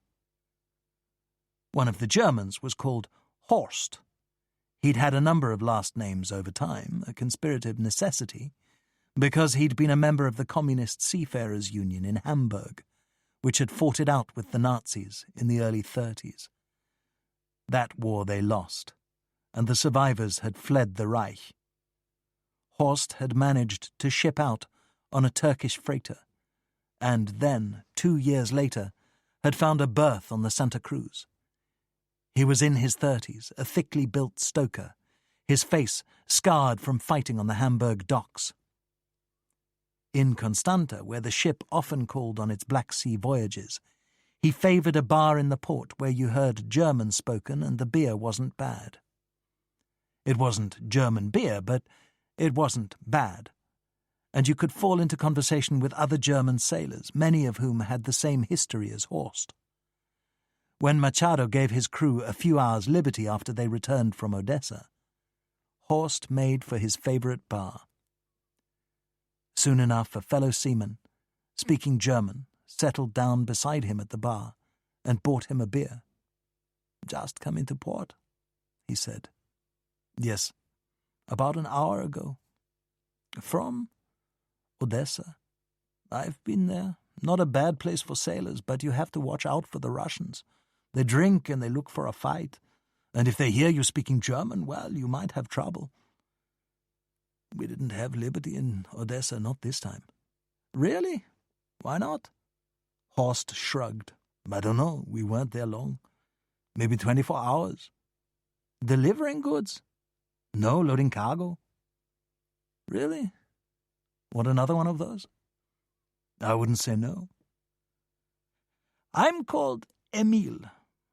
"And I'm Horst. From Hamburg." They turned on their bar stools and shook hands. Horst had a hand that for years had held a shovel, and his skin was like sandpaper. Emil, however, had a soft hand. "Not much gets loaded in Odessa," Emil said. "Sometimes grain. Was that your cargo?" "No." "Then what?" Horst knew perfectly well what the Santa Cruz had in its holds, but he wasn't going to discuss that with a stranger. "I don't know. Some kind of machinery in crates." "Not the usual?" "Oh, we carry every damn thing there is, not cattle. I did that once and I'll never do it again. I'd rather get a job in a factory." "Ever work on a cattle boat?" "No, so far I've been lucky." "What ship are you on now?" "I'm waiting for a berth. That's hard in Constanta." "If you say so." "Anything on your ship? The Santa Cruz out of Tampico.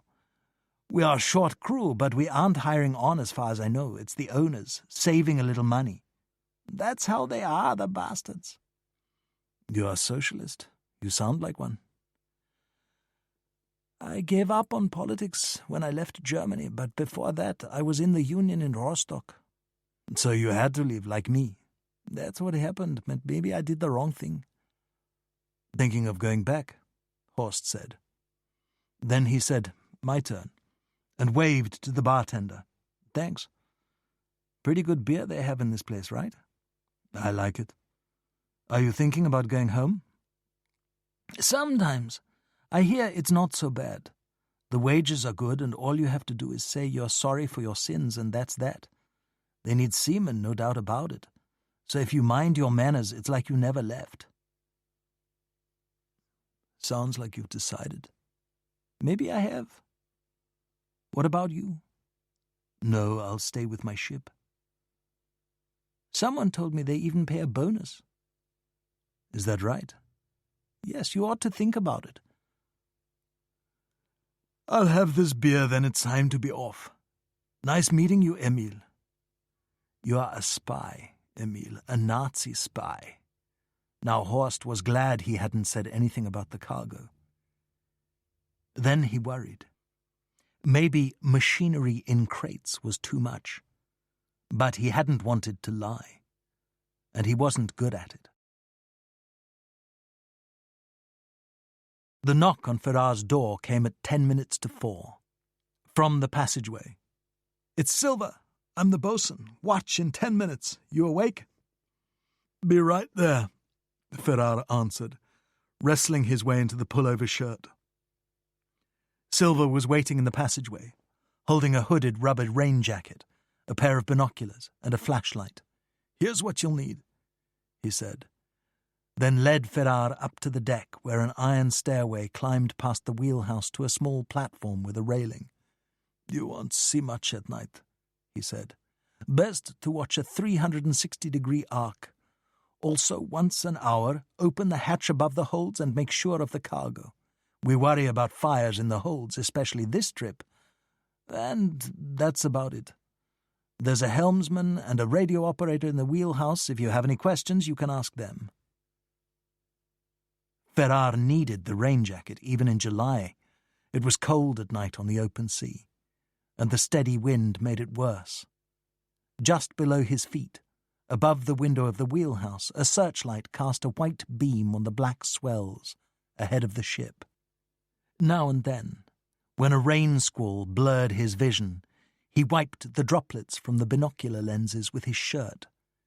He would have to find a rag somewhere before his next watch. He swung the heavy binoculars left and right, then turned around and did it again. But the sky was overcast. There was no moonlight, and all he could see was darkness. Istanbul had forever been a magnet for clandestine operations. Here, East met West, and they spied on each other. A year earlier, the Abwehr, German military intelligence, had purchased a hotel with a view of the Bosphorus Straits, and now used the top floor as a lookout point, watching traffic in the sea lanes that led to the Sea of Marmara and then to the Aegean. There were 2 observers that night, a lieutenant and a sergeant, who sat side by side in front of the window and tracked the busy strait with their binoculars. Sometime after 5 o'clock in the morning, the sergeant said, "There's an old tub for you." "Where?" 20 degrees north, single stack." "I see her. She's the—" He worked to bring the name on the hull into focus. "Santa Cruz." The sergeant thumbed through the shipping register by his side. "Out of Tampico," he said. "Wonder where she's been." "Could be anywhere. Bulgaria, Romania, Russia." "The way she rides in the water, she's hauling cargo," the sergeant said. "So she is. Is she worth an inquiry?" "Why bother? She's just a freighter. Headed for Greece, probably." "Look at her stack." Grey smoke boiled from the mouth of the stack, then blew away in the wind. "She's doing the best she can." "In a hurry," the lieutenant said. "So what?" "I don't know. I guess we'll let her go." The lieutenant squinted through his binoculars. "Oh, what the hell, we might as well inquire." He laid the binoculars on the ledge beneath the window and filled out a form for the wireless operator. Date, time, name of ship. "I'll take this down later," he said. "I wouldn't mind knowing the cargo and where she picked it up. Probably nothing we should worry about, but still." On the Santa Cruz, there were 2 seamen in the wheelhouse, a wireless operator and a helmsman. The radio operator wore headphones, a wireless key close at hand. When the Morse code started up, he wrote the message down in the radio logbook. "What is it?" the helmsman said. "An operator in Greece, naval base at the port of Salonika, wants to know what we're carrying and where we're going." The helmsman moved the wheel a few inches, until the compass showed the correction.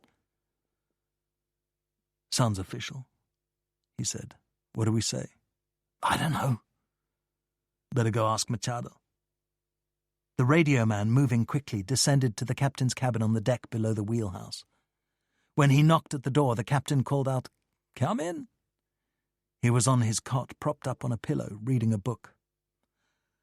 "A message from the naval base at Salonika. They want to know cargo and destination." Machado thought it over. "What do I tell them?" "Acknowledge reception, nothing else. If they try again, do the same thing.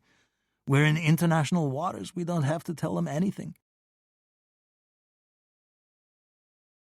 Piraeus Cooling Station, 1:30 a.m.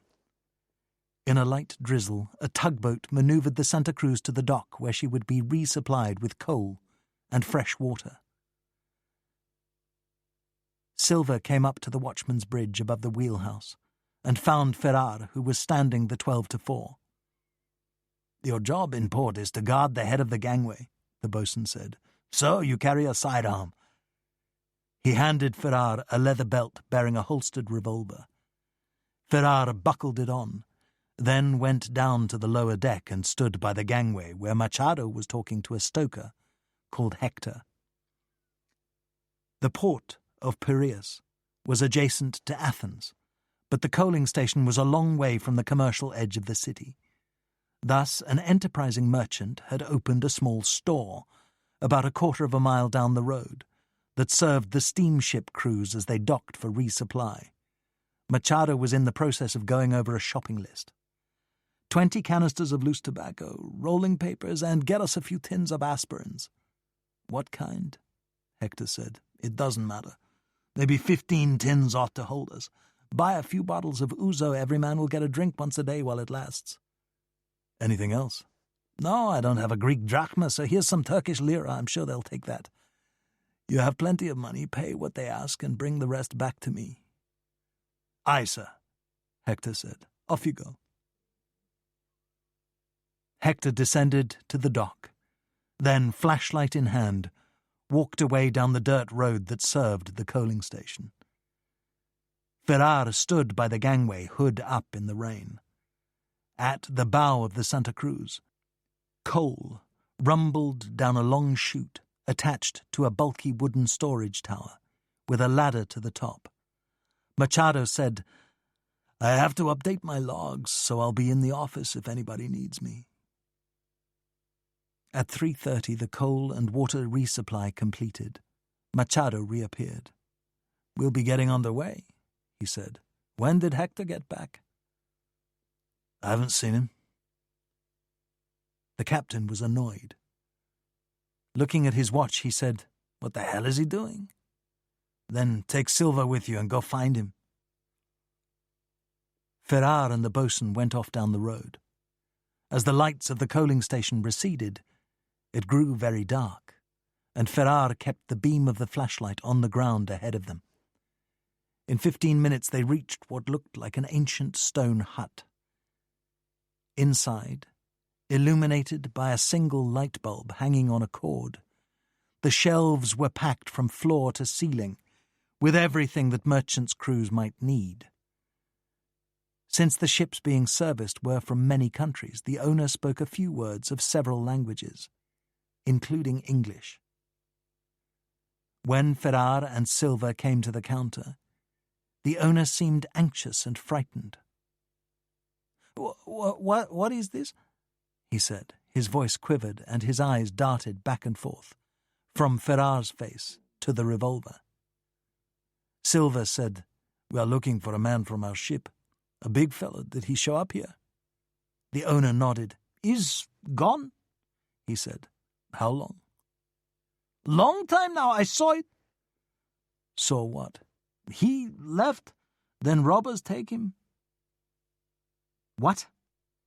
"I watched him go away. Then his light went." With his hand, the owner imitated the wild path of the stoker's flashlight, up and down, side to side.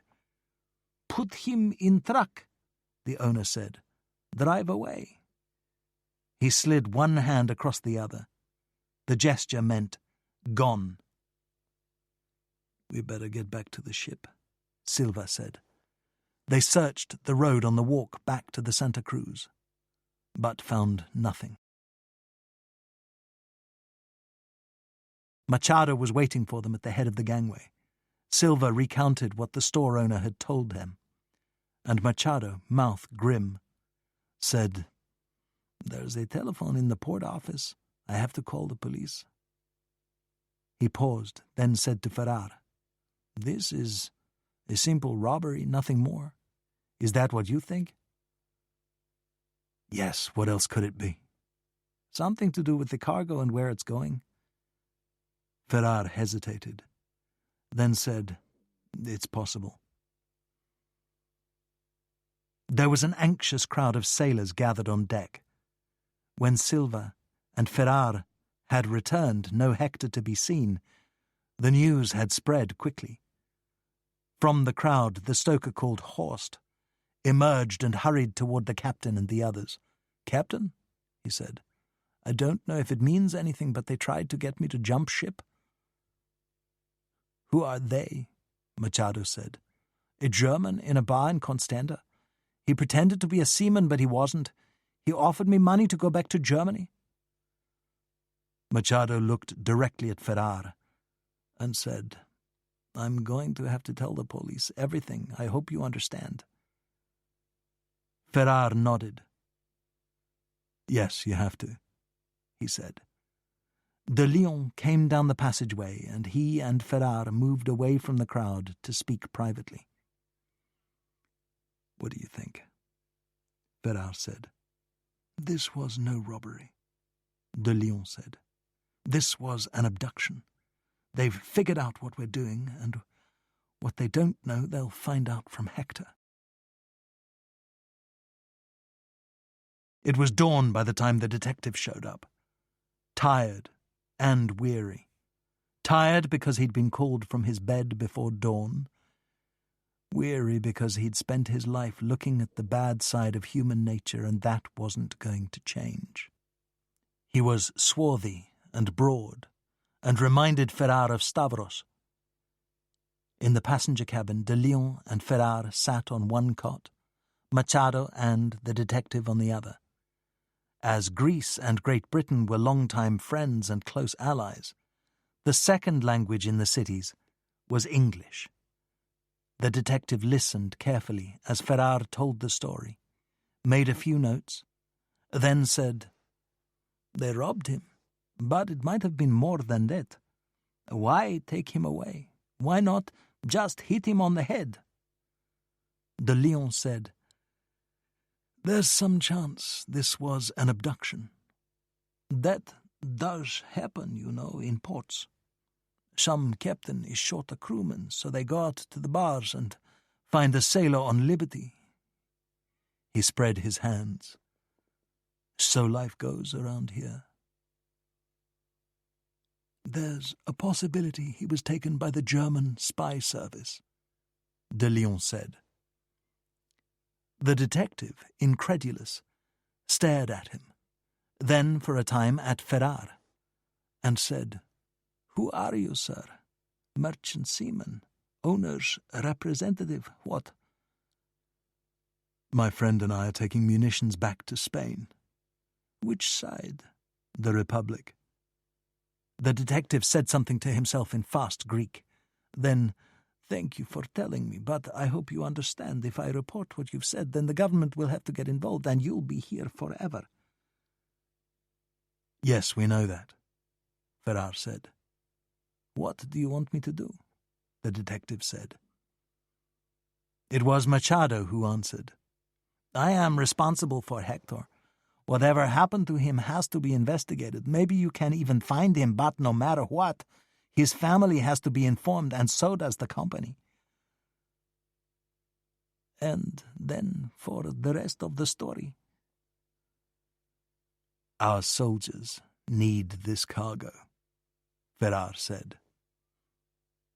The detective put his pencil away.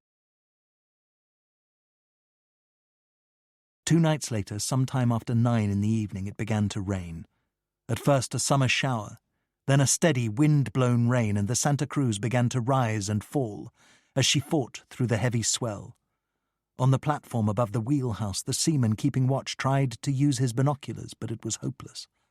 When the waves hit the ship's hull, a cloud of spray burst over the deck and was caught up in the wind, so he had to wipe salt water from his burning eyes. The ship had now entered the Mediterranean and was 10 miles off the town of Licata, just below the boot of Sicily.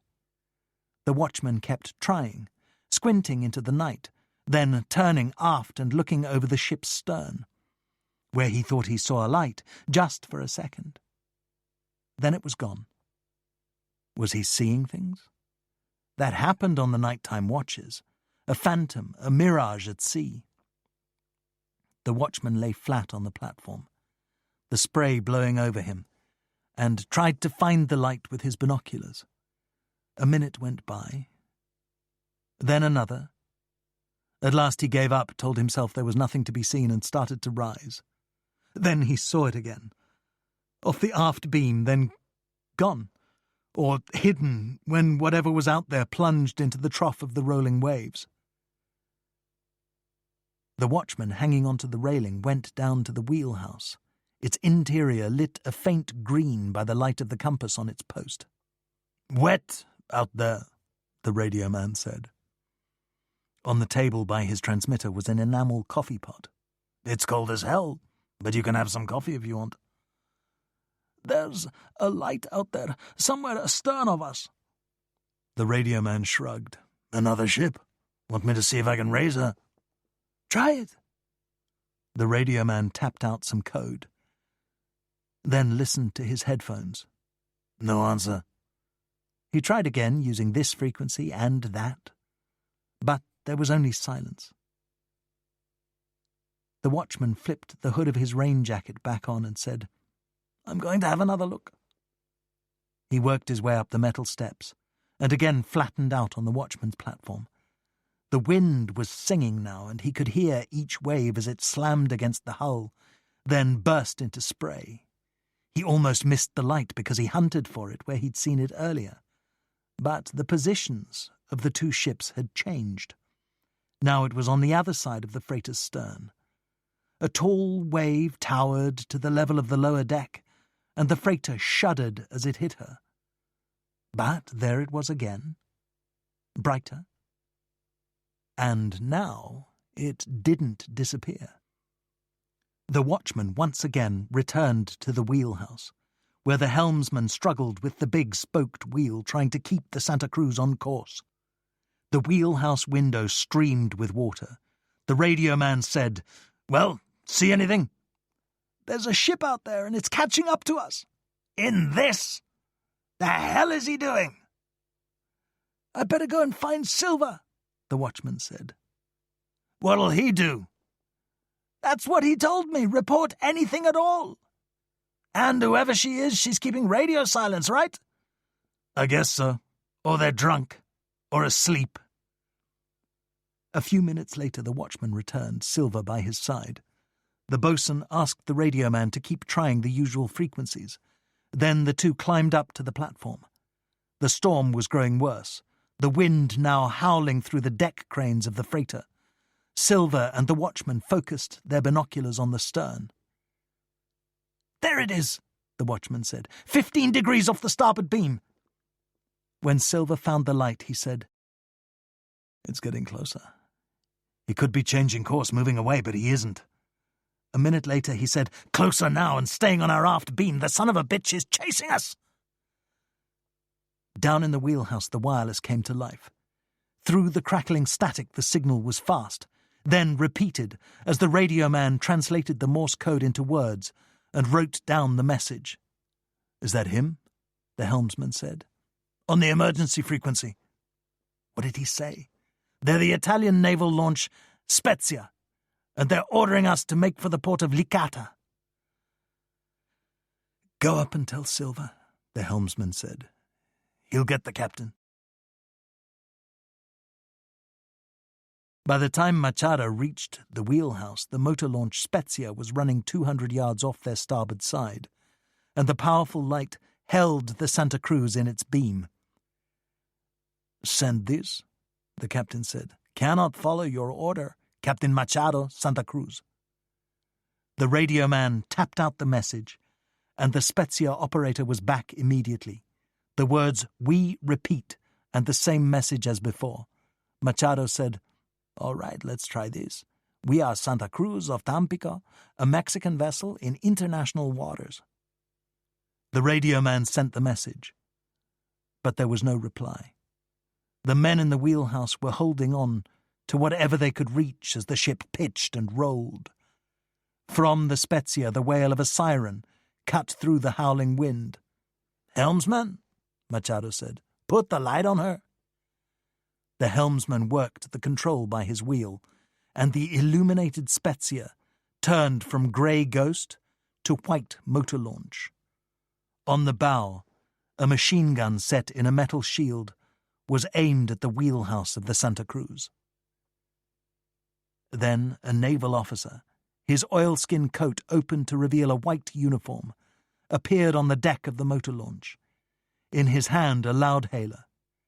The officer raised the device to his mouth, and, his voice amplified, said in slow, halting Spanish, "Santa Cruz, we are ordering you to change course and make for the port of Licata. We will follow you in." The freighter's loudhailer was hung from a wire loop by the light control. Machado grabbed it and stepped outside the wheelhouse. "Spezia, you have no authority to order us to do anything." From the officer on the Spezia, "We will fire on you if you do not obey our order."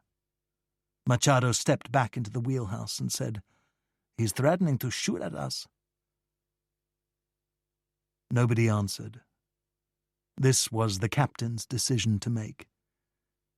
They all knew about the tons of ammunition in the holds. One bullet would be more than enough.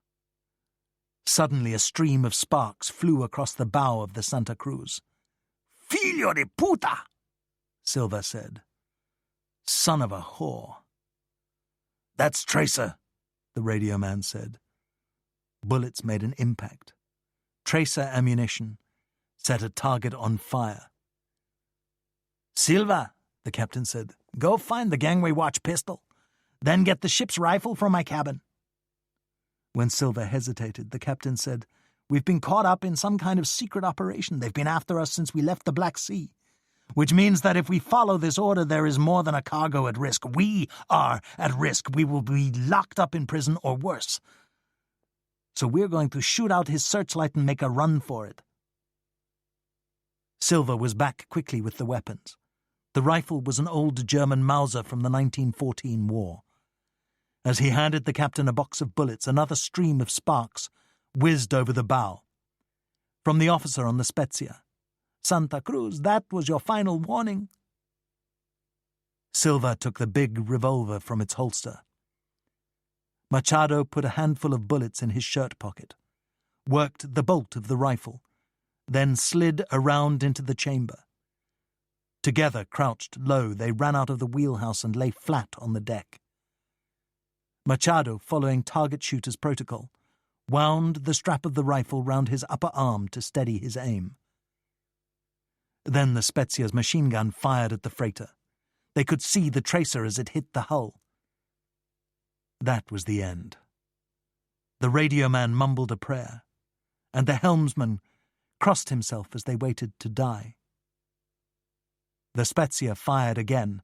A buzzing orange flash lit the wheelhouse as the round punched through the wall. The helmsman said, and sank to one knee. Just by his side, there was blood on the wall. Ferrar and de Leon, both breathing hard, came running into the wheelhouse. The radio man was trying to stop the helmsman's bleeding and was tying a belt into a tourniquet above the wound in his thigh. De Leon ran out onto the deck where, using two hands, Silva was firing the revolver. De Leon lay down next to the captain. "Let me try it," he said. Machado, voice raised above the wind, shouted, "It's impossible to hit anything! The target is moving and so are we!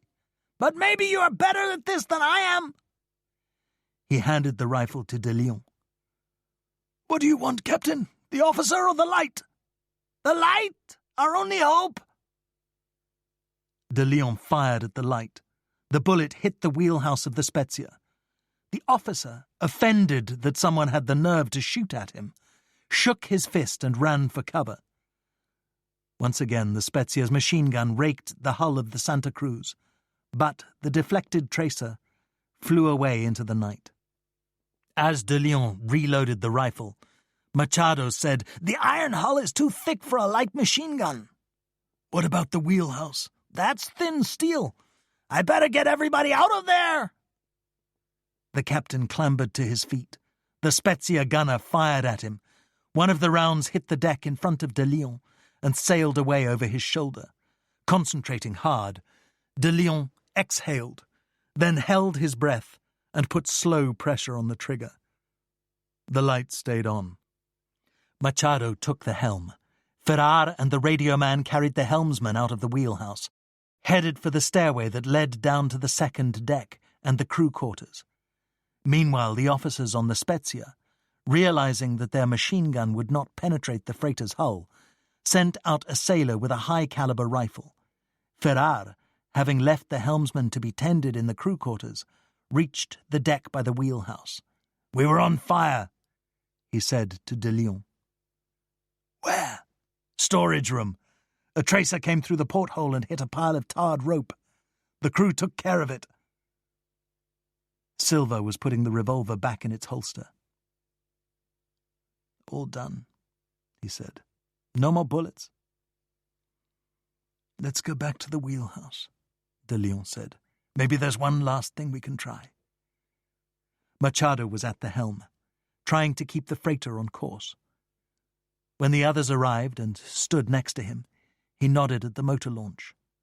As the sailor on the Spezia fired, they could see an orange muzzle flash.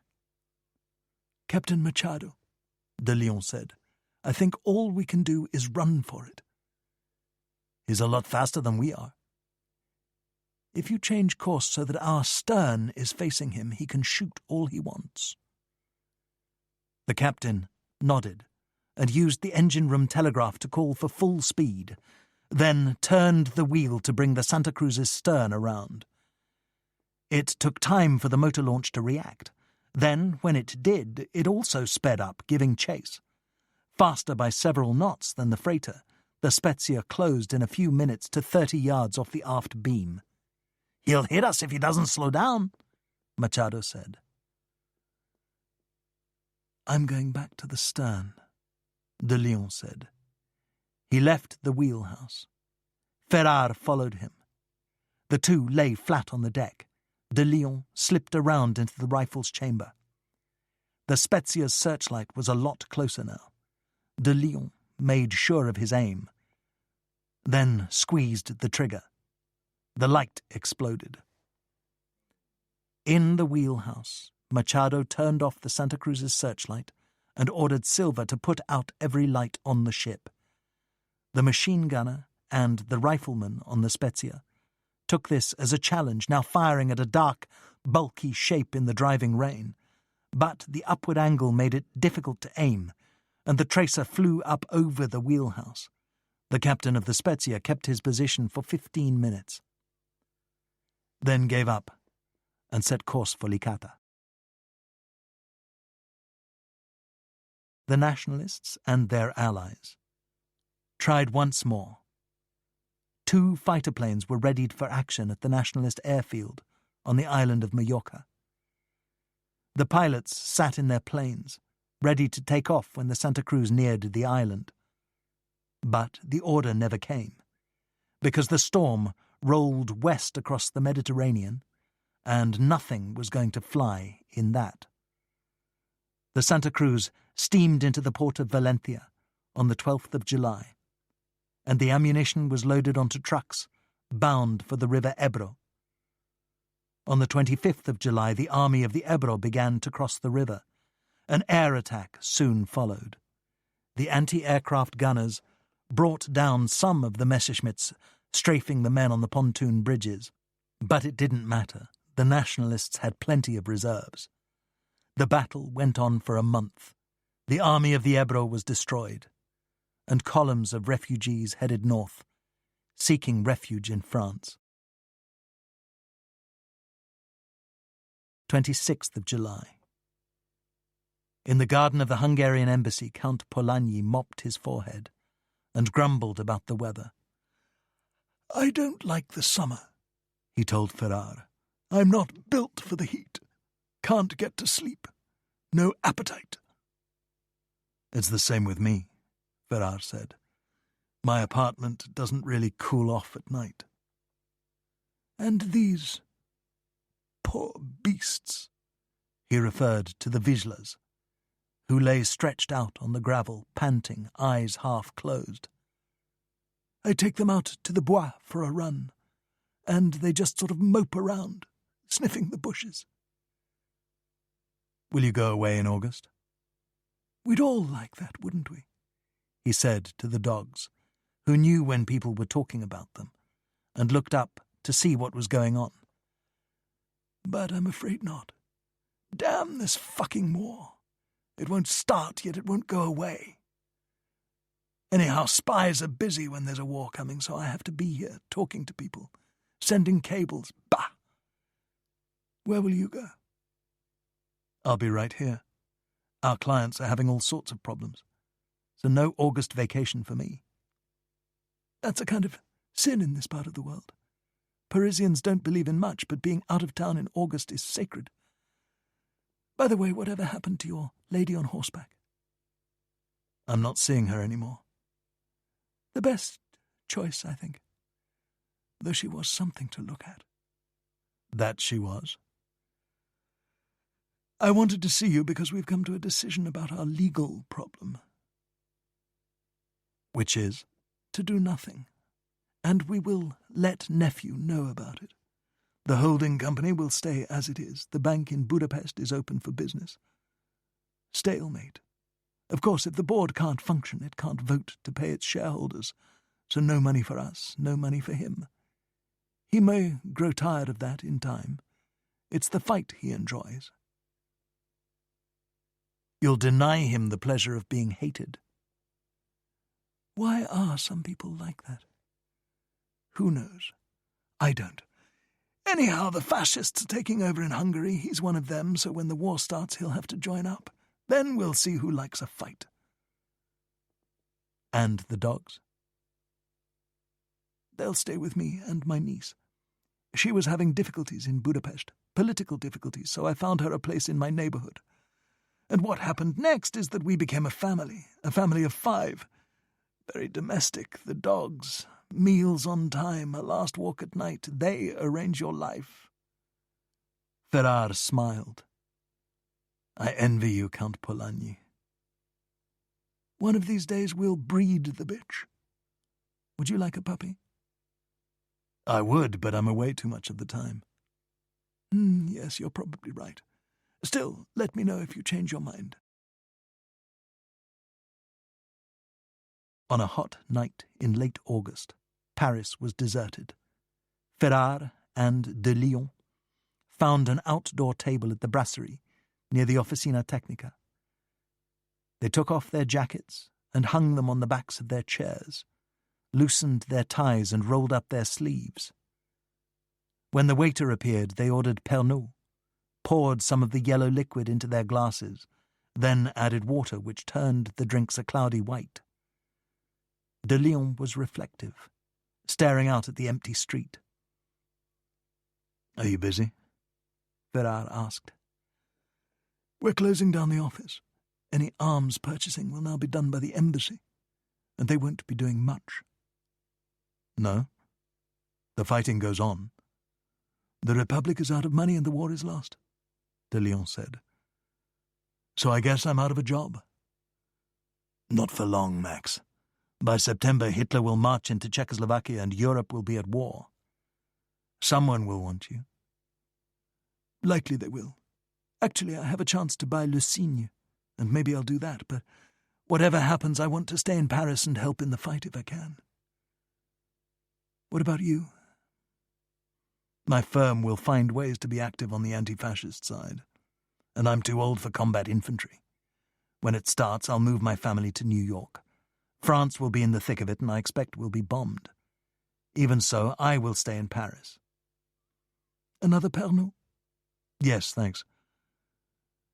What about your friends? You mean Stavros, Nestor, and the rest? He smiled, thinking about them. Gangsters don't do badly in war. A lot of money about, black market everywhere.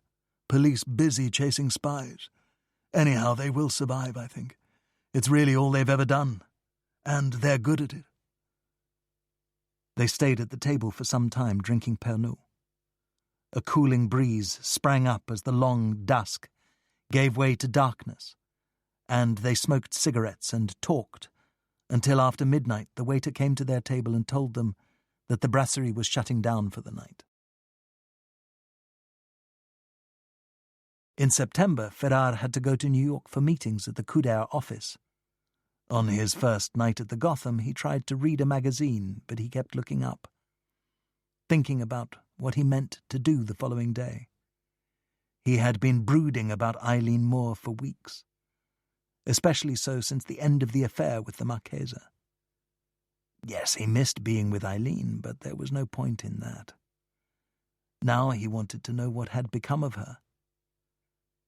Eileen Moore made characters of the people in her life, would tell Ferrar stories about them, and it was as if he knew them. For example, Miss Feingold, Eileen's boss, who supervised the book reshelving workers at the New York Public Library. Poor Miss Feingold. She had, in late middle age, tender nerves, and was prone to hysteria over small things. Thin as a rail with caved-in shoulders, angry at the world.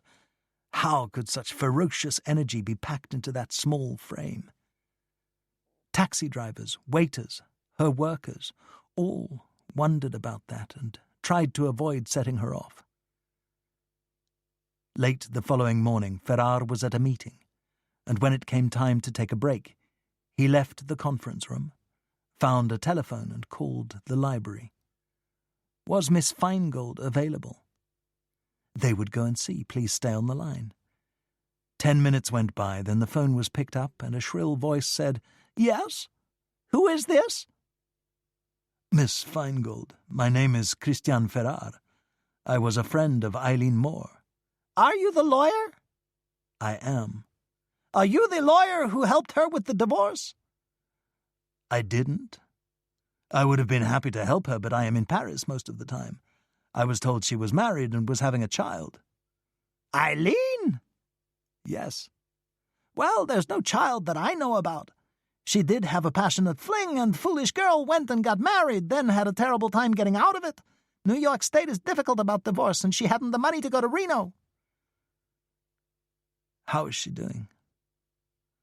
As Miss Feingold started to answer, a secretary looked into the office where Ferrar was using the phone and said, "Mr. Ferrar, they're going to need you in the conference room." He thanked Miss Feingold and returned to work. Ferrar left work at 5:30. He couldn't be sure, but from his conversation with Miss Feingold, it sounded as though Eileen Moore was still working at the library. So he took a taxi up to 42nd Street, climbed the stairs to the entryway and sat on the top step. What, he wondered, had she done? Lied about the pregnancy? She might have, not wanting him to know that she was crazy for a new man. Rather like, he thought, his mad passion for the Marchesa. A warm September evening. The library was busy. A flood of people going up and down the stairs. All kinds of people. Teenagers, college students, artists, old men and women, and those strange eccentric types who'd spent years doing research on some subject, likely esoteric, that preoccupied their lives. All sorts they were, people who went to libraries. He kept his eyes on the crowd. Did she come to work at 6? That was his recollection. 6 o'clock. Came, and went. And yes, there she was. Auburn hair, redhead's complexion, mind 1,000 miles away as she took the stairs in a hurry, late, having to explain to Miss Feingold. But then she happened to glance up and stopped dead, mouth open in surprise, staring at Ferrar. They stared at each other for a time, and, as they did, the loveliest look came over her face, a kind of warm light, not so very different than the look on his face. Really, much the same. The end.